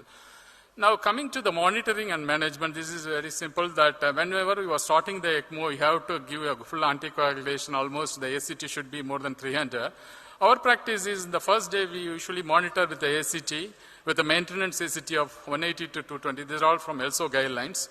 You all know that. And also you should watch for bleeding. You should check for the hematocrit as well as platelets. And if there is any hemolysis, as Dr. Sanjok nicely showed you, that if you suspect a hemolysis in the urine bag, you can do a LDH or a plasma-free hemoglobin. Again, the plasma-free hemoglobin availability and affordability is also. So we usually go by LDH and other measures on fibrinogen, FDP. The routine X-ray monitoring is essential to know the cannula positioning and to anticipate the white lung syndrome, that is LV distension and pulmonary recovery also. This thing you must focus upon. This is the one thing which is very essential whenever you are monitoring the ECMO, the P1, P2 and P3 segment. Then if there is an increased negative pressure in the P1 segment, that is before the pump, in the venous system obviously, there is a hypovolemia. So some blood loss is happening, or it may be due to the ventilator associated pneumothorax or cannula may be malpositioned. So you must be aware of that. If there is oxygenator failure due to clot formation, obviously again the P1 will be reduced because the PT will go. That is, before the oxygenator, the pressure will build up. That will slow down the pump. So naturally, the P1 will be going down. So these things, whenever you are managing ECMO, this chart is very essential to remember. And you can see this with the help of your intensivist. And this is a very busy slide just to show you about these are the various things you have to monitor, starting from the coagulation profile, circuit, hemodynamics, nursing care, etc. Complications are twofold. One is circuit related, as I told you, the oxygenator failure, clot, and the other one is patient related. I'm not going into the circuit related things. Pump failure, decannulation, spallation of the tube sometimes, So biolin coated tubes are better in this situation because they are resistant to rupture, air embolism, oxygenator, clot formation failure. Let me come to the patient-related things. Harlequin syndrome, this is the one you all know that blue hat and upper body is deoxygenator and lower body. And the previous speakers have discussed well about this one because when the heart is recovering faster and the lung is lagging behind, obviously you will get a good cardiac output. So naturally the deoxygenated blood will go into the upper body. Remember, whenever you have such problem, always start with the clinical examination. See the arterial pulse, if there is a pulsatility, and see the right arm oxygenation. These are the things will tell you whether and also X-ray, which will tell you whether the lung is improving. And there is a strategy called VAV ECMO, that is again taking the oxygenator blood and putting it into the venous circulation. That may help you in counteracting this one. This is obviously you all know that This is the condition where, because of the large cannula, and you have to daily look at the limbs in terms of temperature. NIRS is the one which we are not having. NIRS, that is also easy. The other thing, previously when we were discussing, I was about to ask you, when you were putting a large cannula irregularly and a distal perfusion cannula, we always have the habit of, or practice of decannulating surgical means, because in between area there is a dead space. That space, once in our case, that space had a thrombus and the patient gone in for, after the heart recovery discharge, a week later he came with a limb ischemia. So in a patient with a prolonged, monitoring in ICU, we always, like in a shock patient, 2 weeks of, we always do a surgical decannulation, except in some patients like HRPC, we can do it. This is another point I want to stress upon. And this is the thing, you know, that this sheath should be braided sheath, it should be ultrasound guided, should be in the superficial femoral area. You have to go well above the bifurcation of the femoral artery to put it. It should be braided so that it should not be kinked. 8 French is enough for distal perfusion. And this is, you see the chattering because of the volume loss, because of there is some perforation somewhere in the vessel which has caused it. Cardiogenic shock, I'll just touch upon it. So having said much about ECMO, you see the mortality is dismal, very disappointing. Why it is so? Because this is not a cardiac support device, this is only a circulatory support device. And you can see the flows. When the flow goes from 1 to 4.75 liters, naturally the stroke volume decreases, the LVEDP and LV systolic and diastolic volume, everything goes up. So you need a kind of venting. And also, always you should never expect all the patients to recover or to go to the futility. That is what the current cardiology practice. We always work tandem with the heart transplant team. We should always try to encourage the patient the first week of ECMO itself to go for a crossover, either a VAT, Centrimac, etc., which is very well evident from the Siddharthana experience. You can see the early crossover and the late crossover. There is a big survival advantage out of it. And this is a transplant center from our city, which they have done from 15 to 23, almost 35 patients bridged to LVAD and the transplant, which has got almost a survival of 64%. Mortality is 46. This is from Chennai. And so we always should encourage our people to go for, from first week onwards, we should motivate them, counsel them. This is the ELSO registry. If you look at this, there is controversial discussion may arise. There are a lot of studies and the large retrospective and meta-analysis showed IABP has no effect in venting. Whereas this ELSO registry, which is the real-world practice registry, it shows the venting has an in-hospital as well as on-support survival advantage. And 90% of the venting was done only with IABP because it's a real-world registry. So IABP with the 50 cc is still recommended strategy and depends on the amount of venting you want to do this. This is the 8 strategies in which I can say the surgical venting and Impella is the one which is really useful. I am overshooting, so I just finish upon this is the LAVA ECMO. This is the one thing for, in terms of our country, it is the more useful one because this is twofold it is advantageous because it is cost effective. Number 2, it avoids 2 arterial cannulation. So we can avoid the complications. This is a 5-year experience from Kentucky. So basically, when we do some treatment, the treatment should be also cost-benefit ratio apart from cost-effective. That is what I want to imply. And the key message from this talk may be the survival and MCS management in the Indian context is cost and resource intensive. But we hope that increasingly better outcomes should be obtained if we bridge to therapy, LVAD and the transplant. Because so many state governments are sponsoring transplant therapy. At least in my state, the transplant is being sponsored by the government. With meticulous ICU care, one can achieve at least 60% in profound shock patients if we bridge them at the early stage. We need to have some India-specific guidelines also for the practice purpose. And key to success, I have taken from one of the speakers from Europe. This is the way to success. It's a teamwork. It's not a single man's strategy like an IVL or a ROTA. It's a teamwork. You need an intensivist, you need a heart transplant surgeon, and you need a perfusionist, all the most very important to have a success. Thank you so much. Sorry for overshooting it. Thank you very much. I think in the interest of time, I think we're right at 4:30, which is the end of our break time. So we'll end the session here. I thank all of the speakers and my co-panelists for allowing us to be part of that session. Thank you for a great session, and many of them like this new approach of showing in deep dive sessions the technique and the various armamentarium used showing, and everybody appreciated. This was actually Sanjog's idea to demonstrate it like that. Thank you again. And a lot of doctors, young doctors, especially in Tier 2 cities, newer cath labs coming, newer equipment coming. We thought we would handheld and show those demonstrations. And I'm very happy, the encouraging response of all the colleagues across the country. Both halls simultaneously is running. Both halls are almost full. I'm thankful for all the encouragement. Now another very interesting thing happening in the last year it started. We are very extremely thankful to Dr. Thomas Alexander sir and Dr. Ajit Muller sir for making STEMI India as a part of TCT India. And we are extremely happy with this association because a great academic support and enthusiasm shown by them. And then simultaneously, because I wanted to inculcate this habit of having two halls and important sessions going on. So in both halls, the STEMI India program will continuing. In the other hall, Ajit sir is leading that, and here I requested Thomas Alexander sir to be chairing the session. So I request Dr. Thomas Alexander sir, Dr. Shiv Kumar J, and Dr.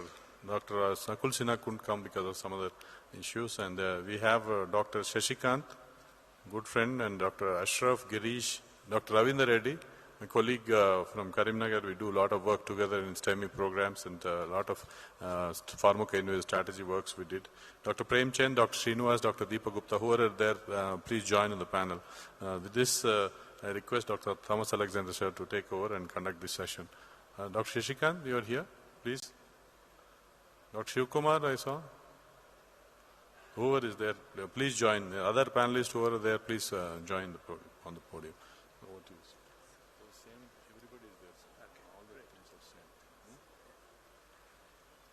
Good evening, and on behalf of STEMI India, let me first thank Srinivas Kumar for this collaboration that we've now started. And it's great to be here today to work on STEMI India within TCT India. Can I just ask Lijo also to come up here to any of the other panelists or chairpersons here, please join us, Lijo.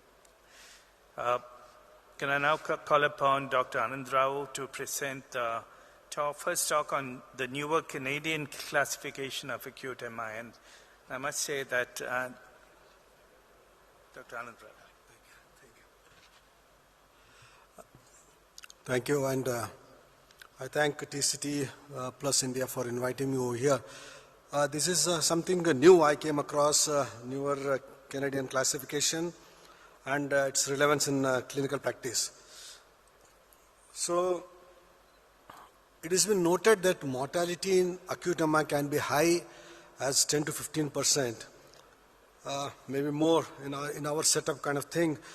Hence, the situation of the STEMI is becoming essential to assess the benefits and potential risk of adverse events and to determine the intensive care, surveillance, and specific for medical and interventional therapy. Hence, a scoring system has been developed. So, we have ECG, we have TIMI score, we have the heart score, and we have Cliff classification. However, these classifications do not take into account underlying myocardial tissue pathology. So the aim of this classification was to identify the tissue injury in MI, which is predictive of ventricular remodeling and adverse event such as heart failure, arrhythmia, hospitalization, and death. This classification also predicts the power of tissue damage for improving clinical research and beyond. So let us see what is this new classification. So what are the factors associated with faster progression? If you see on these various factors over here, we are very much aware of this. Any of these factors present will give you a maze which is not very good. Like for example, longer delay in reperfusion, longer duration of ischemia, Kilip classification, LED territory versus non-LED territory, larger deviation on ST, on admission ST deviations. Then rescue angioplasty, larger area of risk, and pre-procedural TIMI flow less than 3, post-procedural TIMI flow less than 3, and lack of collaterals. All this sort of leads to progression of this disease, and hence they come out with this new kind of classification. So this is like a normal left ventricle. Then Canadian class 1 is like there's a formation of edema, or what they call it as aborted MI. Second is edema with cardiomyocyte necrosis. CCS3 is edema with cardiomyocyte necrosis with microvascular obstruction. And fourth, CCS4 is hemorrhagic infarction. So we'll go in detail about this this thing. So that's how schematically it's been represented. Is stage 1 is aborted MI. Stage 2, as I told you, MI with cardiomyocyte necrosis, but no microvascular injury. Stage 3 is necrosis plus microvascular obstruction. And stage 4 is intramyocardial hemorrhage, and plus leading to mechanical complications also. There's a pathological way of looking at it. Then first you see this normal myocardium, then you see this cardiomyocyte dysfunction. However, this whole thing is reversible at this point in time. Then once the necrosis and interstitial edema sets in, most of the viability is gone. Then this will lead to microvascular obstruction, and all this stage 2 onwards, most of the things are irreversible. And then stage 4 is it includes necrosis, edema, and then hemorrhagic complications and mechanical complications. So just going in details about stage 1, Canadian stage 1 aborted myocardial infarction. In our ECG wise, we see that more than 50% ST resolution at the end of 90 minutes of thrombolysis is successful or aborted infarction, what we call it as, plus or 30 minutes post PAMI with the absence of residual new pathological Q waves. So myocardial edema with absence of minimal cardiomyocyte necrosis, almost entirely reversible. If ischemia is not reversed at this stage, and this can go into stage 2, and then adverse events increase from 2-fold to 10-fold. So it's observed that more frequently with timely reperfusion, typically less 4 hours of ischemic symptoms, but most notably within 1 or 2 hours of onset of ischemia, which led to the term golden hour reperfusion, found to be more associated with pre-hospital fibrinolysis and has been very, very efficient. So this study incorporated, this study went on for many years, and they incorporated CMR in this kind of situation, late gadolinium enhancement, and then they found out this kind of situation where they demonstrated that myocardial edema is can be seen, visualized, and hence they can sort of classify these patients, and they can sort of give the prediction of their future events. So CCS2 is cardiomyocyte necrosis without MVO. MVO is microvascular obstruction. So here the troponins are elevated. There is following reperfusion therapy, normal flow is restored, and ST segment resolves. Echocardiography shows regional wall motion depending on the extent of myocardial injury, and if it is extensive, then it may end up having large permanent infarcts. So typically this myocyte necrosis occurs from subendocardium to transmural, depending on the time of the reperfusion. So the concept is substantially clinical, with longer time to reperfusion leads to higher necrosis and then reflecting a larger myocardial infarct size. So infarct size is a strong predictor of adverse outcomes independent of LV dysfunction alone. So this is how the CMR revealed the presence of global left ventricular ejection fraction with mild hypokinesia of the anteroseptal and apical wall. So the CMR was being done, and they demonstrated, and then the tissue sort of diagnosis was provided. Stage 3 is myocyte necrosis with microvascular obstruction. What we typically see in our patients who come late in presentation, where we see as slow flow or no flow phenomena, and what we call it as a TIMI 1 or TIMI 2 flow. So these are typical of patients who are going into microvascular obstruction. So microvascular obstruction is independent predictors of adverse ventricular remodeling and independent predictor of MACE. They might identify patients with reduced tissue perfusion despite normal epicardial coronary flow after reperfusion. So this is again can be visualized in the CMR as microvascular obstruction, which is more pronounced with T2 weighted late enhancement, gadolinium enhancement. Stage 4 is fatal, which is hemorrhagic myocardial infarction, which can lead to mechanical complications like VSR, free wall rupture, and of course papillary muscle dysfunction. In addition to edema and necrosis, the ischemia is now set to affect the microvasculature, and the integrity is compromised. Reperfusion into this necrotic microvascular bed drives extravasation of blood, defines hemorrhagic myocardial infarction. Hemorrhage occurs early after reperfusion, leads to infarct expansion, and this results in large infarction compared with stage 3. ST elevation may persist, and then it can lead to mechanical complications also. So this is a busy slide, but I want you to all concentrate the down part over here, how this hemorrhagic myocardial infarction behave. The cardiac troponins peak is earlier and higher. Hemorrhagic MIs expand following a wavefront pattern and are more transmural. Hemorrhagic infarcts are twofold larger, and they experience threefold progressive loss of salvageable myocardium.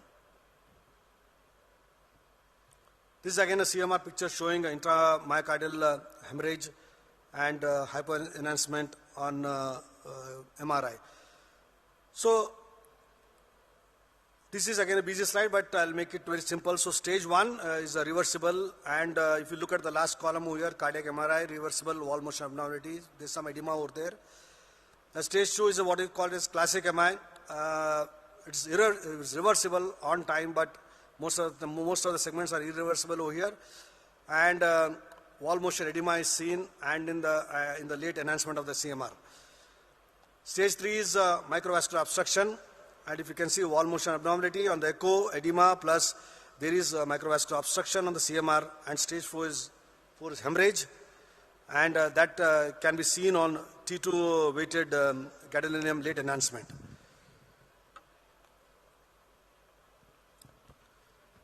So what are the observations of this study is early initiation of reperfusion therapy along with shorter duration of ischemia can significantly reduce the likelihood of injury.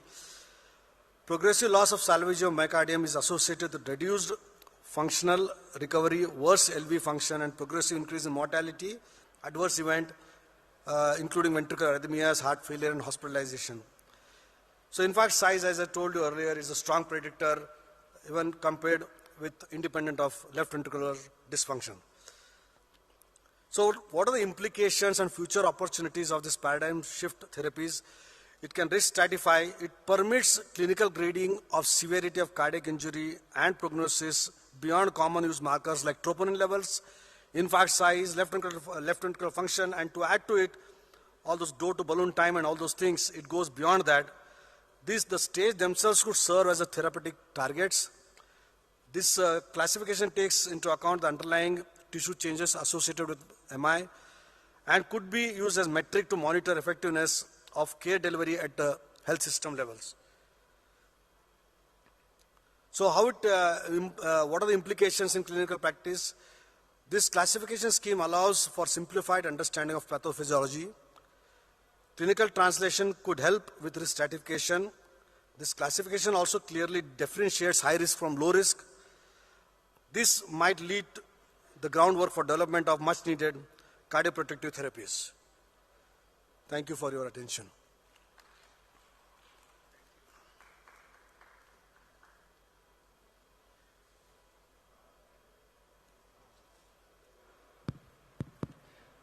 Thank you, Anand, for bringing this new classification to the fore.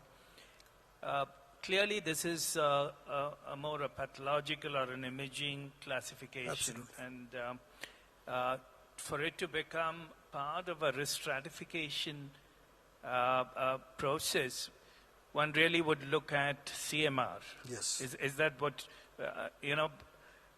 unless we develop simpler tools which would correlate with the CMR changes, how does one bring this into clinical practice, or what are the possibilities that might develop, maybe with AI, or what do you think? Yeah, so this is what it is. So obviously, when an acute MI patient comes, nobody takes the patients to CMR. So it's very obvious. But they have further kind of divided this classification, which gets into a little bit complexity, as a CCS 1+. So what they are telling, instead of doing a CMR, you can do the same thing with your echo, maybe contrast echo.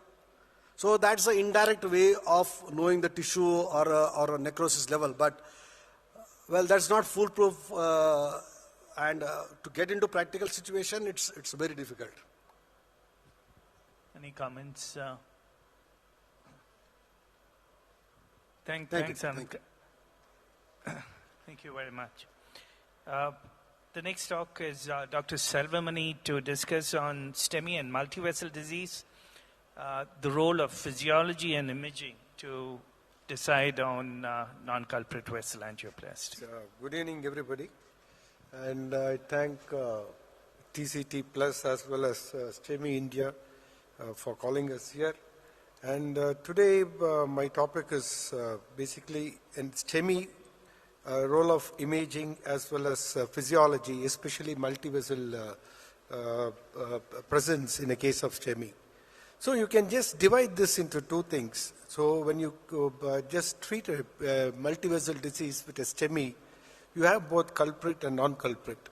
So what can we do with this? So we'll just concentrate on imaging, how it helps, especially in culprit vessel.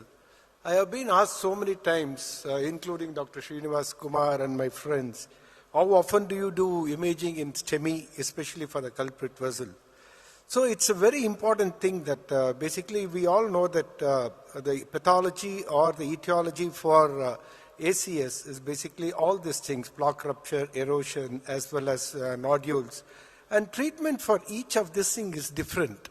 So to know that what type of treatment we are going to give this patient, definitely imaging has a great role there. So I'll just show you some of our cases as well as the guidelines and some few evidences what we have for this today. So whenever you do an angiogram in a patient with STEMI, if it is a very clear-cut culprit, there is no doubt you can go ahead and do the PCI there. There are so many times that there is an ambiguous anatomy, you are unable to make out what is the real etiology, and really you need to think about the treatment. Probably intravascular imaging gives you an excellent idea. So this is a clear classical example of a ruptured plaque in an MI, where you know that the plaque lumen area is also reduced and it is a plaque there. You know the characteristics of the lesion. It's a straightforward lesion. You can just go ahead and stent there. Many times what you do is, what we get is, look at this case here, and again a total LAD. And then most of the time when there is a thrombotic occlusion, today we have few options, many options, which apart from thrombectomy, we have laser or something, whatever thing you can do, you can reduce the thrombus burden there. And once this thrombectomy was done, this is the angiogram here. So generally in a patient, like in our routine practice in PAMI, you generally tend to put a stent there directly when you have an angiogram like this after thrombectomy. So is it definitely needed or what? So you do an imaging there, do a OCT there. Look at this OCT, what it is showing is, it's clearly, it is a full of thrombus there. And behind the thrombus, you really don't know what it is. But many times, my colleagues say that, or probably my friends ask, there is a lot of thrombus, how do you make out the pathology? There are certain techniques. So you look at the longitudinal view in this OCT, you just concentrate behind the thrombus there. You see that if there is any plaque rupture, at the same time, you get to know what is the lumen of this vessel. And this patient, we did not do anything since it was fully thrombus. And 2 weeks later, you do a check angiogram, it is like this. You do an OCT if you want. This is an example there where the entire lumen is very clear. So this patients, you need not put a stent unnecessarily, especially in a younger patient.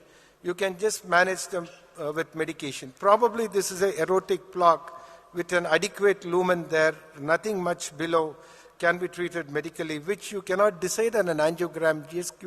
You cannot leave it like that based on an angiogram finding. And coming to this typical MI, I think most of you come across with such type of STEMIs everywhere. So this is a very important point that we should see how to treat this type of patients. So the main aim is to avoid slow flow, have an adequate expansion, and to do that, there are certain things that we all know that not only thrombus, it is a lipid-rich plaque. When you dilate it there excessively, you get slow flow. And of course, there are certain areas that you need to be treated very well. When you do an OCT in say, such case, you can directly do an OCT, or probably you just put a small balloon there, dilate, and then may establish some flow and do an imaging there. When you do an imaging, what you see is, you look at this plaque here. If you treat this patient anatomically, like if you prepare here, it is a reflex that most of my friends, they do is, they put the balloon there at the tightest spot and dilate. The moment you do that, you get slow flow and you have problems. Instead, you do an imaging there, you clearly know that what is there inside this vessel here.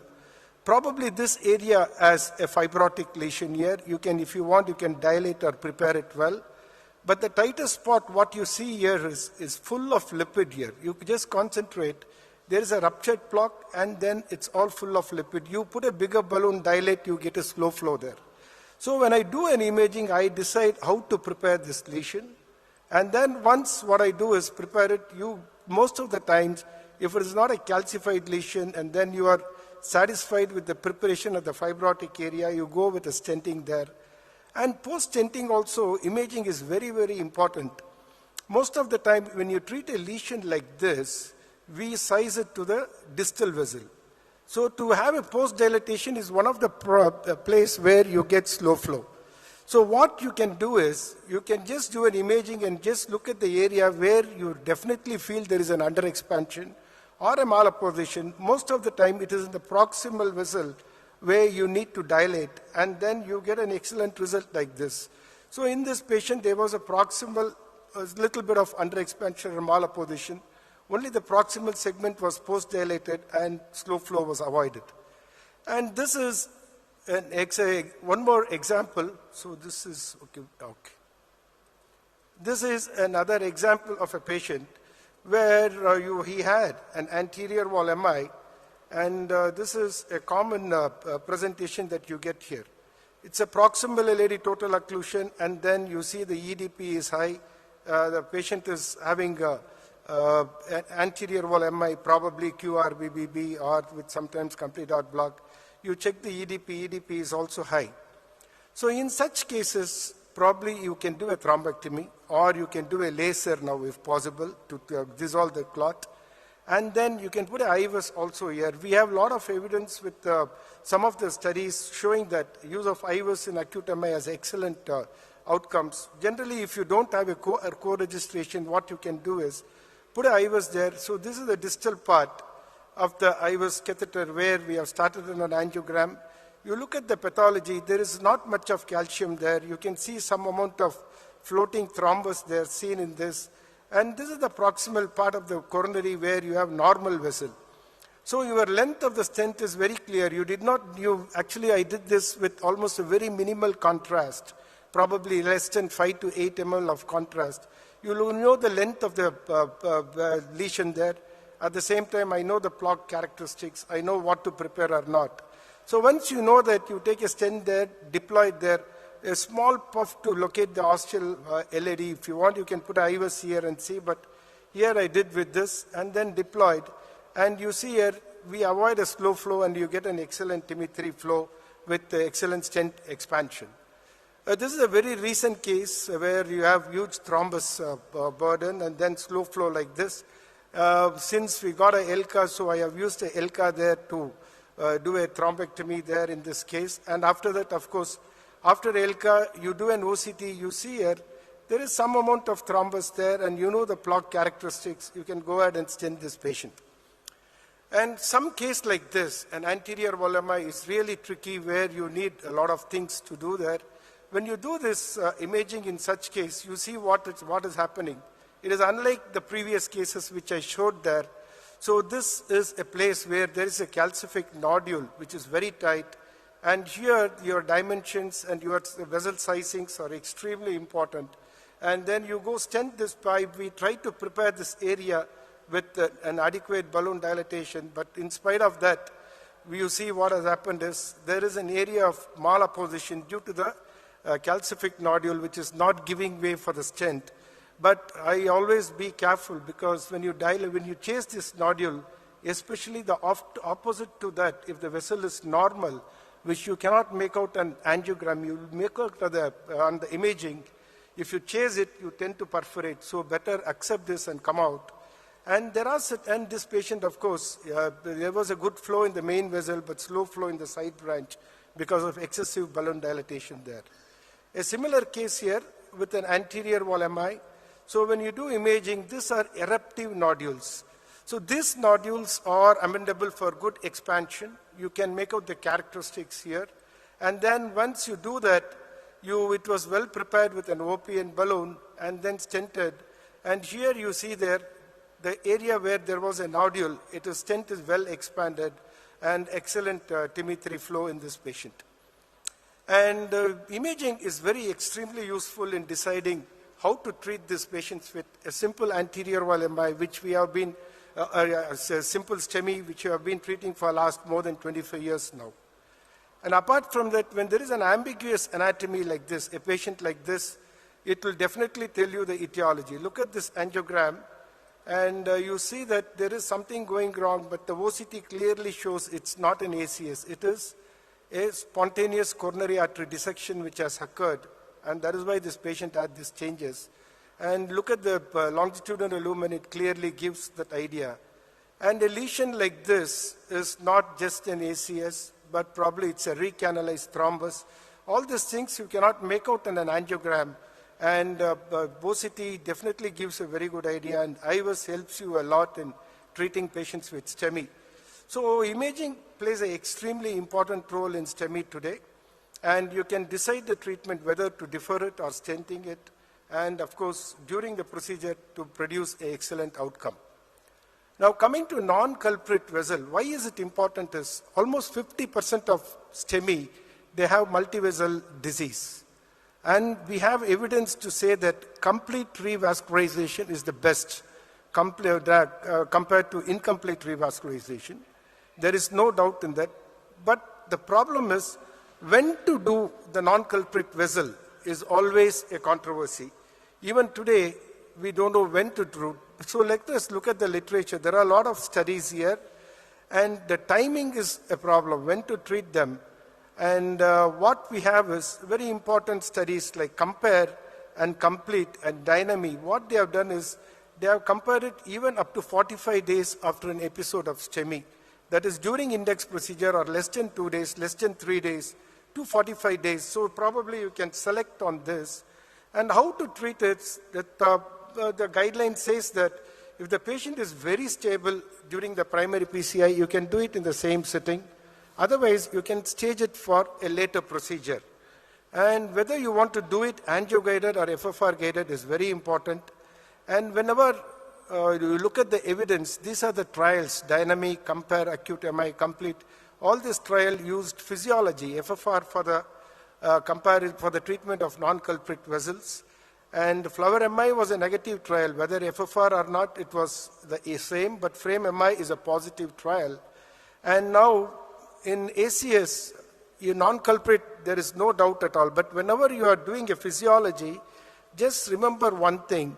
If you are doing it the same index procedure, that is within 1 week or so, when you measure an FFR, probably your FFR might be falsely high. That is, you might underestimate the lesion.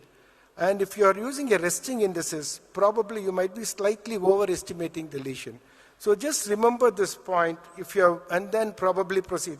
If there is a gross difference, probably the FFR is around 0.75, 0.7, there is no doubt at all. But borderline FFR during an acute ACS is always controversial. Probably you can reconfirm it later.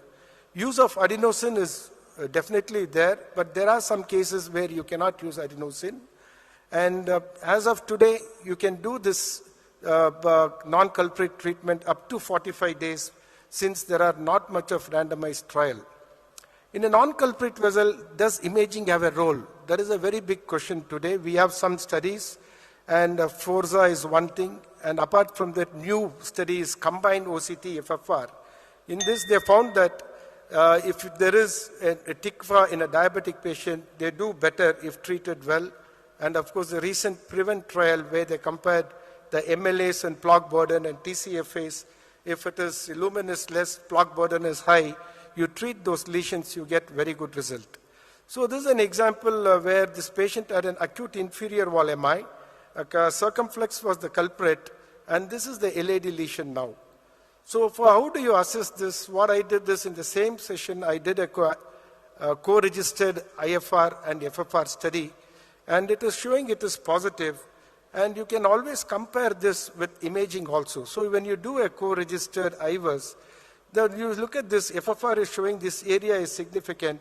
And even here, imaging also is showing the plaque burden starts from here and from there. And it shows that if you treat this lesion, your FFR is going to be 1. So thus this was treated after treating the culprit. And similarly, this is another inferior wall MI, a patient like this. He has an LAD lesion like this. Should we just treat it medically or what is always a question. FFR was done, FFR was negative.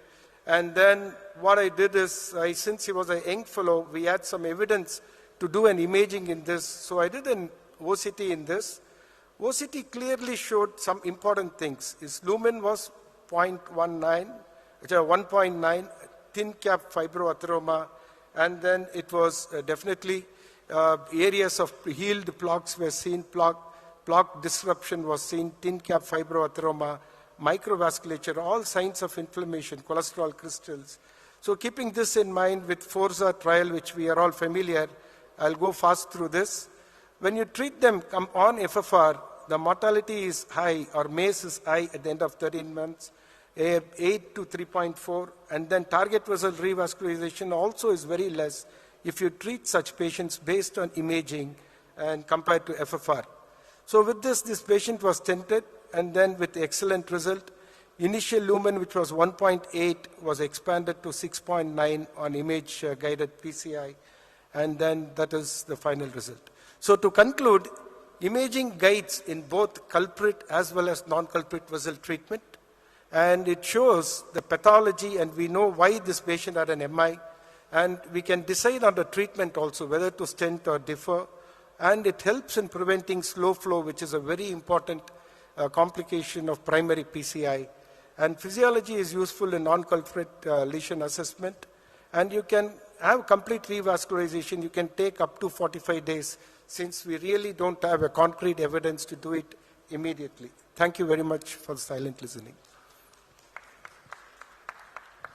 Thank you, Selvamani. I think you've covered a whole host of issues in multivessel disease and angioplasty. A couple of points that you mentioned that I would like to emphasize is one, the timing, which I think you clearly mentioned. It could be during the index hospitalization or up to 45 days. And this is where, if you look at the complete trial and you look at where the curves start diverging, is really after 42 days. So you have till then to do your non-culprit vessel.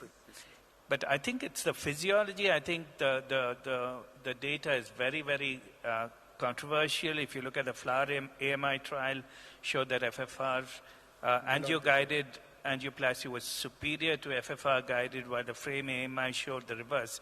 But as things stand now, the guidelines clearly say that we need to go by angiography-guided revascularization rather than physiology-guided. And part of the reason is that physiology is good for chronic coronary syndromes, may not be that good for acute coronary syndromes, because there it's more a question of the plaque morphology, and maybe when the complete OCT sub-study comes, we might know that maybe the type of plaque is more important than physiology in an acute coronary syndrome. Just one question. What percentage of your STEMI patients do you image? See, we try to image most of our cases in our hospital, except there are certain few conditions where we really want to be very quick. Cardiogenic shock. Number 2, probably finances. That is one. And very rarely, probably sometimes, we have both IVAS and OCT. We try to use either of them. And if one lab is stuck, like we really want to do OCT, if we are unable to do, probably if it is stuck or so, that is the main reason. But we tend to do, but our percentage of imaging in STEMI is almost more than 50%. It's this 50%. That's a very high percentage when you compare to maybe the rest of us. Maybe. Thank you, Dr. Selvamani. That was a nice talk. Do you do an LV EDP before you do an FFR for these patients, or do you take a right atrial pressure See, for every patient? Do you do this? See, our usage of physiology in STEMI is very less. Only in a very controversial cases where when we are not very sure, we use physiology. We don't use much of physiology. Most of the time it is image based. Like when you do an OCT there, you do a OCT here also. And then assess the plaque characteristics. If it's a straightforward lesion, 80-90% stenosis, there is no doubt. It's only in borderline lesions that too use of physiology is very less. And generally we do EDP especially to assess the risk when somebody has severe LV, an anterior OLMI, QRBBB. In such cases, probably we assess EDP to know the prognosis. That's it. So one question, the cutoff MLA in case you want to intervene with an IVAS or an OCT, especially with an acute MI situation, do you just do an image and say, okay, with this MLA I'm happy, I would like to come off the table for 48, 72 hours before I go back See, in there again? are equivalents, like FFR equivalents on imaging, especially in an acute coronary syndrome. If the lumen, for example, when you go with OCT, 1.9, 2.5, there is a gray zone here. Between 1.9 to 2.5, it can be, FFR can be positive in most of the studies. That is what they are saying, but it is not a hard proof evidence. But according to studies, like if there is an evidence of inflammation, like you have a thin cap fibroateroma, plaque rupture, and the lumen is less than 2.5 on OCT, and then signs of like cholesterol crystals there, and then probably that is a case where you should stent. And if the lumen is 2.5, if it is a thick fibrotic lesion, and there is a side branch next to this lesion, and no evidence of any inflammation, most of the time you leave them on medical management. So you will have to put everything together and take a decision. So I think what you said about 50% imaging in primary is phenomenal. I mean, that's probably... Yeah, but this is, we have been doing for so many years now. And very rarely, probably most of the cases is image guided in our center. Especially my question is, after an angio, I mean, let's for the other centers which don't do imaging as often, 95% of people will just stent the case. So what percentage or what particular scenario would you say this case and imaging will make a difference on an angiogram? Is there anything? See, I told you, no, after doing imaging in primary PCIs, what I feel is without doing imaging, I'm really allowed to apply the knowledge from imaging and do. My aim in doing a primary PCI is to avoid slow flow and to get adequate stent expansion. To know that, I need to know the pathology. See, everything angiographically, there is a thrombus, low flow there. It looks everything similar. And what I have seen a lot of my friends doing is they look at the tightest spot and then they put a balloon and dilate, they land up in slow flow. So that is not the way to treat primary IC. You will have to look at the pathology, what is happening, try to avoid slow flow. If you treat like this, our incidence of slow flow is very, very less.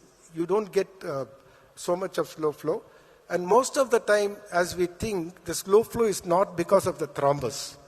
It is because of excessive dilatation at the lipid-rich plaque. Silva. Yes, sir. Fantastic lecture. Compliments to you. Yes, sir. Most of the time, these vessels are all they're layered with the thrombus. Correct. How do you sort of make out the size of the vessels in this kind of situation? Diameter, I mean. See, primarily what you should do is you try to do a thrombosection or remove the thrombus to the maximum possible time, proximal amount. Remove it, and then you go to the vessel, at the distal vessel, where the vessel is looking normal. You can do this both with IVUS as well as OCT. Where the vessel is normal, you measure the vessel there, and probably that is the length of the stent that you are going to need, and the diameter at the landing zone is what you should decide. So you know the proximal segment which is normal, distal segment which is normal, that gives you the length. And after that you look at the vessel diameter and then decide on that. And if you see, after stenting in acute MI, if you see some thrombus hanging or... that is tissue prolapse. Do you do anything or you just leave it like that? No. That's a very important thing. We call it as tissue prolapse or thrombus because when you see something projecting in between the struts, what we see is if it is a good TIMI-3 flow, we don't do anything. And if it is a huge thrombus or something more than 25-30% of the lumen, then probably you can try to do one more balloon. Otherwise, you just leave it like that. I think there's nothing much you can do for that. Thank you, sir. Next, we have Dr. Thomas Alexander for his talk.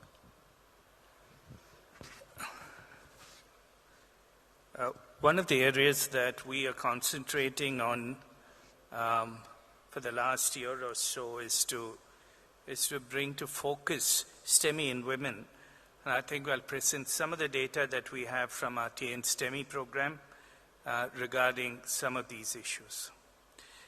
Globally, if you look at many of the studies, we realize very quickly that cardiovascular disease in women remains understudied, under-recognized, underdiagnosed, and undertreated. And CVD in women differs significantly from the disease process in men, both in terms of pathophysiology, in terms of risk factors, and ultimately in health outcomes. Now,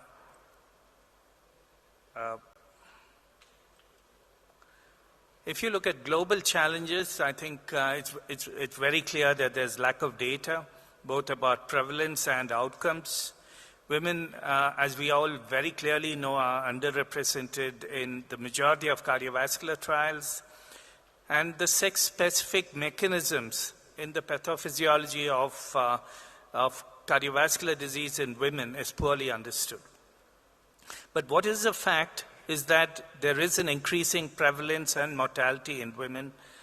The age-adjusted prevalence of cardiovascular disease in women is increasing at a rate that is much more than in men. And if you look at cardiovascular disease mortality in young women, it's phenomenally increasing. And there is, of course, globally, there is a policy gap to coordinate and manage treatment of cardiovascular disease in women. I think few things are also very clear. If you look at many of the meta-analyses which have looked at diabetes in women as compared to men, there is a 44% increase in cardiovascular disease in diabetic women as compared to men. The increase in relative risk of stroke is 27% in women as compared to diabetic men. Hypertension, we know, develops much later in women, but if you look at the prevalence of hypertension in elderly women, it's much more than that in elderly men. Smoking, and that's becoming a major risk factor in women, even in our country, and its contribution is 25% higher in women as compared to men. And there are other unique risk factors that are specific to women. If you look at the sex-specific risk factors, and this is a fact that very few of us, when we have a patient, a woman who presents with an acute coronary syndrome, ask questions related to the sex-specific risk factors. The pregnancy-related conditions, whether this patient had preeclampsia, preterm delivery, all of these add to the risk factors that a woman has in developing acute coronary syndrome, gestational diabetes, gestational hypertension, or miscarriage. The menstrual cycle history is important. The use of hormone replacement therapy is important. Women with chemotherapy or polycystic ovarian syndrome have a higher incidence of cardiovascular disease. Autoimmune disorders, we know, are more common in women, and that also contributes to cardiovascular disease. Depression and post-traumatic stress disorders. And these are questions that I think are important that we ask women who present with cardiovascular disease to our clinics. Apart from this, of course, when we look at the STEMI presentation, we need to take into consideration the conditions that mimic them or contribute to pathology in women in terms of acute coronary syndromes or presentation in the acute phase. Takotsubo cardiomyopathy, MINOCA, SCAD, and frailty and high bleeding risk are additional factors that we need to take into consideration. So looking at data from India, if you look at from the years 2000 to 2017, there's been both an increase in incidence of cardiovascular disease and mortality in both men and women. In women, it's increased from 62.9 per 100,000 to 92.7. And this increase in women is much more than in men. And this is something, again, I think we need to recognize in managing these patients. A quick look at the data that we generated from the TN STEMI program in our patients of the STEMI of 2,400 odd patients. There were 386 females and 2,000 odd males. And if you look at the risk factors, you can see that diabetes and hypertension is much more common among women patients with STEMI as compared to men. And of course, smoking is much more a risk factor in men. Even if you look at young MI, and this is from our publication which looked at young MI, both males and females, you could see that diabetes is 12% in young MIs males. It's 27% in young females with MI. If you look at hypertension, 13% in young males. It's 27% in women. So the risk factor of both diabetes and hypertension, much more common in women, but it's almost very much more or almost twice as much in young women as compared to young men. If you look at the results that we looked at, process measures, and this is important when we look at managing women with STEMI, you can see that the onset of symptoms to first medical contact is significantly longer for women as compared to men. And there are reasons for this, both social as well as medical, why women present much later to hospitals and are recognized as acute coronary syndromes. The door to balloon times or the door to primary PCI don't seem to be very much different. But if you take the methods of reperfusion, you can see that women get more of fibrinolysis and men seem to get more of pharmacoinvasive or primary PCI. And this may be a reflection of how our society treats men and women with similar illnesses. Angiographically, there wasn't much of a difference between them, but in clinical outcome, you can see the dramatic difference. In hospital mortality, 4.8% for males, 10.4% for women. At 1 year, it was 13 versus 26%. Look at young males and young females. And again, we know that mortality in young males is much less than in older males, 2.9%. But in young females, it was 9.1%. That's in hospital mortality. 1 year, it was 6.8 versus 18.2. And I think these are very important for us to understand and put in place policies that require to be put in place to ensure that there is equity in healthcare, especially in the acute coronary syndrome. Now, the TN STEMI data is what I showed, but there is very similar data from North India in the Northern STEMI database. Again, 16% were females. You can see that PCI was more commonly used in males as compared to females, with the mortality very similar again. 1 year mortality, 22% in females 9% in males. So clearly shows a lot of reason why we need to work on this issue. The reasons for poor outcomes, presentation due to what we call atypical symptoms, and I keep saying we need to talk more about typical symptoms in women, typical symptoms in men, so that we don't say it's an atypical presentation, it's a typical presentation for men. And that emphasis leads to delayed identification and increased mortality, both getting to the hospital as well as within the hospital delays take place. Older age of presentation, and we saw that women present at 60 years as compared to an average of 53 years in men. There is a greater risk factor burden in women, underuse of cardiac procedures and medical therapy, and of course there is an increased technical complexity and non-atherosclerotic causes of MI which needs to be recognized and treated. And of course, I think the major, there could be a major contribution that the biological sex differences that happen between males and females is something that needs to be studied. So in female patients, coronary artery disease, particularly AMI, is inadequately studied, poorly managed, and has a worse outcome than in male patients. The pathophysiology, clinical presentation, and outcomes of management are different, and the broader social economic issues significantly impact clinical outcomes, particularly in low and middle income countries. What then should be the global agenda for this? And this is something that we discuss not just within our meetings here in India, but at the EuroPCR we had a separate session to look at what should the global agenda and how should that change to make sure that women get the same deal that the men get. We need to close knowledge gaps. Research concerning pathogenesis needs to work much more in women.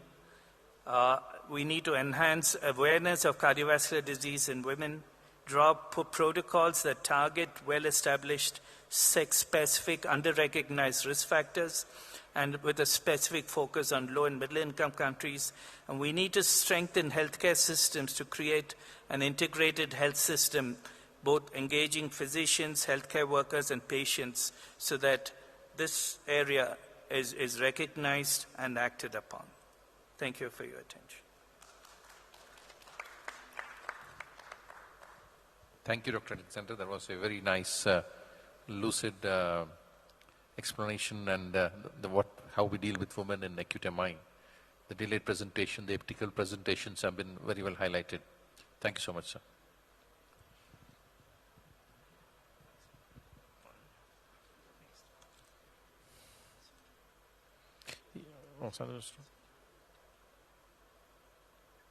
The next presentation is MCS in cardiogenic shock.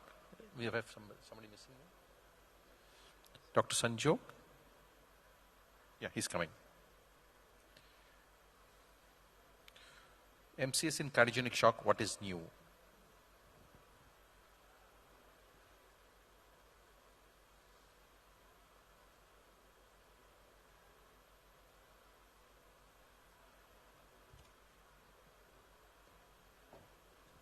Thank you very much. The answer is lots and not much at the same time.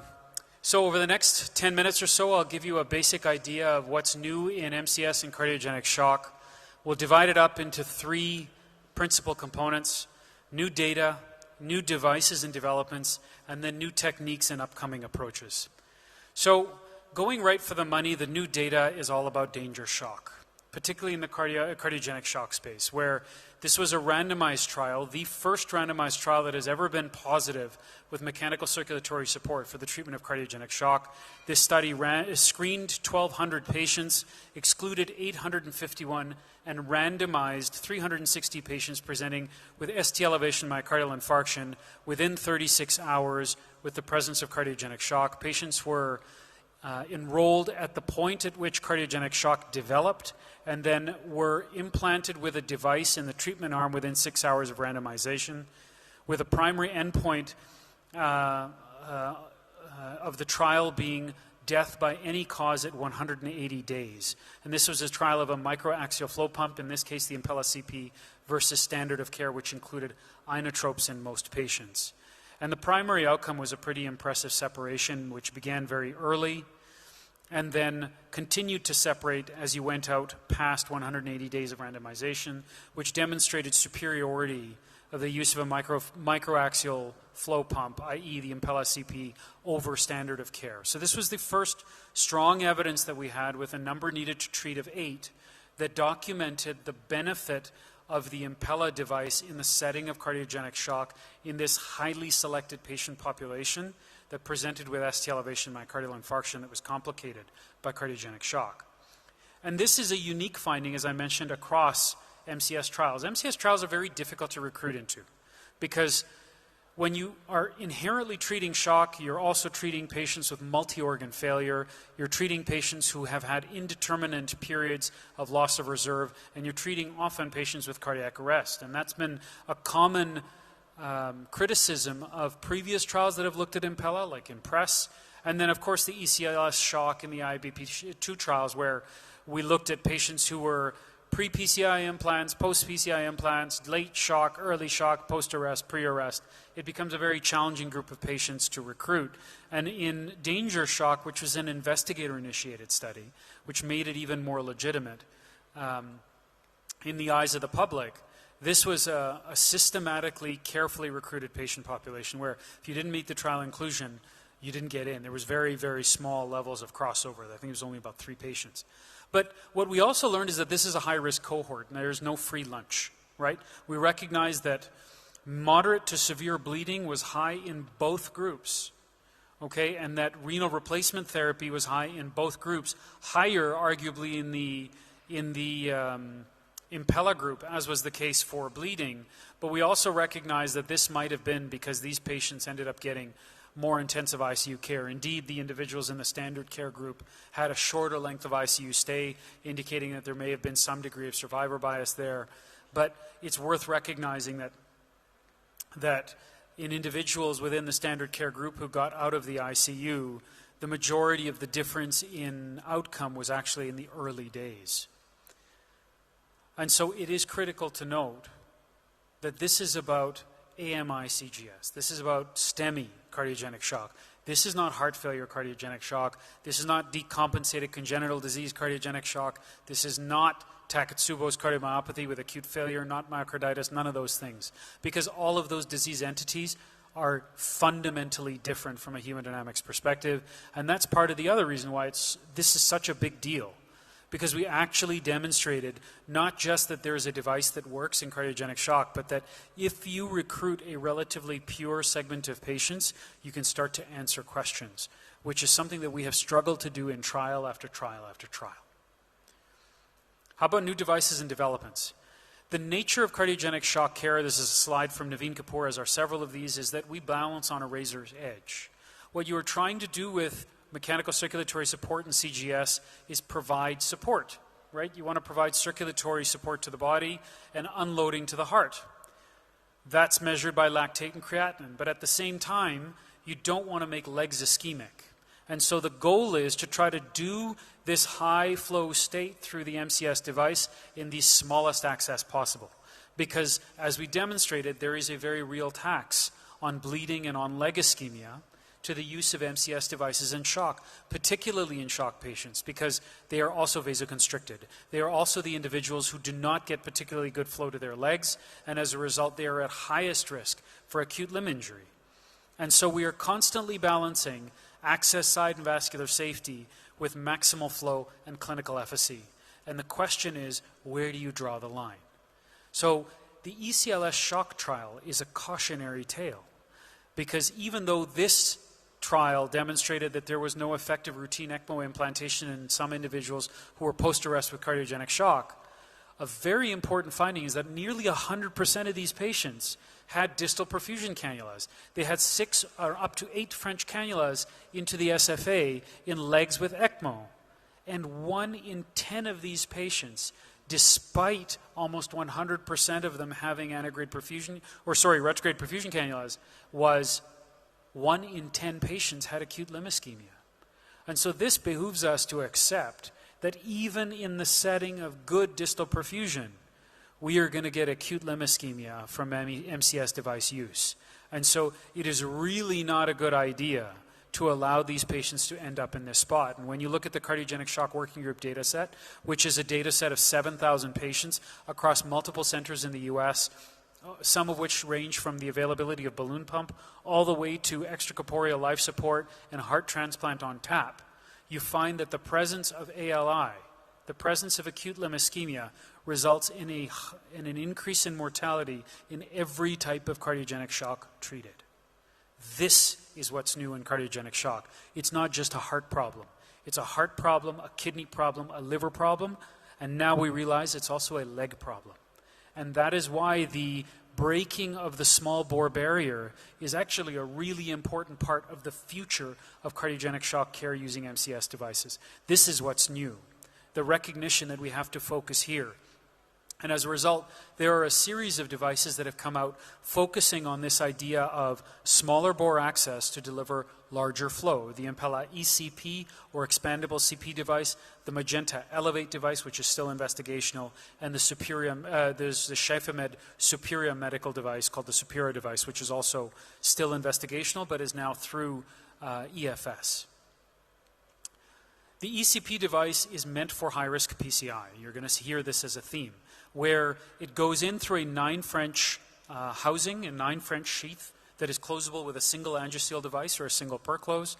And then once it leaves, or once it enters the Impella, it is unsheathed and expands to a 21 French housing that is capable of providing up to 5 liters of support. But because this is not a rigid structure, it does collapse every time the aortic valve closes around it. And that is why it is only designed for 6 hours of support to facilitate high-risk PCI. This is what it looks like when it's being unsheathed and put into the LV. And this has had a number of successful cases across the US as part of their early experience studies. It seems to be very successful. It seems to be a very efficacious device in the setting of high-risk PCI. The same can be said for the Superior system, which is a pump that generates 5.5 liters of flow. So now you're getting into the cardiogenic shock realms, right? Where you're giving almost complete LV-sided support through a housing that's only 10 French, which is amazing if you think about the balance that must place on a pump design, right? High flow equals big size. High flow through a small size equals heavy hemolysis. And in this particular pump, you have very little hemolysis. So there was a lot of really careful engineering that went into this expandable pump. The pump housing lives outside the body, right? This is where the motor lives, and it's in a very intuitive console. This is what it looks like going in, where you have the insertion along your standard guide wire. Once again, you have the unsheathing of the pump after the valve is crossed, and then you have the existence of the device while it's across the valve functioning without much drama. This is the Magna Elevate pump. It is a similar pump that is investigational, once again designed for high-risk PCI. This pump actually releases into an even larger bore catheter, a 30 French housing, through a 10 French access. So sheaths that can be grabbed from on the shelf. They're not special sheaths anymore. And this is all designed to address that access size problem that we have so clearly demonstrated over these 7,000 patients in various shock registry studies. The Magna Elevate does a very good job of maintaining mean arterial pressure across all of the patients that were treated. And this is what it looks like when it's being resheathed. It's not all that complicated. You just pull the darn thing back into the sheath and you take it out of the body. So one can understand how attractive this must be as a solution. The problem is high-risk PCI is not cardiogenic shock. These are not the same entity. And as a result, we recognize, and this was very nicely illustrated in this table by another slide that I borrowed from Naveen, that there is no free lunch here, right? This is a very challenging balance. And so there's going to be a lot of innovation and a lot of engineering put into these pumps, and a recognition that it's probably best when you implant these pumps as early as possible, particularly when you're using expandable devices, because you don't have the same duration of support through these types of pumps.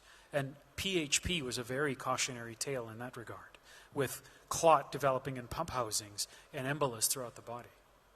So the last piece is new techniques and new approaches. So far, we've concentrated on the function of the pump.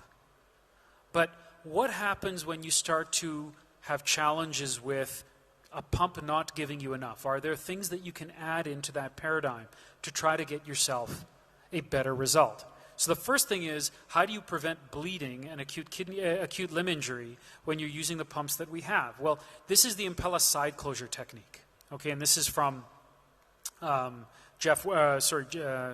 can't remember his first name now, Dr. Wilson, who's located in the United States. The way they do this is they place an 035 wire through the side sheath of the pump. And this isn't someone who already has 2 percloses put in, but is still bleeding. Then you, with that 035 wire, you back out the repositioning sheath while an assistant holds pressure. So now you have an 035 wire through your access sheath, or through your access hole. You then place a perclose device along that 035 wire, and you effectively cinch the tip of your arteriotomy. You put a third perclose down, but just on the tip of the arteriotomy. Often the bleeding occurs in these types of accesses because they become oval, because you're bleeding either behind the sheath or above the sheath, or because the repositioning sheath, which goes from 13 to 9 French, just isn't big enough when you hit the arteriotomy because the patient is very large. And so this is a way where you can actually place a third perclose on top of the vessel without having to take the Impella out and without losing your access, where once the perclose is put in, you're able to tighten down the perclose around the Impella catheter at the level of the arteriotomy. And then once that perclose is tight, you replace the Impella repositioning sheath through the arteriotomy that is now a little bit smaller than the 14 French you used to put it in. And as you'll see, in this previously bleeding arteriotomy, you take pressure off once the Impella sheath is repositioned and there's no longer bleeding at the access site. So this is as good as single access, right? This is a major advent in the way we manage the vascular access associated with this device. And I think it's going to catch on, but like everything else that we learned from Twitter, it's going to take some practice, right? And then the last bit is, what does it look like when you start to innovate, when you start to combine MCS technologies? This is from Naveen Kapoor as well, using the device formerly known as Precardia. This was bought by Abiomed as well, where it's effectively a balloon that gets inflated in the SVC. And what that does is control right heart filling and right heart pressures, and therefore systemic venous pressures that drive the venous segment of cardiorenal syndromes. And when you combine an Impella, which is the left-sided support device, with management of RV filling using this Precardia device that's placed in the SVC, what you actually get is a change from an Impella PV loop where you've unloaded the left side a little bit and you've reduced the PVA, the amount of work the heart's doing, to a dramatic reduction where you actually flatten out the diastolic filling curve and you reduce the amount of work that the heart is doing. So by combining these therapies, and there's a variety of these, there's neuromodulation to reduce heart rate, to decrease the amount of oxygen utilization from heart rate versus just the preload and afterload that the Impella is able to manage. When you combine these therapies, you actually get a reduction in the amount of myocardial stroke work. And that is really what we try to achieve in the treatment of the cardiogenic shock patient. And so with that, I'll thank you for your time and attention. That was a whirlwind tour of what's new in this space, and I'm happy to answer questions. So after the latest trial, I mean, there was a trial that was prematurely stopped recently, right? That was Recover 4. Yeah, so that was a trial that was recruiting patients with reduced EFs in cardiogenic shock that was looking at a slightly different endpoint, and the Data Safety Monitoring Board chose to advise to stop that trial because the advice was we now have a pump that shows efficacy in the presence of cardiogenic shock. I think you can make the argument that that's not totally fair because we just established that this was a highly selected population. Having said that, some of the people in Recover 4 also had shock in that context. So it is a very difficult ethical conundrum. Yeah, because if you look at that trial, it took 10 years. They looked at, I think, close to 1,300 or 1,400 patients, and finally it was only 300 odd patients that were randomized. Yeah, so it was a very slow randomization. I mean, Recover, so I should say Danger started in 2013, right? And the initial plan was for that study to be just in Denmark. But then when recruitment was slow after 7 years, they included Germany. And Germany is a jurisdiction in which the Impella is actually reimbursed by the health system. And so recruitment numbers then start to go up. So do you now think that MCS Impella is going to be a class 1 indication in the US? So I mean, I practice in Canada, which is also a managed healthcare system. But yeah, I think we're getting to the point now where the system is going to start funding Impella for cardiogenic shock in the acute MI-CGS setting. There's always indication creep, but that is also how you generate new data. And so I suspect there's going to be a hybrid funding model for these patients where you're going to get in our managed healthcare system anyway, you're going to get a certain number of funded devices that will be allowed to be used, after which it's philanthropic dollars that end up paying for them. And the previous year's utilization will determine the next year's budget. But it's important to note that the most commonly used Impella device in shock is not the Impella CP now in the US, it's the 5.5, which is a totally different pump. It is capable of providing complete support. It doesn't move. It doesn't hemolyze as much. It is 1,000 implants a month. So it is a true game changer. And even when they compare data in the heart failure CGS population between 5.5 and 5.0, their own device, there is a mortality benefit to using 5.5 in these registries. So I think some of the funding that's going to come now that we recognize that the concept of LV unloading when instituted early and the concept of circulatory support when instituted early in a cardiogenic shock patient is effective, is now we're probably going to also have to fund 5.5 as a bridge to decision device or a bridge to recovery device. And the BTR, which is their, it's based on a 5.5 platform, but it's designed for longer term support, will provide a year of support. So you really do get bridge to decision. You really do get bridge to recovery. And I guess the key is to start before the metabolic changes start kicking in and the other organs.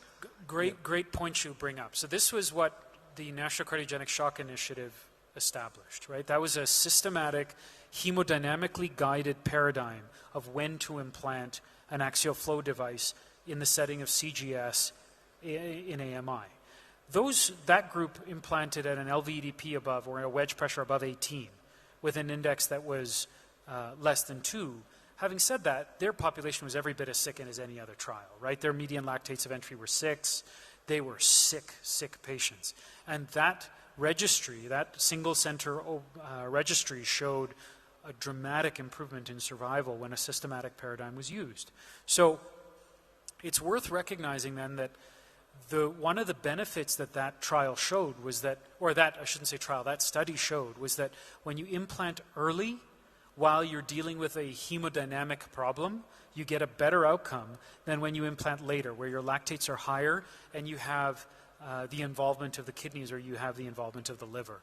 Danger shock was not meant to study that. Okay, there was about 90-odd patients that were implanted after the PCI when shock developed.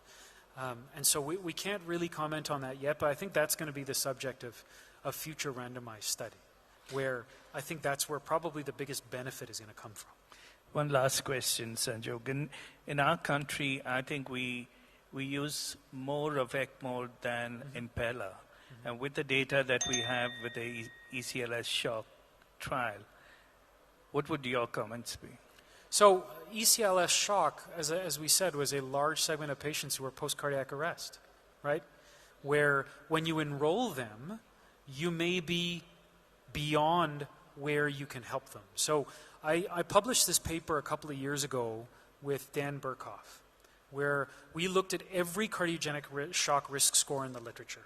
And we did a variable level analysis where we looked at how frequent each of these variables were within all of these risk scores. And there are certain variables that show up as good risk predictors, but what we learned is none of the scores out there predict survival particularly well, because they are all mixed bag patients with different presentation paradigms, late, early, not so bad, really bad, before revascularization was present, after revascularization is present, sometimes with early implants, sometimes with late implants. It's all a mess of data.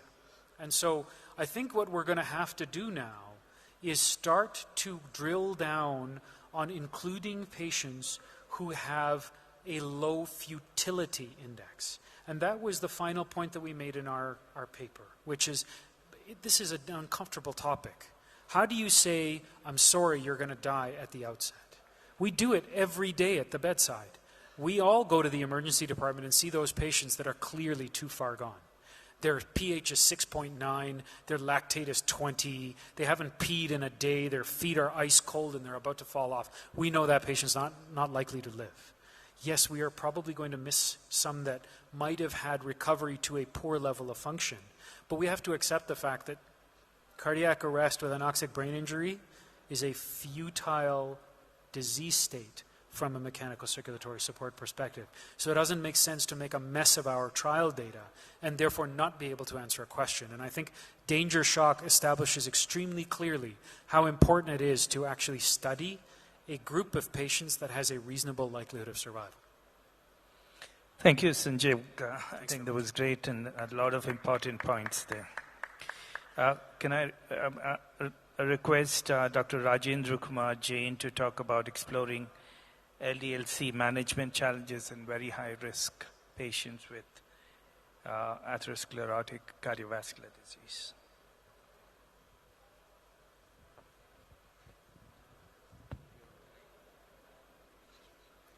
Good afternoon, everybody.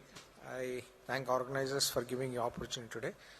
After listening to a lot of STEMI in acute MI, women in cardiology, now I'm talking about LDLC management, especially the challenges what we have right now. So as all of you know, atherosclerosis cardiovascular disease is a leading cause of cardiovascular morbidity and mortality globally. And then, as you know, the last 60 seconds, 34 people have died with atherosclerosis all over the world, either because of myocardial infarction or stroke. So it's a huge burden, and all of us are aware of that. So how important it is, this dyslipidemia in an acute MI or acute coronary syndrome. If you take the data from Interheart study, they have shown that lipids are the most critical modifiable cardiovascular risk factors in South Indian patient with acute MI. So it's more than smoking and obesity, hypertension, and diabetes and alcohol. So it's about 49% of the population had this LDL cholesterol, and it is very high. Again, coming to how this reduction in LDL cholesterol is going to help us. As we know that from all the data, each millimole reduction in LDL cholesterol reduces atherosclerotic events by 10% in the first year, 16% in second year, and 20% after third year. And this is quite huge. And all of us should know that the LDL is very, very important in management of coronary disease. But if we see what data would you have, we have data from the real world evidence from India that the LDL cholesterol, the goal is not achieved. 80% of the post-ACS patient are not on target LDL therapy despite on statins. That is, the percentage of patients who did not achieve LDL cholesterol, that if you take the goal as less than 55, 79% of the patient did not achieve the goal. And if you take LDL target as 70 milligrams, 55% of the patient did not achieve the goal.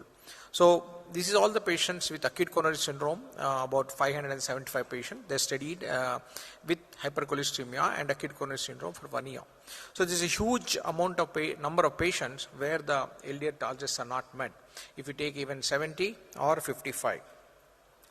So we'll just go through the three hypothetical patients. What are the problems most of us face in our clinical practice? This is Mr. Abhay, 39-year-old male. He's a young, successful software engineer who works around the clock and has a sedentary lifestyle. He has hypertension. He was recently had an end-STEMI, and an angioplasty and stent to RCA was done. He is on atorvastatin 40 milligrams and ezetimibe 10 milligrams, and his blood pressure is under control. His LDL cholesterol is still 154 milligrams in spite of ezetimibe and atorvastatin combination. So the treatment challenges in Abhay's are struggling to adhere to his treatment due to his busy schedule and professional demands. So let's see how to tackle this patient. The second hypothetical patient is Mr. Ramesh, who is 60-year-old male and who is a retired banker and enjoys spending time with his grandchildren. He is a known diabetic and hypertensive. HbA1c is reasonably controlled to 7.5. He has undergone 2 angioplasties in last 3 years.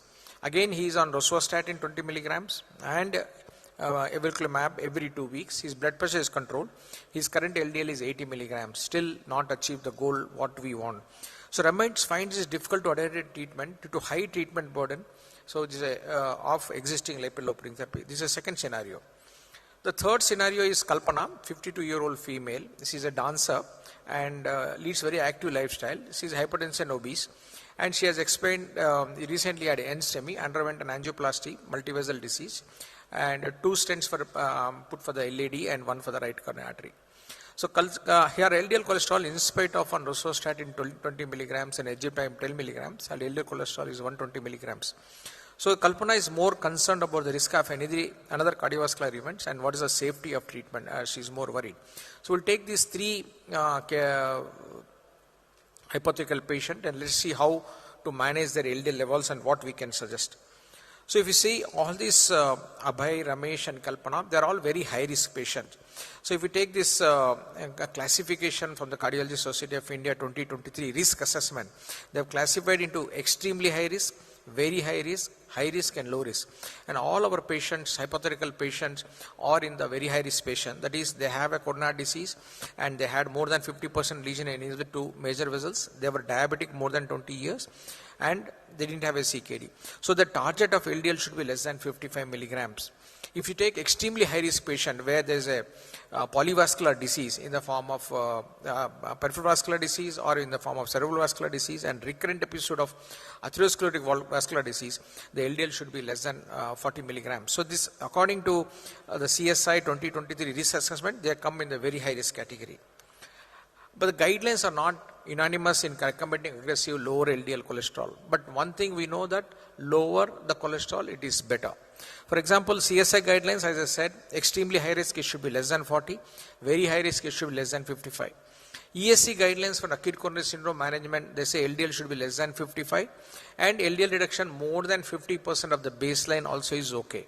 But for patient with experience a second cardiovascular event within 2 years and not necessarily the same event in the same subset, the LDL should be less than 40. Again, we have another guidelines from India, that is Lipid Association of Indian Consciousness. They again say that very high risk cardiovascular patient, the LDL should be less than 55.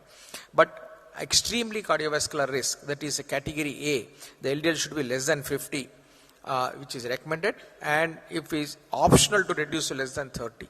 But if they are in category B, extremely cardiovascular risk, again their LDL should be less than 30. So these guidelines again tell us, even though there are some differences, the lower the LDL cholesterol, it is better.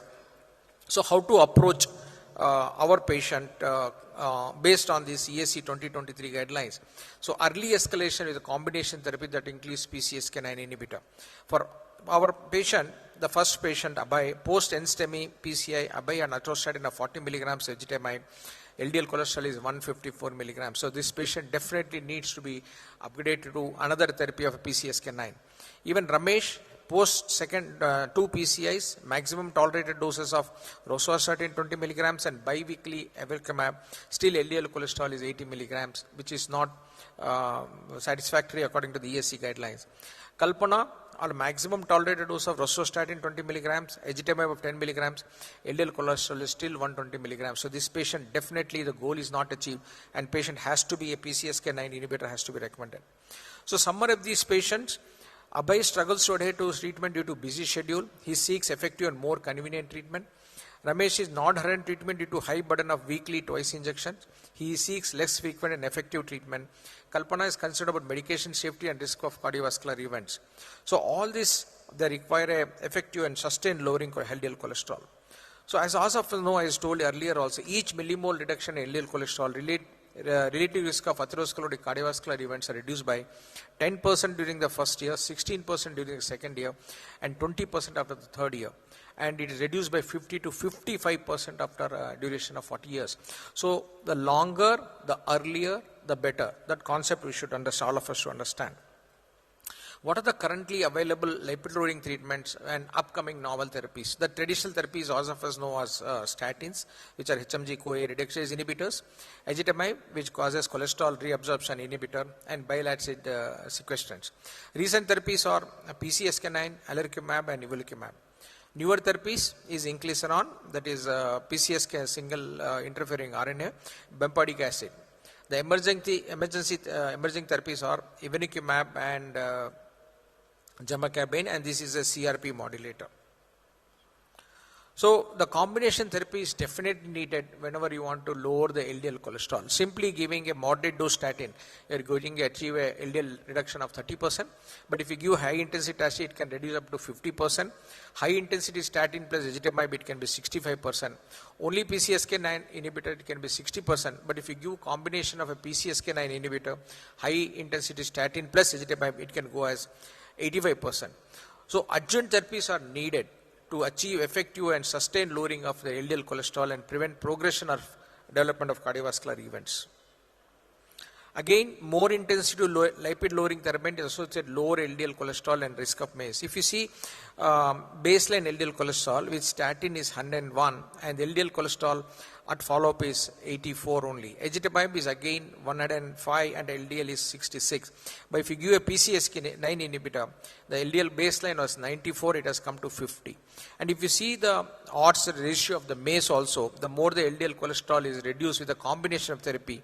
Intensive LDL cholesterol, which includes a statin therapy, ezetimibe and PCSK9 inhibitor, was associated significant odd reduction for a MACE. So a combination of therapy definitely not only reduces LDL, even the MACE is reduced in this group of patients.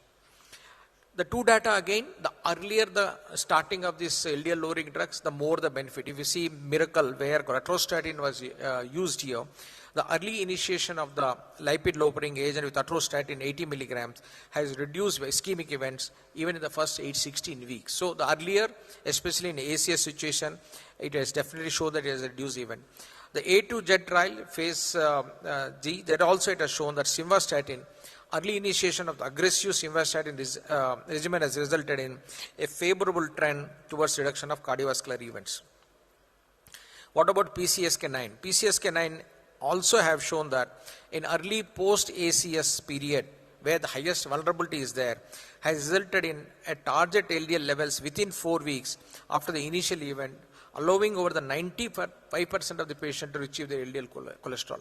So we are now clear that LDL has to be reduced to the lowest level, and the longer the duration, the earlier the treatment will be beneficial. So then cardiovascular, again, if you see the improved IT trial also, when you do use a combination of ezetimibe and statin, within the first 10 days after ACS, the event rate for primary endpoint at 7 years was 32.7%. There is 2% absolute risk difference.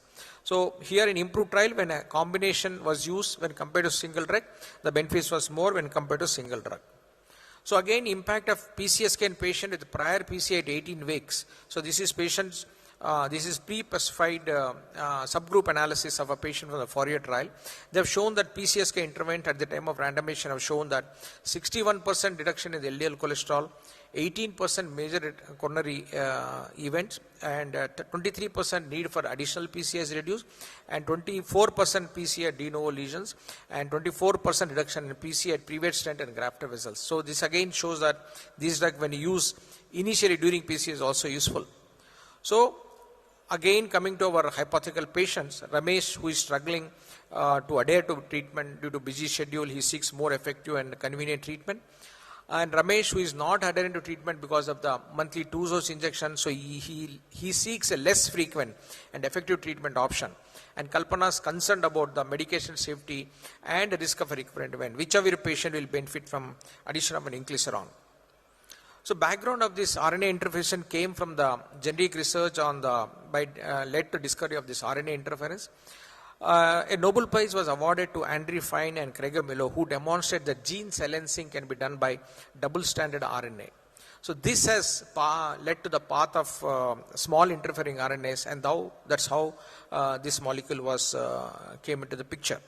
So what are the challenges with PCSK9 monoclonal antibodies? The relatively short half-life of antibodies requires subcutaneous injection every 2 to 4 weeks for many years, perhaps for a lifetime, leading to considerable long-term adherence. So the relatively large quantity of antibodies required, leading to high cost when used to primary prevention in asymptomatic patient with no evidence of atherosclerotic cardiovascular disease. So this is about inclisiran, where statins, if you take, you have to take it for 365 days a year, and PCSK9 inhibitor, you have to take 26 days in a year. Inclisiran, you have to take just 2 days in a year. So again, the safety and pharmacology and toxicology, it is a not genotoxic or carcinogenic, no effect on fertility or embryonic development, and no dose adjustment needed in a patient with renal impairment or hepatic impairment. So what about any data from inclisiran? There is a robust data. The phase 1 Orion 6, Orion 7 and Orion 12. Phase 2 trials are Orion 1, Orion 2 and Orion 3. Phase 3 is Orion 4, and this is what everybody is waiting for, Orion 4 result, that is cardiovascular outcome trial. Orion 5 is homozygous hyperlipidemia.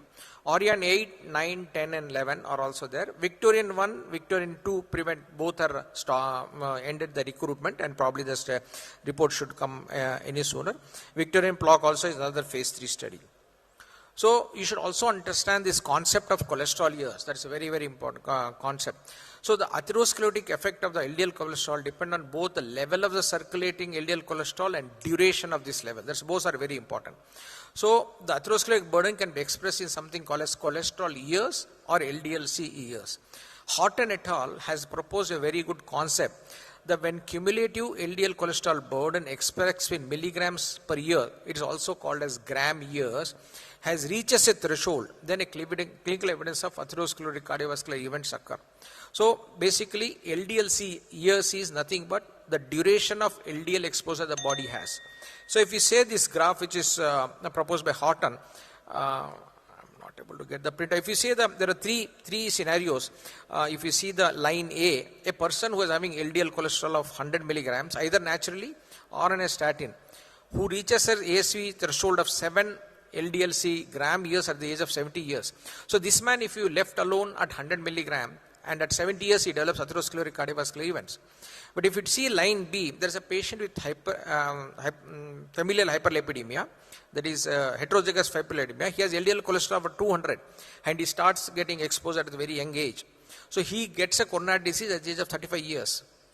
But if you see the line C, if you start interfering this LDL cholesterol at the age of 30 years with inclisiran, the cholesterol will be 60 years and he might live up to 100 years. And this is in a primary prevention. This is a suggestion there is no data as such as. So the Brownwall remarks, he says, it appears likely that approach for primary prevention could delay the significant onset of clinical manifestation of atherosclerotic cardiovascular disease in large proportion of persons similar to those proposed represented by line A, regardless whether or not they required lipid loading intervals to maintain LDL around 100 milligrams. So this is one of the suggestions maintain how to live without coronary disease up to 100 years of age. So this is the Norton's proposal. So what else? Orion 9 and 11 have shown that patient analysis suggests benefits in cardiovascular with inclisiran. Numerically, definitely, the MI and stroke numbers have shown better. So these exploratory outcomes offer early insight that potential cardiovascular benefits from inclisiran and suggest that approach may provide cardiovascular benefits. Orion 8 is nothing but, again, they have shown long-term efficacy of the twice-weekly inclisiran in high-risk cardiovascular patient. Orion 8 is nothing but a combination, all the previous 4 trials of Orion 3, Orion 9, Orion 10 and 11 followed up for additional 3 years. And they also have shown that efficacy of the drug is very good in this group of patients. And long-term safety, that is a twice-weekly inclisiran in high cardiovascular patient, they have shown that the injection site reaction, if you take an Orion, is 5.9%, and if you take combination of Orion 9, 10 and 11 pooled analysis is 8.2%. So inclisiran could reduce LDL cholesterol in long term, which is being well managed. So this is inclisiran is the first and only LDL lowering drug which is indicated for healthcare professional administration with 6 months dosing guarantee. They just need to take 2 doses, but the first year initial dose, and with a gap of 3 months you have to take second dose. Then after that every 6 months you have to take. The first year you might be taking 3 doses, and after that 2 doses per every year. So what does the addition of inclisiran mean for patients like Abhay, Ramesh and Kalpana, who are our hypothetical patient? So just a patient has to need a 2-yearly maintaining dosing schedule, and that effective and sustained LDL cholesterol as a complement to maximally tolerated statin in these patients with atherosclerotic cardiovascular disease. And we can have, these patients can have ability to achieve ESC 2023 guidelines of LDL cholesterol and recommended dosing guidelines. And the patient, safety profile of this drug is well known from all the Orient trials. The key takeaways: ACS patients like Abhay, Ramesh and Kalpana are very high risk patients and they require an early intensive lowering of LDL cholesterol. The latest guideline recommend LDL cholesterol as low as less than 55 milligrams per deciliter. PCSK9 plus high statin treatment in most medication post-ACS patient. The rapidly lower LDL cholesterol reduces the recurrence of recurrent events. Inclisiran, the first-in-class messenger RNA interference RNA for lowering lipid lowering, offers the advantage of 50% effective and sustained LDL-C cholesterol reduction, is a favorable safety profile and a convenience twice yearly dosage. Thank you very much. Thank you. Thank you, Dr. Jain. Do you see us moving to something like a vaccination strategy in the years to come, where you take 1 shot or 2 shots of a flu shot, you come and take a shot of inclisiran, and now there is the zilebesiran, which is a silencing RNA against angiotensinogen. So hypertensives might take a shot of zilebesiran, which you can take once a year. And maybe we would migrate to something like that. What do you? Yeah, it's there. CRISPR technology, the Vervia Therapeutics, Vervia 1, now Vervia 2 trial, they have done gene editing of the LDL cholesterol. So probably another 5 years, we'll get the technology in India also.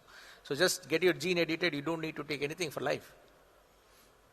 Thank you very much. Thank you. We go on to the 2 live case in a box. The first, complex PCI with impeller or balloon support, Dr. Arun Gopi.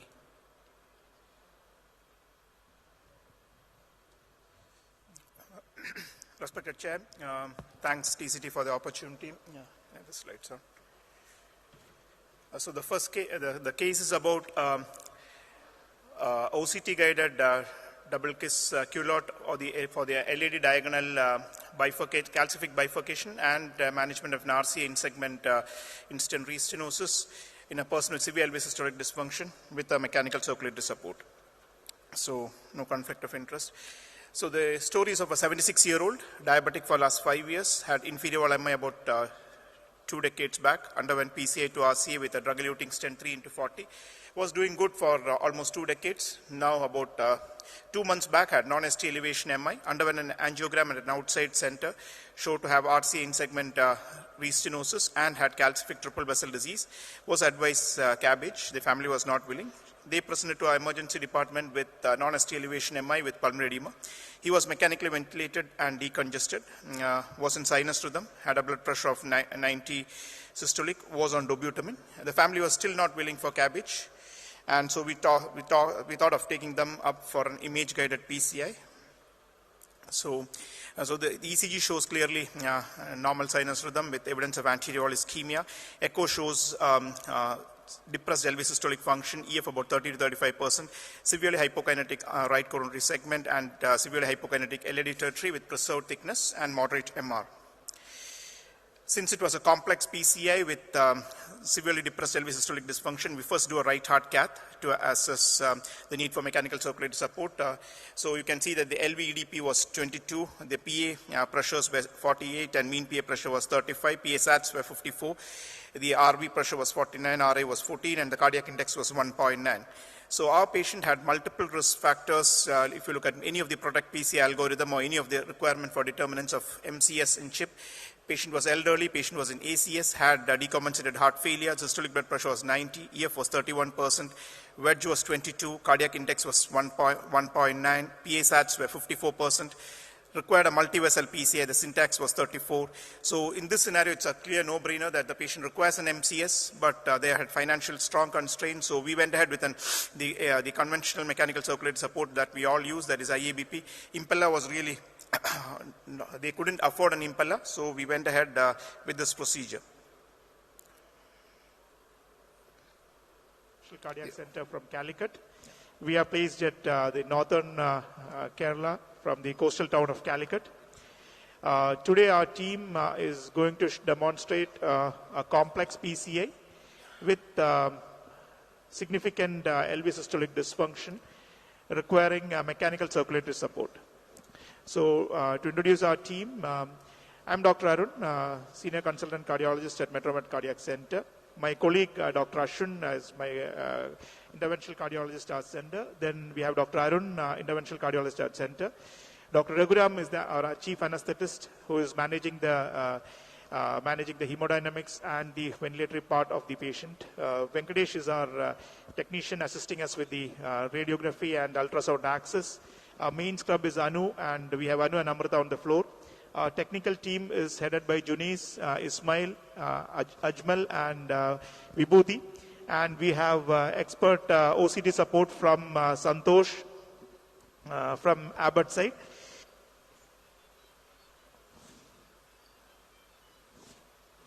Okay.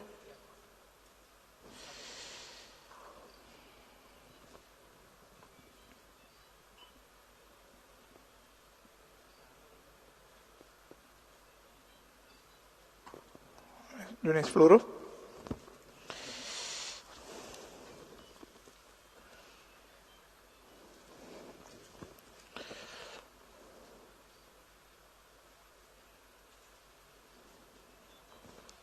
So here we go for actually ultrasound guided access. So ultrasound guided anterior femoral stick and with a micropuncture guided, and we wire it with the fluoro assistance, and then upsize to the required sheets. So for the procedure, we have accessed both the femorals. Every puncture has been ultrasound guided. So we have a 7 French arterial axis on the right side, a 7 French venous axis on the right side. That's again for the venous axis for the further management of fluids and hemodynamics as well. And we have a left-sided 6 French arterial axis. And based on the background of severe LV systolic dysfunction and the hemodynamics that we see, being a complex PCA, we have gone ahead and inserted an IABP from the left femoral axis. 30 ACC IABP has been inserted from the left femoral axis. And once we have the mechanical circulate, so we go ahead with an upfront IABP before even starting the procedure. So for all MCS cases, prior to the procedure itself, we have an upfront MCS inserted, and then we go ahead with the procedure.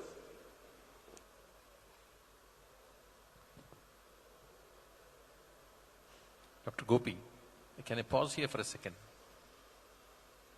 Thank you.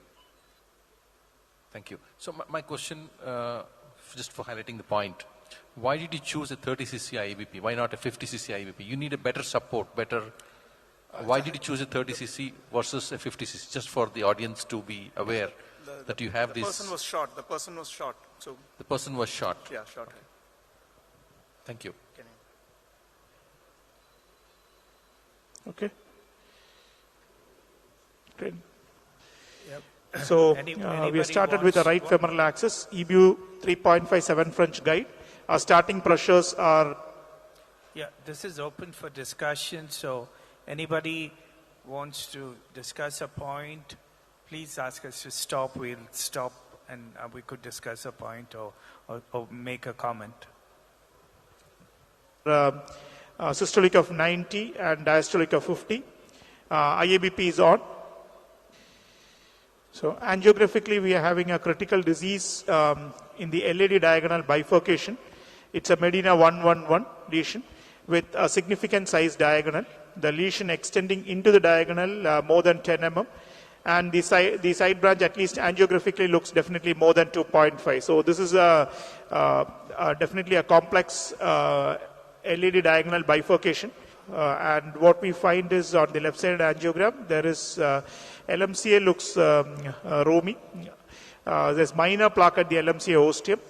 LCX has a borderline lesion in the proximal circ, about 60-70% lesion. OM2 has a diffuse disease, but looks a vessel about less than 1.5 mm in caliber. So we plan to leave it on medical therapy. The LAD is the main culprit lesion. The LAD diagonal has a Medina 111, critically narrowed segment in both ostium of diagonal as well as at the bifurcation. So it's a Medina 111 with significant size diagonal, which is at least about 2.5 angiographically at least. And the lesion in the diagonal extends definitely beyond the ostium, at least 5 mm beyond the ostium. There is fluoroscopically definitely calcium in the site of bifurcation as well, making it a complex bifurcation by definition criteria. So it's a Medina 111 complex bifurcation involving LAD and diagonal. So from the EBU 7 French, 3.5 7 French, we have wired both the LAD and diagonal with workhorse wires. So we have one workhorse wire run through in the LAD, and we have used a fielder FC into the diagonal. Okay, 10, 12. Yeah. 10, 12, 14, 16, deflate. 10, 12. Since both the lesions in LAD and diagonal both are significantly tight, so we have prepared both the lesions first with a 2O balloon in both LAD and diagonal. It is just to facilitate our passage of the OCT catheter and to get adequate clearance so that we can assess the lesion morphology and have the pre-lesion assessment OCT as per going by the MLD algorithm.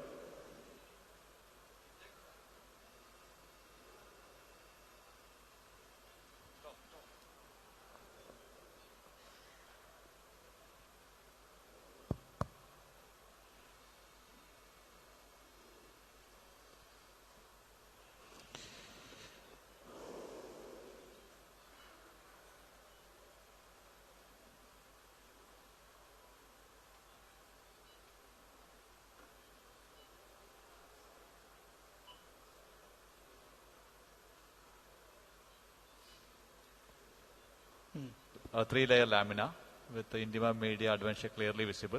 But once you come inside, you can see something kind of fibrotic plaque, at least from 2 o'clock to 5 o'clock. As you come inside, yeah, you can make out severe narrowing of the vessel with 1.95. And more of a kind of a protrusion into the lumen.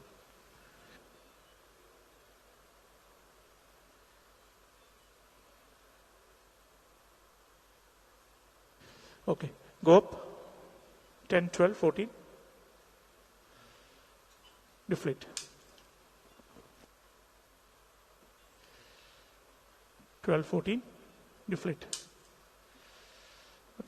10, 12, 14, 14, 16. So we have an OCT assessment of LAD and diagonal. We did a contrast OCT. So OCT pullback first from LAD shows predominantly, morphology-wise, it's a fibrocalcific lesion. As the OCT pullback, you can see the 3-layered structure in the LAD. LAD has a quite healthy zone just proximal to the septal, measuring about 2.9 in diameter. And the bifurcation has actually significant amount of calcium, about 90 degree arc calcium. The depth is about 8 mm, and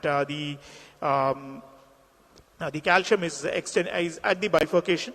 The proximal healthy zone is just about 2 mm from the ostium of LAD, which is about measuring about 3.5. So the LAD morphologically has a fibrocalcific plaque. Length of the lesion in the LAD is about 18 mm. And the distal reference diameter is 2.9 and the proximal reference diameter is 3.5. Now we do a pullback of OCT from the diagonal. Diagonal again shows predominantly fibrocalcific plaque. There's again calcium, significant amount of calcium at the ostium of the diagonal. It's a protruding calcium, and the diagonal distal reference diameter is about 3O. EL to EL is about 3O. And the length of lesion extending from the diagonal to the proximal LAD is about 18. So again, morphology is fibrocalcific, length of lesion is about 18, distal reference diameter is 3, proximal LAD again is 3.5. So based on these assessments, we understand that it's a calcific lesion, so we need add more better preparation of the lesion. So we prepare the lesion with a 2.5 non-compliant balloon and prepare the lesion subsequently with a 2.75 cutting balloon.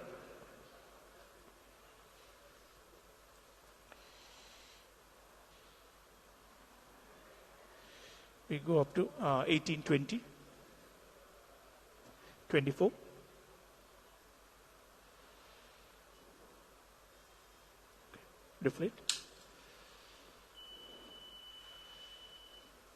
18, 24,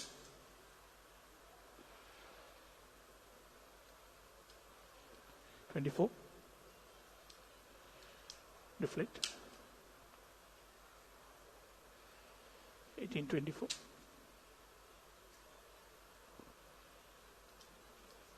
deflate.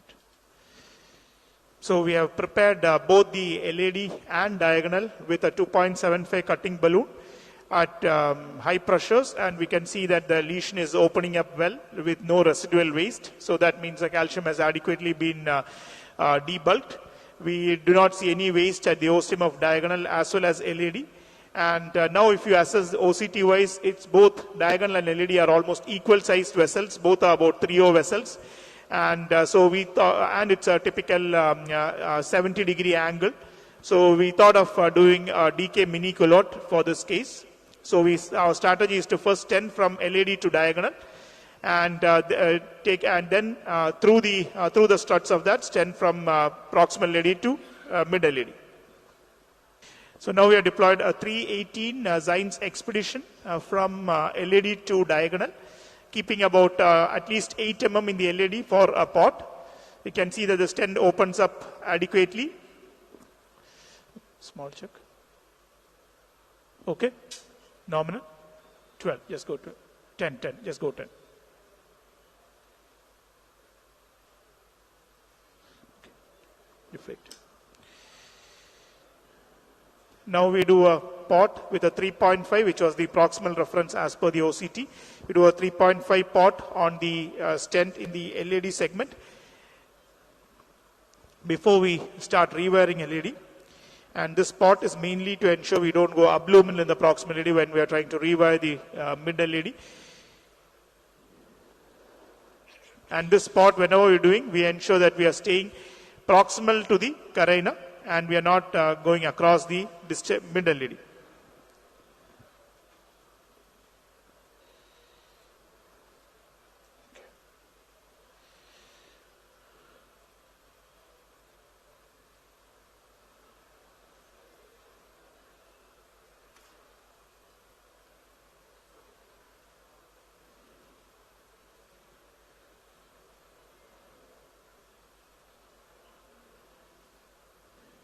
So now we have rewired into LED,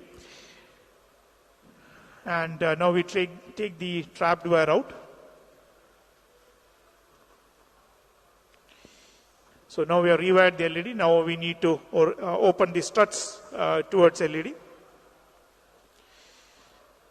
Now we can do an OCT towards from the diagonal. Yeah, do a quick OCT from the diagonal. Yeah.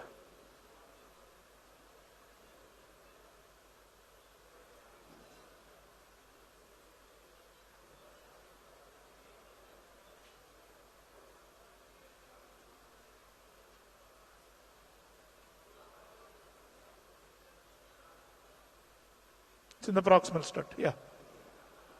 That's what you want to know. Okay. It's in the proximal strut, right? Okay.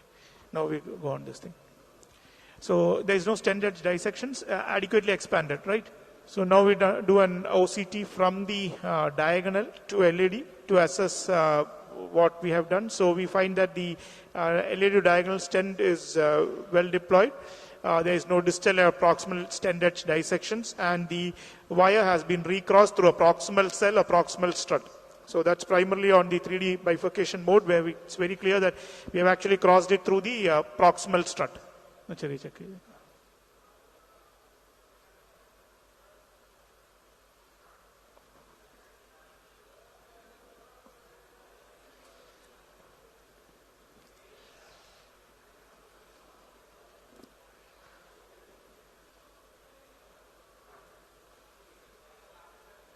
Gone. Deflate. 12.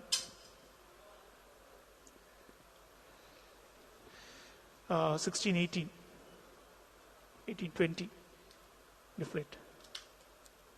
18, 20. Deflate. So we had a lot of difficulty rewiring from the proximal LED stent towards distal LED.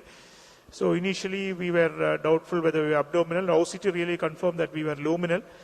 So then because of the wire bias, the wire was not going. So we used an anchor balloon in the diagonal to pass the balloon, but still we couldn't. We used a buddy wire in the LED, 2 wires in LED. Again, we had difficulty. Finally, with buddy wire and anchor balloon, with the smallest balloon, 1/0 balloon, we were able to get into the LED and sequentially dilate with 1/0 balloon, 1.5 balloon, 2/0 balloon, and now we plan to do a kissing with 3 in diagonal and 2.75 in LED. So we'll first go on diagonal. Okay. So we have a 3/0 in diagonal and 2.75 in LED. Okay, yeah, 18.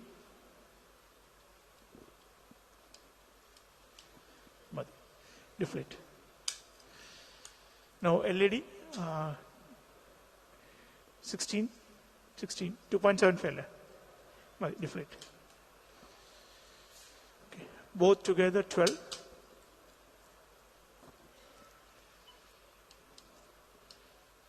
Okay.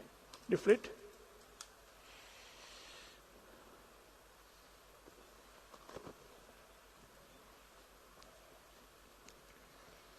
Deflate. So after the KISS using a 2.75 in LED and 3/0 in diagonal, we have actually placed a 318 stent from osteoproximal LED towards mid LED based on the OCT normal healthy landing zones. And now we plan to do a pot with a 3.5 balloon in the second stent. Corrected? Go up. So we've done a pot with a 3.5 balloon in the second stent to avoid abdominal wiring towards circ.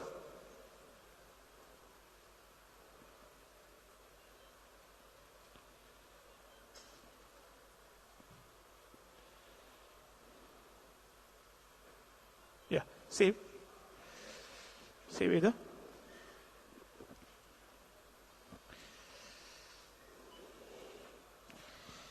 So now we have recrossed from the second stent towards the diagonal, which is typically a distal recross.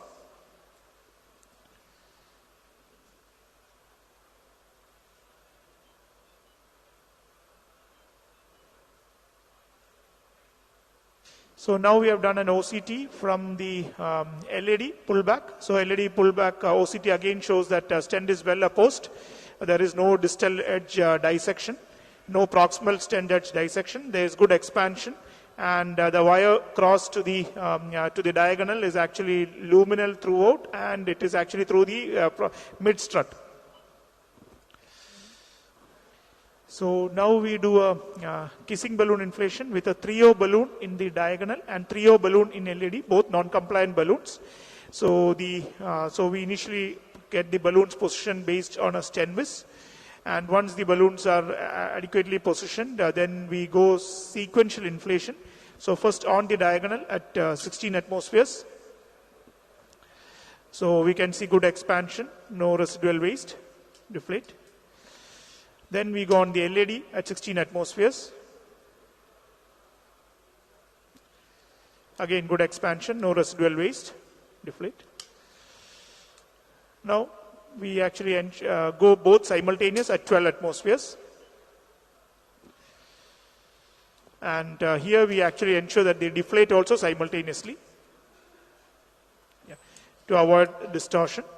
And once this is done, we do a small check, so ensure that there is no perforation, because it's a calcified bifurcation. We ensure there is no perforation, so everything looks good. So proximal with a Stenvis. So now we do a final pot. Final pot is a 3.5 balloon, which is actually reference to the OCT size of the proximal LED. And on this Stenvis, we ensure we are definitely proximal to the proximal strut, and then position it adequately, and then go with that nominal pressures. So 3.5 at 10 atmospheres. We image and assess what is the post-stenting results in both LED and diagonal based on the OCT max algorithm. So this is the final angiographic outcome, which shows good angiographic result in the bifurcation, well-formed metallic arena with good flow in LED and diagonal, no evidence of distal wire perforations. Next, caudal shot. So again, this is the caudal shot again showing that we are not crossed into the LMC, we are placed it precisely at proximal LED. And there is good angiographic outcome in the caudal view as well. So we look at what the OCT shows. So this is the OCT pullback from the LED. From the LED, actually distal everywhere, there is no distal standard dissections. There is good expansion. Only at the point just below the carina, there is actually an area which there is showing 3.8 area. But rest of all the areas, proximal LED, all is quite good, more than 6. And the osteoproximal LED, it's about 7.0 area with good expansion even at calcified segments. Now we'll have the OCT from the diagonal.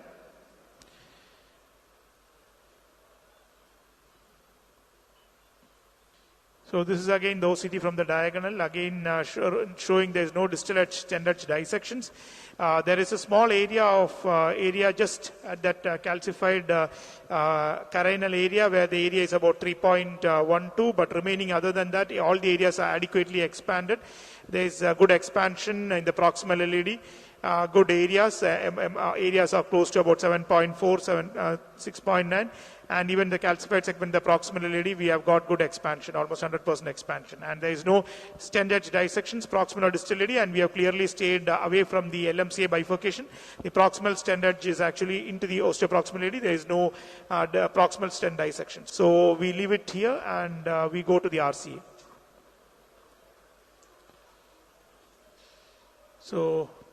So now we angiographically assess the RCA. RCA has an earlier stent placed in 2013, Genex 340 stent. So clearly distal stent edge, there is actually a significant lesion, and proximal stent, there is some amount of neointimal hyperplasia, some amount of instant restenosis. We'll wire the vessel and then do an imaging to assess what is going on in the stent. Yeah, go up. 18,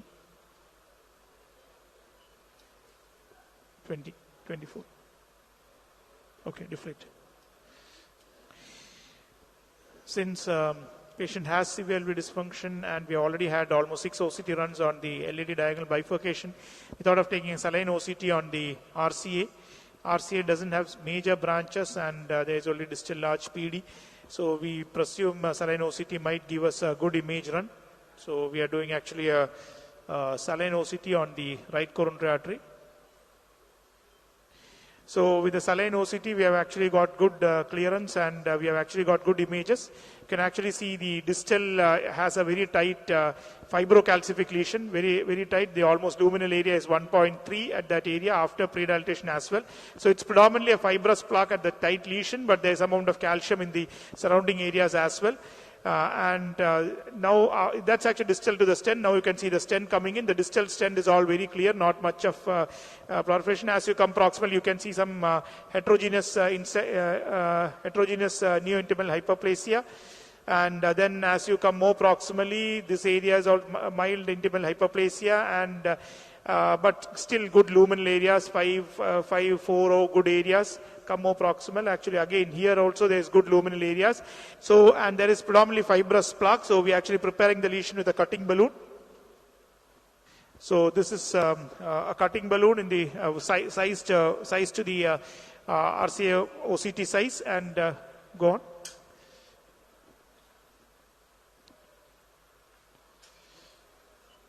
At high pressures, 24. So the cutting balloon applied the distal fibrotic lesion. You can see adequate expansion. Deflate.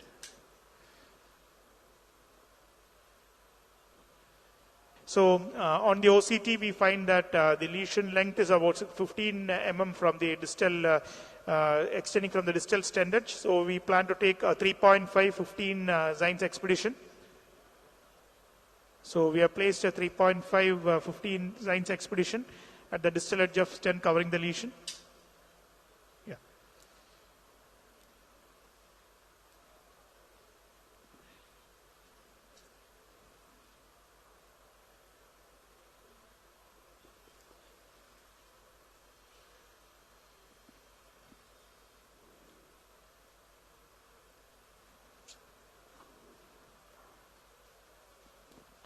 So final again, we took a contrast OCT, which shows that you can see the angiographically good outcome. At the same time, you can see OCT, there is no distal stent edge dissection. There is good expansion of the stent. The MSA is about 5.4 and good expansion, more than 80% throughout the time.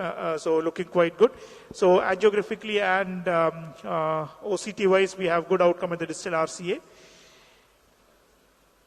Today we actually demonstrated an OCT guided DK culotte of the LAD diagonal bifurcation in a person with severe LV systolic dysfunction and an RCA distal stent edge restenosis which was stented, both OCT guided and throughout since the hemodynamics were not favorable and patient had severe LV systolic dysfunction with moderate MR. The whole procedure was done with intra-aortic balloon pump support.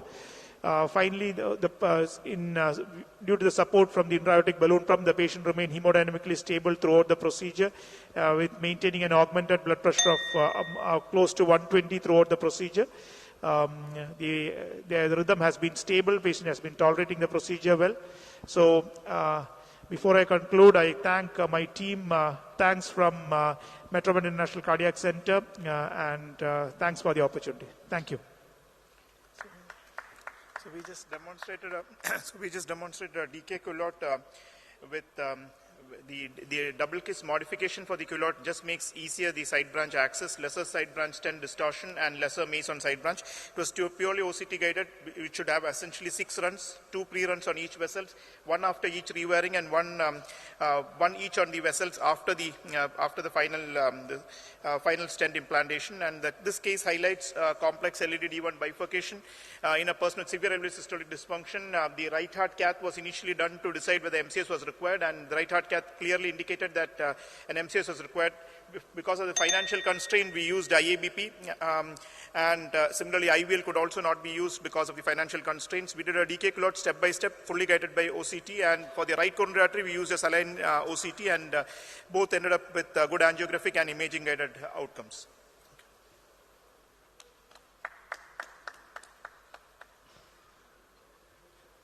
Yeah, Arun, I think it was a very well done case, and you showed us all the steps of a culotte, going through each of these steps. I think the end result is good. I think how much of contrast did you use in this? Contrast close to about 100. For the left side, you use contrast OCT or saline OCT? Left side, we actually used contrast OCT. Actually, the right side we used saline. Left side we used contrast OCT. Close to 100. Renal functions fortunately didn't worsen. Only 100 cc contrast? Yeah, we used about 100 cc. I mean, you did maybe at least 5 or 6 runs of OCT, right? Yes, actually, that was the only time where we were predominantly injecting. Other time we were not injecting actually, because it was already finite actually. Okay. And why did you decide to use left side contrast and saline only on the right side? You got excellent OCT pictures on the right with saline. Yeah, right sir actually didn't have much branches, and only the PD and it was quite open, so we were clear that we would get good image. On the left side we always fail, unless we use a guide extension we would fail to get good clearance, so that's why we thought of using a saline on the right and contrast on the left. Any comments, any questions from the audience?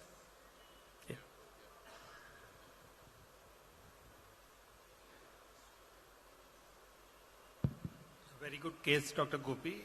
But I just want to know why you have chosen the DK culotte crush in a severely LV dysfunction patient, and why should not just go for a simple mini crush technique so that we can have a lesser time and we can salvage the patient much earlier as compared to the more complicated procedure like DK culotte.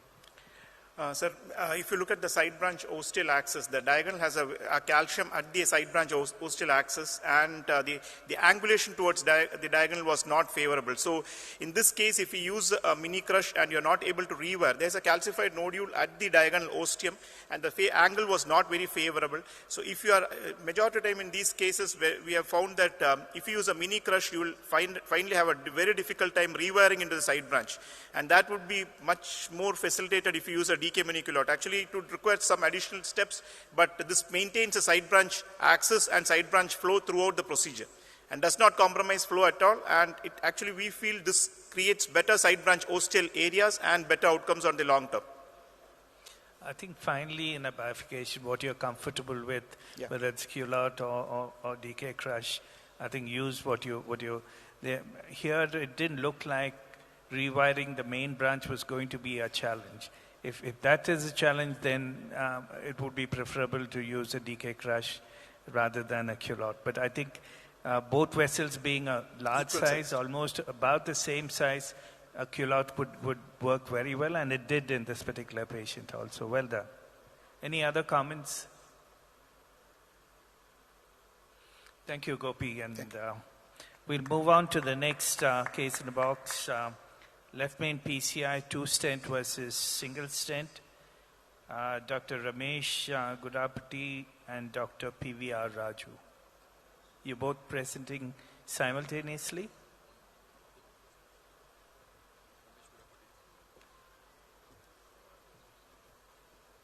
So I would request Dr. Raju and Dr. Srikanth, we did the case together. So The three of you are going to discuss? Yeah.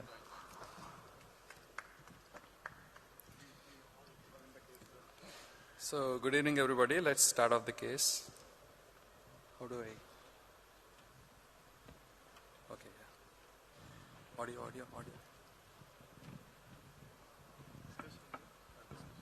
I think the audio is not on. And along with me are my colleagues, Dr. PVR Raju, who's a senior cardiologist and my colleague, and we have Dr. Srikanth Dyaram, who's also my colleague. And then we have Mahesh, our staff nurse, and Srinivas, our cath lab technician, who will be assisting with this case. So before we go ahead and start the case, I would ask Dr. Srikanth to present the case. Today,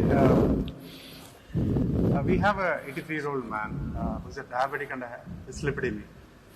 He presented to us with angina on exertion. His echo was normal. This was in 2022, and he underwent an angiogram. Next slide. Next slide. So this is the angiogram in April 2022. You can see there he had a very significant severe ostial LAD stenosis. LAD was calcific. It's a left dominant system, as you can clearly see there. There's diffuse disease of the LPDA, and there is severe stenosis of the mid LAD and diffuse disease of the distal LAD.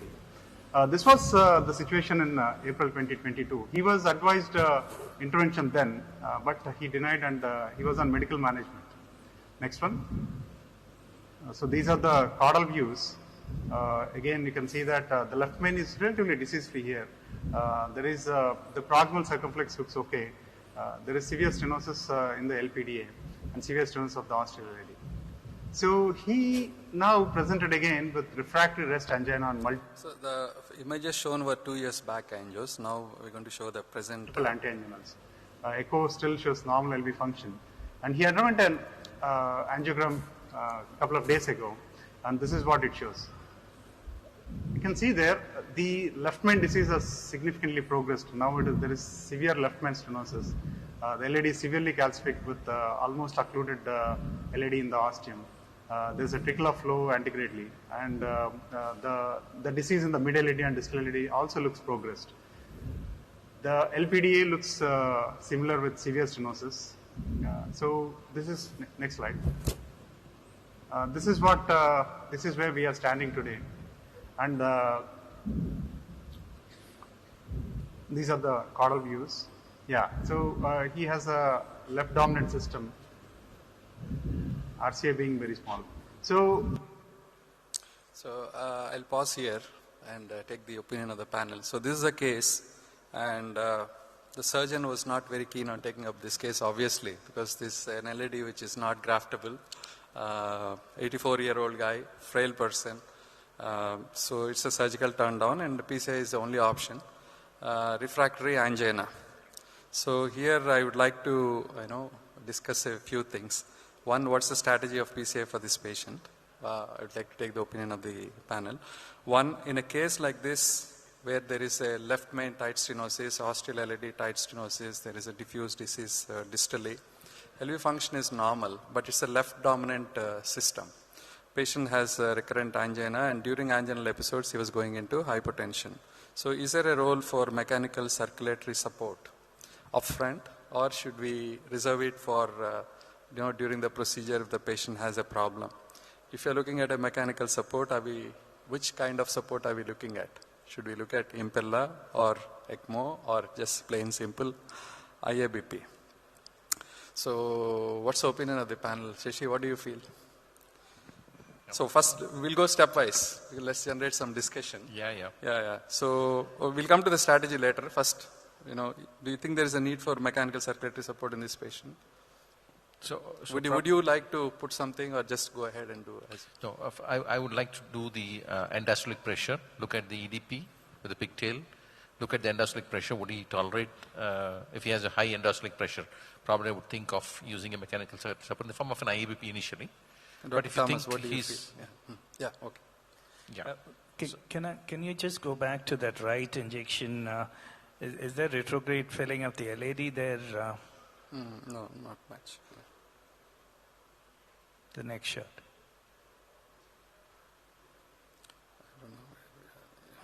Yeah, this one. Left dominant system. Yeah, but the right is RCA being very small. So this is a patient now. So he was sent for surgeon's opinion. So this is one aspect which we can discuss, whether we should put a mechanical circulatory support up front or not. And second thing is, if you're going to go and do some form of calcium modification, which device would you prefer? Rotablation, orbital atherectomy, or intravascular lithotripsy, or is it a combination of all these?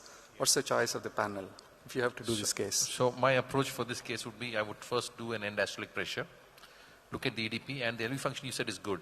LV function is okay. It's good.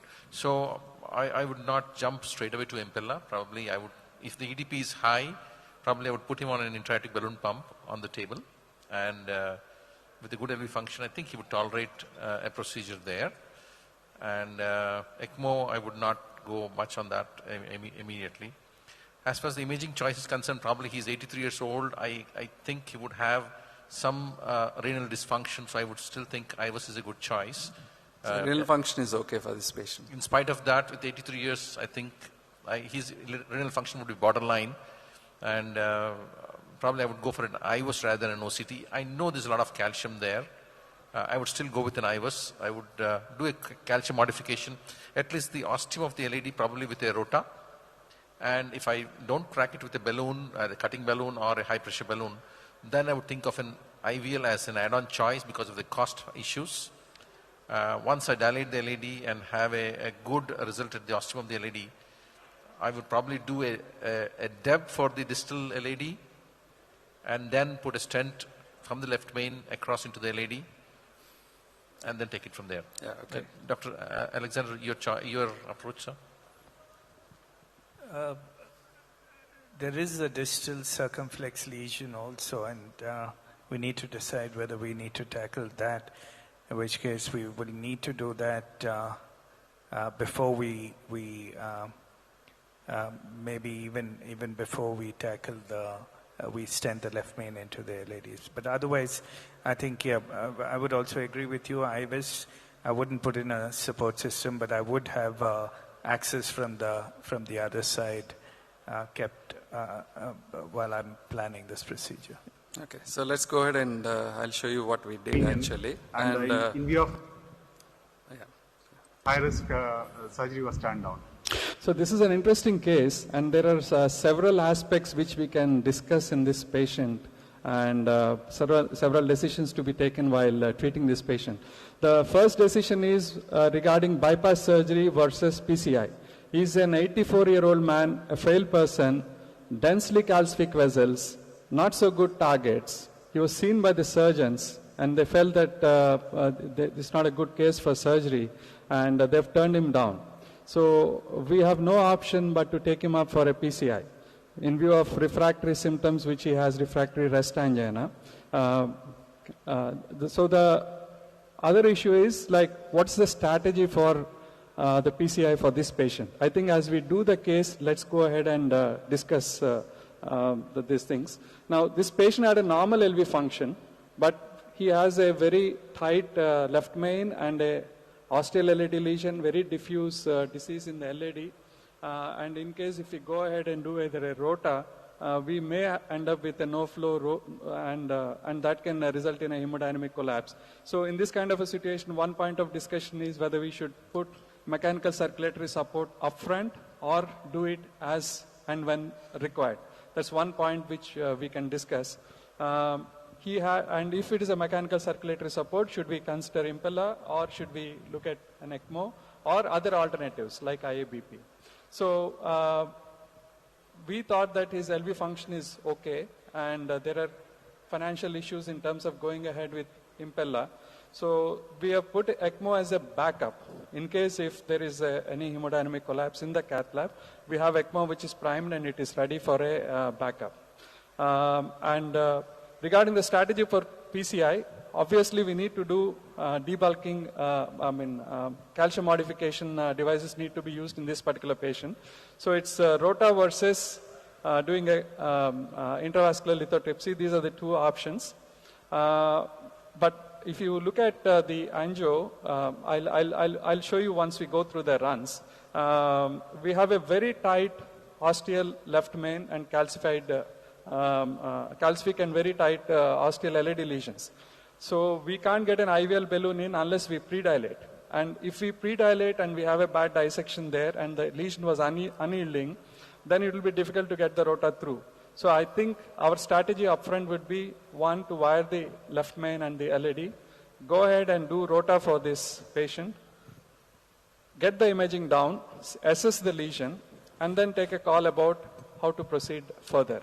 Dr. For Ramesh, both the osteal and LMCA as well as the distal disease. Yeah. So with this introduction, let's go ahead. Yes. Thank you. So my question to you and to the audience too. Yeah. Of course, large vessels, would you go with the standard size rotabur or 1.5 or do you go with the 2.0 We'll straight discuss away? it as we go through. Yeah. Okay. See, there are 2 points here. Yeah. One, if you're going to do rota, from where to where in this vessel you're going to do rota? Is it just going to be the left main and the osteoproximal LAD? Or if you see the previous angios 2 years back, you can see the diffuse calcific disease all through the distal LAD. Whether you want to take the rotabar down all the way down. No. So taking the rotabar down all the way down will result in a no flow because you don't have a good distal runoff. So in this particular case, we thought that we should rota the left main and the osteoproximal LAD. Right. So, and then decide subsequently, okay? So if you're looking at the left main and the osteoproximal LAD, if you look at the left main and the osteoproximal LAD, these are all large size vessels. So you have to choose, but then at the same time the LAD ostium is very, very tight. So you have to choose between 1.25 to 1.5. It's easy to cross with a 1.25, but burr entrapments and all these are more common. And if you can get a 1.5 burr, that will be the right thing to do because that will be the appropriate size burr. Only thing is we run the risk of that we may not be able to cross it. Actually, I'll show you when we are doing what difficulty we face. So in this particular case, we chose a 1.5 and start the burr. case. So we have taken bilateral femoral accesses, both arterial as well as venous. And the reason for that is while we work on the through one arterial axis, this is a backup axis for ECMO in case if there is any crash of the patient. So we went in from the femoral approach with a 7 French guiding catheter, XP3. If you can see, I've placed it just at the ostium of the left main. So this is one point I want to discuss. What type of guiding catheter, what kind of guide wire, and what would be the strategy? What would you like to do in a case like this? No, I would take an active guide support, even if it's osteal left main. You can play with it, I can move it because the distal vessel is really calcified. It's difficult to push things down if you don't take an active guiding support. My standard workhorse wire would be run through wire and So would you like to cross directly with the rota wire, or would you like to? No, my strategy would be to use a run-through wire over a microcatheter, push it down, and then exchange it with the rotafloppy wire, because there have been instances of the wire breakage with the rota wire if you use it directly. So microcatheter preloaded for the first time, go through the distal LED, exchange it with the rotafloppy wire, and then... Yeah, so precisely we chose an XP3. Basically, we thought we need a support, although it's an osteal LMCA. Yeah. Plain Judkins will not give you enough support Absolutely. to do this would case. not be able to. And I'll show you what we did. Can you please show the current runs, please?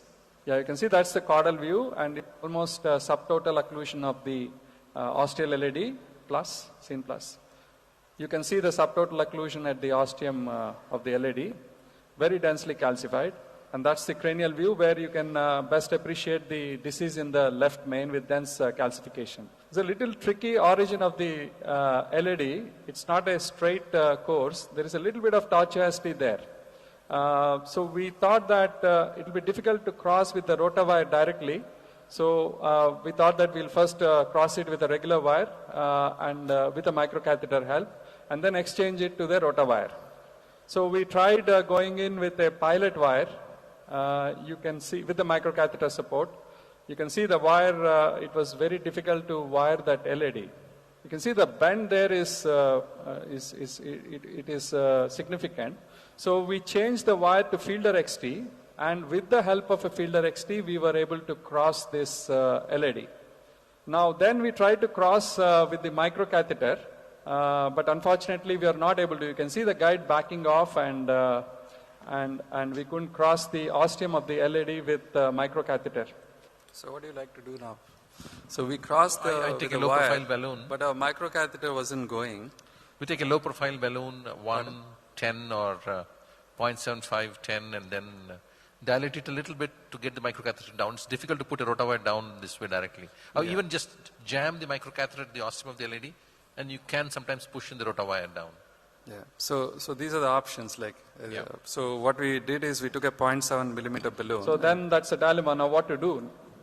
So what we did next was we thought we'll take a 0.7 millimeter balloon, try if we can dilate it, and fortunately the 0.7 millimeter balloon crossed that ostium of the LED, and then we went up to 20 atmospheres. Ostial part of the LED is dilated. We couldn't get the balloon any further down because of the calcium it's obstructing. Now this time, after this dilatation, we were able to get the microcatheter down. You can see that on the screen. And we exchanged it with the rotawire. And subsequently, we have taken a 1.5 bar Rotalink Plus, and we rotablated it. And you can see there is a lot of difficulty at the level of crossing the ostium of... So this is a problem with the 1.5 bar, very tight lesion. We had a difficulty in crossing initially. 1.25 would have crossed easily, but it would have been undersized burr 1, and sometimes burr entrapments are more common with a smaller burr. The LED. Finally, we could cross that and rotablate it up to the proximal LED. So these are the multiple runs with the rota. Yeah. And this is the shot after doing the rotablation. You can see the flow coming up in the LED. The distal part of the LED is pretty diffusely diseased. We have the rotawire there. So this is where we are. So at this point of time, I think that we will exchange this rotawire with a regular wire and do an imaging to assess the left main and the LED and take things forward. We could only get it up to somewhere around the mid LED because of the distal diffuse disease and calcium, and we took an OCT run. If you can notice here, because after the rotablation, the ostium of... So one point, OCT versus IVS, you can debate it either way. When you have an osteal left main disease, large vessels like this, so maybe IVS might have some advantages, but the calcium morphology and the calcium the morphology can be better seen on an OCT. So since for academic purposes, we thought that we'll go in with a OCT. But if somebody chooses to go with IVS, it's fine. Okay. The LMCA looked pretty well shaped, and we could get the guiding catheter in to the left main. Earlier it was damping when we get the guiding catheter up to the ostium, but here we could get the guiding catheter in, and then we took a... Yeah, that's another point. After the rotablation, we could get the guiding pretty much into the LED, engage it better. Srikanth will present the findings. So, what are we seeing on the OCT run? So this is the distal part of the run where you can see that you can move the OCT images frame by frame. So there is significant calcium all along the vessel. So this is the distal part of the lesion which you can see there, and keep moving. So the lumen areas here, if you look at the lumen areas for around all along were anywhere from 4 to 1.5.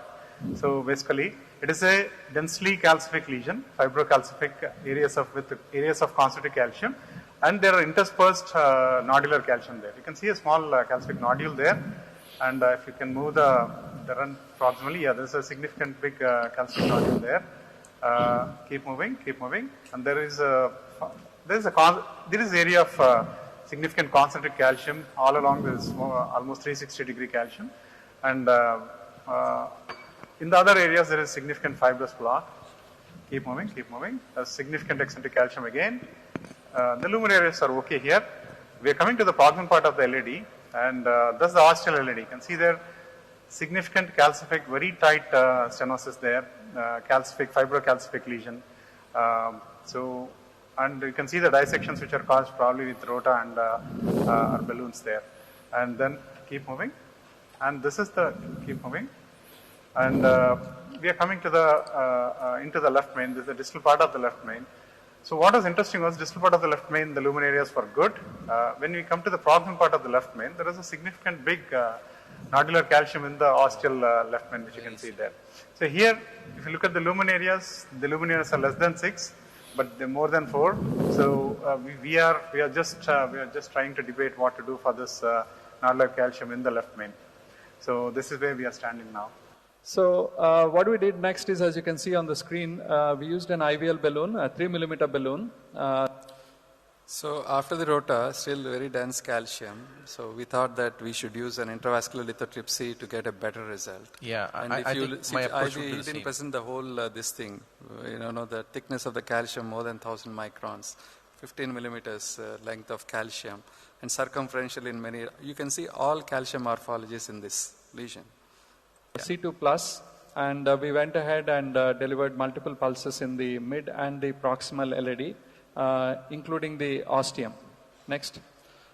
So there was not much waste distally, but somewhere in the middle, seen plus. Yeah, so there was some waste in the middle, but with multiple pulses, this has given way. So we dilated the ostium also with the IVL, and subsequently, we took a 4 millimeter IVL for the left main as well as the ostium of the LAD. So this is after the dilatation with the 3 millimeter IVL. Yeah, this is a 4 millimeter IVL. We gave multiple pulses at the ostium of the LAD as well as the left main. So that's it. So there's the ostium of the LAD has yielded better after this 4 millimeter. And so the important thing is when you're occluding the left main with IVL, you can't give the full 10 pulses because patient was developing hypotension. Exactly. So you have to break the pulses. Yeah. So this is the place where you would get a benefit with an impella. Yeah. This is the place where you get better with an ECMO rather than with an IABP.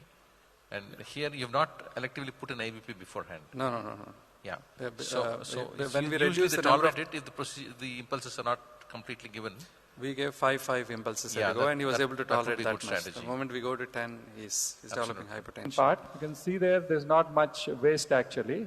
So not much waste in the left main. So we gave multiple pulses in the left main also. Subsequently, this is the run, what we got there. So the next thing what we thought is, before we go ahead and address the... So what's the strategy for the distal LAD? So we have addressed the LMCA and the proximal LAD. So you can see the diffuse disease in the distal LAD. So what would you like to do in this case? Like Dr. Thomas has said, probably I would deal with the circumflex first. Yeah. Reassess the LAD, probably distal LAD for an 83-year-old man. I would just leave it alone. It's a significant territory. I know, but anyway, I'll show you what we did. We went with your first strategy. Left main and the proximal LAD. We thought we should optimize the result in the mid to distal LAD. So we used a 2 millimeter balloon and did multiple inflations there. So now with that, we could get the IVL catheter, OCT catheter a little more further down, and then we did a OCT run. This is after Srikanth will post-IVL. now show you the OCT findings. So what we are seeing on the posterior run after multiple dilatations is that at the beginning of the run, you can see a small dissection, which is for 3 frames. Yeah, significant dissection, but it is a small vessel there. The vessel looks around 2 mm, 2.25 mm there. And then if you come little proximal, you can see that they have caused multiple fractures in the calcium. So whatever we have done, IVL and balloons has worked well, and I can see multiple fractures there. And if you come a little more proximally, we have got good lumen areas now all along, and multiple fractures again you can see there in the calcium again. So it clearly shows that we have done prepared the vessel adequately. So if you come a little more proximally, keep moving proximally. Yes, and go a little distal, please. You can see what we have done to the calcific nodule there. There is some eccentric calcium there. We have not caused much damage to the calcium, but you can see that there is a big dissection by the side of it. We are hoping that it will give good expansion of the stent, even though it might be a little asymmetric. So if you come a little more proximally, move proximally. Yeah, some more proximally. Yes. So again, we are seeing that some dissections and proximally. That is again some eccentric nodular calcium there. But the vessel is well prepared, beyond the nodule. And they are coming to the proximal LED now. Keep moving proximally. There's a lot of blood swell there, but the whatever we are seeing, the lumen areas, they look good.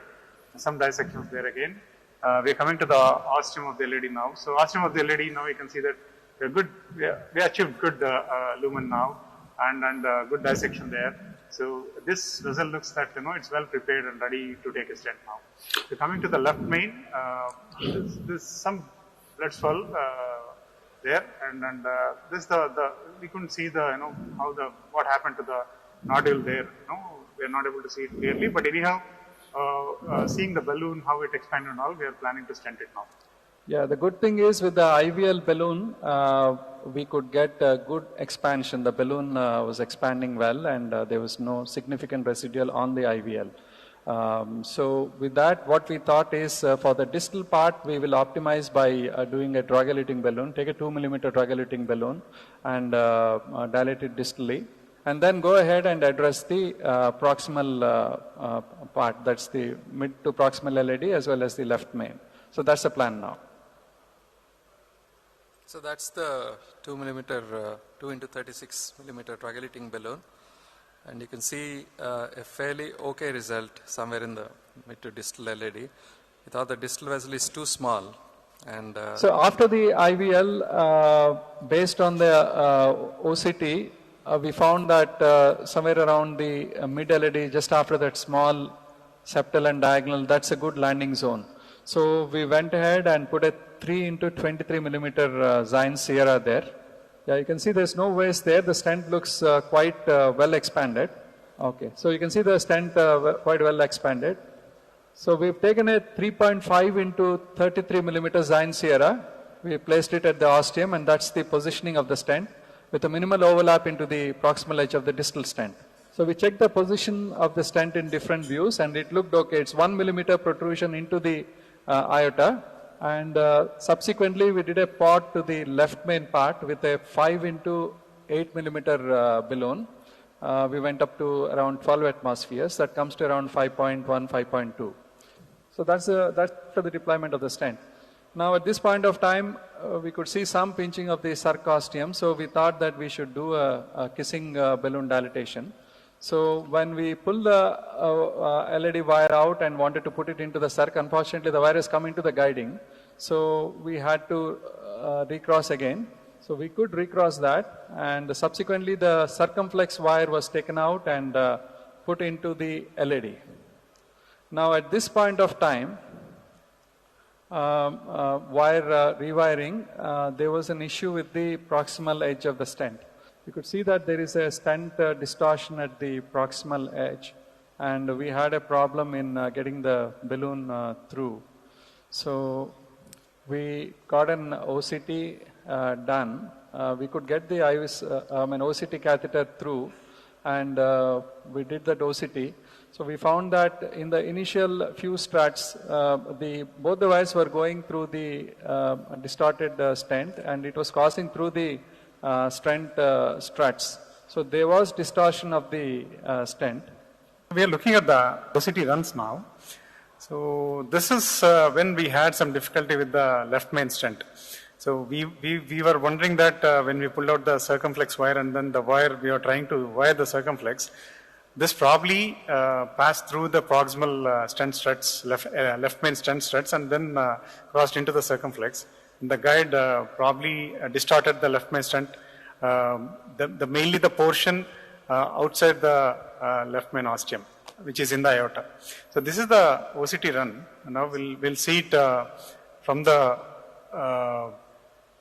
Can you play the OCT from the LAD into the left main, from distal to proximal? Yeah. Yes, that's us. Now can you just go to a little distally? Yeah, some more distally into the LAD. So this is the it was not a good run. There's a lot of blood swell, mainly because the catheter, we didn't want to engage it aggressively, and it was not going into the stent. So you can see that the proximal AD stent looks reasonably expanded, opposed, good lumen areas there. If you see the images proximally, now we are seeing we are coming into the left main now. So you can see the blood swell, and the distal part of the LM stent looks okay, and I want you to stop there. So, and move it slowly. So you can see there, you can see when the imaging element is coming to the aorta ostium, you can see few distorted stent struts. Actually, it's little difficult to understand because of the blood swell mixing with the stent struts. So what exactly happened was the part of the stent which is near the aorta, LM ostium, it got distorted. The wire probably went through the stent struts there into the LM. So the distal part of the LM stent is okay. The proximal part is crushed like this. This is what. Next we try to work that area, that stent strut as our true lumen from then onwards, and then we created Yeah. So did you do a part of the left main before you tried to rewire the circumflex? Yes. We did a part with a 5 millimeter balloon. Okay. Yeah. So I think subsequently when we are trying to recross, that's when the guiding catheter has hit the stent struts at the ostium and deformed the stent. A path through that, and then we put in the stent there. Yeah. So this is these are the HyBiz pictures which we are seeing, and so because we are not able to get good clearance with OCT, we tried HyBiz basically to understand what's exactly happening. This is the LAD. LAD all looks good. I'm just pulling the catheter to the left main part. That's the subcostium, and then in the distal left main, you can see one layer of stent. Stent is well expanded, mild asymmetry there, but is well expanded and opposed. And then you can see that there's something funny happening here after this. Yeah, so this part, you can see the crushed stents here and the other layer of stents here. So that's what we found, and we got to the same conclusion on both OCT and HyBiz. We thought that the LED... So I'd like to pause here. I don't know whether, I just want to... See, basically this is a problem when you use a 7 French guiding catheter and then you're stenting an ostium of the left main. So there was distortion of the stent at the ostium. Now, the mistake which happened was when ideally we should have taken a third wire and put it into the circumflex and leave the LED wire as it is. But we tried to pull the LED wire and put it in the circumflex, and accidentally the wire came back into the guiding catheter. So when you try to recross, that's when it went through the stent struts, and this is the problem which happened. Now we have to bail this out. What is the strategy which you would be thinking about? And in the OCT it shows that it's the initial 4 millimeters of the stent which is mangled. You have you have the wire in both the LED and circumflex. Both were wired. Both were going through the stent struts initially, but subsequently they recrossed and they're in the proper lumen, both LED as well as circumflex. No, I think you have no choice to take another wire and try and wire again through the stent through the true lumen, because if you crush the stent now, I mean, you try to cross through the lumen. If you can't, you're forced to crush the stent and then put another stent in there. As we go through, I'll show you the stent boost images. It's impossible to get into the true lumen without going through the stent struts, because this, I'll show you, once you see the images, you'll understand. And then I'll show you how we bailed it out. The wire is more in a better position. So we went ahead, we put a 2.5 balloon and then subsequently a 3.5 balloon and dilated. So then that's the 2.5 millimeter balloon, 0.5 balloon. We did boost in between. I don't think we could get a feed from there, but we'll try to show you in the auditorium, the stent boost, this thing also. So we could see that the LED wire is also through the stent struts proximally and not exactly in the lumen. That's only in the initial few millimeters. And so there was distortion of the LED stent, distortion of the left main stent. So what we actually did is we cannot get into the true lumen in the first 3-4 millimeters because the stent is badly mangled. But our wires are into the true lumen somewhere in the after the first 4 millimeters. So we went ahead, dilated sequentially, and with even a 5 millimeter balloon. So the struts were opened up properly. Then subsequently, now we have complete access. We wired the circumflex. We did a kissing balloon dilatation because from somewhere around the, after the first 4 millimeters, the stent was okay. So we optimized the result at the left main bifurcation with a kissing balloon dilatation, 3 and 3.5 millimeters. So this is what you're seeing on the screen. Then we optimized the LED with the balloon, the LED stand. So this is the result. And you can see that the struts were opened up quite well, close to the ostium. And this is the time when we thought that we should go ahead and stent that ostium and the proximal part. So the total, yeah, you can see there. This is the positioning of our other stent. 8 millimeter stent would be quite enough to cover the ostium and the proximal distorted part. And it's a 4 into 8 millimeter stent deployed at 18 atmospheres. Subsequently, so we've taken a 5 into 12 millimeter balloon, and we post-dilated the new stent which we have put, as well as the left main part of the old stent till just before the bifurcation. And we can see a well-expanded stent on the stent boost also. So you can see the first few millimeters distorted stent where the second stent is put, and it's well expanded now. And this is the final result we got. And I'll show you the OCT runs with this. You can see a well-expanded left main proximal LED and the proximal LED. The distal diffuse disease, but post drug-eluting balloon, it seems quite okay. This is the final OCT run after placing another stent in the left main. So the proximal LED all looks good lumen areas, good apposition, no malapposition, good expansion. And when you come proximally, so that's the circ ostium looks good. There's no disease. The distal left main is well expanded. Yeah, good lumen areas. And if you come towards the left main ostium, this is where it gets a little interesting. So you can see the stent struts there, and you can see the crushed stent struts on one edge, basically. So, and that's the crushed part of the stent. And now, come proximally, yeah. And this is a peculiar left main because the ostium is a little oblique. So one stent is, it's hanging. If you have to cover the ostium properly, you have to pull the stent into the aorta. You must pull the stent into the aorta a little. And you can see that stent in the aorta there. So finally, we got a good result. The part of the stent is crushed. The 2 layers of the stent in the left main, and rest of the stents look okay. These are the final angiographic pictures. I'll show you all the views. So this is where we stopped. We thought that the distal, the circ disease, the LPDA, we can address later if it is required medically. 84-year-old guy.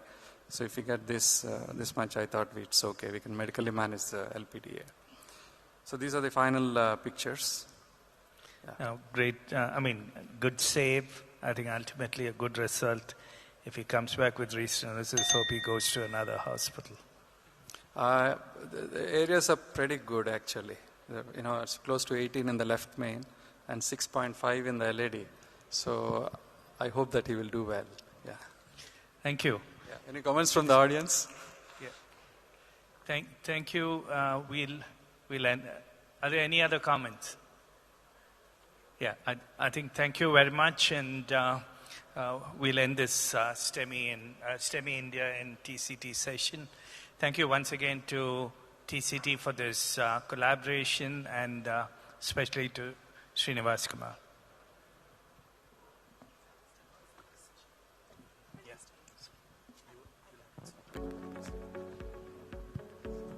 So the next session is Leading the Way in Intervention. For this, I would like to welcome the chairpersons, Dr. Sridhar Kasturi, Dr. Rajshekar Varada, Dr. Kaparti, and the panelists, Dr. Pavan Podar, Dr. Anand Gnanaraj, Dr. Damodaran, and Dr. Ajay Swami.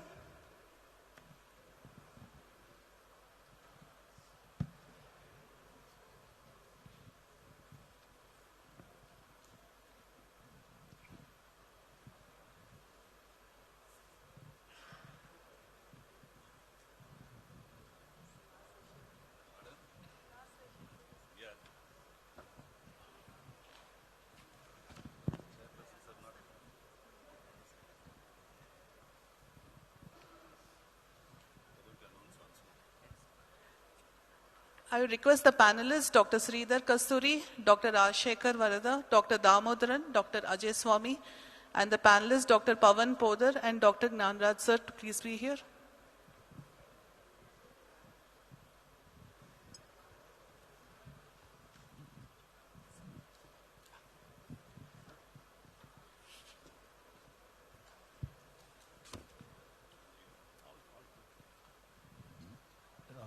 Program. We have a copy of the program somewhere. Good evening, everybody, and we welcome you to this session. So, first talk is by Dr. Damodaran. There's a change in the order. Dr. Sridhar Kasturi.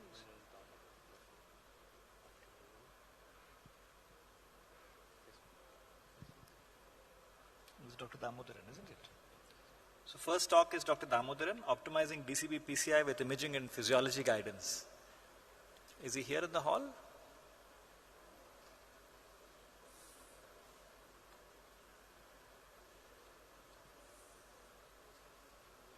Yeah. So, since he's not there, we'll go to the next one.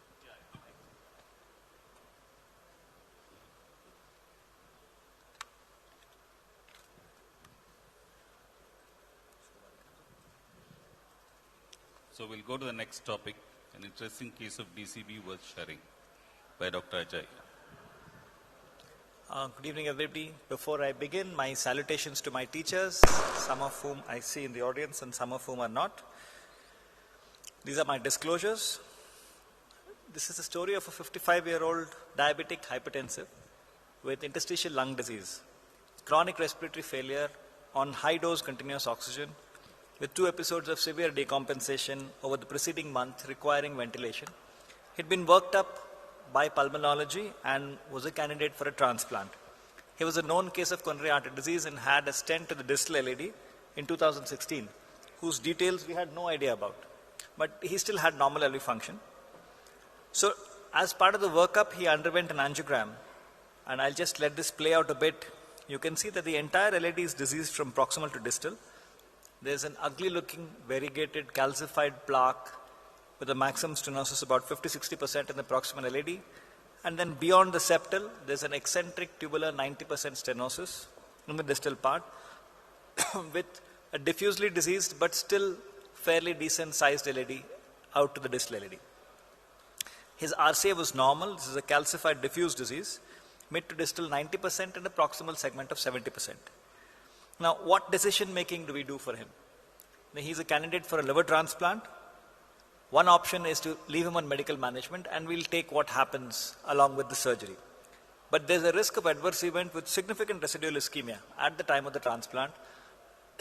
Second is to do a CABG at the time of the transplant. But the surgeon reviewed the CT of the patient and said that the stent is in the segment where the graft is to be placed, and he wasn't confident about getting a good outflow in the rest of the LAD in case he did put a graft. PCI, if we did, would mandate DAPT, And dual antiplatelets after stenting means the transplant can't be done. So, excuse me, what are the options of treatment that we have here? Finally, after the heart team spoke, we all discussed, and we decided to do a DCB to the tightest segment, followed by a physiology assessment. If there was a significant stenting, we would do a bailout. So that's what was done. This is the guide catheter. You can see the shot in the guide catheter, the pre-dilatation done. This is the DCB inflation. I'm not going through all the steps for brevity's sake.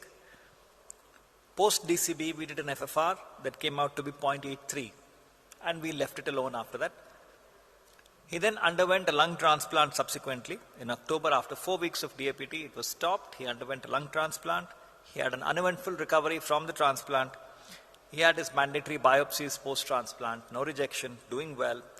DAPT was reinstituted. He underwent an angiogram 8 weeks after transplant, after he had an episode of mild retrosternal discomfort, and this is what it showed us. The RCA was normal and dominant. The proximal LAD disease had progressed to become eccentric tubular 90%. The mid-LAD, where we had done the drug-eluting balloon, was absolutely fine. It's a minimal 50% disease, but it was flowing perfectly all right. Before putting him back on the table, we did a dobutamine stress echo this time, and it was positive. So he's now proven that he does have significant ischemia in the LAD territory that needs to be addressed. So the plan was to do an OCT-guided PTCA to the proximal LAD. Again, I'll let this play out, and remember the part where we've done the drug-eluting balloon was absolutely fine. It was the proximal LAD where the disease had progressed this time. And this is what was done. We did an OCT for this segment, pre-PCI after a small balloon, that showed that that particular segment was heavily calcified with more than 800 microns of concentric calcium. So after that, we did an IVL and then did a post-IVL OCT. Again, we've got significant luminal gain here.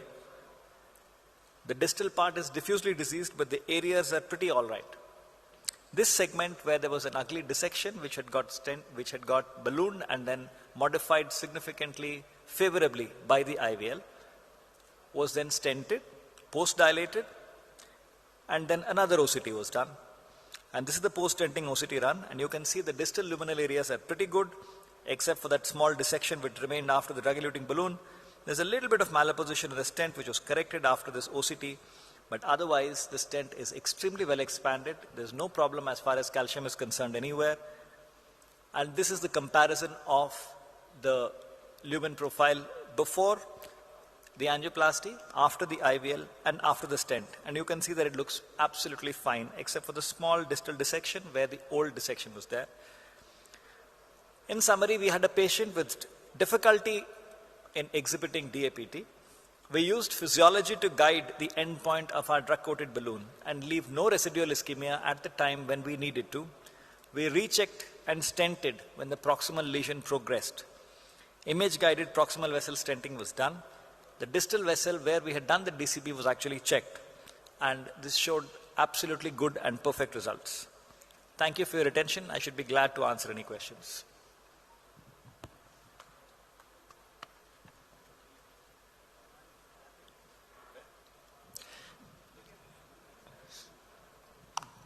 Dr. Swami, what is your DAPT regimen after DEB? Yeah, so typically we use DAPT for 4 weeks, and then you can switch to a single antiplatelet thereafter. This is in high bleeding risk patients. Otherwise, if the dissection is long and longer than 20 millimeters, we would use DAPT out to 12 weeks if possible. Otherwise, 4 weeks is adequate. So after 4 weeks, do you switch to clopidogrel or aspirin? Again, if it is a high bleeding risk, we would switch to clopidogrel. Otherwise, we'd stay with aspirin. That depends on the individual patient and the individual preference. There isn't much to choose one way or the other. So this patient? Yeah, it's absolutely. Yeah. Obviously, ACS means you need DAPT for a year, but this is of chronic stable angina that I'm speaking of. This patient underwent transplant how long after DEB? About 8 weeks after the drug-coated balloon. The urgency was that only, that he required a transplant almost immediately, but we needed the lesion to be stable prior to sending him for a transplant.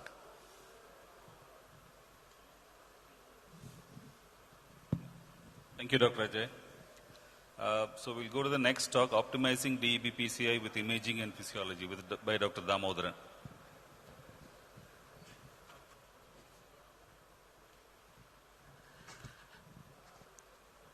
Good evening. Thank you for the opportunity. My talk will be on optimizing drug-coated balloon PCI with imaging and physiology. I'll show two cases, one with FFR guidance in a small vessel disease, on a CKD, ultra-low contrast, and the other one will be on CTO, ISR CTO. Obviously, we all know that DCB has been established as a therapy in instant restenosis, but in de novo lesions, still there is evolving data. Coming to the optimal lesion preparation of DCB, there are, and obviously many groups, they have suggested different criteria. The European and German group as well as the Asia Pacific group, the data is not much, there is evolving data. The basic thing is we need to prepare the lesion appropriately to give a homogeneous drug delivery. That is the bottom line. This is the third international consensus which says that optimal lesion preparation both by angiography as well as FFR. Angiographically, if the patient has less than 30% residual stenosis after, say, if you have to wait for 10 minutes after a balloon dilatation to avoid the recoil. If the recoil is not there, if the residual stenosis is less than 30%, if the dissection is not flow limiting, then you can say you can go ahead and apply the DCB.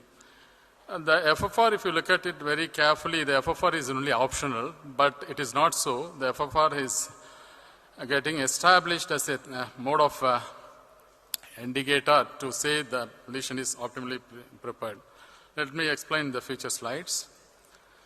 So if you look at this study, you can see that the FFR-guided DCB has shown two things. One is whether it has shown to avoid much metals, whereas the angiographic-guided PCI has shown much more and more usage of stents.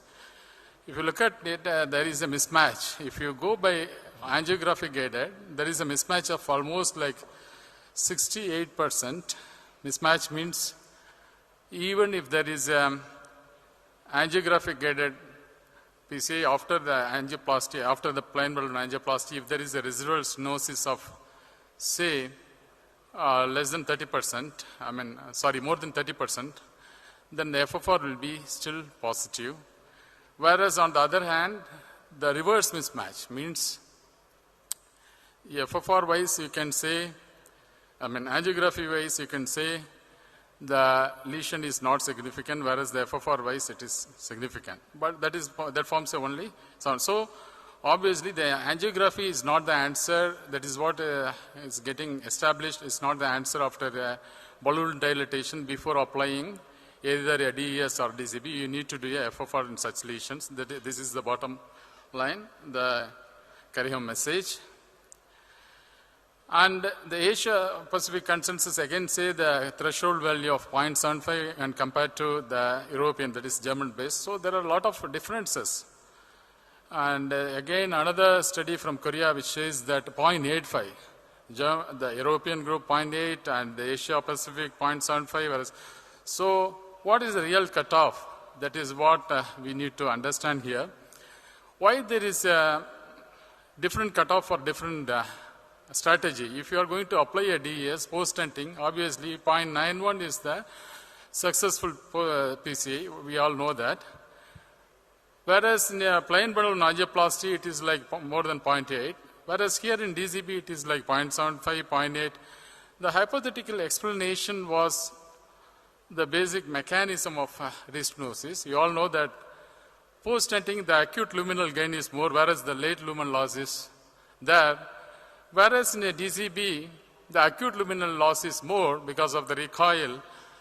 Whereas in long term, especially with the paclitaxel eluting balloon, you have a luminal enlargement, what we call it as a positive vessel remodeling. So even if you have a 0.75, that is reasonably enough to apply the balloon after a plain balloon angioplasty, after a lesion preparation. So in case of a DCB, after a balloon angioplasty, even if the FFR is 0.75, that is enough to go and apply the DCB, whereas in a DES it is not so. So let me come to a case scenario. This is a 66-year-old multimorbid patient, CKD. He had a dyspnea class 2 and angiovolemi, mild LV dysfunction. The angio was done elsewhere. He came here for further PCI. The proximal LAD showed a moderate stenosis. OM showed moderate stenosis. There is critical stenosis in the RCA and distal RCA as well as the distal LAD. You can see here. So the distal LAD is critical stenosis. The osteoproximal LAD showed around 70% lesion-like.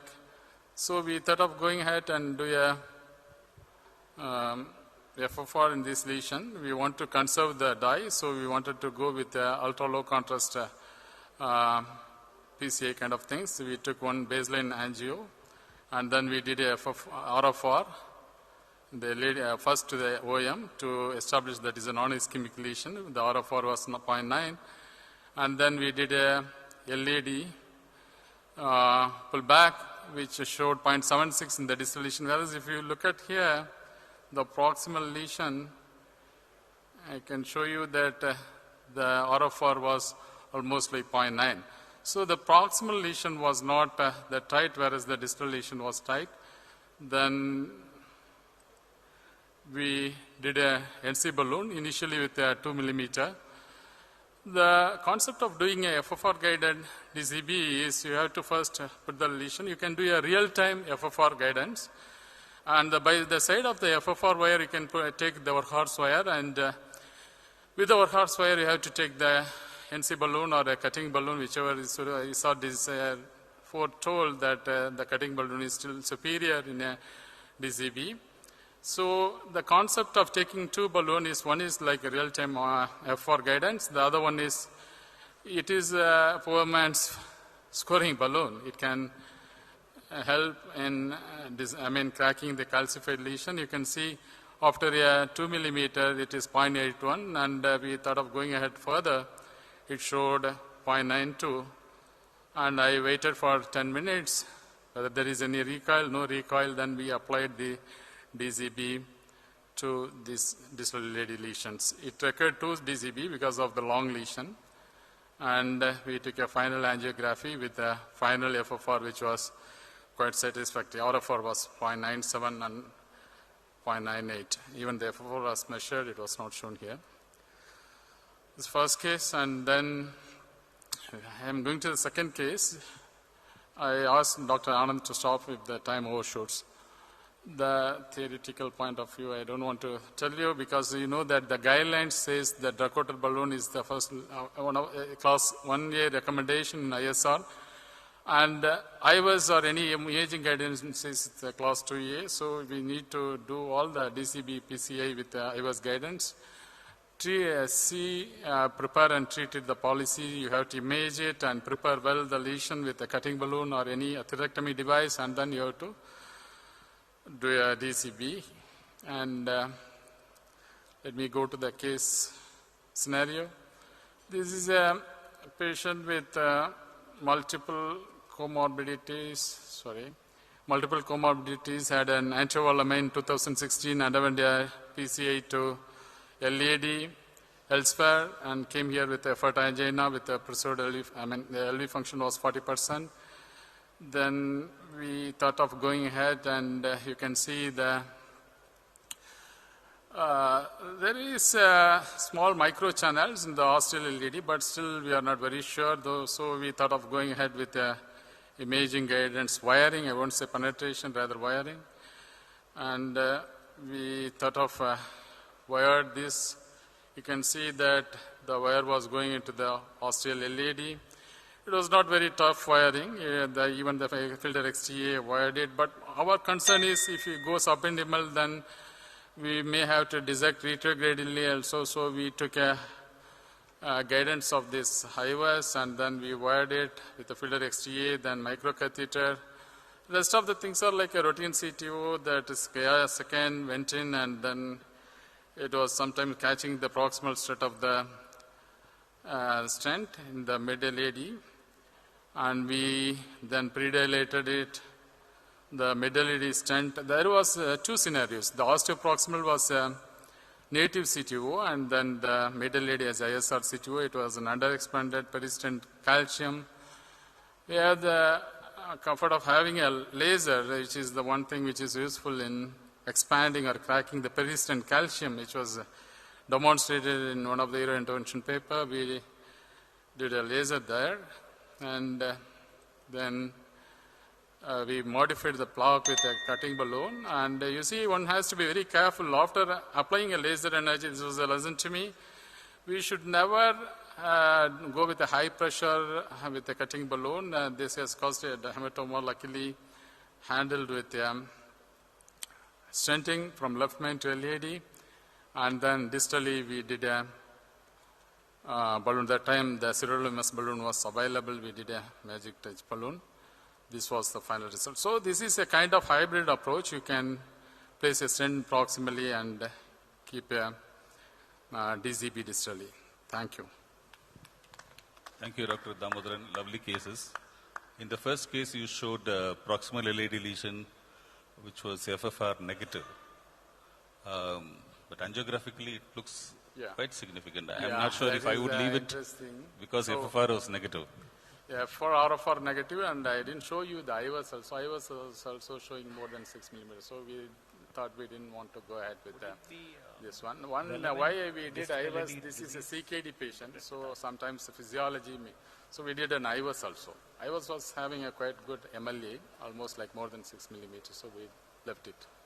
I think when you have downstream disease, it's sometimes difficult to interpret the FFR in the proximal segment of the LED if you have diffuse downstream. Yeah, that's why we did a serial pullback, RFR, which is obviously, IFR and RFR is good in serial. Tandem lesions are, I think, sometimes notoriously difficult to define perfectly. But this patient, somehow, we did both imaging and as well as physiology, so the imaging also didn't qualify for it. That's perfect. Angiographically, it was looking many times. That is what mismatch. The angiography and physiology mismatches there. Yeah, I think first case right approach, because the FFR based, even though angiogram shows significant lesion, we are not supposed to stent if the FFR is negative. That's the reason the SKY consensus document, even when the angiographically 70 to 90%, they advised FFR evaluation before, particularly if the asymptomatic, no ACS, if no objective evidence of other like a treadmill or thallium is not there, they should be integrated with the FFR. Yes. Because 70 to 90% lesions also, when they integrate with the FFR, it is negative in 20% of the patients. So when negative, we are doing more harm, but that's the right strategy. Though it's looking more significant, but FFR significantly negative, we shouldn't do it. There is one saying, if you want to do more stenting, do imaging. If you want to do less, FFR. But I think that's the right approach. I think you have shown very beautiful cases. In those days, 20 years back, we have only FFR. Now that this non-hyperemic, and also we are cross-checking with imaging, so many tools now. Yeah. Only things patient should be affordable. Just one comment. I think the first case was ACS case. I think patient had an anterior wall MI. Yeah. So how reliable is the FFR in that setting? That is one thing. You might have noticed that angio was done elsewhere 2 weeks ago, 2 3 weeks ago. 2 weeks back. Okay. He came only for a PCA. And also CKD patient, so we didn't rely only on the physiology. We went ahead and did a IVAS also. I was used, most of my CKD patients also, like ultra-low contrast, we use IVAS. And which DEB did you use? Was it paclitaxel eluting or? The first case paclitaxel. The second case ISR. At that time paclitaxel was not in my shelf, so magic touch. The first case was a paclitaxel. Great cases, I think. Great philosophy. We really love that. Leaving behind the FFR wire and optimizing on the balloon to know what's been your lumen gain and physiological implication. For RFR, constant monitoring. But Dr. Damodar, when you do such a long overlapping DCB, what's your antithrombotic therapy for these patients? We cannot just extrapolate what we were doing in a pristine angioplasty situation, isn't it? What are you doing? So if this patient, it is very easy, my job is very easy because this patient is a ACS case. Because I had to give it for at least 1 year as per the guidelines. He is not, apart from CKD, no other hybrid. Anticoagulation are you Anticoagulation. Not antiplatelet. Antithrombotic. Yeah. Antithrombotic indication in this patient, no AF. No. I'm just asking because we're causing a long dissection. Okay. Are you giving any anticoagulation? To my knowledge, there is no antithrombotics recommended for post-DCB patients. Only if there is an indication, we can give. DCB guidelines, the consensus group, they have not recommended any antithrombotic. Antiplatelets, DAP therapy for 1 month. After 1 month, you can go with a single antiplatelet, short test. They have compared even 1 year, but the lowest thrombosis, vessel thrombosis. It's a very safe with single antiplatelet. As Dr. Swami told, that is a stable CAD, DCB PC, 1 month and followed with single. But ACS, we need to follow the regular recommendation. We need to give it for 2. No role for anticoagulation unless there are indications. Looking at this, I don't know, where last meeting we attended, 3 days they were giving anticoagulation in the sense low molecular heparin or fondaparinux. Initial period of time, I used to give for 2-3 days Claxine. Yes. Then I stopped doing it after seeing the recommendation, why to give that. This was my I think the fear of or the use of anticoagulation comes from the time of POBA, when abrupt closure was such a catastrophe. And I don't think there's any evidence to suggest that we should give any anticoagulant following drug-eluting balloon. But as you say, there have been some people who use it, especially if you have not used a stent in the proximal segment and you're really worried about... No, I don't know, rather than the length, it is the fear of abrupt closure and the catastrophic nature. If it's a distal LED or it's a PLB or maybe an OM or something, nobody will give. But if it's a proximal LED and something like that, then people might give. The only study which showed some difference was OSS. But then that also was subsequently, when they looked back on their results, they found that those patients who had got ACS, where one vessel was fixed, the other still had a lot of atheroma burden. They were the only group that showed a small difference. But I don't think there's any evidence to suggest anticoagulation. Dr. Girish, we can take it this way also. When we are doing a FFR, even if there is a dissection, it is not a ischemia causing flow-limiting dissection. It might be I think it's an during that point of time. Maybe later on we don't know. Hypothesis, but at we least really don't during know. the procedure time, it will be a non-limiting. Because we are reinventing the wheel. We started with balloon angioplasty to overcome the limitation of balloon angioplasty. DS were invented. Now you say, let's go back to balloon. But I think there's a basic difference between the POBA procedural success definition and the DEB procedural success definition. POBA procedural success definition was 50% residual stenosis. Now we're down to 30% and 20%. And the DEB strategy works best if you do a 1:1 non-compliant balloon dilatation and then use a DEB to deliver the drug. If we're going to do that, we are inevitably going to cause more damage than we would in the POBA when we were just taking away the stenosis. More trauma. So I think we need to evolve and figure out what is the right strategy. I think we yet don't know. We still don't know. Thank there you. are some papers on angio-based residual stenosis. There are some papers which says that if the residual stenosis is less than 20%, still good. But when we are with the FFR guidelines, no need for all this. I agree, but except that it's the a mismatch hypothesis. and We don't have proof yet. No, that's the reason DCB statement clearly says, as far as possible, use the imaging and FFR. Suppose, assuming the suboptimal result is there, don't give anticoagulants. Additional stenting they advise. That imaging luminal gain, no flow limiting dissection, 1:1 balloon dilatation and FFR negative. If these criteria are fulfilled, stent thrombosis, the vessel thrombosis is very, very unlikely because you have proved that very good flow is there, the FFR is negative.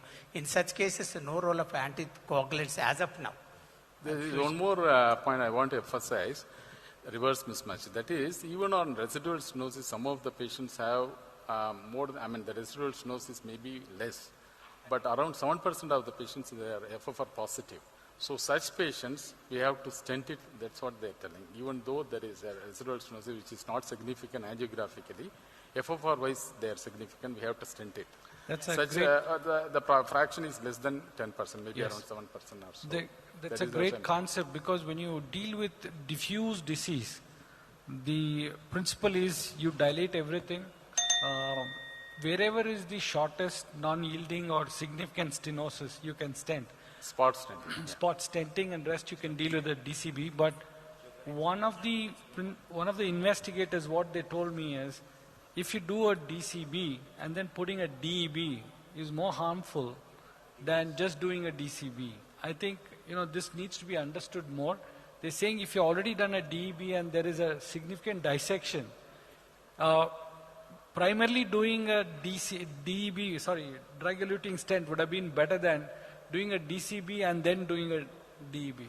That is what a good editorial that says adding a DS on the DCB, whether it is synergistic or toxic. Two molecules, sometimes it may be toxic. Just one point I'll add here.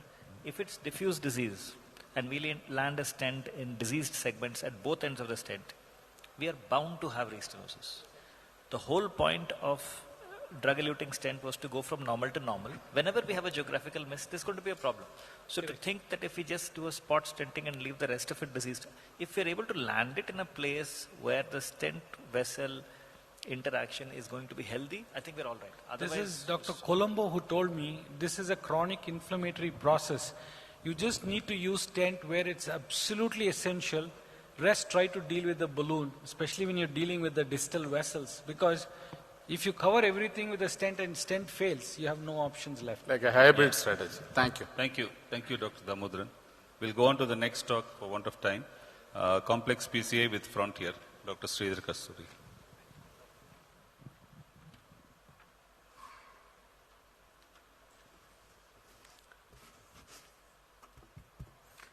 Respected chairpersons, good evening to everyone. So I'll go straight away. I go with the cases. The 62-year-old male, hypertensive diabetes, presented with angina and syncope. One episode of VTVF and DCL. And TRAPI elevated, and even the NT-proBNP is elevated, both. You see the angiogram. There is a significantly calcified LCX and LAD, even distal LM also involved. But the MLA is reasonably, that is about 6.8 square mm. So these are the IVA studies of the LCX and LAD. So you can see very clearly. And because the distal LM area is about 6.8 square mm, and remaining portion of the LM is uninvolved. Ostial L6 is 3 square mm, proximal L6 4.1. So then because of this significantly calcified L6 and LAD, we thought of doing orbital atherectomy. So we did the orbital atherectomy, that is 80,000 speed, crown speed is 80,000. Initially we did L6, LM to L6, the forward and subsequently followed by LAD. So whenever you use the orbital atherectomy, slow motion of the crown is very important, 1 mm per second. So if you are moving the crown very fast, the ablation capacity of the crown is very less. Say, like if you want like a 1,20,000, if you are moving fast, that is equivalent to 80,000 speed, slow speed. So that's the reason after orbital atherectomy, again we acquired the IVA studies. You can see the IVA shows the fracture, evidence of fracture. That means adequate plaque modification was done. So we were very sure that adequate plaque modification done. Then we went ahead with DK crash. Initially, after orbital, again dilated LAD, that is ostial L6, 2.75 into 15 onyx frontier. And simultaneously we kept 3 into 12 mm in LAD. And this is crushing. DK crush, when you do, always the side branch stenting, always pull back. The ostium has to be opened perfectly. So if adequate dilatation not there, then again take another NC dilated before crushing. Then it's easy to cross, results will be better. So again LCX studs were opened with 1.5 balloon, first kissing balloon, 3.5 NC in LAD, 2.75 NC in LCX, and LM to LAD, 3.5 into 38 onyx frontier. The part was performed with 4.5 and second kissing at the same 3.5 and 3 balloons. The repart was done with the 4.5. This is the IVA study after stenting, you can see the distal LM 13 point square mm, ostial LM 14.6 square mm, and ostial AD 8.5. Very good areas. Distal edge of the middle AD 14.6 square mm and distal landing zone 9.6 square mm. So subsequently we acquired the even LCX IVA study, ostial LCX we got 5.2 square mm. So proximal LCX 5.9, distal edge 6.5. So distal landing zone area is 5.6 square mm. So this is the final angio view, then decay crush, orbital block modification. This is the case you see the LAD diffusely deceased. Patient came with anterior STEMI, 2D echo regional wall motion abnormalities in LAD, severe LV dysfunction, and LCX also OM is diseased. LAD top to bottom severely diseased and relatively distally there is no flow. And RCA reasonably good, that is also disease. Then LMCA was engaged with 7 French, EBU 3.5, run through was used, pre-dilated with 2.1. But distally, we were unable to cross with the balloon. This is a balloon uncrossable lesion of the distal lesion. So then we took the 1.25 bar, that is 1,60,000 revolutions. 6 runs were carried out. So now distal lesion pre-dilated with the Riori, proximal 2.5. Post-rota, this is the IVA study. IVA study shows a thick calcium. Proximally, it's still, distally it's fine, but proximally the calcium thickness is more than 1 mm and arc is more than 270 degree. In some of the areas almost 1.2 thickness. So when 1.2 mm thickness is there, it is not, no matter what, it may not be going to yield with any NC balloon. So then what we thought, we see this is the analysis of the post-orbital analysis, sorry, post-rota analysis. Then IVAS study showed thick calcification. Then we used the IVL C2 plus 120 pulses were delivered to entire LAD. So this is the subsequently distal LAD. We use it because distally vessel is very small, tapered. We use 2 into 40 mm DEB at 6 atmosphere for 2 minutes using the guide plus support. And the proximal to mid LAD stented with 3.38 onyx frontier, ostial LM to LAD 3.5 into 30 onyx. And this is the post dilatation, the part of the LMA with 4.5 and the proximal LAD dilated with 3.5. Now this is a IVAS analysis. IVAS analysis shows a well expanded stent with a good luminal gain. LM shaft is 17 square mm. That is 4.5. So whenever you do the left M, always aim to get at least more than 10. Because if you see the Excel study or Noble study, the sub-studies have shown very clearly the persons who achieve more than 13 square mm, they will have a better miss compared to those with less than 9 square mm. Though the initial, the Kang studies have shown very clearly, the, like a 7, 8, 7, 6, 5. But always aim for achieving the better MSA provided within the limits of the vessel size. So this is the final angio. You see nicely flowing LAD. And why onyx we prefer for these patients? That is dual flex balloon, more flexible because it's severely calcified, difficult to track, and because the thin profile and increased catheter flexibility compared to existing resolute onyx platform. As you are aware, it's a single wire platform and platinum iridium core with shell consists of cobalt chromium. And the Rolex study has clearly shown the safety of this stent. That is almost it constituted 53% patients with ACS, 30% with diabetes. And low TLF was noted. That is 5.1%, TLR is 2%, ST 1.1% at 1 year. So results are better even in diabetic with a small vessel disease because when 2 mm stent was used for distal complex lesions, the almost TLR was noted in only 2% of the patients and with a 0% stent thrombosis. This is another case, 17-year-old hypertensive, hypothyroidic, ACS with evolved posterior wall MI, EF 61%. And you see the ostial LMCA 30% and diffuse disease of LAD. You can see the LCX also disease. So what we thought we wanted to do the IVS guided PCA with the DK crush stenting with IABP support and IVL.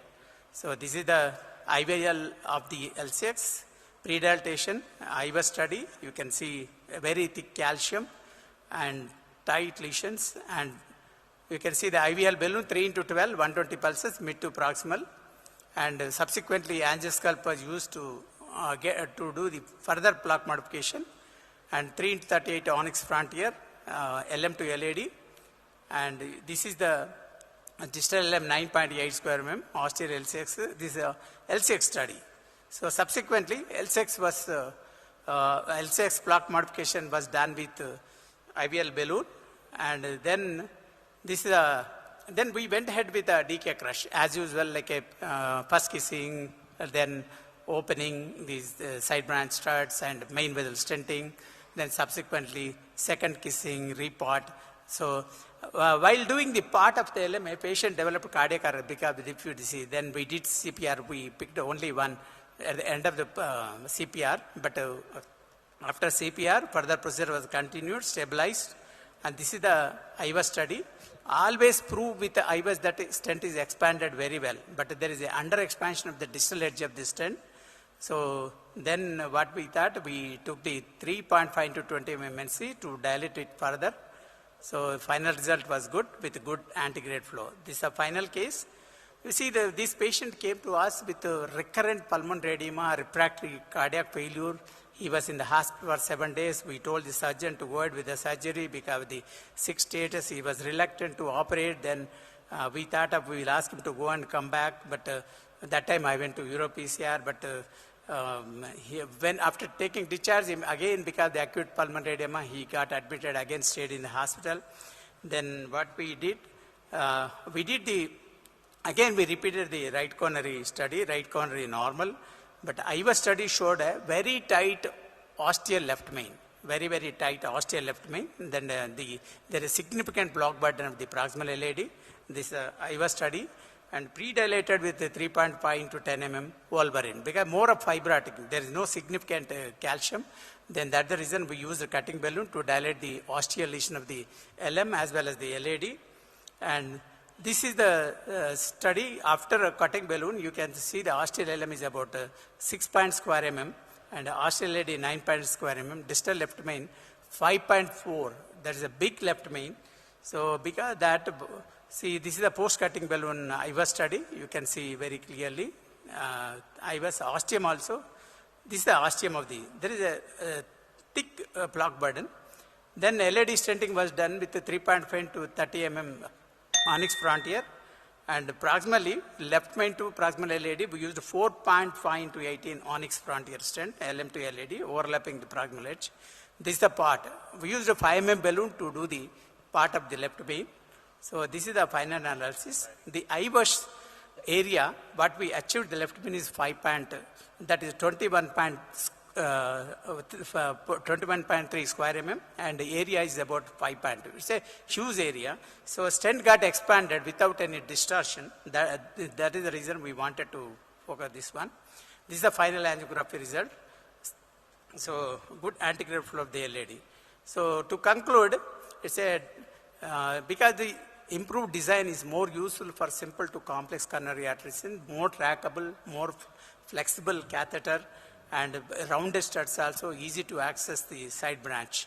And because the almost the crossing profile is about 7.5% and catheter flexibility is about 29% compared to the earlier platform, because the single core wire technology, more flexible, more conformability, and opposition of the very well. Because the iridium and platinum core technology, it is better visible compared to other stents.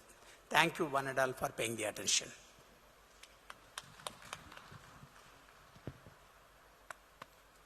Thank you, Dr. Sridhar, for the lovely cases with imaging and the highlights of Frontier.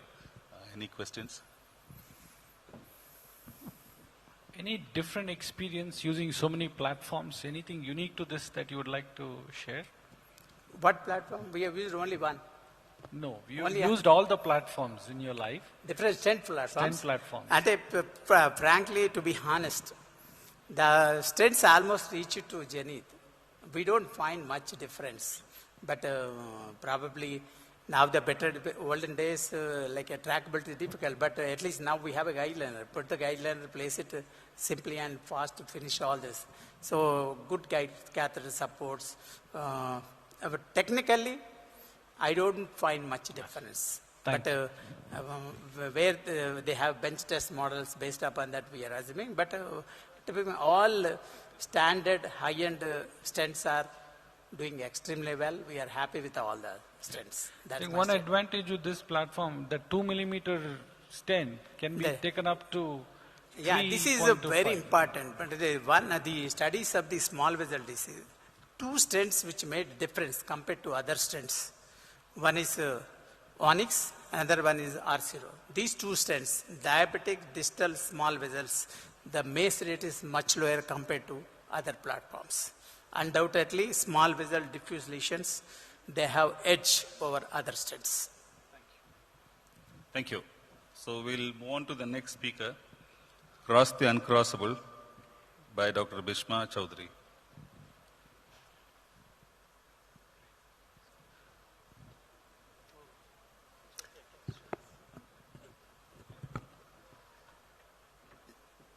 Yeah, good evening to the panelists and all the audience. So today my title is Cross the Uncrossable. So I'll be showing a few cases where we had situations where the balloon not crossable and how we tackle these cases with laser, which negotiated the balloons. So this is my first case. Elderly gentleman had a PCI in 1998 to LAD and had an unstable angina, and for which we did an angiogram, showed a severely calcified RCA. If you see the RCA, severely calcified with a chronic total occlusion, and a cranial view showing a severely tram track calcium.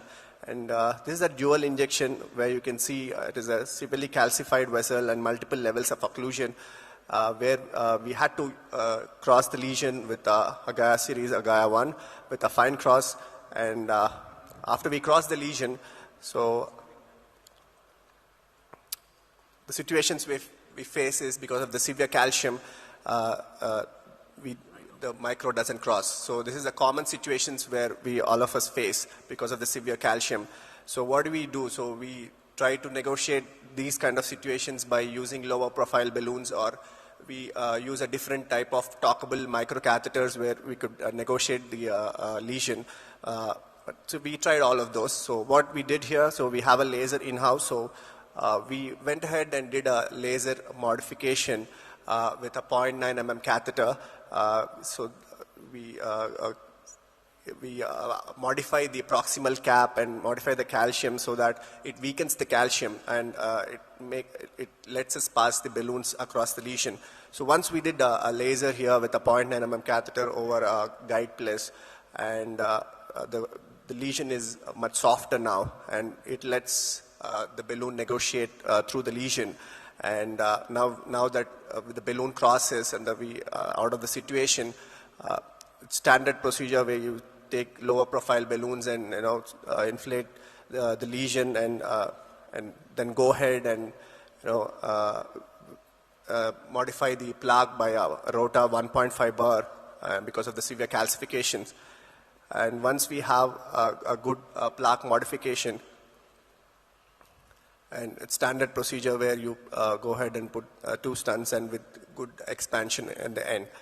So the second case, again, we had a similar situation where an elderly gentleman, diabetes and an old CV and similar unstable angina with a double vessel disease, normal LV function. If you see, again, it's an LCX, a CTO, where we had to cross with a Gaia 2 wire.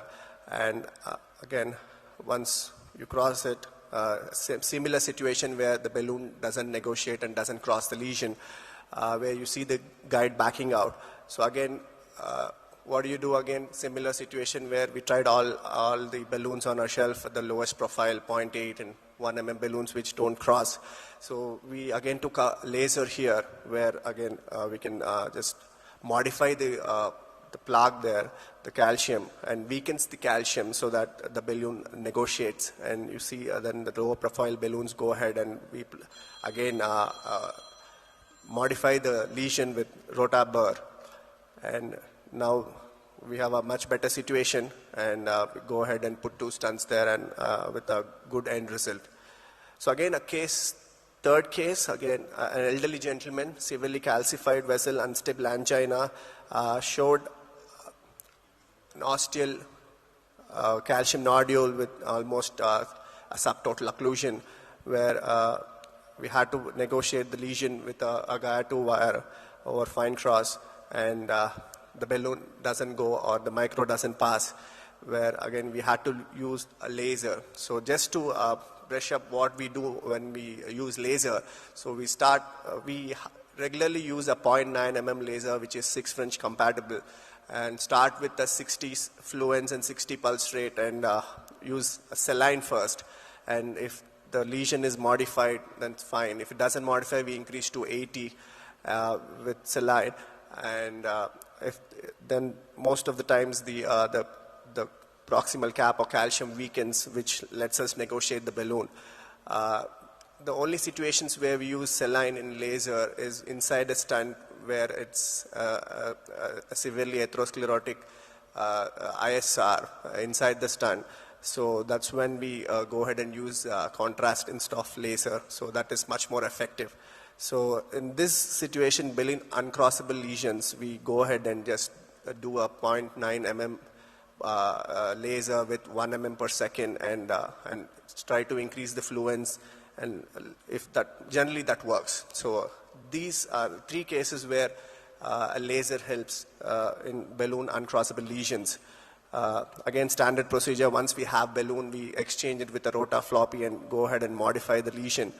And you see a good plaque modification and good dissection there, and good the lumen gain, and standard procedure to nail the ostium. We just put a sepal wire there and then make sure we don't miss the ostium there, and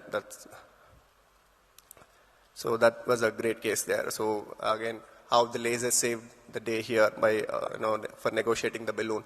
So a final end result with good MSAs. So just to brush up our laser. So laser acts by 3 different mechanisms. One is the photochemical, which breaks the molecular bond. The other is the photothermal, which produces thermal energy. The other is the photochemical, so mechanical, where it creates kinetic energy. So in different mechanisms helps in different scenarios, where when you have an organized clots, when you have uncrossable lesions, when you have ISRs, where you need to modify the, coagulate the ISRs. So different mechanisms helps in different scenarios. So it's always good to have laser. So just to brush up, it's a good algorithm by Dr. Bralakis. So how to approach when we have an uncrossable lesion. So the general tendency is just to take a smaller profile balloons and go ahead and try the lowest possible balloon on your shelf, and or you try a lower profile microcatheter or torqueable microcatheters, and just see if you can negotiate the lesion. So if that doesn't, then we increase the support, and try things like laser or atherectomy. And the final option is where you go subintimal, go knuckle, and just inflate the lesion from the subintima and try to modify the lesion. Those are complex subintimal techniques. So when things don't work, when the basic stuff don't work, so laser can help. So that is what I was trying to prove in these 3 cases. So the take home here is calcified CTOs are deadly combination preventing exchange for a rota wire. In a balloon or a micro uncrossable lesions, lasing helps in softening the calcium, adequate enough to deliver the microcatheter. Early use of laser significantly reduces your procedure time and dramatically improves your success rate. And razor is it's a combination of lasing and rota ablation, where makes your life easy, helps your hardware to go down and finish your standard PCI. Thank you.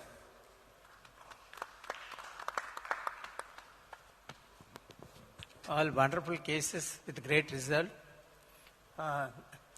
persons who don't have a laser, suppose you have only rota, in such cases, don't desert and always place the microcatheter at the tightest portion of the CTO segment, where pull the wire and place the rota. After that, you can do the rota ablation. Most of the time, it's successful.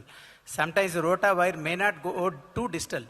It may go and enter into one of the side branch. Even then, you can, the tightest portion you can. But laser is a wonderful tool. Definitely modify the block. And all cases are really very good cases with wonderful. Congratulations. Thank you, sir. Thank you.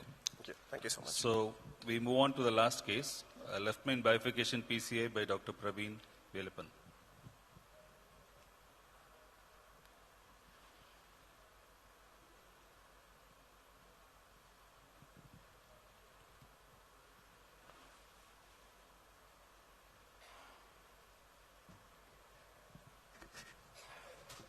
Good evening. I know this is the last presentation before dinner, so I'll try to make it as quick as possible. This actually, I had planned to show a trifurcation angioplasty rather than a bifurcation. So with special emphasis on balloon embedding the side branches.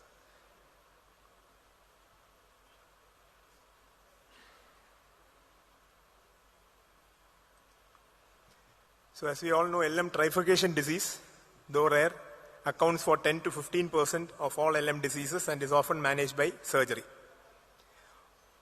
However, due to the improvement of interventional hardware and techniques, now we can consider PCI in such cases with trifurcation anatomy. With its intrinsic anatomy complexity, 3 branches, at least 4 ankles, wide variability in the branch sizes and disease, it is recognized as a challenging lesion subset for PCI. So my patient is a 53-year-old male who was diagnosed as an NSTEMI. His TMT was positive, echo was normal, and we took him up for an angio. And this was the left system. It showed an LM with a 3-vessel disease, the Medina classification of 111. LAD had a proximal CTO, circumflexus and ostial 50%, followed by a normal segment, followed by proximal circ, and OM1 was totally occluded. And RCA had disease in the mid portion and the ostial PDA. So we thought of CABG with the high syntax score. But since the patient was not willing for CABG, we decided to go ahead with a high-risk multi-vessel PCI. We thought we'll go ahead with a LM trifurcation PCI followed by a stage PCI to the right system. And all 3 vessels were wired. LAD CTO was crossed, circ and ramus. All were pre-dilated. And LM LAD was stented with a 3.538 DES with a balloon embedded in the ramus.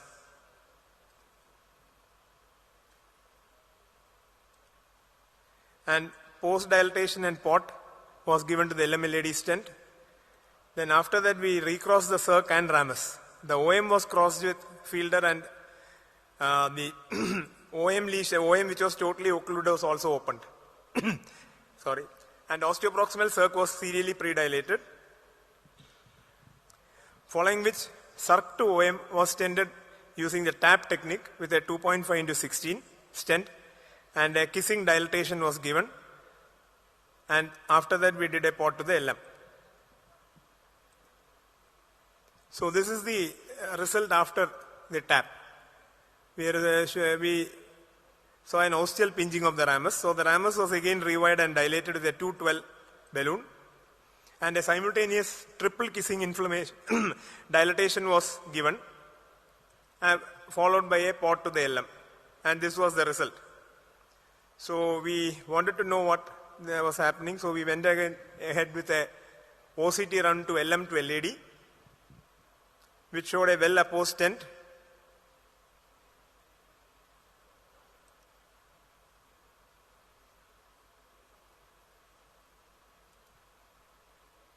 But we couldn't see the ramus ostium in this run.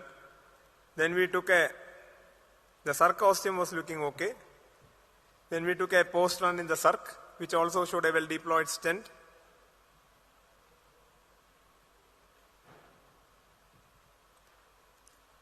And this was the run in the ramus, which showed a ostial tight stenosis of the ramus. So you can see here. And then, so we dilated the ostium of the ramus with a 2.510 NC balloon. And a final OCT run showed a opened up ramus ostium.